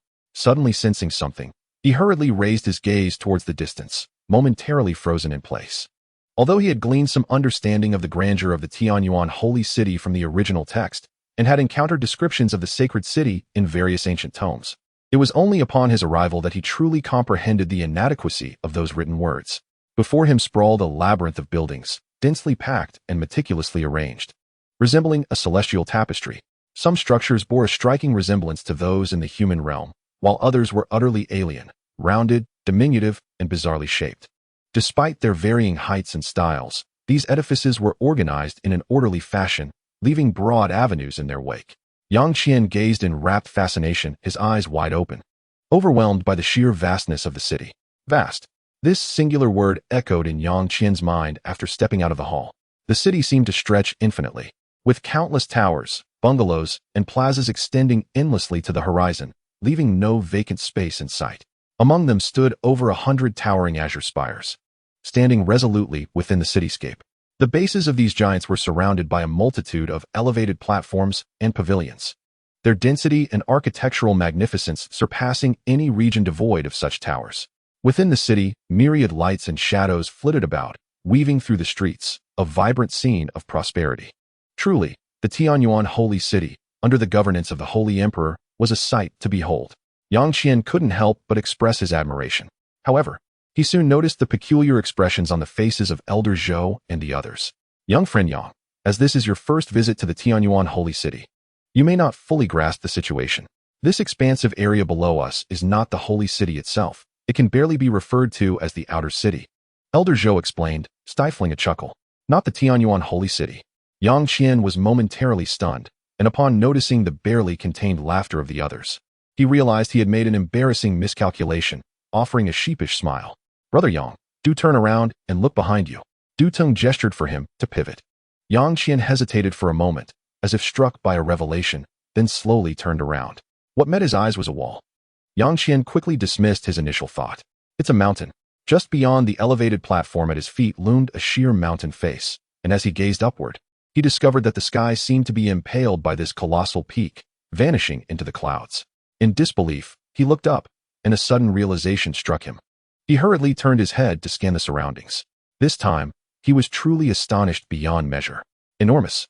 This was the only word that could encapsulate the mountain in Yang Qian's mind. To the left and right, he could discern no boundaries to this gigantic mass. Its sheer walls extended for miles, soaring like a pillar reaching for the heavens, exuding an overwhelming sense of majesty.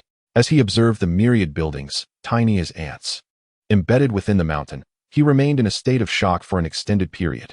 His gaze traveled upward, where a myriad of towers and pavilions, both grand and diminutive, were intricately nestled into the mountain's embrace, with spiraling designs adorning their exteriors. From unseen crevices, vibrant lights erupted like rainbows.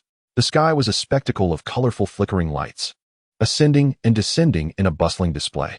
Some soared on magical artifacts, others flew by sheer physical prowess, while various fantastical beasts propelled themselves skyward, roaring as they advanced. Further down, at the base of the great mountain, layers upon layers of diverse structures stretched endlessly, reaching towards the unseen horizon, with scarcely any gaps between them. This is the Tianyuan sacred mountain, Yang Qian murmured, unconsciously swallowing hard, as he stood gazing up at the colossal peak. Memories of the two renowned mountains in the human realm flashed through his mind. Kunwa Mountain of the Great Jin and the sacred mountain of Tianqing City in the Sea of Stars. Although he had yet to behold them, he suspected they could not compare to the Tianyuan sacred mountain before him, likely possessing an immeasurable disparity. Ah, young friend Yang. This is the Tianyuan sacred mountain, where the true Tianyuan holy city resides. It is atop this mountain that the Holy Emperor, one of our three sovereigns, resides in the Holy Emperor's palace, Elder Zhou explained with a smile, brimming with pride. Meanwhile, the other elders, Xian Yang and Elder Chu, had seemingly vanished, leaving only Du Tung and Ming by Yang Qian's side. Not minding their absence, Yang Qian pondered aloud, Elder Zhou, I have heard that the Tianyuan holy city is a pivotal nexus for our two races. Could it be situated within this mountain? Elder Zhou and the others showed no surprise at his inquiry, as the matter was well known among both races.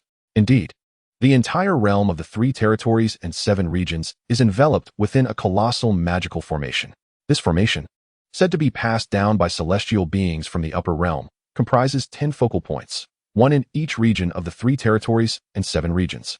The focal point for our human race resides within the Tianyuan sacred mountain, along with the Tongtian giant tree of the Tianmiao realm and the Canling of the Xuanwu realm. This formidable formation is specifically designed to thwart foreign cultivators, particularly those of higher tiers, effectively barring them from entry. The Xuanwu city, where the overlord resides, is built upon the back of an ancient giant tortoise known as Canling, a grand floating city upon the sea. As for the Ling Emperor's Tianling city, it is even more astonishing, constructed upon a colossal spirit tree rumored to reach the celestial realm. I have only heard tales of these 2 cities, never having visited them myself, for the exorbitant costs of transportation are beyond my means, and flying there is equally daunting. Perhaps when your cultivation reaches greater heights, you may venture forth on my behalf. As Elder Zhou explained, he produced a shimmering azure vessel, beckoning Yang Qian and the others to board. This modest vessel could accommodate no more than 3 to 5 individuals, its hull adorned with over a dozen luminous stones, unmistakably a valuable high-grade spiritual artifact, and notably a rare multi-passenger flying device. However, compared to the exquisite flying artifact of Elder Xian Yang, the Xianming boat, it was somewhat lacking.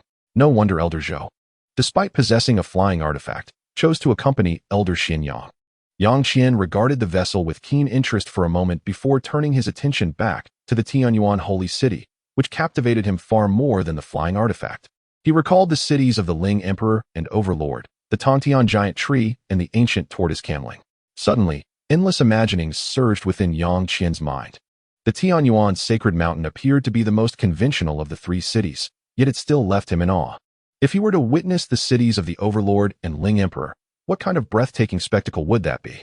With a whoosh, the azure vessel ascended from the high platform where they stood. Its speed, though not as swift as Elder Xian Yang's Xianming boat, felt to Yang Qian like a flash of lightning, as swift as the wind. Gazing below, The architectural structures at the base of the Heavenly Origin Sacred Mountain appeared increasingly diminutive, scarcely surpassing the size of ants or mosquitoes. Fortunately, after a brief flight, the first tier of the city's edifice came into view. To my surprise, Elder Zhou showed no signs of stopping, continuing his rapid ascent. The buildings at the foot of the sacred mountain had become nearly indistinguishable. Yang Qian stood upon the small vessel, silently counting, his astonishment growing with each number. After traversing over 1,000 levels, Elder Zhou abruptly slowed down, deftly maneuvering the boat to land upon a bustling street. The surrounding cultivators merely cast a cursory glance at the azure vessel's occupants, displaying no signs of astonishment, clearly accustomed to such sights. Young friend Yang, I have pressing matters to attend to, so I shall leave you here. This place is frequented by mid to low-tier cultivators and body refiners. As it is your first visit to the Heavenly Origin Sacred City, feel free to explore. You may stumble upon unexpected treasures, Elder Zhou remarked, stroking his beard with a nod and a smile. Thank you, Elder Zhou. It is a tremendous honor for me to accompany you, and I would not dare trouble you further, Yang Qian replied respectfully, bowing his hands in gratitude for Elder Zhou's kindness. Ha! Farewell, young friend Yang. Should you change your mind and wish to join the Sacred Emperor Palace, you may visit the branch here and mention my name, Elder Zhou called out, guiding the azure vessel slowly into the sky. Brother Yang, I shall seek you out for a spar another day, Du Ting shouted, flipping his long hair. Me too. Brother Yang, Yu Ming waved frantically. Hearing their words, Yang Qian smiled joyfully, watching the azure vessel ascend gradually, soaring towards the Heavenly Origin Sacred Mountain. In mere moments, it had transformed into a distant speck, vanishing from sight. Uncertain where Elder Zhou might be within the sacred mountain, Yang Qian mused silently, deducing that a body refiner at the nascent soul stage would likely reside in the middle to upper regions of the mountain. Observing the surroundings, he smiled as he strolled along the path. What abundant spiritual energy, Yang Qian exclaimed in astonishment. Despite this being a city for mid to low-tier cultivators, the concentration of spiritual energy was already approaching that of the guest quarters at the Golden Jade sect. It was unfathomable to think how much denser it might be at the uppermost levels of the Heavenly Origin Sacred City. As he pondered, he surveyed the passers-by on the street. To his surprise, there were so many ordinary mortals residing upon the Heavenly Origin Sacred Mountain, an unexpected revelation. He had originally thought that no ordinary individuals without any cultivation would inhabit the sacred mountain, yet even amidst his curiosity, he felt little interest, as it bore no relevance to him. Moreover, it was equally surprising to witness the sheer number of mid to high-tier body refiners within this layer of the Heavenly Origin Sacred City, far exceeding Yang Qian's expectations. Although he could not ascertain their precise cultivation levels, the 5 or 6 he encountered along the way emitted an undeniable aura that sent shivers down his spine.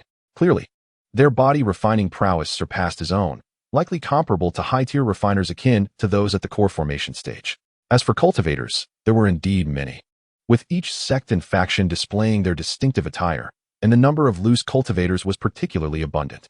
In terms of sheer numbers, it seemed that body refiners outnumbered cultivators by at least a factor of 10 in the layer Yang Qian observed. Throughout his journey, nearly every individual he encountered was a mid to high-tier body refiner, their strength on par with cultivators at the foundation establishment and core formation stages. Truly, the Heavenly Origin Sacred City was the ultimate haven for body refiners. Yang Qian contemplated the legacy of the Heavenly Origin Sacred Emperor, who, prior to manifesting his spiritual roots, was the pinnacle of body refiners. It was said that with sheer prowess in body refinement, he could contend with beings of the transformation stage, revered by countless body refiners. Even now, as one of the highest-ranking cultivators among the two clans, he hailed from the most ordinary background of a mere body refiner. Thus, it was likely that the entirety of the Heavenly Origin Sacred Mountain was predominantly occupied by body refiners. This must also have been tacitly approved by the Heavenly Origin Sacred Emperor, were it not for the rumored presence of several transformation and void refinement stage cultivators at the summit. The Heavenly Origin Sacred Mountain would have truly become a city solely for body refiners. As he continued onward, the streets flanking him corroborated Yang Qian's assumptions. The myriad of tall, tidy establishments, reminiscent of those in the mortal realm, were predominantly managed by body refiners, with the presence of cultivators being a rarity, save for a few low-tier refiners in the Qi refinement stage. Curious about the wares on display, Yang Qian ventured into a couple of shops. From beast materials to spiritual artifacts, the assortment was diverse, yet none seemed to sell ordinary items for mortals. This pattern persisted throughout his journey. and he encountered not a single mortal. Just as Yang Qian was about to enter a particular inn, a voice called out from behind him. "Hold on, esteemed elder." A lean man with a top knot hurriedly emerged from a nearby shop, approaching Yang Qian with a respectful bow. His eyes sparkled, suggesting a lively mind. Albeit his aura of magical power was notably weak. Yang Qian glanced at him in surprise. This individual appeared to be at the third level of qi refinement, not far removed from his own standing. "What business do you have, friend?" "There is no need for such formalities between us," Yang Qian inquired, slightly furrowing his brow. His expression neutral. "I am Huang Sainer. It seems this is your first time visiting the Heavenly Origin Sacred Mountain, and you may be unfamiliar with the roads and circumstances of the city. As a native resident, I am well versed in all matters pertaining to this locale." The lean man introduced himself with a hint of flattery, before hesitantly directing his gaze toward Yang Qian's finger, his meaning clear. Yang Qian paused slightly, looking down at the ring that radiated a faint golden glow on his hand, suddenly enlightened. This storage ring, a considerable investment of spirit stones purchased in Anyuan City, was seldom utilized in the mortal realm, yet it had inadvertently revealed some of his identity within the spiritual realm.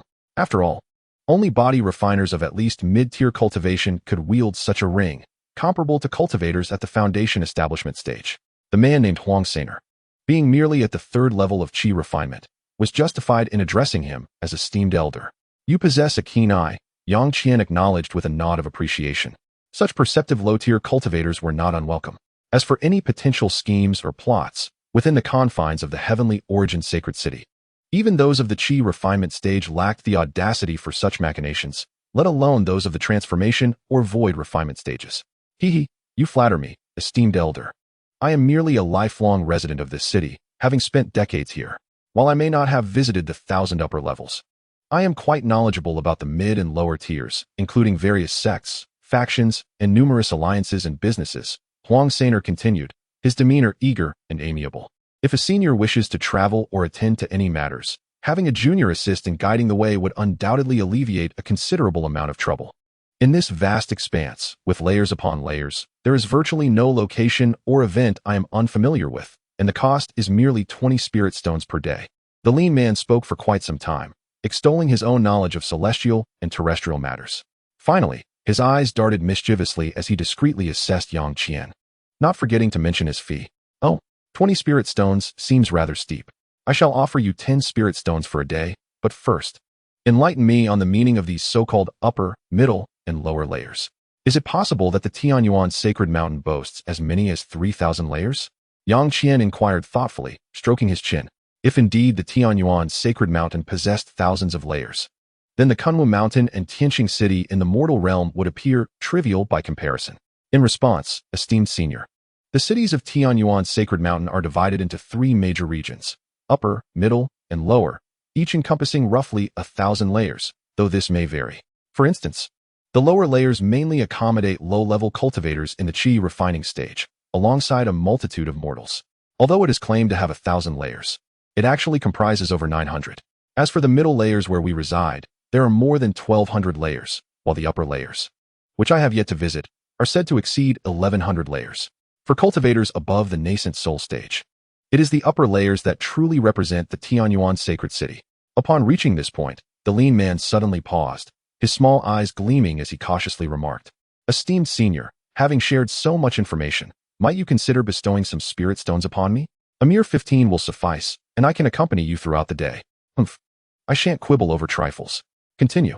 Yang Qian retorted with a dismissive snort, tossing forth 15 stones of various hues, each exuding a hint of spiritual energy. Precisely the lower-grade spirit stones of the 5 elemental attributes. While Yang Qian was indifferent to the trivial sum, he did not wish to appear extravagant. "Excellent. Esteemed senior, what would you like to know?" The lean man's expression brightened as he eagerly accepted the 15 spirit stones, hastily stowing them away in his storage pouch. For a low-level cultivator in the qi refining stage, such a sum was indeed a substantial income. Simultaneously, he began to speculate on Yang Qian's strength, as a body cultivator's prowess was evident in their formidable physique, making it impossible to gauge through spiritual perception. "First, lead me to a nearby material shop for spiritual tools, and then provide me with an overview of the various cities within the middle layers," Yang Qian instructed, surveying his surroundings without turning back. Of course, the lean man readily agreed, swiftly matching Yang Qian's pace while deliberately lagging slightly behind to ponder. In the middle layers, the cities are largely similar, generally divided into 9 regions, each comprising about 100 layers.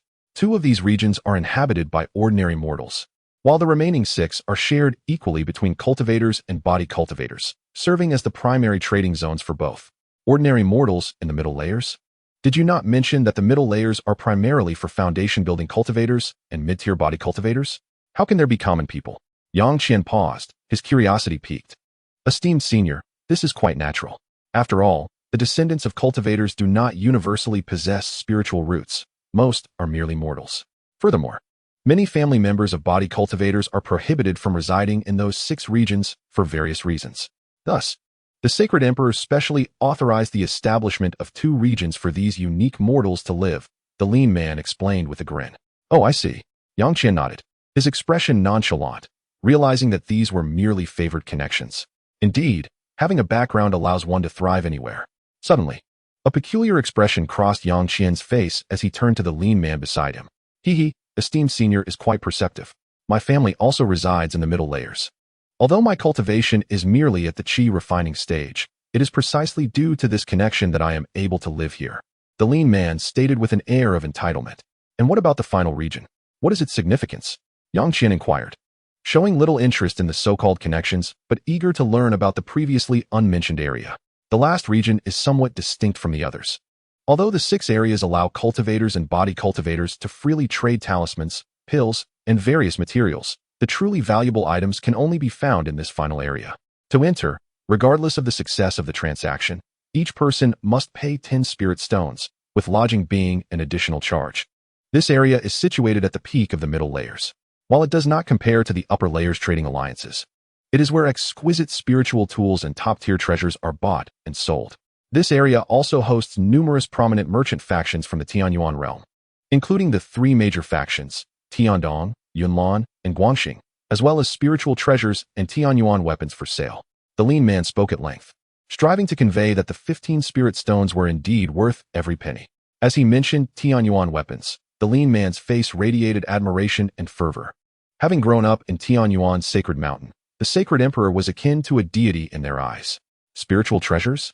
My magical prowess is rather limited, and I have long resolved to pursue the path of a body cultivator, thus I hold no interest in those. As for Tianyuan weapons, even if I were interested, I could not afford them. First, inform me where I can find a place to cultivate in peace, free from disturbances, Yang Qian remarked, an expression of regret crossing his face. Indeed, both spiritual treasures and Tianyuan weapons are exorbitantly priced, often reaching millions of spirit stones, which is indeed daunting. As for places to cultivate, the lower tiers are mostly crowded residential areas. Please observe, the upper tiers consist of nearly 100 communal lofts and inns, which are affordable and available for short-term rentals. However, the concentration of spiritual energy here is inferior to that of the higher-tier cities. Ascending further in the middle layers leads to caves rich in spiritual energy, which are primarily private areas.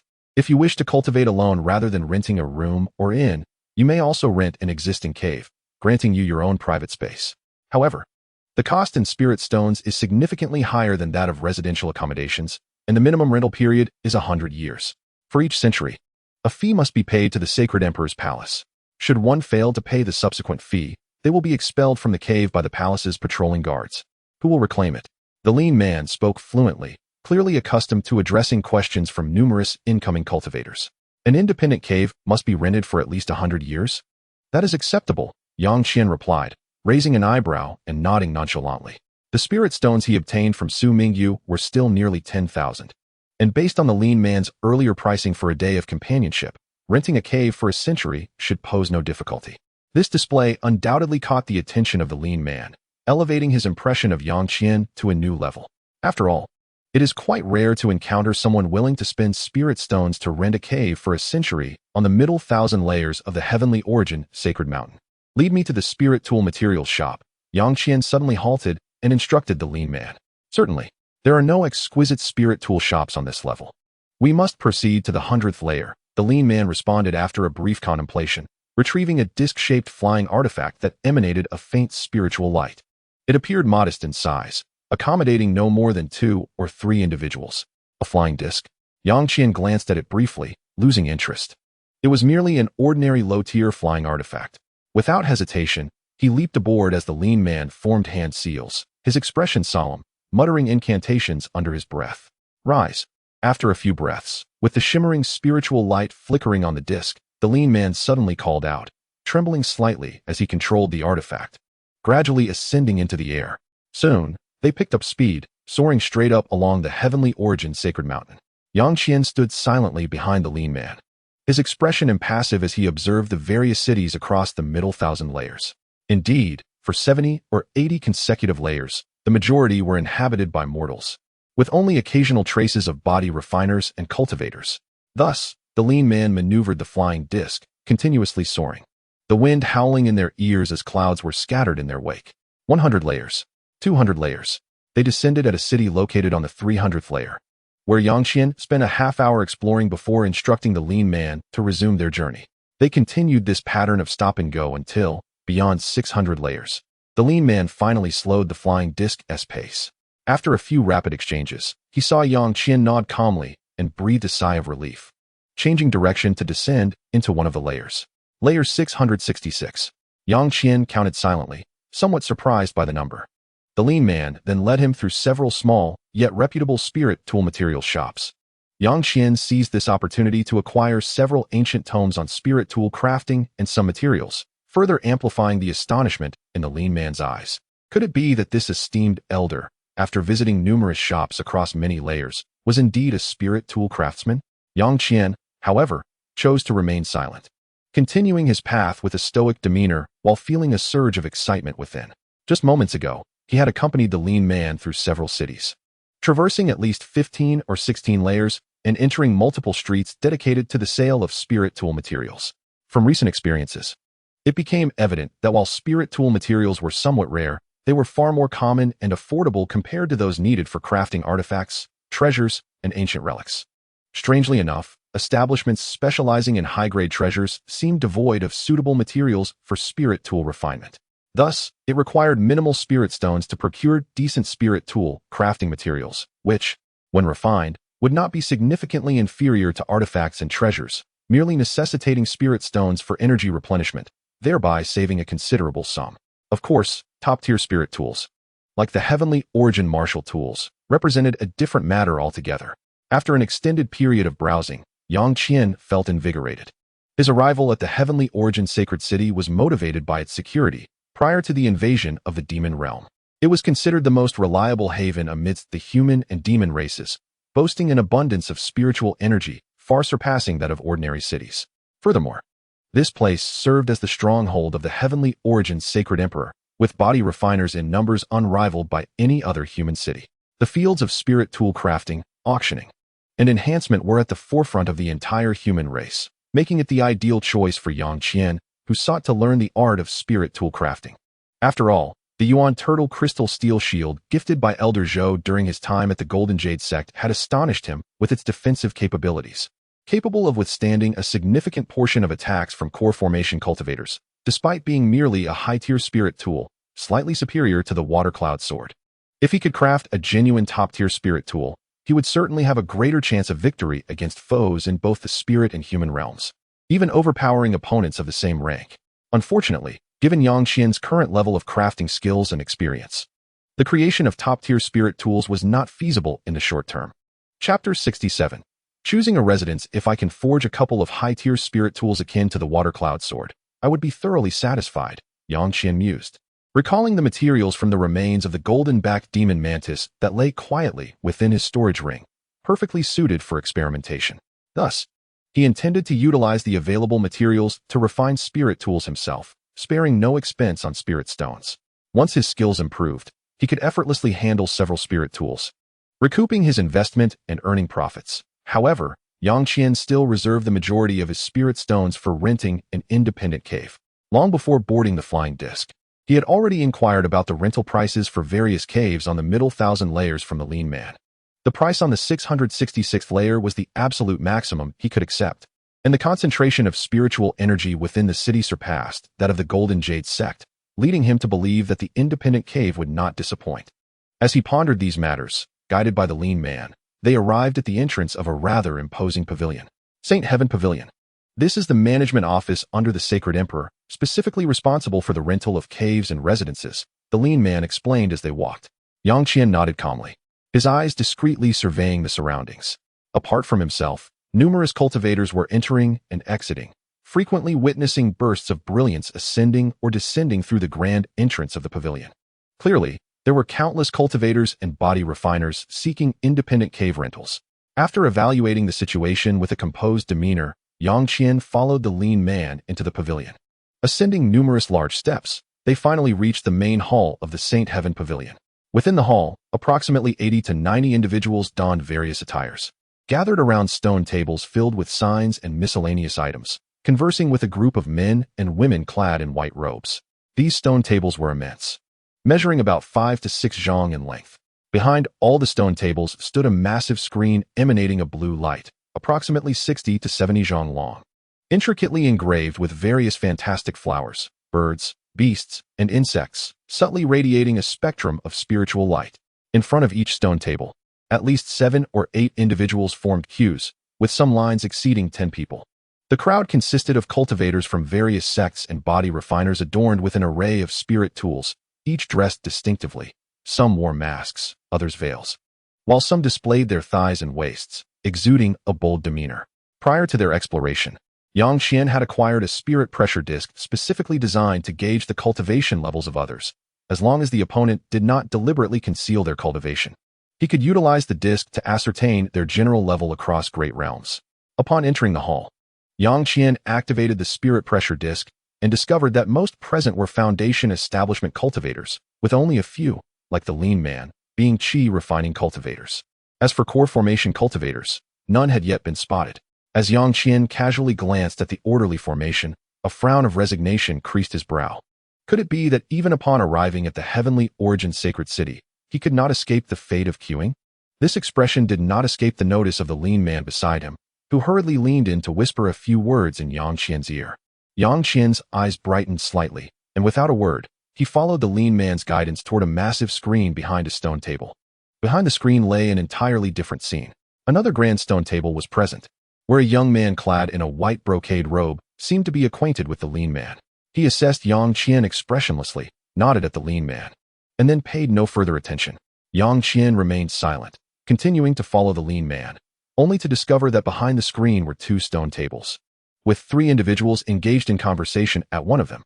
Master Wang, I pay my respects, the lean man greeted, awkwardly cupping his hands towards a middle-aged man seated at the other table. Yang Qian cast a brief glance, noting that the middle-aged man wore beast skin gloves embedded with spirit stones and exhibited no fluctuations of magical power, likely indicating he was a body refinement practitioner. Oh, it's you again. Are you here to rent an independent cave abode? The middle-aged man cast a dispassionate glance at Yang Qian and spoke indifferently. The lean man, attempting to maintain a smile, hesitated slightly, instinctively glancing at Yang Qian. Cutting in line, the phrase suddenly surfaced in Yang Qian's mind. I wish to rent an independent cave abode, preferably one that is secluded and tranquil, away from the bustling city, Yang Qian stated after a moment of contemplation. The prospect of avoiding the time spent queuing was indeed appealing, making the expenditure of 15 spirit stones seem worthwhile. The middle-aged man showed little interest in Yang Qian's request. Over the years, he had encountered countless eccentric cultivators and body refinement practitioners, all eager for a quiet cave abode, rendering Yang Qian's request rather mundane. Very well. Here is the map of this level. Take a look, the middle-aged man said as he casually swept his hand across the stone table.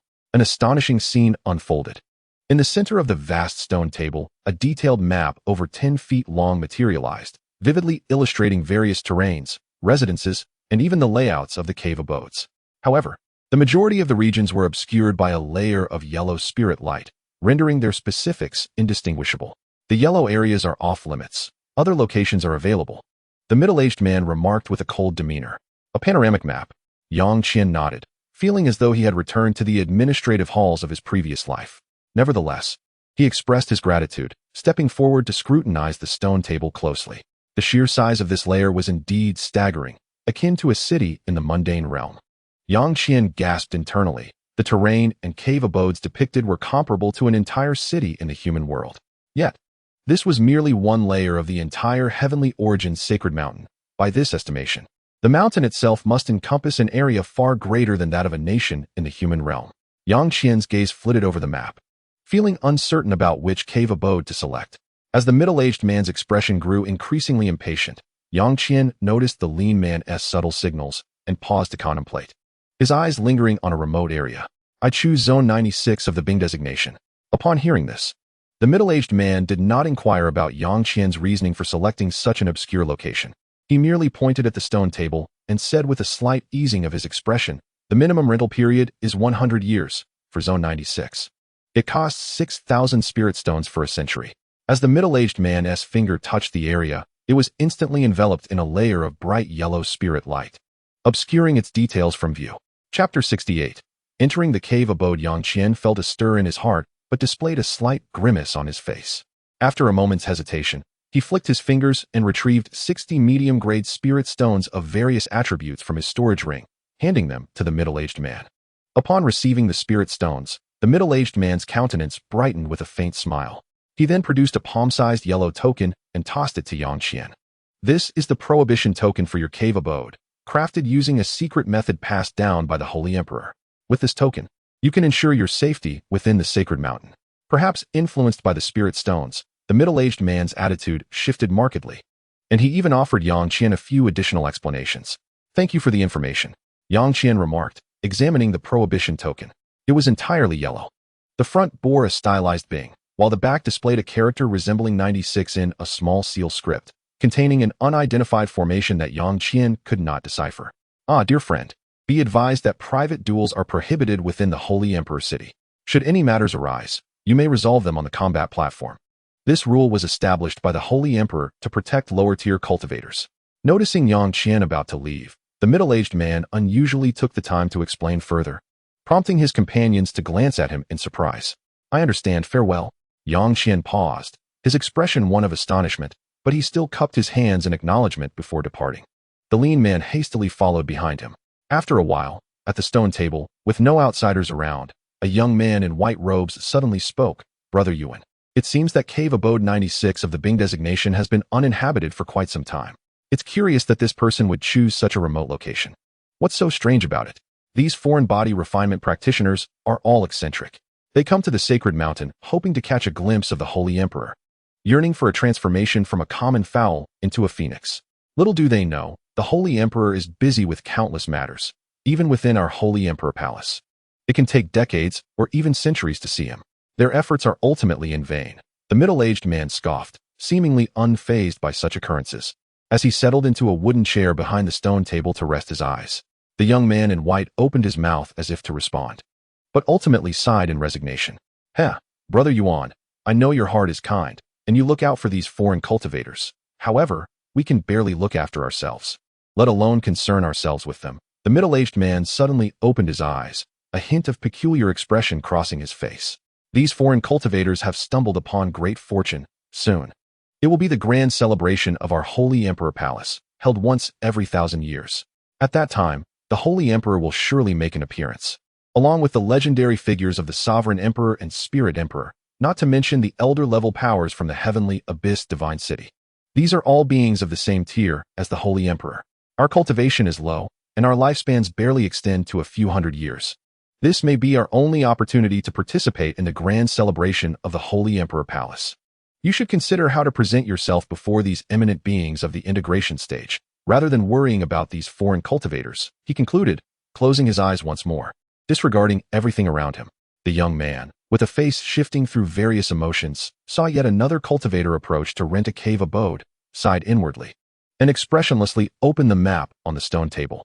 In midair, Yang Qian walked with his hands clasped behind his back, standing upon a silver flying disc-like spiritual tool, its design reminiscent of the lean man's. In the center of the disc was a recessed area embedded with 5 spirit stones the size of beans. He soared swiftly along the edge of the heavenly origin sacred mountain. The century-long lease is quite sufficient for use. Yang Qian ran his fingers over the yellow prohibition token and let out a self-deprecating smile. 6,000 spirit stones, over half of his fortune, had vanished. Yet, acquiring a secure and worry-free independent cave abode, rich in spiritual energy, seemed worthwhile. If the old-timers from the human realm were given such an opportunity, they would not hesitate to part with 6,000 even 60,000 or 600,000 spirit stones, clamoring for the chance. First, he would visit the market to seek suitable materials and techniques, then return to the cave. Everything else could wait. As he mumbled to himself, his speed suddenly increased by a third, transforming into a faint golden light that vanished from sight. A short while later, Yang Qian stood within his cave, the prohibition token in hand, a look of satisfaction gracing his features. Remarkably, there was a pill refining room, a weapon forging chamber, a spirit beast room, and an independent herb garden. Truly, this cave in the holy city was not only expansive but also exceptionally well considered, proving to be worth every spirit stone spent. He casually tossed the prohibition token, which immediately transformed into a brilliant spirit light, hovering at the ceiling of the cave, serving as a source of illumination. Simultaneously, the walls of the cave resonated with a deep hum, coalescing into flowing waves of golden and white light, spreading with a speed akin to lightning. In an instant, the entire cave was enveloped, culminating in the prohibition token at the top. A prohibition formation. Yang Qian's expression turned to one of astonishment. With his limited cultivation and vision, he could discern nothing of its depth, only sensing an overwhelming, surging pressure emanating from the protective barrier, utterly domineering. Not to mention the inversion of the 5 elements formation. Even the ancient 10 great prohibitions of the human realm paled in comparison. After all, this was a formation personally arranged by the astonishing cultivator, the heavenly Yuan Saint Emperor. At the peak of the combined body stage, with such unparalleled defensive formation safeguarding him, Yang Qian finally felt a slight relief, his previously taut nerves unwinding. He ceased his cultivation and instead lay down on the freshly arranged stone bed within the cave, drifting into a deep slumber. In the spirit realm, due to his lowly strength, Yang Qian had always treaded carefully, fearful of offending a high-level cultivator or encountering the ferocious tide of beasts outside the city. The pervasive sense of insecurity had burdened him daily, but today, he could finally relax. The next day, upon awakening, Yang Qian immediately checked the prohibition token at the cave's apex. Seeing it in perfect order, he could not help but chuckle. What was there to worry about? If this place was not secure, it would be nearly impossible to find another safe haven. Rising, he entered the spirit beast room and, after a brief contemplation, lightly patted his waist. In the next moment, a delicate gray light burst forth from the spirit beast pouch at his waist, transforming into a palm-sized mantis that leaped onto Yang Qian's shoulder, affectionately nuzzling his neck. This was the little golden-backed demon mantis that had hatched in the Golden Jade sect. Over the past 6 months, it had emerged several times from the pouch for fresh air, only to be fed spirit-feeding pills and returned to slumber within. The little fellow had grown quite rapidly. Yang Qian chuckled, reaching out to playfully tease the golden-backed mantis. Now, it was significantly larger than when it first hatched, almost the length of a hand, showing hints of the ferocity of an adult golden-backed mantis. Surveying the spirit beast room, Yang Qian suddenly waved his hand, scattering a large quantity of edible spirit herbs across various corners. These were procured for the little mantis to feast upon and were not rare herbs, costing him little in spirit stones. Seeing this, the golden-backed mantis joyfully hopped down from Yang Qian's shoulder, eagerly nibbling on the spirit herbs. Yang Qian chuckled again, producing several spirit-feeding pills and placing them nearby. Just as he was about to leave, a thought crossed his mind, and he retrieved a porcelain vial. Inside this vial were the insect eggs collected by a cultivator from the spirit control sect. Yang Qian gazed at the vial for a moment, then hesitated slightly before spilling out a dozen peculiar insect eggs onto the leaves of the spirit herbs. Upon sensing the scent of these eggs, the golden-backed mantis emitted a delighted chirp and flew straight to the eggs, devouring them voraciously.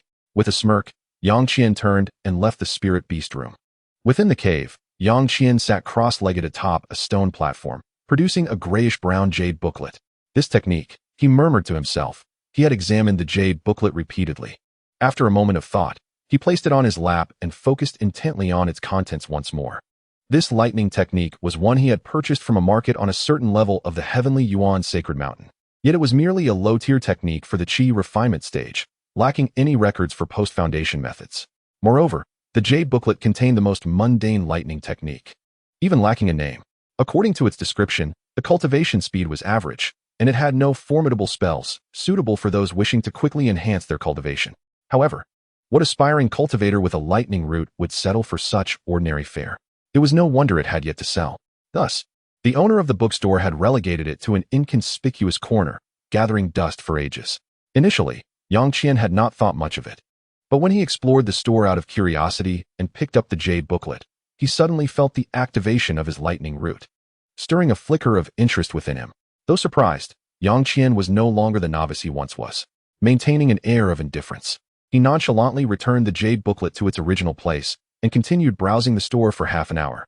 In the end, he purchased the grayish-brown jade booklet along with several other foundational techniques for the Qi refinement stage, totaling over 100 spirit stones.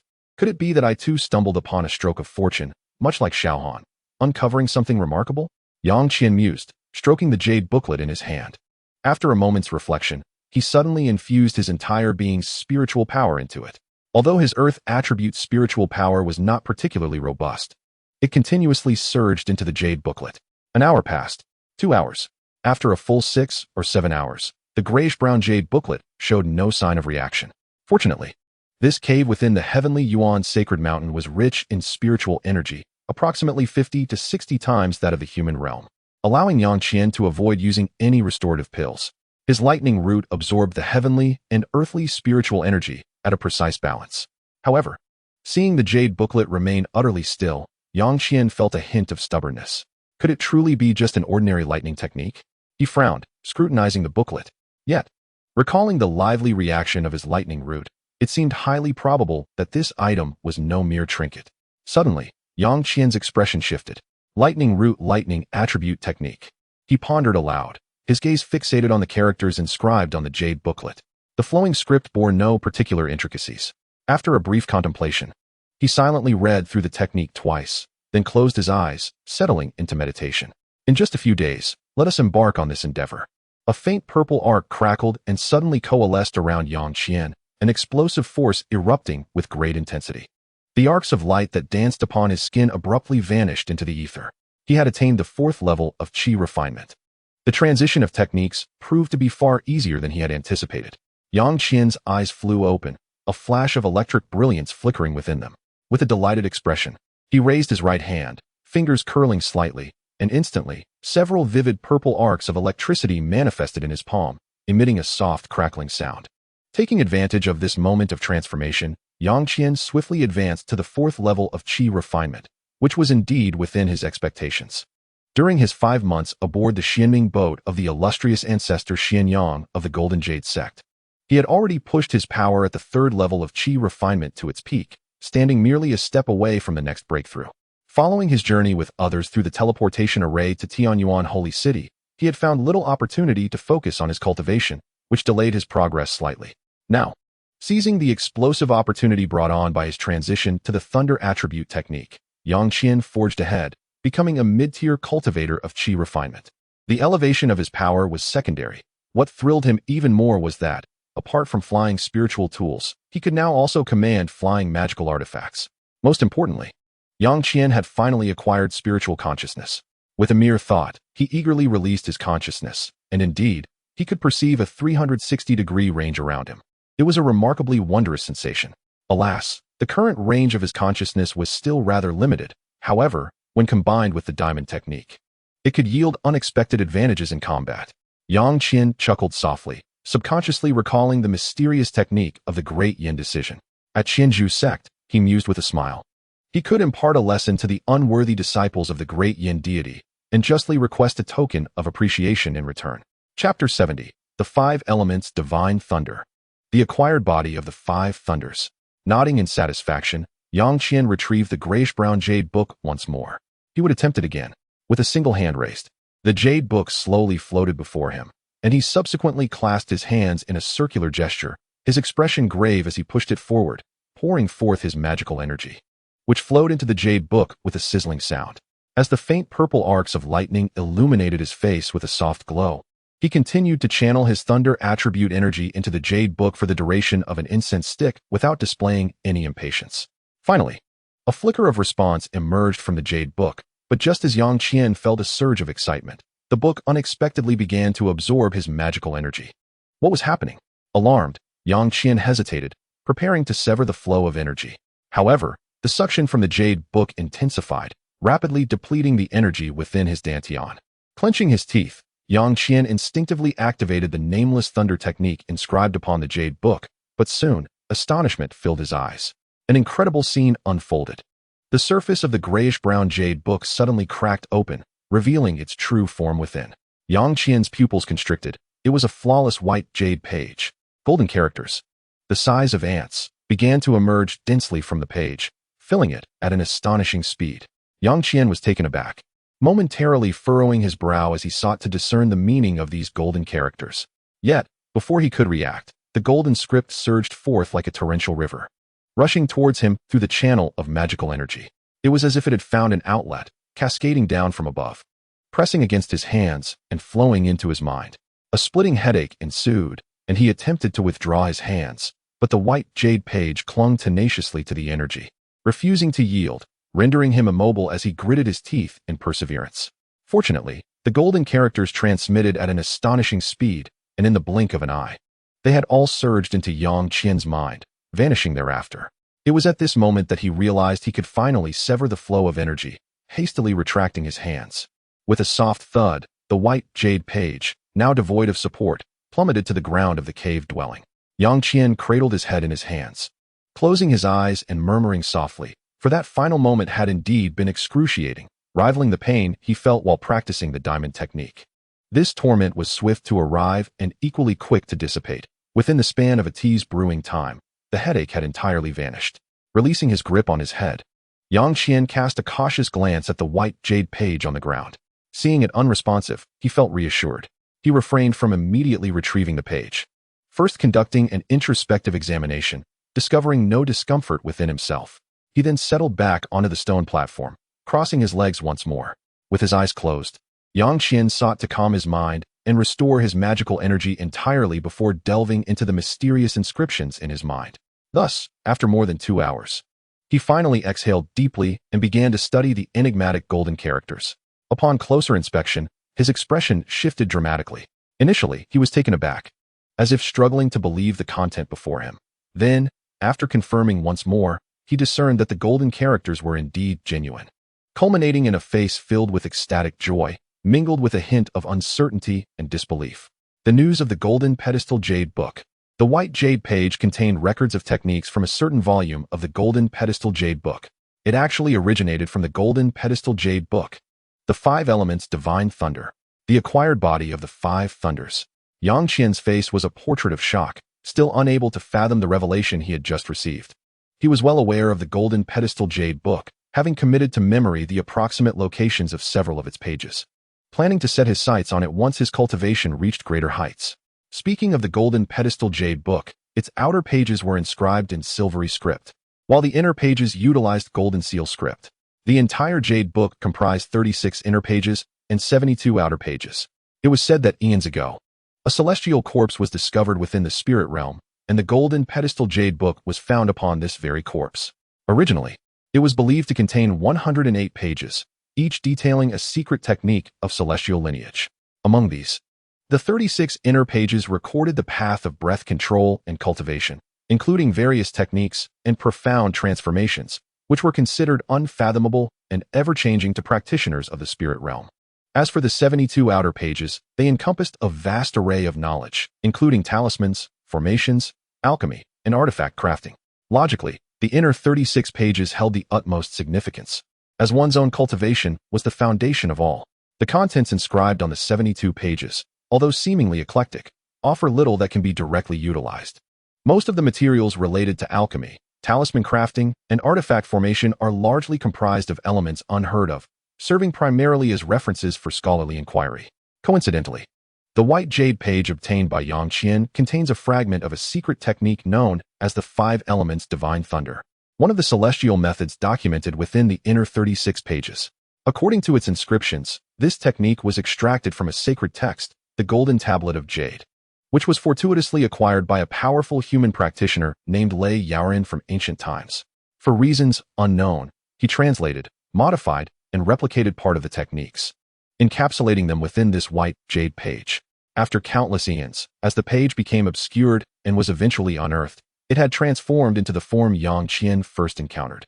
Fortunately, He not only acquired this celestial technique, but also learned from Lei Yaren's notes that the 5 elements divine thunder requires at least the nascent soul stage for cultivation and necessitates the aid of a postnatal body of 5 thunders to unleash its full potential. The adept who received the golden tablet of jade could indeed be considered a prodigy, possessing a thunderous spiritual root and, by chance, obtaining one of the 5 divine thunders, the Wutu Ming Lei, or chaotic devil thunder, which he refined into his thunderous physique. Moreover, Lei Yaren delved deeply into the realm of Golden Seal script, and with his unique insights, he even developed foundational techniques suitable for practitioners below the nascent soul stage, allowing those in the Qi refining stage to practice without initially refining a thunder body, albeit with far diminished power compared to true celestial methods. Chapter 71. The 5 Divine Thunders and the Thunder of the Palm. For reasons unknown, Lei Yaren chose to leave the 5 elements divine thunder inscribed upon this white jade page. Over time, this page passed through many hands before ultimately landing in a shop on the Tianyuan Sacred Mountain. As Lei Yaren remarked, the modified technique, due to the flaws of the thunder body, could at best be termed as the minor 5 elements divine thunder. Only by acquiring one of the 5 divine thunders from the cultivation world could one reveal the true prowess of the thunder body and invoke the authentic power of the 5 elements divine thunder. As for the convergence of the 5 thunders, even Lei Yaren could not achieve this, merely speculating that it would possess unfathomable mysteries, approaching the realm of true immortals. To have improved this technique to the point of cultivation without relying on the thunder body, Lei Yaren was indeed a genius. Yang Qian shook his head in admiration, pondering that this talent was perhaps not inferior to Qing Yuanzi, the creator of the Qing Yuan sword technique. As for the temporary reduction in the power of the technique, it was of little concern. Once he refined his thunder body in the future, the true might of the celestial technique would inevitably reveal itself. A slight regret lingered, however, as the cultivation method inscribed on the white jade page could only be practiced up to the early stage of the god transformation. Techniques beyond that, reaching up to true immortality, required the original golden tablet of jade containing the 5 elements divine thunder. Regarding the location of this golden tablet of jade, Yang Qian could only glean a vague idea from the scant remarks, but the precise whereabouts remained untraceable. Thinking about the early stages of god transformation is premature at this point. I am merely a nascent Qi refining practitioner. Such matters can be discussed later. Since the issue of the technique has been resolved, I should focus on advancing my cultivation. Yang Qian's gaze flickered as he contemplated numerous future plans. From the introduction of the technique on the white jade page, Yang Qian understood that if he successfully cultivated this technique in conjunction with the thunder body, he would be virtually unbeatable at his level, even able to challenge opponents beyond his tier. The notion of seeking the external golden tablet of jade was not something to be aspired to at present. With these thoughts in mind, Yang Qian grasped the white jade page, excitement illuminating his face as he examined it closely. Not only did it pertain to cultivation, but this celestial technique known as the 5 elements thunder law also contained methods for cultivating the postnatal body of 5 thunders. Yang Qian was naturally familiar with the concept, having encountered a character named Lei Yunzi in the original text, who was a young master of the Ming clan in the spirit realm, reputed to possess the legendary postnatal body of 5 thunders. However, Lei Yunzi's was an innate body of 5 thunders, capable of controlling and wielding 5 distinct forms of thunder. Yet these were merely ordinary lightning arts. In contrast, the postnatal body of 5 thunders within the celestial realm integrates the renowned 5 divine thunders of the cultivation world into oneself, utilizing the 5 elements divine thunder technique to promote mutual enhancement and advancement. As one masters the 5 elements divine thunder, the postnatal body of 5 thunders becomes increasingly solidified and powerful. Conversely, as the postnatal body is refined, the might of the thunder techniques also escalates terrifyingly. Reminiscent of the principle of stepping on one's own foot, it is said that upon reaching great mastery, one could contend with true immortals using only the physical thunder body. Furthermore, these divine thunders could be produced in abundance through the 5 elements divine thunder method. Echoing the principles of another golden tablet of jade, the reverse spiritual true in great method. However, the former is limited to human practitioners, while the latter allows certain specific demon races to cultivate by reversing the secret techniques inscribed within the golden tablet of jade. As Yang Qian's fingers caressed the slightly cool white jade page, he pondered the origins of the 5 divine thunders, the golden divine thunder, the wood divine thunder, also known as the evil repelling divine thunder, the water divine thunder, also known as the Underworld Thunder. The Fire Divine Thunder, also known as the Life Destruction Purple Thunder, and the Earth Divine Thunder, also known as the Chaotic Devil Thunder. Aside from the evil-repelling Divine Thunder, which he was aware of, he had little knowledge of the other 4 Divine Thunders, not even their rumored locations. Even knowing the location of the evil-repelling Divine Thunder, he felt no urgency, as his current strength was inadequate for reckless action. Additionally, the fragment on the white jade page contained no methods for refining the Wood Divine Thunder body, only a technique for the Wutu Ming Lei. To obtain the techniques for refining the other elemental thunder bodies, he would need to venture to locations where the golden tablet of jade might be found. But his current strength did not permit such endeavors. As for the existing method for refining the Earth Divine Thunder, Yang Qian had no access to the Wutu Ming Lei, rendering him incapable of refinement. In the short term, it seemed unattainable to acquire the 5 Divine Thunders of the cultivation world, unless a great opportunity presented itself. Otherwise, he would need to wait longer to condense the thunder body. Well, with the Diamond Scripture as a safety net, I shall first cultivate the 5 elements Divine Thunder technique. Once I obtain the Wutu Ming Lei, I can refine the thunder body later. After a moment of contemplation, Yang Qian picked up the white jade page and began to compare it with the contents in his mind once more. With the Diamond Scripture in hand, combined with the thunder methods, he still possessed the strength to engage in battles at the same tier. Furthermore, the celestial technique of 5 elements Divine Thunder, having been improved by the adept, would undergo an astonishing transformation in power once he could refine the thunder body, potentially leading him to the realm of true immortals if he continued his cultivation diligently. With a flick of his wrist, Yang Qian turned the white jade page over, and as a faint spiritual light shimmered, he stowed it away into his storage ring. The incantation of the 5 elements thunder method was just fully transmitted into Yang Qian's mind, rendering further observation unnecessary. The revised 5 elements thunder method is similarly divided into 13 layers. The first 3 correspond to the Qi refinement stage, the next 3 to the foundation establishment stage, followed by 3 for the core formation stage, another 3 for the nascent soul stage, and the final layer for the initial stage of spirit transformation. As Yang Qian murmured, his expression grew increasingly peculiar. The layered structure of this improved 5 elements thunder method closely resembled that of the Qing Yuan's sword art, prompting Yang Qian to ponder deeply. According to historical calculations, the era of Master Leia predates that of Qing Yuanzi by countless millennia. If it were not mere coincidence, could it be that Qing Yuanzi also received the inheritance of Master Leia? Shaking his head, Yang Qian let out a silent laugh, dismissing this somewhat absurd notion. Such a coincidence seemed implausible. Afterward, he fell into contemplation regarding the divine abilities of the 5 elements thunder method. The initial divine ability is an offensive spell known as the Thunder Palm, which can be cultivated at the mid-level of Qi refinement. Yang Qian muttered to himself, slowly raising his hands, forming them into claws, and concentrating his magical energy at his palms. Suddenly, dozens of arcs of electricity coalesced at the centers of his palms, crackling and leaping with dazzling brilliance, yet they remained contained within Yang Qian's grasp. Frowning slightly, Yang Qian's expression turned serious as he recalled the incantation of the 5 elements thunder method, reciting it softly. An astonishing scene unfolded before him. The arcs of electricity in his palms began to slowly merge, transforming into a sphere of lightning, initially the size of a peanut, gradually swelling to the size of a walnut. The pale purple lightning sphere flickered slightly, appearing unstable. Gritting his teeth, Yang Qian unleashed all his magical power from his 4th level of Qi refinement, causing the walnut-sized pale purple lightning sphere to tremble violently, with tendrils of electricity escaping from it. Suddenly, Yang Qian's pupils dilated, realizing the potential danger, and he hastily hurled the 2 lightning spheres away. They struck against the protective formation of his cave dwelling. With a thunderous boom, a vast array of electric arcs exploded outward, striking against the shimmering barrier of the protective formation, only to create minor ripples before gradually dissipating. Yang Qian exhaled in relief, his expression returning to calm. His first attempt at controlling the Thunder Palm almost led to a major mishap.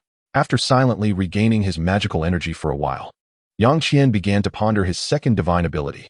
Although it was referred to as a divine ability, it was somewhat misleading, for it was, in fact, a body-refining technique, the Thunder Body Refinement. Since Master Leia practiced the 5 elements divine thunder, it was natural for him to follow the dual cultivation path of body and law. This Thunder Body Refinement technique was created by Master Leia based on the method of refining the Thunder Body, aimed at honing the physical form before finding the 5 divine thunders to condense the Thunder Body. To initiate the body refinement, one merely needs to utilize the revised incantation of Master Leia to summon lightning, which then envelopes the entire body. Gradually, the practitioner refines the skin, flesh, tendons, bones, and organs from the outside in. Progressing from superficial to profound, one deepens the thunder body refinement until mastering the authentic immortal 5 elements thunder method. Subsequently, using the 5 divine thunders of the cultivation realm to further reinforce the physical body through the thunder body refinement technique. As Yang Qian contemplated, the technique felt increasingly familiar, as though he had encountered it in a past life, his brow furrowing in puzzlement. Suddenly, he experienced a moment of clarity. Within the cave of the Thunder King, Yang Qian recited the incantation of the thunder body refinement several more times, confirming its accuracy before once again murmuring the words. As Yang Qian formed the necessary seals, the magical energy within him began to coalesce, and arcs of electricity erupted from his skin. The lightning manifested as a blend of gold and white, with hints of purple. The lightning power he summoned this time was somewhat volatile. Even the occasional sting against his skin felt like an electric shock, though it was not painful. With a sudden intensity, Yang Qian focused his energy, and the arcs of electricity that had previously dissipated upon contact with his skin now surged and stabilized at the surface. The sharp crackling sound echoed throughout the cave as Yang Qian's figure was enveloped by a tempest of electric arcs. After 2 hours, the explosive arcs of electricity abruptly vanished, revealing Yang Qian once more. His eyes were closed, his expression grave, brows furrowed deeply, and his skin appeared crimson, akin to a boiled lobster, radiating intense heat. Yang Qian let out a few gasps, slowly opening his eyes, raising his arm, and grimacing as he surveyed the scene. The pain was indeed unbearable. This thunder body refinement technique proved to possess substantial merit. Through the previous experience of refining his body with lightning, Yang Qian felt that his already resilient skin had undergone further enhancement. It is worth noting that aside from the body-refining effects of the Diamond Sutra, Yang Qian had also consumed the Tai silver essence mushroom, a celestial herb revered by body refiners, which not only provided him with ethereal silver scales, but also significantly enhanced his physical form. Later, he further refined his body in the Jiushuan Mingyu pool of the Golden Jade sect, perfectly assimilating the iron essence grass, resulting in yet another augmentation of his physique. Unfortunately, the effects of the iron essence grass were somewhat overrated. Even with Yang Qian's perfect refinement in the Jiushuan Mingyu pool, the benefits were limited. It was no wonder Elder Zhou generously offered it. It turned out to be a substance of mere superficial reputation, vastly inferior compared to the Tai silver essence mushroom, serving only as a slight improvement. Nonetheless, Yang Qian had finally discovered a path for cultivation, not only acquiring a promising lightning-based technique, but also enabling further refinement of his physical form through the thunder body refinement, achieving a dual benefit. Yang Qian clapped his hands in delight, nodding in approval. After a moment of contemplation, he calmed himself and sat down once more to restore his magical energy. After resting for a short while, Yang Qian's magical power was replenished anew. However, he did not immediately practice the thunder method. Instead, he retrieved the scroll of the Diamond Sutra and focused intently on studying it. After a while, Yang Qian set the scroll aside, assumed a peculiar posture, and with a serious expression, began to recite the incantation. A faint golden radiance enveloped his body as he commenced the practice of the Diamond Sutra. The spiritual energy in the cave surged dramatically, rushing towards Yang Qian's physical form, eagerly flooding into him. His features contorted and shifted between grimaces and smiles. The influx of spiritual energy from the Diamond Sutra was extraordinary, with a concentration exceeding 50 or 60 times that of the mortal realm. Coupled with the rare molten gold body that appeared once in billions of humans, Yang Qian's cultivation in the Diamond Sutra progressed at an unimaginable speed. Thus, Yang Qian diligently practiced the thunder method, simultaneously refining his body with lightning, and supplemented it with the Diamond Sutra, maintaining an unbroken cycle of cultivation. His strength surged forward at an astonishing rate, incomparable to that of the mortal realm. After more than a year, within the confines of his cave, in the artifact refining chamber, Yang Qian sat cross-legged in a corner, his expression exceedingly serious, executing dozens of intricate hand seals. In the center of the artifact refining chamber, within an unknown formation, robust flames writhed restlessly, the essence of spiritual energy crackling and roaring as they lifted chunks of dark materials for refining and forging. This continued for a lengthy 7 to 8 hours, until suddenly, the flames exploded, releasing a mournful cry before plummeting into the formation, vanishing without a trace. In the very spot where the fiery serpent once writhed, a jet-black 7-inch short sword had taken form. The chilling aura emanating from it instantaneously caused the temperature in the room to plummet. Observing this, Yang Qian's tense body relaxed, and he exhaled a long breath, his face showing signs of fatigue. Upon noticing the seemingly unremarkable black short sword, Yang Qian focused his gaze briefly before beckoning it into the palm of his hand. Chapter 73, the 9th layer of Qi refinement. The crafting of spiritual artifacts at the Yuanxiong Pavilion. Yang Qian's eyes flickered as he scrutinized the sword's hilt, where 5 small indentations, akin to the size of beans, were arranged. His left hand gently glided over the short sword, and with a flash of resplendent light, 5 small spiritual stones of varying colors were seamlessly embedded into the grooves of the sword, controlling the output of the magical energy within the stones. Yang Qian suddenly sprang to his feet and leapt into the air. In midair, he executed a swift spin. Yang Qian's right hand trailed behind, leaving a series of afterimages.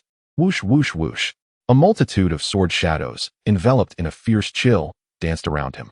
With the swing of his arm, hundreds of sword auras sliced against the walls of the artifact crafting chamber, ultimately dissipating beneath a faint golden ripple. Touching down, Yang Qian reined in his magical energy and nodded in satisfaction. It could be regarded as a mid-tier spiritual artifact, a worthy accomplishment. Weighing the black short sword in his hand, he flipped it over and stored it within his spatial ring. Casting a glance at the now tranquil crafting chamber, Yang Qian exited without a backward glance. After navigating a few turns, Yang Qian arrived at the spirit beast room.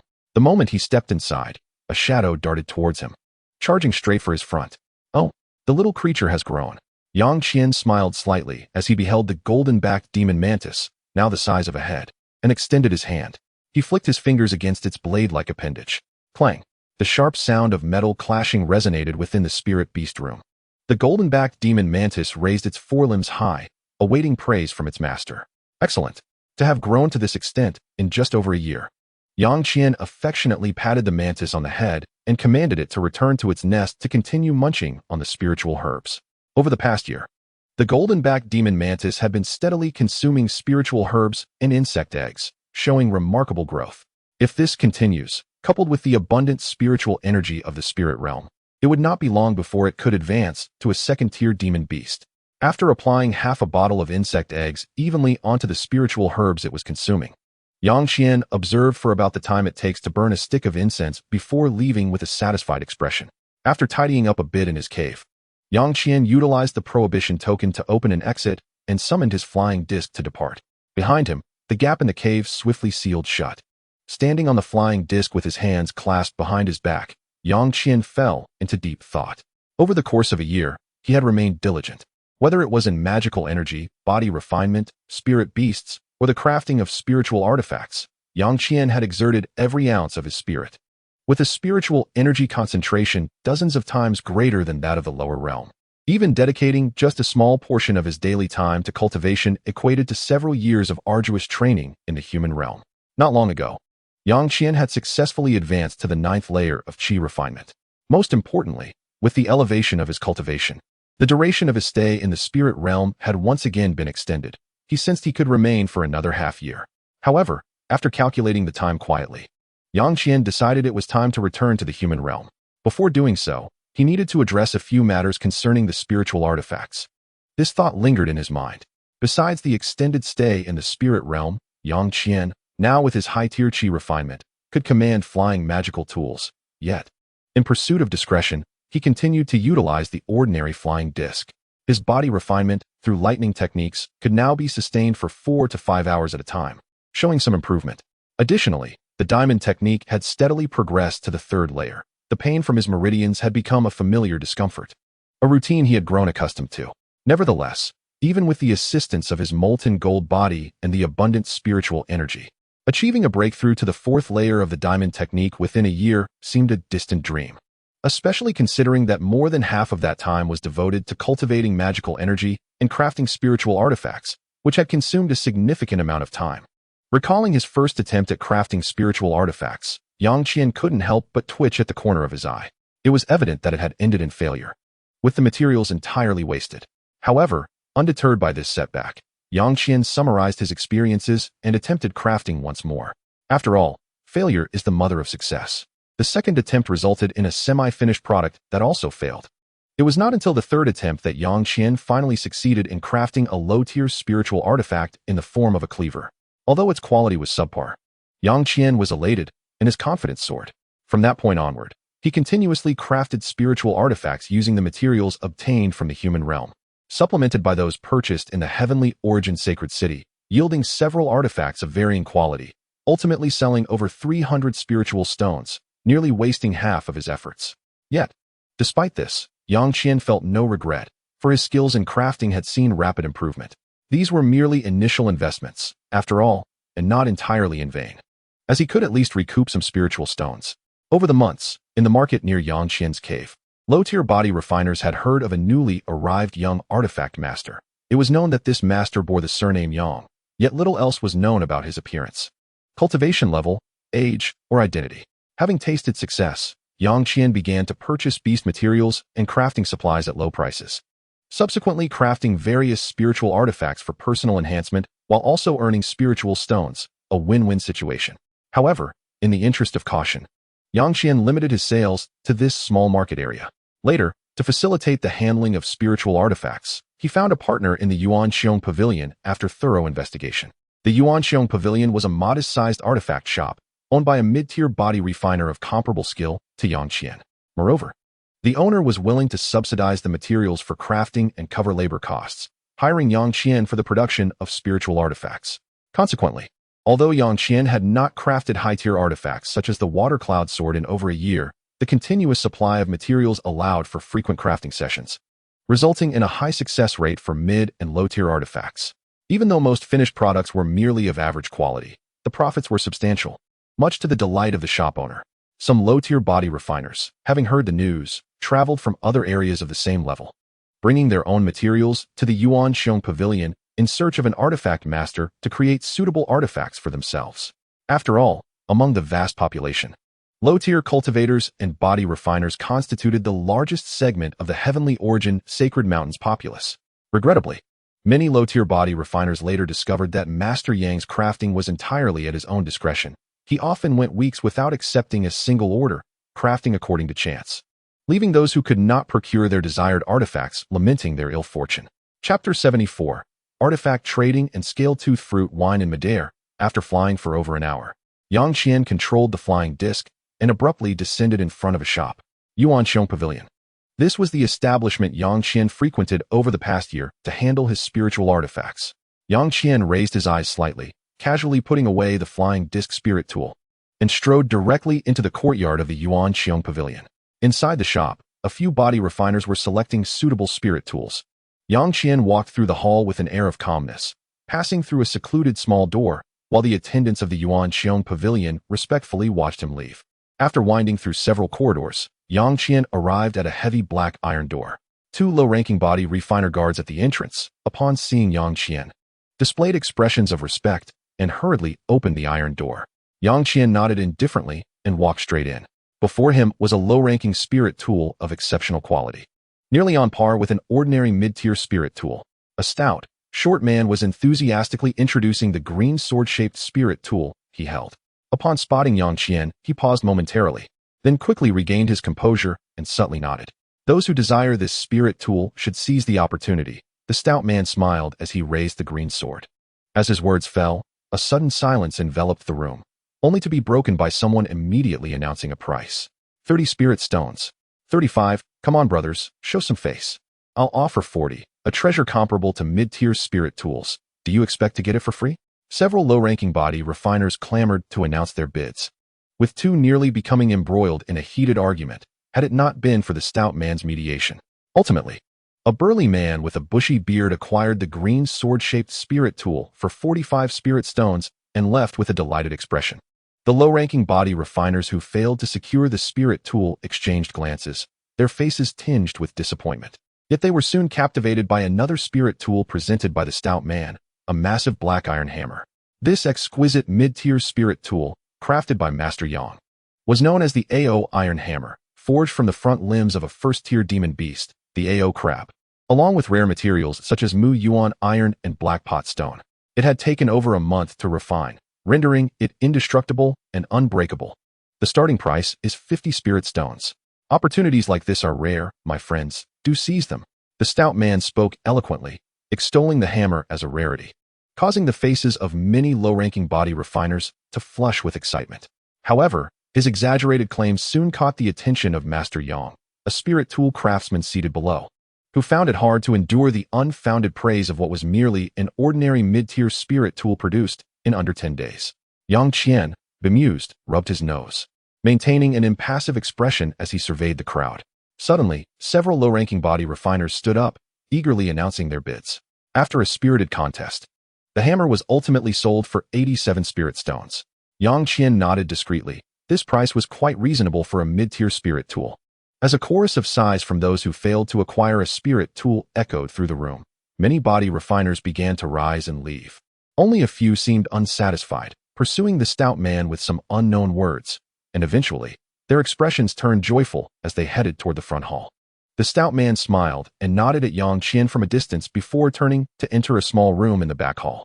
In the room, the stout man sat opposite Yang Qian, conversing amicably. "Brother Yang, do taste this cup of scale-tooth fruit wine," he exclaimed, lifting his wine glass. Yang Qian clicked his tongue and tilted his head back to drink, expressing his astonishment. "What an exquisite wine! The spirit energy is remarkably rich." "Ha!" The stout man laughed heartily, shaking his head. "Brother Yang, I know you cultivate both body and spirit, so I specifically sought this scale-tooth fruit wine for you. It greatly enhances the cultivation of spiritual energy during the refining chi stage. Indeed, it is immensely beneficial." Yang Qian nodded in agreement. Another round. The stout man's smile broadened as he refilled Yang Qian's cup. After several rounds of drinking, both men felt slightly intoxicated, their faces flushed. Yang Qian had consumed more than half a bottle of scale-tooth fruit wine. "Brother Yang, this is your share of the spirit stones from the recent sale of spirit tools," the stout man said thoughtfully, suddenly tossing a gray small pouch across the table. With an impassive expression, Yang Qian caught it in his hand, probing with his spiritual sense and revealing a satisfied expression. Over the course of a year, he had earned nearly 1,000 spirit stones, a considerable sum for a mid-tier body refiner, and combined with the remaining spirit stones after renting an independent cave dwelling, his total neared 2,000. After storing the pouch, Yang Qian pondered for a moment, and then spoke. "I have recently gained considerable insights into the Diamond Sutra. Although I am still far from advancing, I plan to enter seclusion for a period of dedicated cultivation. We can discuss spirit tool crafting after I emerge." Upon hearing this, the stout man's initially cheerful expression turned to one of surprise, quickly followed by an understanding smile as he clasped his hands together and said, "Though it is a pity about the spirit tool crafting, there will always be opportunities in the future. On the contrary, Brother Yang, at such a young age, you have already mastered the 3rd level of the Diamond Sutra and are making progress. It is truly enviable. Moreover, as a dual practitioner of body and spirit, even if your spiritual power is somewhat limited, should you encounter a significant opportunity in the future, you may still have a chance at attaining the stages of nascent soul or transformation, if not becoming a remarkable existence like the Holy Emperor." The stout man remarked with profound admiration, half-jokingly. "Hee, who can predict the future? If I could manage to advance to the next level of the Diamond Sutra within a few years, I would be thoroughly satisfied," Yang Qian replied with a smile. Just then, Yang Qian suddenly rose, evidently preparing to leave. As he was about to exchange some pleasantries with the stout man, he heard the latter's words and paused. "Brother Yang, the grand ceremony at Tianyuan's sacred mountain, held once every 1,000 years, is fast approaching. Even if you are in seclusion, do not miss this opportunity, for it may be a once-in-a-lifetime chance for us low-ranking cultivators," the stout man said with a complex expression. "I am well aware of this and will certainly not miss the grand ceremony," Yang Qian replied with a nod, then clasped his hands in farewell and departed without looking back. The stout man silently watched Yang Qian's retreating figure, remaining motionless until he had completely vanished from sight. Only then did his expression change as he turned to address a corner of the room. Chapter 75, Senior Yu and Cultivation. Senior Yu. What is your opinion of this spirit tool craftsman named Yang? In the room, apart from the stout youth, there appeared to be no one else. Yet in the next moment, a middle-aged scholar clad in a gold and green robe suddenly materialized from a corner. This individual emitted a powerful aura of spiritual energy, revealing himself to be a high-ranking cultivator who had been present in the room all along, unnoticed by Yang Qian. What opinion? This person cultivates both body and spirit, but he is likely to reach his limits here. However, while he may not wish to continue crafting spirit tools for the time being, he can still maintain some level of communication. Although the number of body refiners on the sacred mountain is as numerous as the sands of the stars, the number of spirit tool craftsmen remains exceedingly rare. Moreover, this young man, named Yang, possesses a commendable level of craftsmanship. It would be beneficial to continue business with him once he completes his seclusion. The middle-aged scholar in the gold and green robe strolled leisurely to a chair and comfortably seated himself. Oh, Senior Yu, is it truly that difficult to cultivate both body and spirit? The Holy Emperor also walked the path of dual cultivation and is now an astonishing existence at the later stage of integration. A stout man, wearing an expression of confusion, approached the middle-aged scholar and stood close by, feeling unworthy to sit beside him due to his status and physical prowess. The scholar glanced at him with a dismissive smile. This is not my assertion. It is the opinion of the esteemed elder of our sect, who has reached the transformation stage. The practice of dual cultivation of law and body was once prevalent in ancient times, yet few practitioners remain today. Consider the years it takes to master either the arcane arts or physical cultivation, the path of dual cultivation. While initially granting superiority over peers like that young man named Yang, whose physical form has attained the 3rd level of the diamond technique and whose magical prowess has reached the 9th level of chi refinement, ultimately leads to an inevitable decline when faced with seasoned cultivators. Even against foundational stage practitioners, he may dominate initially, but as one delves deeper into their cultivation, they will surely surpass him. Furthermore, physical cultivation requires innate talent. According to the elder, only a handful, like the Holy Emperor, have achieved the pinnacle of dual cultivation and advanced to the unity stage. These individuals were either originally body cultivators or consumed heavenly treasures that endowed them with extraordinary strength. To tread this path without such gifts is to forfeit the way of cultivation entirely. The scholar shook his head, coldly elucidating his point. Thus, this individual is likely to achieve limited success in the future, the stout man remarked, seemingly deep in thought. Humph. Even so, it is still beneficial for you to befriend him. With your lack of spiritual roots, your only option is to pursue body cultivation. Associating with a skilled spirit tool craftsman will serve you well in the future, the scholar rebuked, casting a scornful glance at the stout man. Senior Yu, has the esteemed elder made any plans to venture into the wilderness? The stout man asked, a hint of hope in his voice. Abandon that thought. Do you think everyone possesses the Holy Emperor's fortune? The sacred herbs that can bestow spiritual roots are exceedingly rare, even in the wilderness. Although the elder has achieved the transformation stage, the future of our sect is tied to him. It is not just that he is unwilling to take risks in the wilderness. The other nascent soul elders, myself included, are staunchly against it, the scholar warned. His expression indifferent. It was evident that this man was a nascent soul practitioner. Seeing the disappointment etched on the stout man's face, the scholar's demeanor softened. Very well. Since I am here to oversee matters for the Millennium Ceremony of the Holy Emperor, I shall procure a few quality spirit tools for you. Additionally, I have brought back 2 portions of honey ointment from the sect, sufficient to elevate your body cultivation further. Do not let me down. The stout man's expression brightened at these words, his eyes glistening with tears of joy. Meanwhile, Yang Qian had just departed from the market and was on his way back to his cave dwelling. The forging of spirit tools was merely a supplementary pursuit.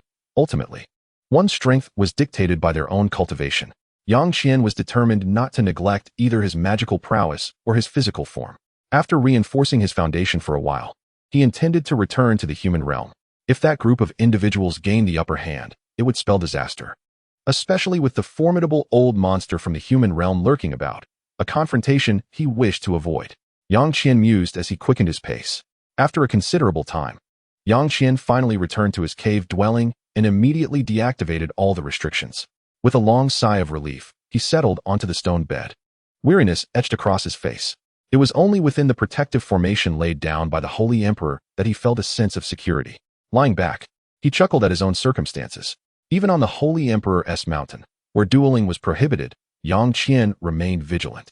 Had it not been for the reputable standing of the Yuan Xiong Pavilion, which was small, yet consistently supplied materials for spirit tool crafting, he might have declined their invitation. However, over the past year, no issues had arisen. A mid-tier spirit tool craftsman, though a rare find, was not an irreplaceable talent. The spirit stones he earned were merely a drop in the bucket for high-level cultivators, and thus there was little need for concern about drawing attention to himself. Very well. A bit more consolidation of my cultivation, and it will be time to depart, Yang Qian murmured to himself, closing his eyes as he resumed his practice of the diamond technique. Months later, within the cave, a figure enveloped in arcs of lightning sat in meditation, focused and serious, reciting incantations with a composed expression. Suddenly, the figure's aura surged, surrounded by swirling bolts of electricity, purple mixed with gold, gold laced with white. Strange arcs of energy danced around him. Not only that, but a scorching aroma of charred flesh emanated from his body. Abruptly, a faint golden glow appeared on his surface, and the figure's expression relaxed slightly. After a couple of hours, the arcs of electricity and golden light gradually dissipated, revealing none other than Yang Qian, who was cultivating the thunder technique. His skin was flushed as if scorched, yet he felt no pain. He was accustomed to it. Opening his eyes, Yang Qian rose calmly. Thanks to the generous gifts of 100 points from my benefactor, I am unable to escape the boy's 1,000 point reward. Chapter 76. Reaching the 10th layer of Qi refinement. Returning to the human realm. Truly, the spirit realm is rich in spiritual energy. In just a few months, my cultivation has once again surged. Reaching the 10th layer of Qi refinement. Yang Qian's face gleamed with joy as he savored the abundant waves of magical energy within him. The golden essence pills and Huanglong pills remained, but their use was no longer necessary. He proceeded toward the spirit beast room, reflecting on the information he had gathered regarding the foundational pills. The foundational pill is essential for practitioners seeking to ascend to the foundational stage. Except for those blessed with heavenly spiritual roots, even someone like Yang Qian, who possessed an anomaly of a lightning spiritual root, required foundational pills to advance. The lack of bottlenecks before the core formation stage for those with heavenly roots was indeed enviable. Yang Qian often shook his head at the thought. Even in the spirit realm, heavenly roots were extraordinarily rare and highly valued by sections. After all, before the void refinement stage, there was no need to complete the spiritual root, and the success rate of those with heavenly roots advancing surpassed that of others with multiple roots. Besides heavenly roots, even those like Yang Qian with unique spiritual roots needed foundational pills to cultivate. Of course, if heavenly root practitioners had foundational pills to assist them, their advancement would be expedited.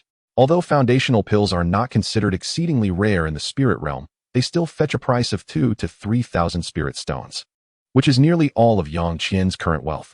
For Yang Qian in the present moment, the price proved to be somewhat unacceptable, as there were alternative avenues that did not require expenditure. As for the formula for the foundation establishment pill, he had already procured it in the market of Tianyuan's sacred mountain. Such knowledge was hardly regarded as a secret in the human realm, let alone in the spiritual realm. He spent 20 spirit stones to obtain a duplicate, not only the formula for the foundation establishment pill, but he also sought several recipes for pills that could enhance one's magical power during the foundation establishment stage, with prices that astonished him. In the human realm, the ancient formula for the foundation establishment stage, painstakingly traded by Han Pao Pao for a millennium of spiritual herbs, was merely commonplace in the market of Tianyuan's sacred mountain, utterly devoid of value.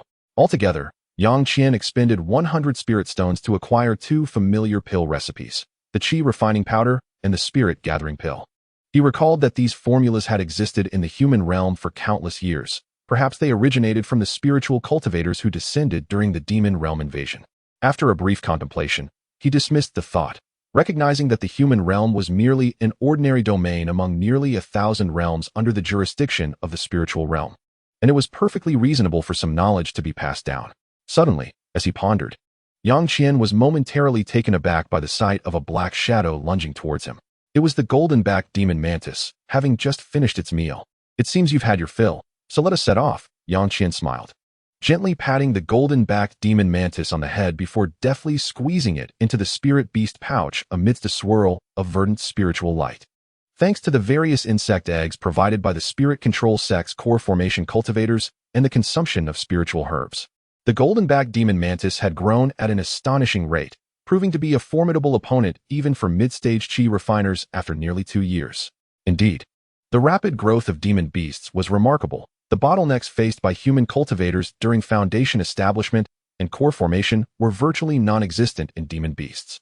As long as one followed a systematic cultivation regimen and avoided being hunted by other cultivators or formidable demon beasts, the path, while not entirely devoid of obstacles, was considerably smoother.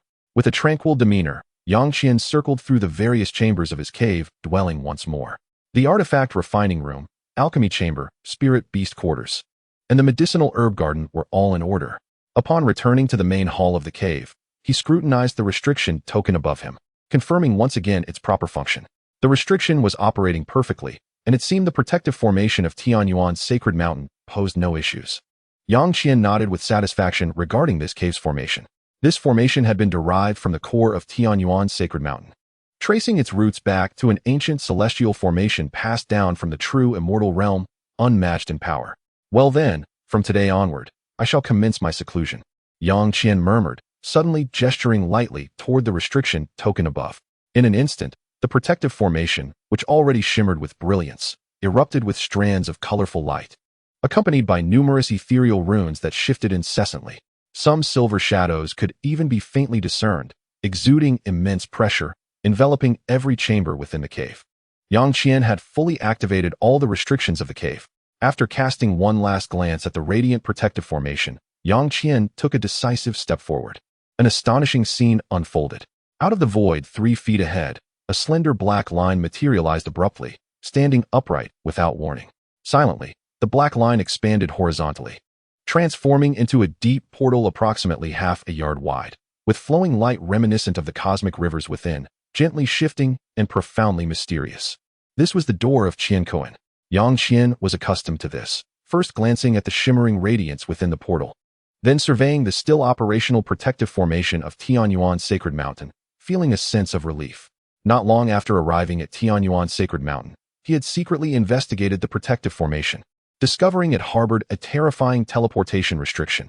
Any spatial fluctuations would be instantly obliterated by the formation.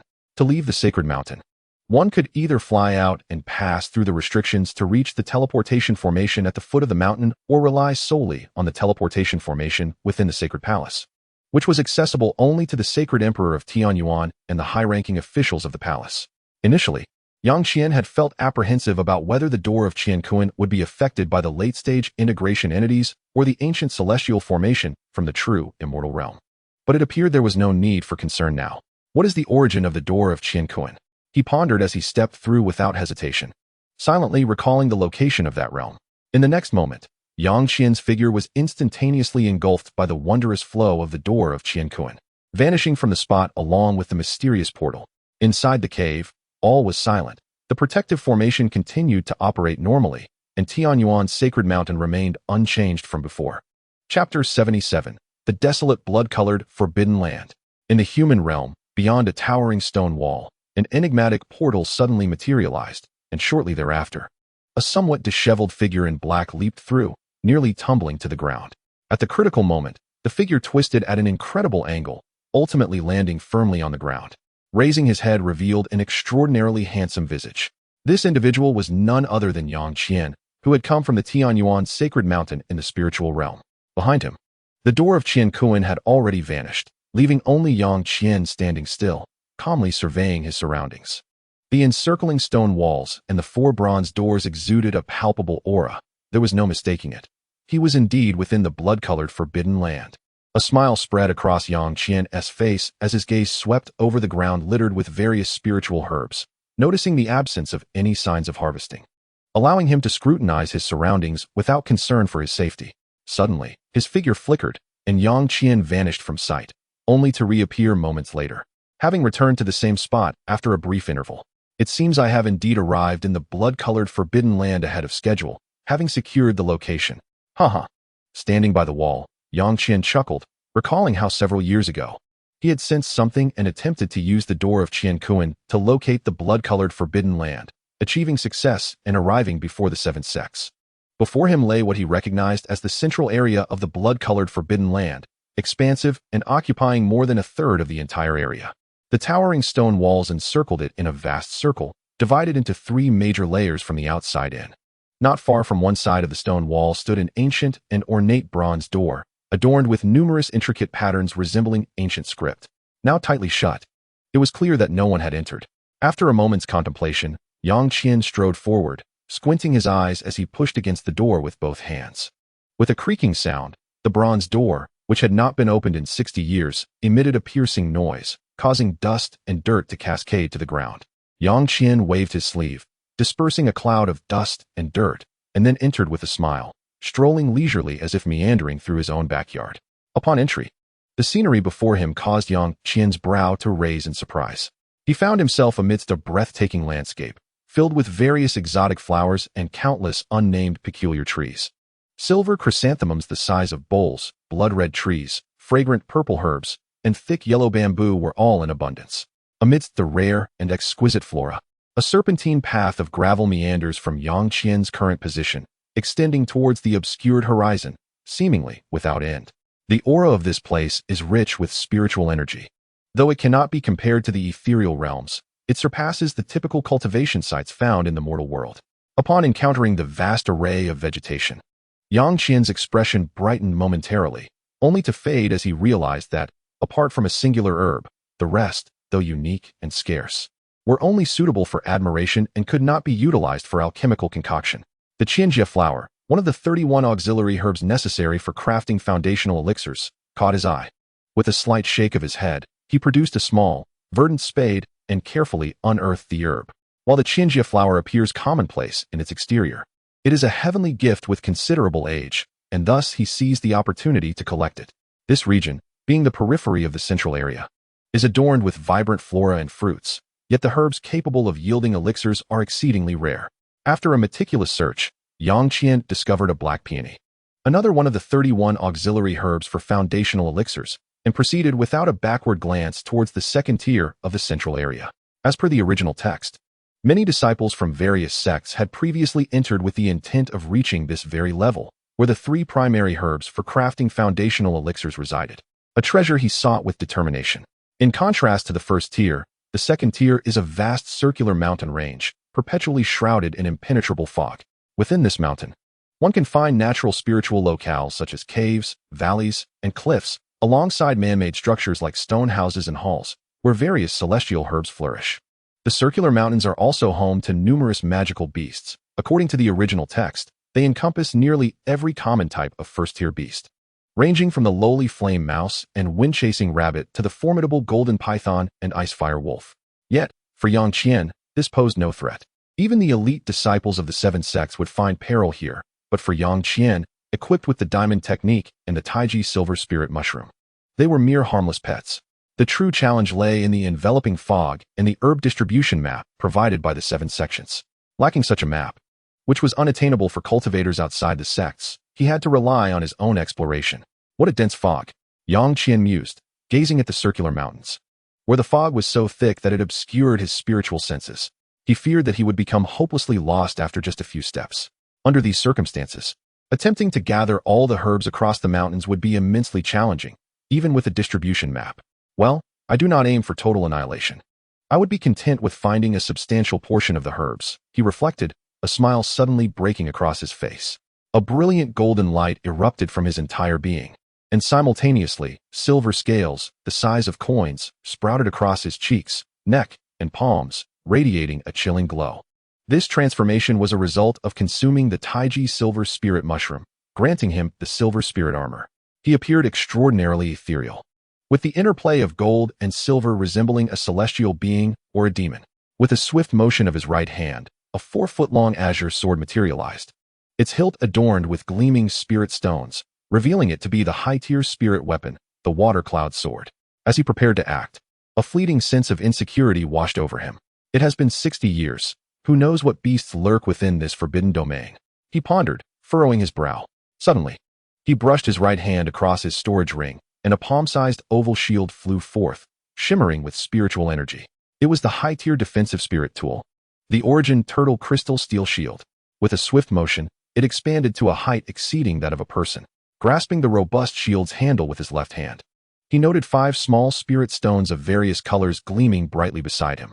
Now, I am truly prepared, he affirmed, nodding in satisfaction at his fully equipped appearance. Chapter 78, Soloing the Circular Mountains. Cultivators outside the forbidden ground. Even when hunting a mere rabbit, one must exert their full strength. The blood-red forbidden ground, sealed for 60 years, has likely birthed countless magical beasts, especially within the renowned circular mountains, where fog obscures vision and hinders spiritual awareness. Yang Qian would not hold back. With high attack, formidable defenses, and substantial health, he would conquer these circular mountains single-handedly. With a wry smile, he gripped the Water Cloud Sword, its azure blade shimmering as he charged into the misty expanse of the mountainous terrain, leaping several yards in a single bound. In the blink of an eye, amidst the swirling fog, only a glimmering point of gold and silver remained visible. After a brief moment, Yang Qian's figure vanished entirely within the circular mountains. Lost to the enveloping mist, the surroundings fell silent. Yet, merely a tea's worth of time later, a chilling howl echoed from the depths of the mountains. It was a sound reminiscent of wolves, yet also akin to lions or tigers. Following a few more roars, silence once again enveloped the area. Moments later, the rumbling of shattered stones reverberated through the mountains, accompanied by dismembered limbs and splattered blood, painting the mist in hues of crimson. A figure shimmering with gold and silver appeared intermittently on the mountainside, wielding its weapon with reckless abandon against some magical beast. Accompanied by arcs of electricity crackling through the air. 3 days and nights passed. For the most part, the circular mountains remained relatively quiet. Occasionally, the cries of various magical beasts would pierce the silence, filled with terror and agony, as if they had encountered some unspeakable horror. Fragments of stone, flesh, and severed limbs scattered about, while weaker magical beasts fled the mountains in a frenzied panic, their eyes wide with fear, glancing back as if pursued by an unimaginable predator. Within the circular mountains, the figure radiating gold and silver darted between the mountainsides and various stone structures, moving with an unpredictable grace, exuding delight with each discovery, sending the surrounding beasts fleeing in terror. As Yang Qian hunted recklessly and foraged for herbs, outside the blood-red forbidden ground, the 7 sects had gathered in a certain location. The many disciples in the Qi refinement stage gazed around in astonishment, their curiosity piqued by the legendary blood-red forbidden ground as they sought its entrance. Among the Huangfeng Valley group, a young man with dark skin and an unremarkable appearance fixated his gaze on the cultivators at the mountain's summit. At the top, the 7 sects cultivators engaged in discussion before dispersing with composed expressions, just as the Qi refinement disciples began to murmur in confusion. A burly man from the giant sword sect stepped forward, taking several strides before halting, drawing the attention of all present. Before them stood a stout cultivator from the giant sword sect, his expression slightly grave. Suddenly, he extended his left hand, and a radiant yellow light surged forth. Grasping downward, he summoned a stream of yellow earth, which coalesced in his grip into a colossal sword forged from yellow clay. With his other hand, he delicately traced the blade from the hilt to the tip, causing a brilliant white light to illuminate the path of his finger. In an instant, the clay sword transformed into a heavy, grayish-white stone sword. This intermediate spell, which transmuted clay into stone, left the disciples of the 7 sects in awe. Their eyes widened in wonder. However, the adept from the giant sword sect did not cease his display. With both hands gripping the sword, he pivoted his body and, with a thunderous shout, hurled the stone sword into the air like a shooting star. A breathtaking scene unfolded as the stone sword soared just a few dozen paces before it seemed to trigger something. Suddenly, it trembled and disintegrated into dust. A vast expanse of azure light erupted from the void, engulfing all present in a shimmering green hue. Had Yang Qian been there, he would have recognized this phenomenon as the activation of the Blood Forbidden Lands restrictions. As the disciples of the 7 sects trembled in fear, the azure light began to swirl violently, transforming into countless blades of wind that howled and whipped through the air, forming an impenetrable wall of wind blades. Gazing along the edges of this tempestuous barrier, they appeared boundless, stretching infinitely into the unknown, accompanied by the eerie sound of wind howling. Such was the might of the restrictions in this place, a sight to behold. One could only wonder what ancient powers were capable of establishing such a formidable formation. In comparison, the protective array of Yellow Maple Valley appeared trivial, akin to a child's plaything. At the rear of the Yellow Maple Valley's group, Hanli furrowed his brow, silently lamenting. Atop the mountain, the burly figure from the giant sword sect shook his head and turned back. The other leaders declared that the time was not yet ripe, instructing the disciples to rest while they awaited the opening of the Forbidden Land. In the Blood Forbidden Land, at the summit of the circular mountain range, Yang Qian radiated golden light, clad in silver armor, with faint purple lightning swirling around him as he eagerly surveyed his bountiful harvest. He had gathered all 3 primary herbs, Yusue Ji, Zihua, and Tianling Gua, which could only be found in the Blood Forbidden Land, and their ages exceeded his expectations. He had amassed a substantial quantity of the 3 primary herbs needed for concocting foundation establishment pills, enough to supply a small sect. As for the 31 auxiliary herbs like Qianjua, Heixiao grass, and Jinjing ginseng, they were abundant across the mountains, and after half a day's foraging, Yang Qian ceased collecting them. as they were readily available outside the Forbidden Land, and harvesting them here was a waste of time. Moreover, within a dilapidated stone hall somewhere in the circular mountain range, Yang Qian fortuitously discovered numerous herbs for refining spirit-gathering pills and qi dispersion pills, particularly the cold smoke grass and dragon chant grass essential for the latter. In plentiful supply, an unexpected delight. With such an abundance of herbs, he would be well equipped for a long time, ready to delve into the art of alchemy upon his return. Yang Qian's spirits soared as he counted his treasures, contemplating his future plans to master alchemy. The master of spiritual tools, Yang, was about to embark on his second profession.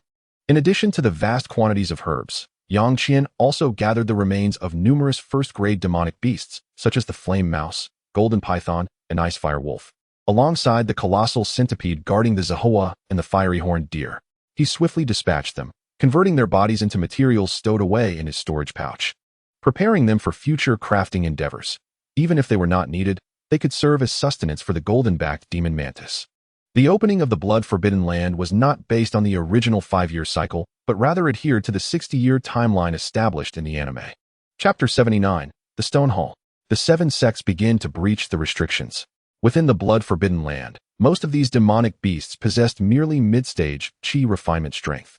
The stronger ones barely reached the peak of the first level. Under Yang Qian's full armor, they stood no chance of retaliating, failing to breach his defenses, completely overwhelmed. One sword for an ice fire wolf, one kick for a flame mouse. The brutality of the scene was harrowing. The Yuan turtle crystal steel shield was entirely unnecessary. Yang Qian had indeed overthought the situation. With this in mind, Yang Qian meticulously gathered all the herbs and the remains of the demonic beasts before surveying his surroundings. Standing atop the mountain peak, he gazed out as the mist seemed to lift slightly, revealing the peculiar rocks and cliffs that dotted the landscape, interspersed with towering trees that could not be embraced by 3 or 5 people. After surveying the vista for a moment, he turned to see the mountain's treacherous ridges extending into the distance, their ends obscured from view. Suddenly, Yang Qian's gaze sharpened as he focused on a small basin nestled within the circular mountain range. Surrounded by towering, oddly shaped stones, this basin was impervious to the elements. At its center stood an ancient, massive stone hall, the entrance of which was disappointingly small, barely allowing 2 individuals to pass side by side. Yang Qian stood atop the mountain, astonished, pondering for a moment. This must be the stone hall that housed the golden box. Just then, a faint buzzing tremor emanated from above the Blood-Forbidden Land. Yang Qian's expression shifted dramatically as he abruptly looked up, his pupils constricting. An ethereal azure glow flickered in the sky, and a thunderous sound reverberated throughout the Forbidden Land. This scenario was dire. What a coincidence! The 7 sects were preparing to open the Forbidden Land at this very moment, though it appeared they were merely beginning their attempts, leaving little time remaining. Yang Qian's expression fluctuated, his eyes gleaming with determination as he rapidly devised a strategy. As for the so-called elite disciples of the 7 sects, they were inconsequential. Even if he encountered 10 or 8 of them, given Yang Qian's physical prowess, he harbored no fear. With a little time, eliminating all the disciples would pose no challenge. Even facing Nangong Wan, who had regressed to the qi refinement stage due to her cultivation method, Yang Qian felt confident in his ability to triumph within the Blood-Forbidden Land. As for Han Paopao, encountering Yang Qian would likely frighten him to his core. The critical issue lay in the presence of an otherworldly and scrupulous elder. Xiang Zhili, whom Yang Qian wished to avoid meeting, was not easily deceived. As the foremost cultivator in the human realm, he had reached the pinnacle of early-stage god transformation. Even within the spirit world, he would rank as a leader of a small team in Tianyuan City. Furthermore, trapped in this realm of sparse spiritual energy, Xiang Zhili sought the reverse spiritual passage to the spirit world, and after failing to find it, turned to search for various spatial nodes. Yang Qian was acutely aware that he could not reveal the secret of the Qinkuan door to Xiang Zhili. Self-preservation was paramount. While Xiang Zhili's character was relatively decent in the original text, Yang Qian dared not take the risk of testing his resolve against the temptation of traversing the spirit world. Human hearts should not be easily tried. Besides him, the only one who ultimately walked the path to greatness was Han Shidi. Yang Qian silently reflected. Alas, he had gathered nearly all the herbs he needed. It was time to retrieve the box and see if he could enter that tall tower. If not, Yang Qian murmured to himself, his form flickering as he dashed toward the ancient stone hall. Outside the Forbidden Land, the formidable man from the Giant Sword sect attempts every hour to test the strength of the forbidden barrier in the blood-colored Forbidden Land. and this marks his third attempt. Hanli stands at the rear of the group, observing quietly, accompanied by an elderly man who astonishingly possesses an 11th layer of Qi refinement cultivation. This individual, though aged, has a glint of cunning in his eyes. Junior Han, the expedition into the Forbidden Land concerns matters of life and death. Do you have any good strategies? His voice is smooth and persuasive. He is none other than Xiang Zhilai, the foremost disciple of the Qi refinement stage in the human realm. Hanli furrows his brow and inwardly sighs, responding coolly, "Apologies, Brother Xiang. I am not accustomed to acting alongside others, and this time will be no different. I suggest you seek other fellow disciples." Hanli presents a demeanor that suggests he prefers solitude. Upon hearing this, Xiang Zhilai reveals a disgruntled expression and promptly takes his leave without further ado. Such theatrics would surely earn him the title of Best Actor if Yang Qian were to witness it. Hanli, expressionless, gazes at Xiang Zhilai's retreating figure, lost in thought, when suddenly he senses something and turns in astonishment. It seems the time for the Forbidden Land's opening has arrived. Hanli muses, his expression complex. Meanwhile, within the blood-colored Forbidden Land, in the central zone, Yang Qian stands at the entrance of the Azure Stone Hall, glancing at the flowing blue light above. Without hesitation, he steps inside. His spiritual sense fails to penetrate this area, confirming its authenticity. After traversing a winding corridor, he enters an exceedingly vast hall, nearly devoid of any hiding places. Yang Qian continues his stride, as if he has been here before, heading straight for the center of the hall. In the middle of the hall, there is a dark passage surrounded by jade stone railings. The entrance features a staircase that descends steeply underground, exuding a hot, humid breeze that flows outward, suggesting an unknown destination below. Yang Qian's eyes light up with excitement. He quickens his pace, gracefully vaulting over the railing and diving into the passage. Upon entering, Yang Qian finds himself enveloped in darkness. However, he remains unfazed. With a slight shift of his form, a brilliant golden light bursts forth from him, accompanied by crackling hints of pale purple lightning. The human-shaped lantern reemerges. Under the dual illumination, the surroundings brighten instantly. The passage, though not extensive, is constructed entirely of azure stone, barely allowing one person to pass through. Yang Qian does not dare to linger, fearing that Xiang Zhilai might arrive and head directly here, which would lead to unforeseen complications. After ascending several hundred steps, the initially narrow passage begins to widen, accommodating two individuals side by side without issue. However, the hot, humid breeze intensifies. Fortunately, Yang Qian's physical body is robust, impervious to temperature fluctuations, and he pays little heed to the oppressive heat. After traversing hundreds more steps, the long, narrow azure stone passage finally terminates. As Yang Qian steps out of the passage, he squints against the brightness, revealing a vast marshland. This underground world stands roughly 30 feet high, sprawling several miles in circumference, with muddy ground bubbling with black water. The hot, humid breeze forms above the marsh, rapidly flowing out through the passage behind Yang Qian, creating a balance of fresh air. Surrounding the marsh are towering mounds of black soil, but what catches Yang Qian's eye is the sight ahead. Here, dozens of extraordinary flowers and spiritual herbs flourish in various colors, including Earth's spiritual medicines for refining foundation pills, Qi dispersants, and spirit-gathering pills, in abundance. Yang Qian grins widely, unhesitatingly pulling out a crystalline green shovel, and meticulously begins to excavate each herb, carefully sealing them in a small box and placing it in his storage pouch. Soon, I shall experience a life where medicinal pills are as plentiful as candy. With adept movements, Yang Qian finishes his task and turns his gaze towards a white jade pavilion situated at the center of the marsh. Suspended within it is a massive golden chest, measuring 12 feet in length and 5 in width, its lid tightly closed, emanating a flowing golden light that indicates its extraordinary nature. What a treasure! Who could have known that it is, in fact, a key? Yang Qian mutters to himself, his heart racing at the sight of the golden chest in the white jade pavilion, as his previously calm demeanor finally shows signs of excitement. While the chest may merely be a key to unlocking the barrier, the true treasure lies beyond. After regaining his composure, Yang Qian approaches the white jade pavilion, his senses extending outward, calmly assessing his surroundings. "Little Jiao, it is time for you to emerge," he softly calls, his eyes fixed on the marshland nearby. The ink-colored Jiao is a prime material for refining weapons, making it the perfect opportunity for Yang Qian to practice crafting superior artifacts and high-tier spiritual tools, thereby enhancing his refining skills. At that moment, the marshland on his left begins to stir. Yang Qian, astonished yet delighted, turns to observe. centered in the marsh. The mud flows begin to churn violently, expanding and rising to form a towering mound, an impressive sight to behold. The ink-colored Jiao is a good child, presenting itself upon my call.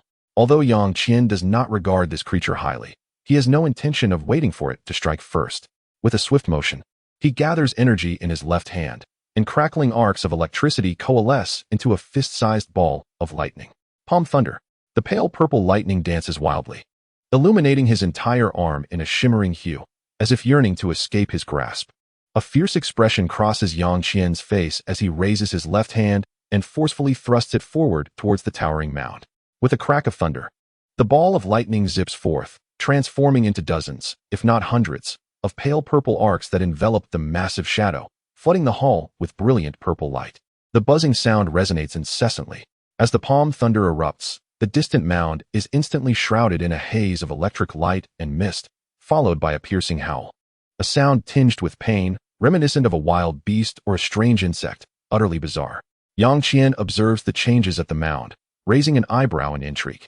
As expected, the next moment, a cacophonous rustle erupts, and a gust of fervent wind sweeps through, dispersing the surrounding mist and revealing the true form of the mound. A dark, serpentine creature covered in massive scales, resembling a snake yet distinctly different, emerges. Its body measures only 30 to 40 feet in length, shrouded in a faint black mist, exuding an otherworldly aura. The creature's head and tail bear a striking resemblance to that of an ordinary black python. Yet its most notable feature is its brilliant, glossy scales. The ink jiao. At this moment, it hovers 3 to 4 feet above the ground, its small green eyes gleaming with ferocity, fixated intently on Yang Qian, the instigator of its distress. Simultaneously, the pale purple arcs of electricity enveloping the ink jiao begin to dissipate, indicating that the power of his palm thunder, devoid of any conductive enhancement from lightning bodies, is somewhat lacking. Yang Qian slightly raises his head, gazing in astonishment at this unruly creature, his eyes lingering upon its glistening black scales. You possess scales, while I do not, Yang Qian muttered to himself, suddenly lifting his foot to step forward. Incredibly, an astonishing scene unfolded. As he took a step, a remarkable transformation occurred within Yang Qian. A dazzling golden radiance erupted from his skin, and after a brief writhing, silver scales, the size of coins, manifested out of thin air. His arms trembled violently as the water cloud soared, and the Yuan turtle crystal steel shield instantly appeared in his hands. Facing the renowned Mo Jiao in an away game, Yang Qian summoned all his strength, poised to test the waters first. The Mo Jiao's small green eyes scrutinized the silver scales adorning Yang Qian, seemingly puzzled as to whether he was a beast or a human. Nonetheless, this did not quell the Mo Jiao's fury. With a swift motion, it unleashed a jet of black liquid towards Yang Qian. Little Jiao, shooting without hesitation, Yang Qian thought. Shivering slightly at the sight of the black water, knowing that this unidentified liquid could not touch him. Without uttering a spell, he hurled the Yuan turtle crystal steel shield with great force, producing a low hum as it vanished into a swirl of darkness. The next instant, it reappeared beside the black water, swirling around with a ferocious howl. With a swift turn, the Yuan turtle crystal steel shield split the black water in midair, sending it splashing into the surrounding marshes. The Mo Jiao's eyes widened in surprise, seemingly taken aback by Yang Qian's response, only to be quickly consumed by rage. Ready to retaliate. At that moment, Yang Qian had already leaped before the Mo Jiao, his right hand brandishing the water cloud sword, which radiated a chilling blue light.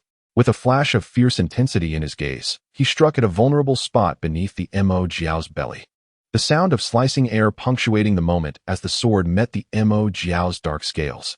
A thunderous boom erupted, and Yang Qian felt a momentary resistance in his hand. The water cloud sword had been momentarily halted.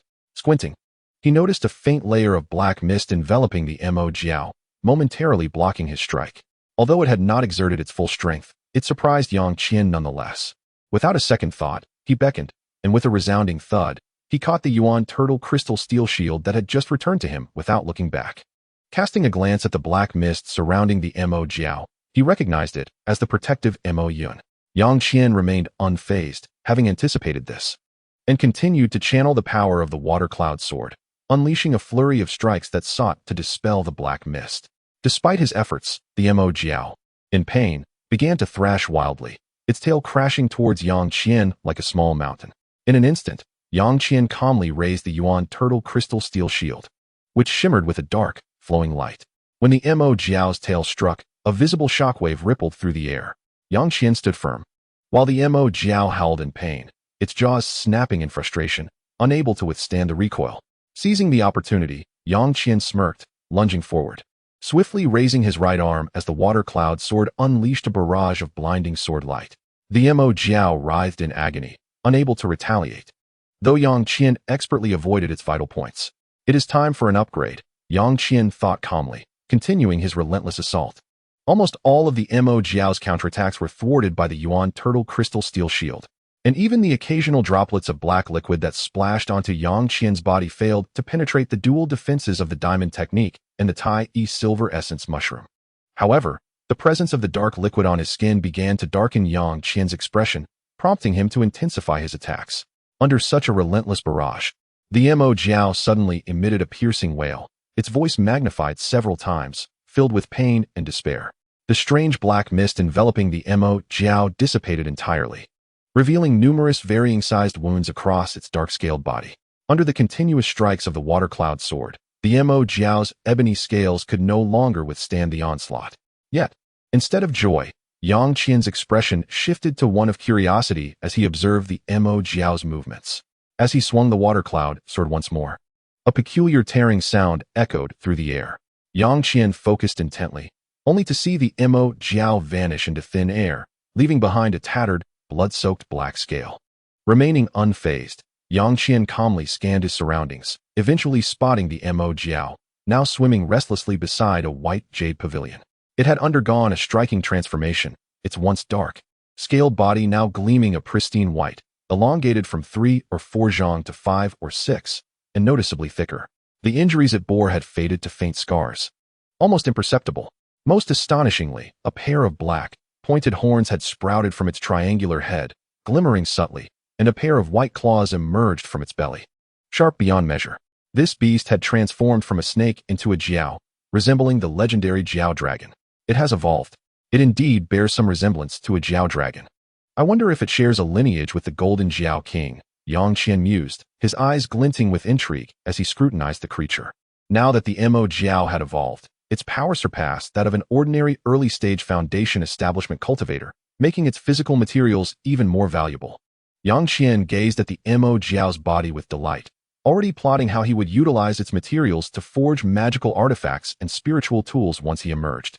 The Mo Jiao seemed to sense the intensity of Yang Qian's gaze, its small eyes widening in anger as it howled, leaping into the air above him, unleashing a torrent of purple liquid from its mouth. Yang Qian grinned, his own body radiating a brilliant pale purple light. With the Yuan turtle crystal steel shield held before him, Yang Qian boldly faced the onslaught of liquid, unafraid. After a brief moment, the Mo Jiao's massive body, riddled with sword wounds, was severed in two, crashing to the ground as blood gushed forth. Although most of its scales remained intact, a few had been reduced to fragments due to the water cloud sword strikes, clearly rendered unusable.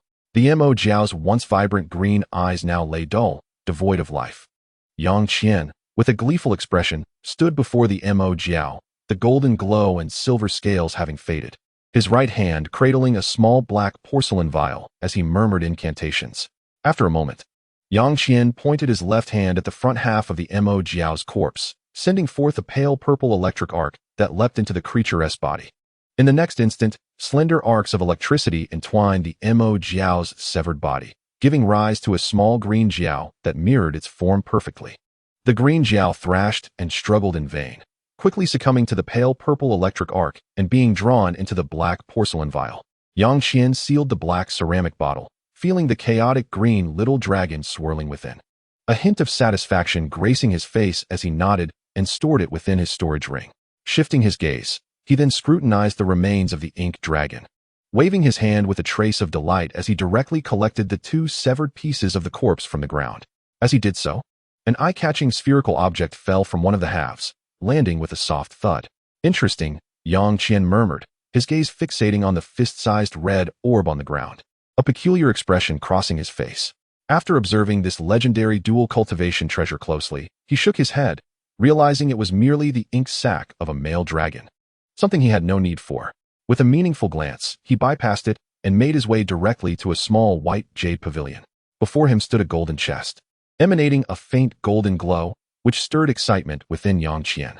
This chest was not a magical artifact or treasure, but rather a key to access the third level of the central zone of the Heavenly Yuan Tower. Murmuring to himself, Yang Qian pondered the implications of the Heavenly Yuan Tower as he cradled the golden chest, meticulously examining it. After about a cup of tea's time, he sensed a shift in the blood-red Forbidden Land space, his expression tightening. Calculating the time, he realized he could not afford to delay any longer and hastily stored the golden chest, making his way toward the final region of the blood-red Forbidden Land. Chapter 82. The Heavenly Yuan Tower, Central Zone, Third Level. This was the ultimate area of the blood-red Forbidden Land, dominated by a towering structure that reached 100 feet high. Surrounding this magnificent tower was a vast expanse of verdant forest, lush and impenetrable, completely enveloping the towering edifice. This was the so-called third level, the very core of the Forbidden Land. However, between the second and third levels lay an unknown yet formidable barrier, perpetually in operation, preventing all disciples from the 7 sects who had attempted to breach it from entering. After all, the blood-red Forbidden Land only permitted disciples in the Qi refinement stage to enter, and this powerful barrier was far beyond what mere Qi refinement disciples could break. Thus, for many years, no one had managed to enter this high tower. As for the foremost Qi refinement cultivator in the human realm, Xiang Zhili, who had long been obsessed with seeking the reverse spirit passageway, it was likely that he had concealed his cultivation and disguised himself as a low-ranking Qi refinement disciple to follow the 7 sect cultivators into this place, perhaps in pursuit of this very artifact. Standing outside the shimmering formation barrier, Yang Qian gazed at the soaring tower nearby, murmuring in excitement. He had reached his destination. Yet, sensing the chilling power of the unknown barrier before him, he unconsciously furrowed his brow, a contemplative look gracing his face.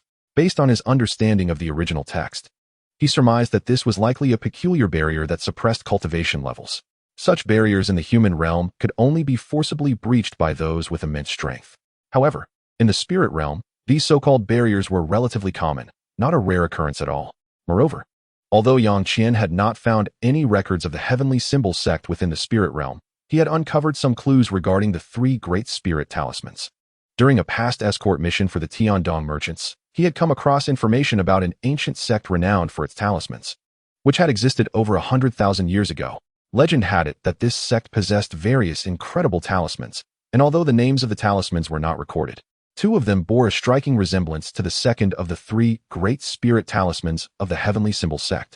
One could utilize the essence of beasts to enhance one's own magical cultivation, even temporarily elevating it by a small rank, which was exceedingly powerful, closely resembling the Heavenly Symbol sect's spirit summoning talisman. As for the second one, Yang Qian's gaze sharpened. This second talisman was even more astonishing. It could form multiple layers of protective barriers using the essence of heaven and earth, reputedly capable of withstanding attacks from cultivators at the god transformation stage, claiming that as long as the spiritual energy persisted, the barrier would not falter. Even if this was an exaggeration, it certainly constituted a significant power within the spirit realm. Crucially, this talisman was not restricted by cultivation level. Even lower-ranked cultivators could survive in the presence of higher-ranked ones by relying on the formidable spiritual energy barrier. This talisman was nearly identical to the 6th Ding Tian Armor Talisman, one of the second of the 3 great spirit talismans of the Heavenly Symbol sect. The overwhelming power of these 2 talismans, particularly the first one needing the essence of high-ranking beasts, had led to considerable discontent among the spirit realm's demon race, resulting in a concerted attack against the sect.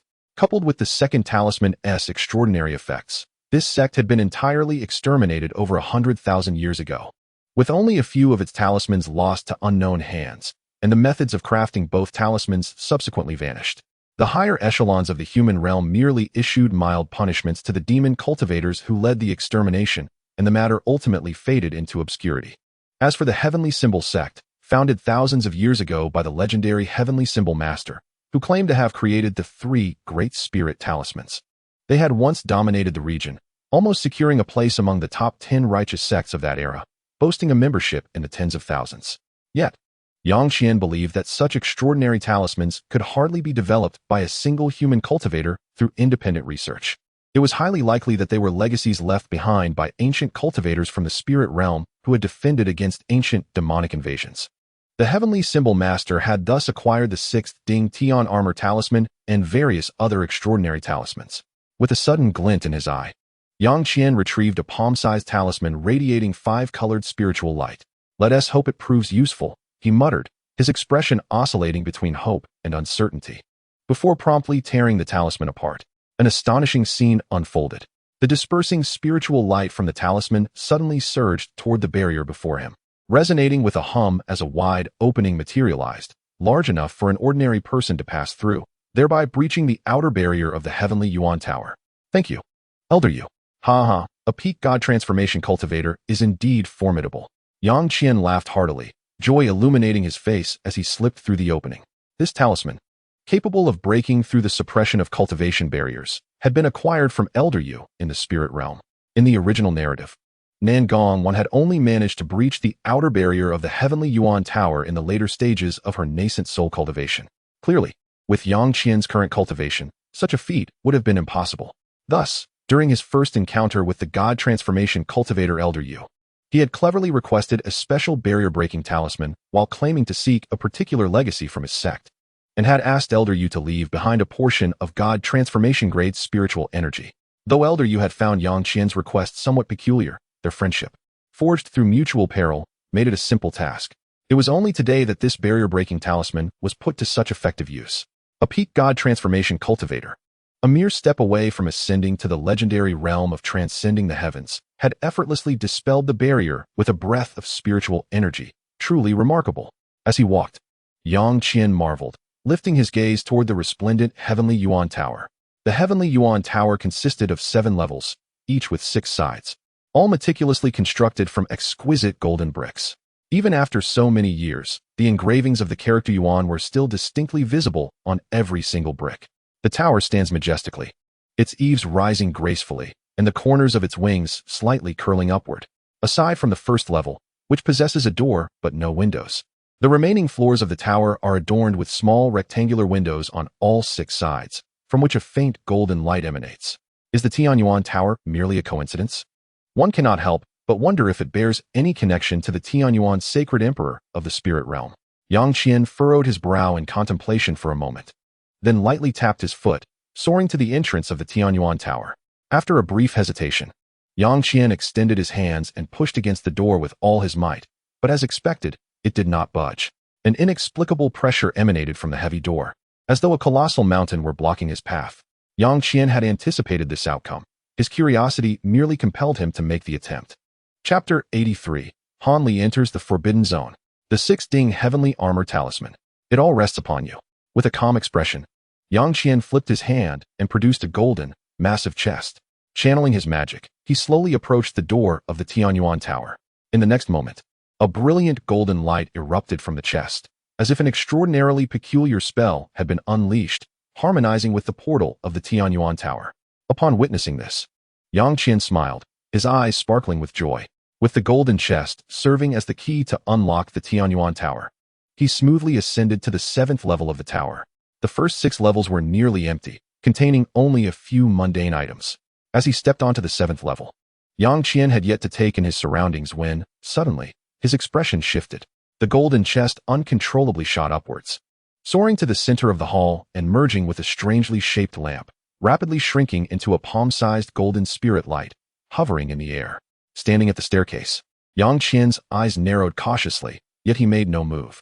He furrowed his brow, gazing at the golden spirit light for a moment before withdrawing his gaze and surveying the top floor. The hall was modest in size, measuring only a few dozen feet in diameter. A corpse lay on the ground, and while Yang Qian had not yet examined it, he surmised it belonged to the celestial talisman master of the Great Gene. A glance at the waist revealed nothing, and he turned his attention to a teleportation array in one corner of the hall, his expression revealing surprise. After a brief pause, he finally focused on a weathered offering table in the center of the hall. Upon it rested a partially obscured enormous album, appearing yellowed and aged, devoid of any magical fluctuations. To one side of the offering table stood a yellowish bookshelf, scattered with inkstones, brushes, and bamboo tubes. Yang Qian hesitated, maintaining his vigilance as he approached, choosing to inspect the items on the shelf first. Confirming they were all mundane objects, he turned away with a hint of regret. His gaze flickered with indecision for a moment before he reached out to grasp the rolled album. To his astonishment, the moment his fingers brushed against it, the album disintegrated into ashes. In the next instant, before the shock could register on his face, he froze, his heart racing. Where the album had once been, a broken three-headed, six-armed golden statue of a demon lay. How did this object come to be here? Yang Qian's eyes darted, his body radiating a blinding golden light. Simultaneously, silver scales the size of coins emerged from his exposed skin, and faint purple lightning crackled around him. Gripping the water cloud sword and the yuan turtle crystal steel shield, he cast several wary glances at the statue before slowly surveying his surroundings. Although he understood that even if he exerted all his strength, encountering a true ancient demon would leave him with no chance of escape. Only death awaited him. Yang Qian still inspected the area thoroughly, finding no signs of movement. Indeed, if the ancient demon's soul were still alive, it would have already surged forward to seize control. Yang Qian relaxed slightly at this thought. Ultimately, with considerable boldness, he reached out to grasp the broken statue. It seemed the ancient demon had been vanquished, yet who possessed the power to eliminate a being comparable to the peak of the nascent soul? He murmured to himself, suddenly struck by a realization as he turned to glance at the corpse on the ground, a contemplative look crossing his face. In a fleeting moment, Yang Qian conjured several possibilities in his mind. However, regardless of the circumstances, it appeared that the ancient demon was likely no longer present. Perhaps having perished alongside the celestial talisman master, or the master had slain the demon but succumbed to grievous injuries shortly thereafter. As for why the other had traversed thousands of miles from the Great Jin to this small nation in the southern sky, that remained a mystery. After much hesitation, Yang Qian chose not to take the broken statue with him. Instead, he left it on the offering table and proceeded directly towards the corpse. The statue was irreparably damaged, devoid of any recorded techniques, rendering it entirely worthless. Outside the forbidden zone, the 7 cultivators of the Golden Core stage stood shoulder to shoulder, each wielding a dazzling magical treasure, chanting incantations with focused determination. 7 individuals, 7 items, formed a radiant circle, charging toward the wind blade great array. With a thunderous roar, the 7 treasures clashed with the wind blades, a kaleidoscope of colors exploding in all directions, accompanied by eerie howls that left the onlooking disciples on edge. After 3 or 4 hours of fierce combat, the 7, drenched in sweat, finally gained the upper hand, forcibly creating a circular passageway approximately 10 feet high in the wind wall, shrouded in darkness within, obscuring all visibility. Quickly, we can't hold out much longer, one of the Taoists shouted urgently. The disciples of the 7 sects, upon hearing this, dared not delay. They swiftly intermingled, entering the passageway in batches. After a whirlwind of motion, a dark-skinned youth landed on the ground, none other than Han Li, cautiously surveying his surroundings. He displayed a hint of surprise upon extracting a detailed document concerning the Forbidden Zone, his expression turning serious as he glanced at it. Is this the central area? Han Li mused, somewhat taken aback by the stone wall and the tightly shut bronze gate before him. His spirits lifted as he scanned the vicinity, hesitating momentarily, uncertain of whether to enter. Although the central area was rich in spiritual herbs, it was also fraught with peril. Hearing a commotion behind him, Han Li's countenance shifted, and with gritted teeth, he suddenly pushed open the stone door and charged inside. Moments later, a fairy-like girl clad in white emerged, her features youthful and innocent. Yet, her expression was solemn, enveloped in an otherworldly silver glow, rendering her even more enigmatic. Behind her trailed a group of white-clad men and women, all appearing apprehensive, not daring to whisper or murmur, their gazes filled with reverence as they regarded the girl's back. Noticing the open bronze door, the girl displayed a hint of surprise but did not pause, stepping inside. The others exchanged glances, then dispersed in an orderly fashion. In the grand hall at the top of the Tianyuan Tower, Yang Qian cradled a sphere of 6-colored glow, his face a blend of awe and astonishment. This object was none other than the 6-ding heavenly armor talisman, one of the 3 great spirit talismans of the celestial talisman sect, arguably the most powerful among them. The 6-ding heavenly armor talisman does not rely on the practitioner's own magical power for activation. Instead, it harnesses the power of talismans to draw upon the surrounding spiritual energy of the heavens and earth, forming an exceptionally strong 6-layer protective shield. This implies that as long as the surrounding spiritual energy remains abundant, the 6-layer shield can continuously regenerate itself, effectively providing the user with an invulnerable armor. According to the original text, this 6-ding heavenly armor talisman can even withstand attacks from transformation stage practitioners, rendering it an absolute defense within the human realm.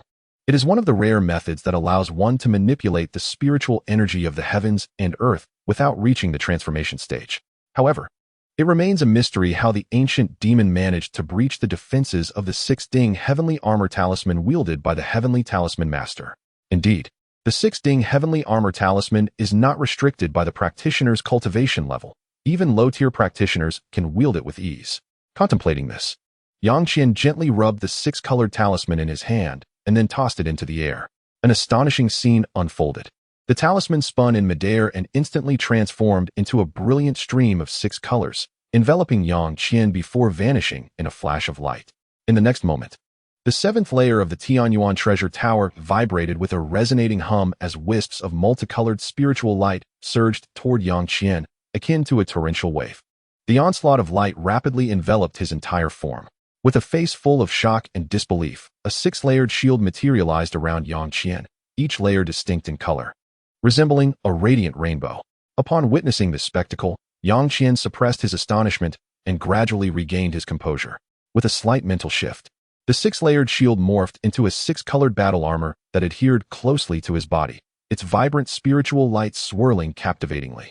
This battle armor, resplendent in its sheen, bore faintly visible runes reminiscent of those Yang Qian had encountered in the spirit realm, exuding an air of mystery. Such a remarkable artifact, if it were not a relic from the spirit realm, would be hard to believe. Yang Qian pondered whether it was documented in some ancient texts. After gazing thoughtfully at the runes on the armor for a moment, he raised his arms, feeling an unprecedented surge of power coursing through him, his confidence soaring as he felt invincible. However, Yang Qian quickly recalibrated his mindset, reminding himself that it was merely an external artifact and that such arrogance was unwarranted. With a self-deprecating smile, he turned to glance at the corpse of the heavenly talisman master nearby. A reminder that the 6-ding heavenly armor talisman did not guarantee invincibility in the human realm. Its effectiveness would be even more limited in the spirit realm, where he could easily encounter a refining void or integration stage practitioner who could easily shatter the talisman with a mere strike. Moreover, this talisman was solely defensive in nature and lacked any offensive capabilities, also possessing limitations on its duration of use. Otherwise, the ancient sects of the spirit realm would not have faced extermination, nor would the heavenly talisman sect have failed to unify the entire realm. Furthermore, it was likely that the defensive talisman had a threshold. Surpassing this limit would nullify its protective effects, the specifics of which remained uncertain. Additionally, the fact that the heavenly talisman master lost his life to the ancient demon suggests the existence of unknown secret techniques capable of breaching the 6-ding heavenly armor's defenses, particularly some form of consciousness-based methods that the talisman could not counter. Regrettably, the storage pouch of the heavenly talisman master contained no information regarding the crafting of the 3 major spiritual talismans. Yang Qian, with a sigh of disappointment, retracted the 6-ding heavenly armor talisman, watching as the 6-colored battle armor's glow dissipated and the surrounding terrifying spiritual energy vanished without a trace. He meticulously examined the other artifacts, finding not only that they had lost their spiritual essence, but also that they bore traces of contamination, likely a result of the ancient demon's corruption. After millennia of deterioration, these treasures were rendered utterly useless, save for a few jade slips related to the heavenly talisman sect. Among them was a cone-shaped artifact that still retained significant spiritual essence. Yang Qian held the black-tipped cone in both hands, turning it over while muttering its name, Miang Cone. The cone, entirely black and over a foot long, glimmered with a chilling light at its sharp tip, remarkably sharp. A mere gentle touch left him with a slender cut, while the base was square-shaped, engraved with 3 small characters akin to peanuts. After a moment of satisfaction, Yang Qian stored the Miang Cone within his spatial ring. Although he had previously acquired a green radiant sword from the storage pouch of a golden core practitioner of the spirit control sect, the quality of this Miang Cone was distinctly superior, as it was a treasure belonging to a nascent soul practitioner. Unfortunately, the remaining artifacts seemed to have been utterly tainted and rendered useless by the ancient demon's influence. Approaching the corpse of the heavenly talisman master, Yang Qian gazed at it for a moment, sighing deeply. No matter how unparalleled one's cultivation in the human realm, without the prospect of ascension, one ultimately reaches a dead end on the path of greatness. Yang Qian murmured to himself, his gaze shifting to the nearby table where a 3-headed, 6-armed golden statue caught his eye, a glimmer of intelligence igniting within him. With lips parting, he uttered a barely audible phrase, the true demonic art of the Brahmin saint. After a brief moment of contemplation, Yang Qian quickly regained his focus, his eyes narrowing as he strode purposefully toward the teleportation array. Flicking his fingers, a surge of purple lightning ignited from his palm, descending upon the corpse, igniting it in a fiery blaze. Since he had already acquired the 6-ding heavenly armor talisman, it would be unseemly to leave the corpse unceremoniously. Thus, he decided to incinerate it on the spot. Calculating the time, he realized it was nearly time to leave. Fortunately, there was a short-distance teleportation array available. Otherwise, he would have faced considerable difficulty in exiting. As he spoke, Yang Qian retrieved 6 low-grade spirit stones from his spatial ring. This short-distance teleportation array, according to the jade slips left by the heavenly talisman master, could transport him directly outside the blood-colored forbidden ground, covering a distance of at least 100 miles, far exceeding the perception range of the 7-sex golden core practitioners. As for the lone transformation stage practitioner, the elder Xiang Zhili remained within the blood-colored forbidden ground and would not be emerging anytime soon, making it impossible for him to sense anything beyond the forbidden area. Under normal circumstances, it would be prudent to remain within the Tianyuan treasure tower for 10 to 15 days, waiting for all the sect practitioners to depart before making an exit. However, Yang Qian feared that Xiang Zhili might not adhere to the expected course, and he had no confidence that the tower's restrictions could withstand an assault from him. Thus, leaving immediately was the safest course of action. Alas, there is no perfect method. This was the only option. Tossing the 6 low-grade spirit stones into the air, they spun and each landed within the 6 recesses of the teleportation array with a resounding chime. Yang Qian stood calmly at the center of the array, forming a hand seal. In the next moment, the entire teleportation array erupted with a dazzling white light, becoming increasingly radiant. Within a few breaths, the hexagonal array emitted a sharp hum, and Yang Qian, standing within, vanished in a sea of white light. In the corners of the teleportation array, 6 inferior spirit stones simultaneously emitted a crisp sound, shattering into fragments. Within a stone hall nestled in the circular mountain range of the Forbidden Zone, an elderly man, Xiong Zhili, was resisting a wolf-shaped demon beast alongside others. Suddenly, a flicker of expression crossed his smooth, aged face, and his small eyes darted toward the direction of the Tianyuan treasure tower. This indicated a spatial fluctuation from a certain teleportation formation. A barely audible mutter escaped Xiong Zhili's lips, but his contemplation was abruptly interrupted by a nearby shout. Xiong Shixiao, this beast is truly formidable. You should summon your talisman treasure to vanquish it, called a man clad in the attire of Huangfeng Valley. All right, hold on for a moment, Shitty. I will perform the incantation to activate the talisman. Xiong Zhili replied, a hint of urgency appearing on his face. He then retrieved a piece of blue talisman paper, sat cross-legged on the ground, and held it with both hands, swiftly chanting the incantation. Chapter 85, Return to Yuan Wu. Farewell, Xian Rian. Xiong Zhili, as the foremost cultivator in the human realm, was now invoking the talisman as if he were an ordinary qi refining practitioner. 100 miles outside the blood-red forbidden zone, atop a picturesque mountain, the previously tranquil peak suddenly buzzed, a radiant white light flashing intensely. Moments later, a figure clad in a black brocade robe appeared amidst the glow. In an instant, the white light vanished, revealing a handsome man who stumbled and fell to the ground. With a thud, the black-clad man steadied himself, sending several stones of varying sizes flying into the air. He surveyed his surroundings with an expression of heightened vigilance, and upon confirming the absence of other cultivators, he visibly relaxed. This man, of course, was Yang Qian, having teleported out from the Tianyuan treasure tower within the blood-red forbidden zone. Is this the southern region of the blood-red forbidden zone? Yang Qian mused, a flicker of surprise crossing his face as he recognized the area. Previously, while traveling from Jiyuan City to Yuanwu country, he had passed this mountain. Just over 100 miles to the north lay the blood-red forbidden zone, with Huangfeng Valley's mountain gate directly to the west. Realizing this, Yang Qian did not linger.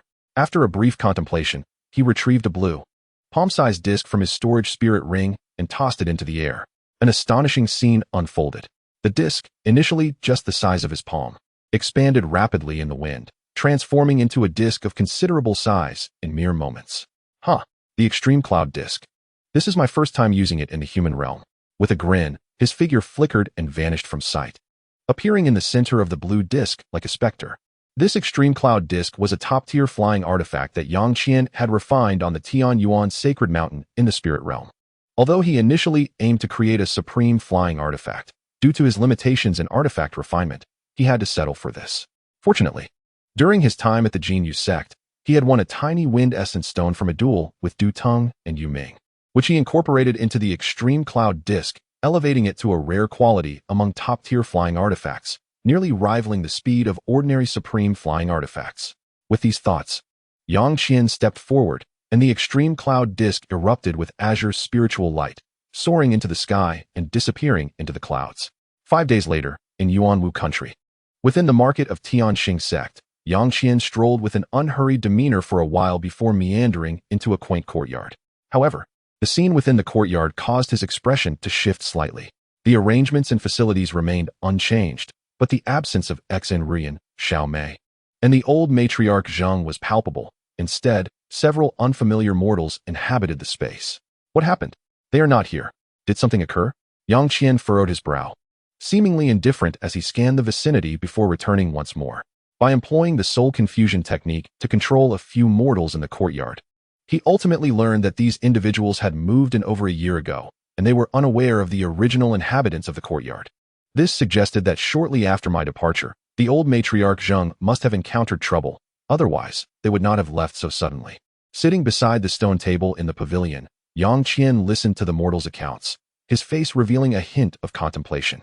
With an inadvertent frown, he flicked his sleeve, releasing a misty azure light that cascaded over the faces of the mortals, causing them to lean against the stone pillars of the pavilion and slowly drift into slumber. Yang Qian remained seated, quietly pondering. Moments later, his eyes brightened.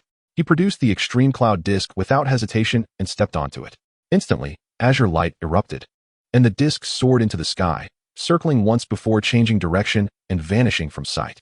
Under Yang Qian's command, the extreme cloud disk raced toward the northwest. Several hours later, after searching through 2 or 3 dozen mountain ranges, he finally paused above an inconspicuous small hill. This hill, surrounded by a faint mist, appeared utterly ordinary, much like many nameless hills in the world. Yet, Yang Qian was acutely aware that this was the location of Enrian, as he had once studied formation techniques under the tutelage of the old matriarch Zheng alongside her. He could discern the intricacies of certain formations laid within this hill, which were likely significant, perhaps even set up secretly by the old matriarch Zheng in advance. It was possible that the old matriarch Zheng had sensed her impending fate and had preemptively sought this place for Enrian, arranging various marvelous formations for her to retreat to after her passing. Yang Qian pondered this for a moment and deduced a plausible series of events. Standing atop the extreme cloud disk, Yang Qian hesitated slightly before taking out a sound transmission talisman, placing it near his lips. After a few moments of incantation, he gently tossed it, and it transformed into a bright yellow light, darting into the small hill. Upon reaching the summit, the sound transmission talisman emitted a crisp sound before abruptly disappearing. Before long, the light mist at the hillside began to clear slightly, revealing a lush bamboo grove, within which stood quaint, antique bamboo houses. Seeing this scene, a smile of anticipation formed on Yang Qian's previously calm face. He paused momentarily, and the extreme cloud disk swooped down, landing before one of the larger bamboo houses. Above, thick mist enveloped the hill once more, shrouding it entirely.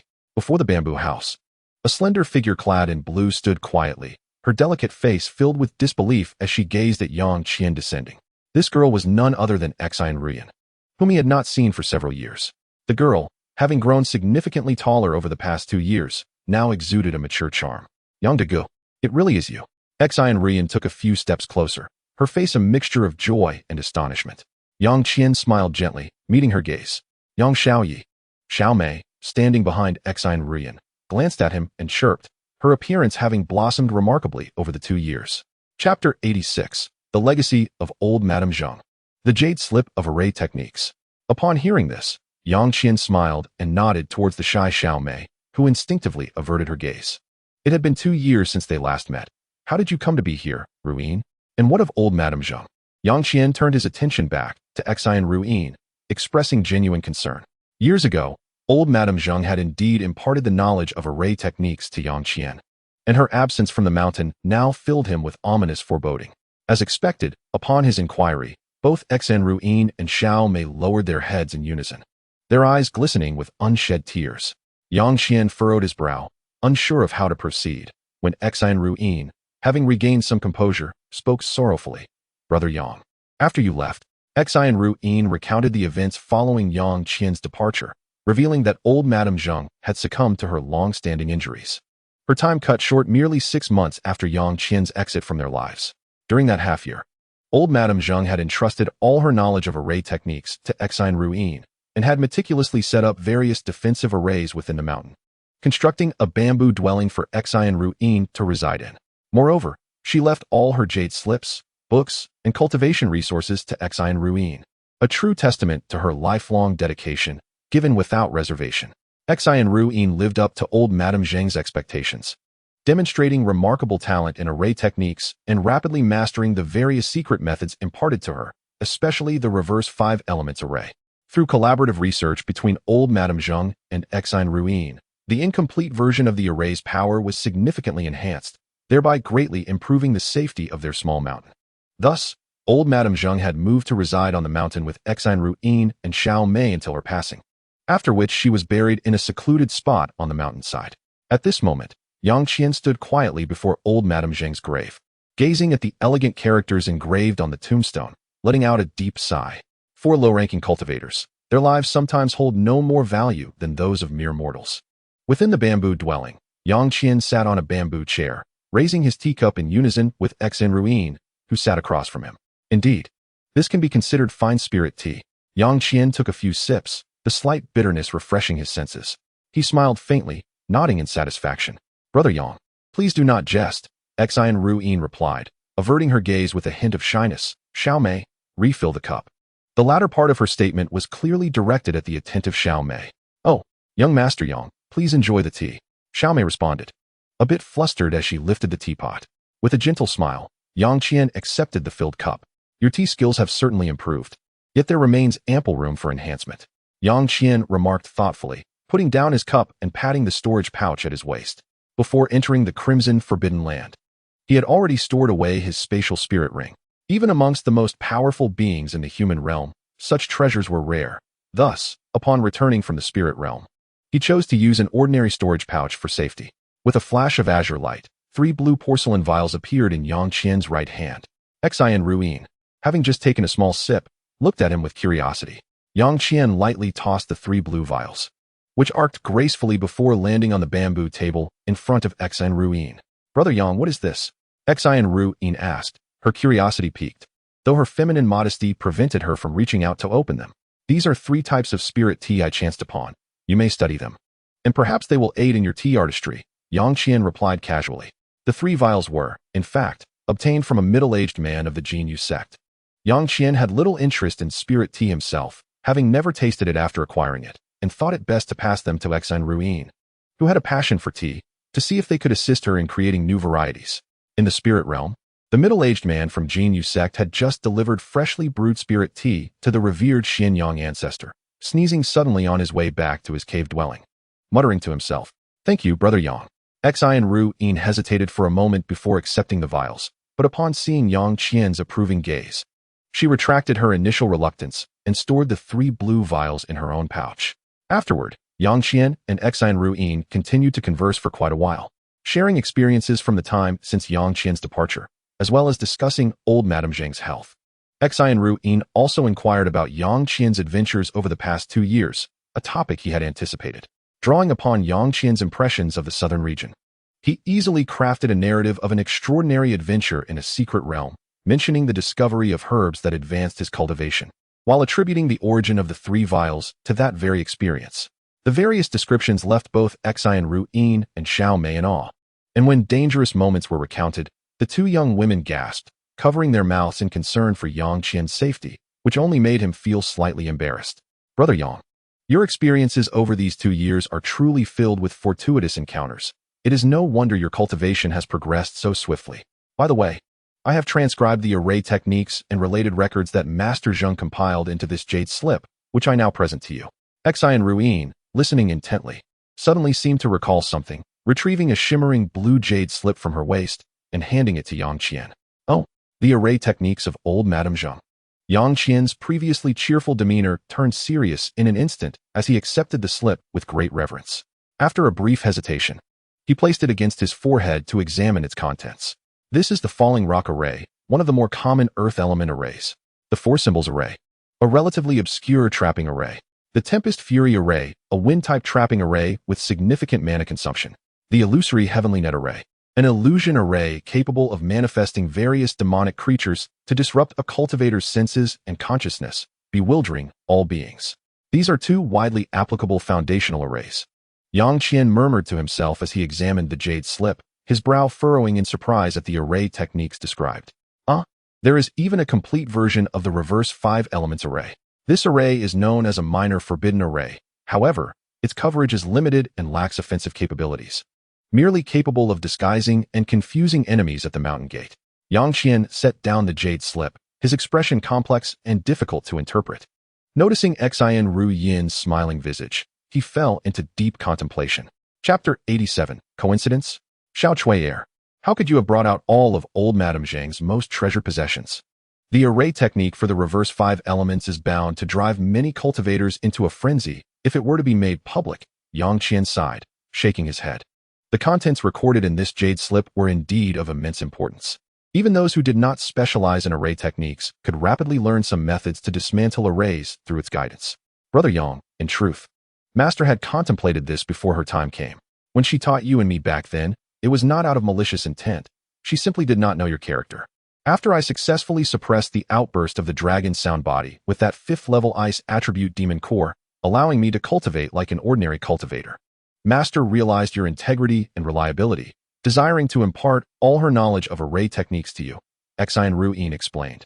A mixture of admiration for Yang Qian's character and nostalgia for old Madame Zhang reflected on her face. Later, as the Master's time drew near, he was unable to personally deliver this item. He entrusted me with the task, instructing that when I meet Brother Yang in the future, I must hand over this jade tablet, which contains numerous formations, in its entirety. Xian Ru Yin spoke, her eyes gently veiling a hint of sorrow. My lady, the old matriarch will surely find solace in the heavens. Xiao Mei softly wept, stepping forward to wipe away the tears at the corners of Xian Ru Yin's eyes.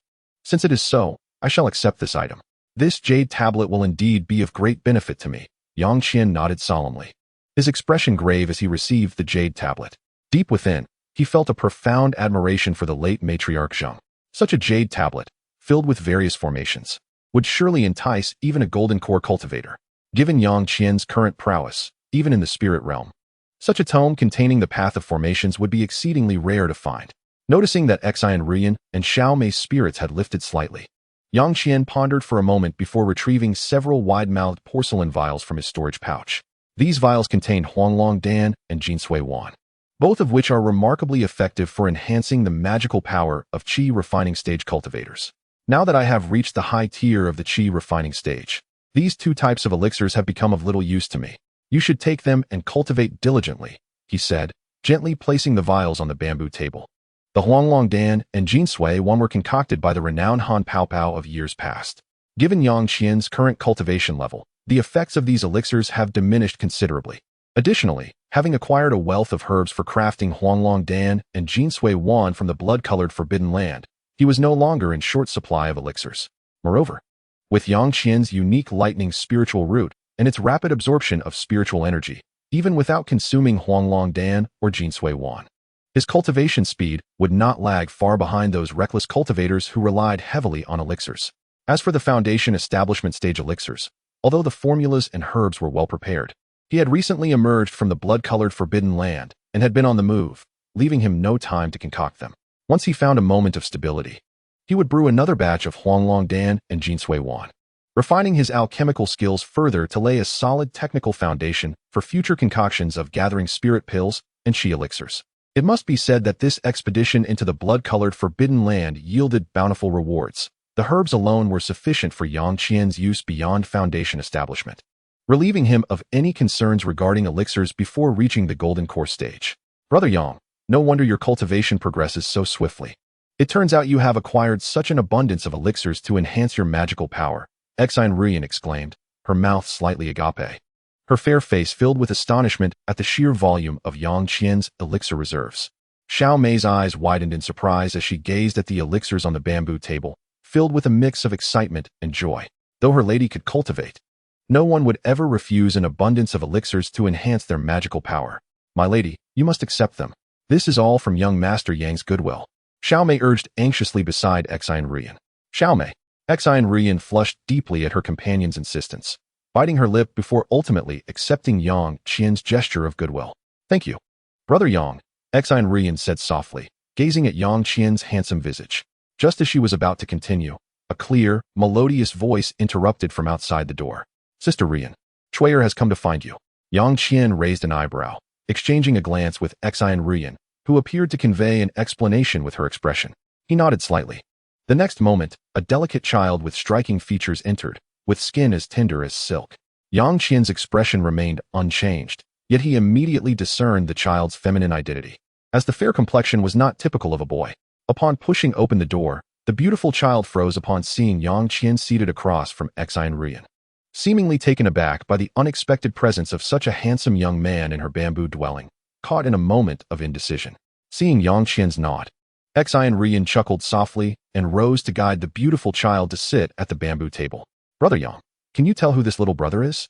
Xian Rian teased. Pausing deliberately on the words little brother, her fair hand gently caressing the child's forehead, which brought a sense of relief to the latter. Yang Qian scrutinized the delicate child, genuinely astonished that with her qi refining level of only 10, she could barely conceal her aura, appearing to be at a low level of qi refinement. What surprised Yang Qian was the child's ability to conceal her spiritual energy so effectively, dressed as a boy with remarkable finesse. Had it not been for Yang Qian's superior cultivation, it would have been challenging to perceive her true identity. Chuyer, could it be? Yang Qian thought, recalling the child's previous self-introduction and drawing a connection to someone he had in mind, her age and cultivation level coinciding perfectly. Sure enough, Xian Rian seemed to notice Yang Qian's confusion and smiled gently, explaining, Brother Yang, this is a little sister I met a few years ago named Xiao Chuyer. There is also an elder, Xiao Laobua, in another bamboo house. On the day when Rian and Xiao Mei were ambushed by villains demanding formation scrolls, it was thanks to little sister Chuyer's intervention that Elder Xiao came to our aid, allowing Rian to escape from the clutches of those ruffians. Xian Rian affectionately stroked Xiao Chuyer's forehead as she spoke. Chapter 88. Xiao Zhen and Alchemy. I see. Yang Qian nodded impassively, his heart no longer harboring doubts about Xiao Chuyer's identity. Not only did they share the same name, but she also possessed a technique that could conceal her spiritual energy from cultivators of the same level. Their meeting had merely arrived a few years earlier, with her still being a mere child. Had it not been for Xiao Chuyer's incomplete mastery of her secret technique, Yang Qian might have struggled to uncover her cultivation level. A glimmer of insight flashed in Yang Qian's eyes as he recalled the unnamed technique she practiced, derived from the beast skin book of the Xiao Elder. This text contained not just a simple concealment technique, it also held a powerful method known as the 9 transformations of swift wind, suited for the cultivation of robust spiritual birds and beasts.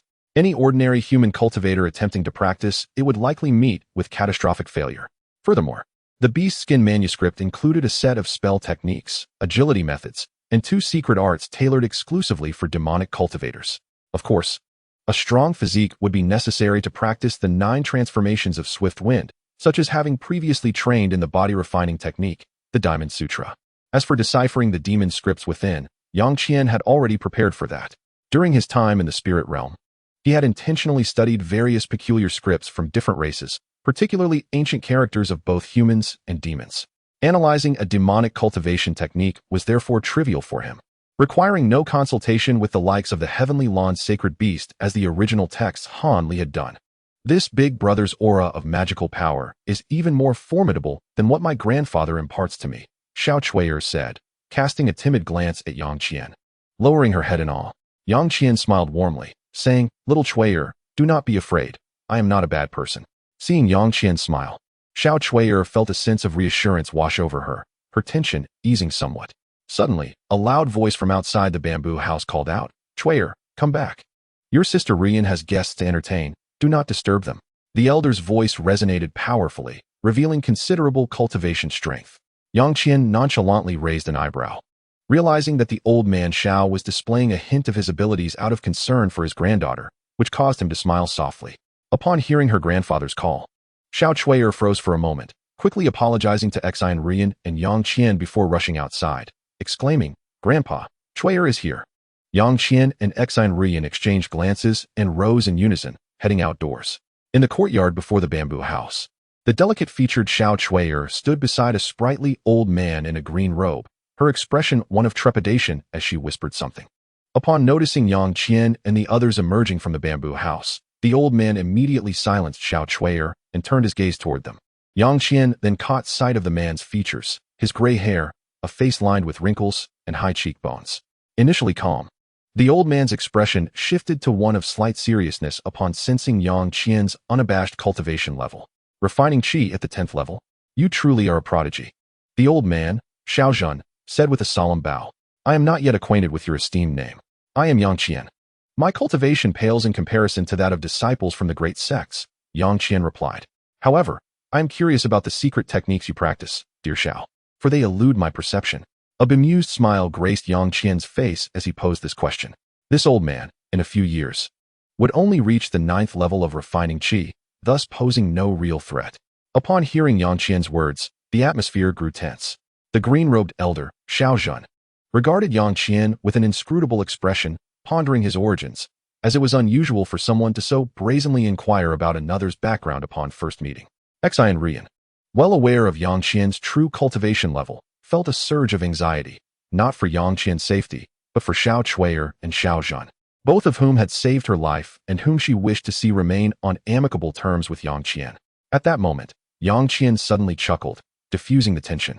Dear Xiao, you need not worry, I was merely jesting. Xiao Zhen, uncertain of how much to believe, nonetheless allowed a smile to grace his features. You jest, Yang. I have merely practiced some family secret techniques that grant a modest concealment of my cultivation. There is nothing extraordinary about it. Ah, I see, Yang Qian replied, nodding in apparent agreement. He then invited Xiao Zhen and Xian Rian to join him at the table outside the bamboo house to exchange insights on their cultivation experiences. After a brief moment of hesitation, seeing his granddaughter eagerly rush over, Xiao Zhen could only smile wryly and follow suit. Thus, Yang Qian, Xiao Zhen, and Xian Rian spent 3 to 4 hours exchanging valuable insights on their cultivation, yielding significant benefits for all involved. Subsequently, Yang Qian made his residence in this bamboo grove. In his daily routine, he primarily focused on studying the array jade slips left by old Madame Zhang and engaged in extensive discussions with Xian Rian. His skills in arranging, deciphering, and refining various formations improved markedly, and he even successfully crafted several simpler formation flags. Moreover, with the aid of one of the bamboo houses designed as an alchemy chamber, Yang Qian continued to concoct huanglong pills and jinsui pills. Fortunately, the pills used for refining qi did not require special flames. Otherwise, Yang Qian would have found himself in a quandary. As for the pills used during the foundation establishment stage, such as gathering spirit pills and refining qi pills, they could only be crafted using innate true fire after a cultivator established their foundation, or with special earth fire, like the earth lung fire found in Xianyang, which was even more potent than the innate true fire of foundation establishment cultivators. Earth fire is not only purer and hotter than a cultivator's innate true fire, but also remarkably stable and enduring, significantly increasing the success rate of pill crafting and proving equally effective for artifact refinement. According to Xian Rian, there exists an earth lung fire within a cave in the mountains, discovered by old Madame Zhang by chance. This was a crucial reason for her choice of location. However, Yang Qian currently had no use for it. With this in mind, Yang Qian retrieved a small, dark green tripod cauldron, an artifact of decent quality that he had crafted after several failures during his attempts at artifact refinement on Tianyuan Sacred Mountain. Though its value was modest, at most 30 or 40 spirit stones, it was more than sufficient for concocting huanglong pills and jinsui pills, perhaps even a bit of overkill. Gently, he tossed the small cauldron into the air, where it began to rotate slowly at a height of about 10 feet. Let us try crafting some other types of pills. Yang Qian mused thoughtfully, sitting cross-legged and flicking his fingers, causing over a dozen herbs aged over 100 years to fly out from his waist. They twirled gracefully in midair. Rise, he commanded, gathering his spiritual energy as he gestured with his fingers. An incredible scene unfolded before him.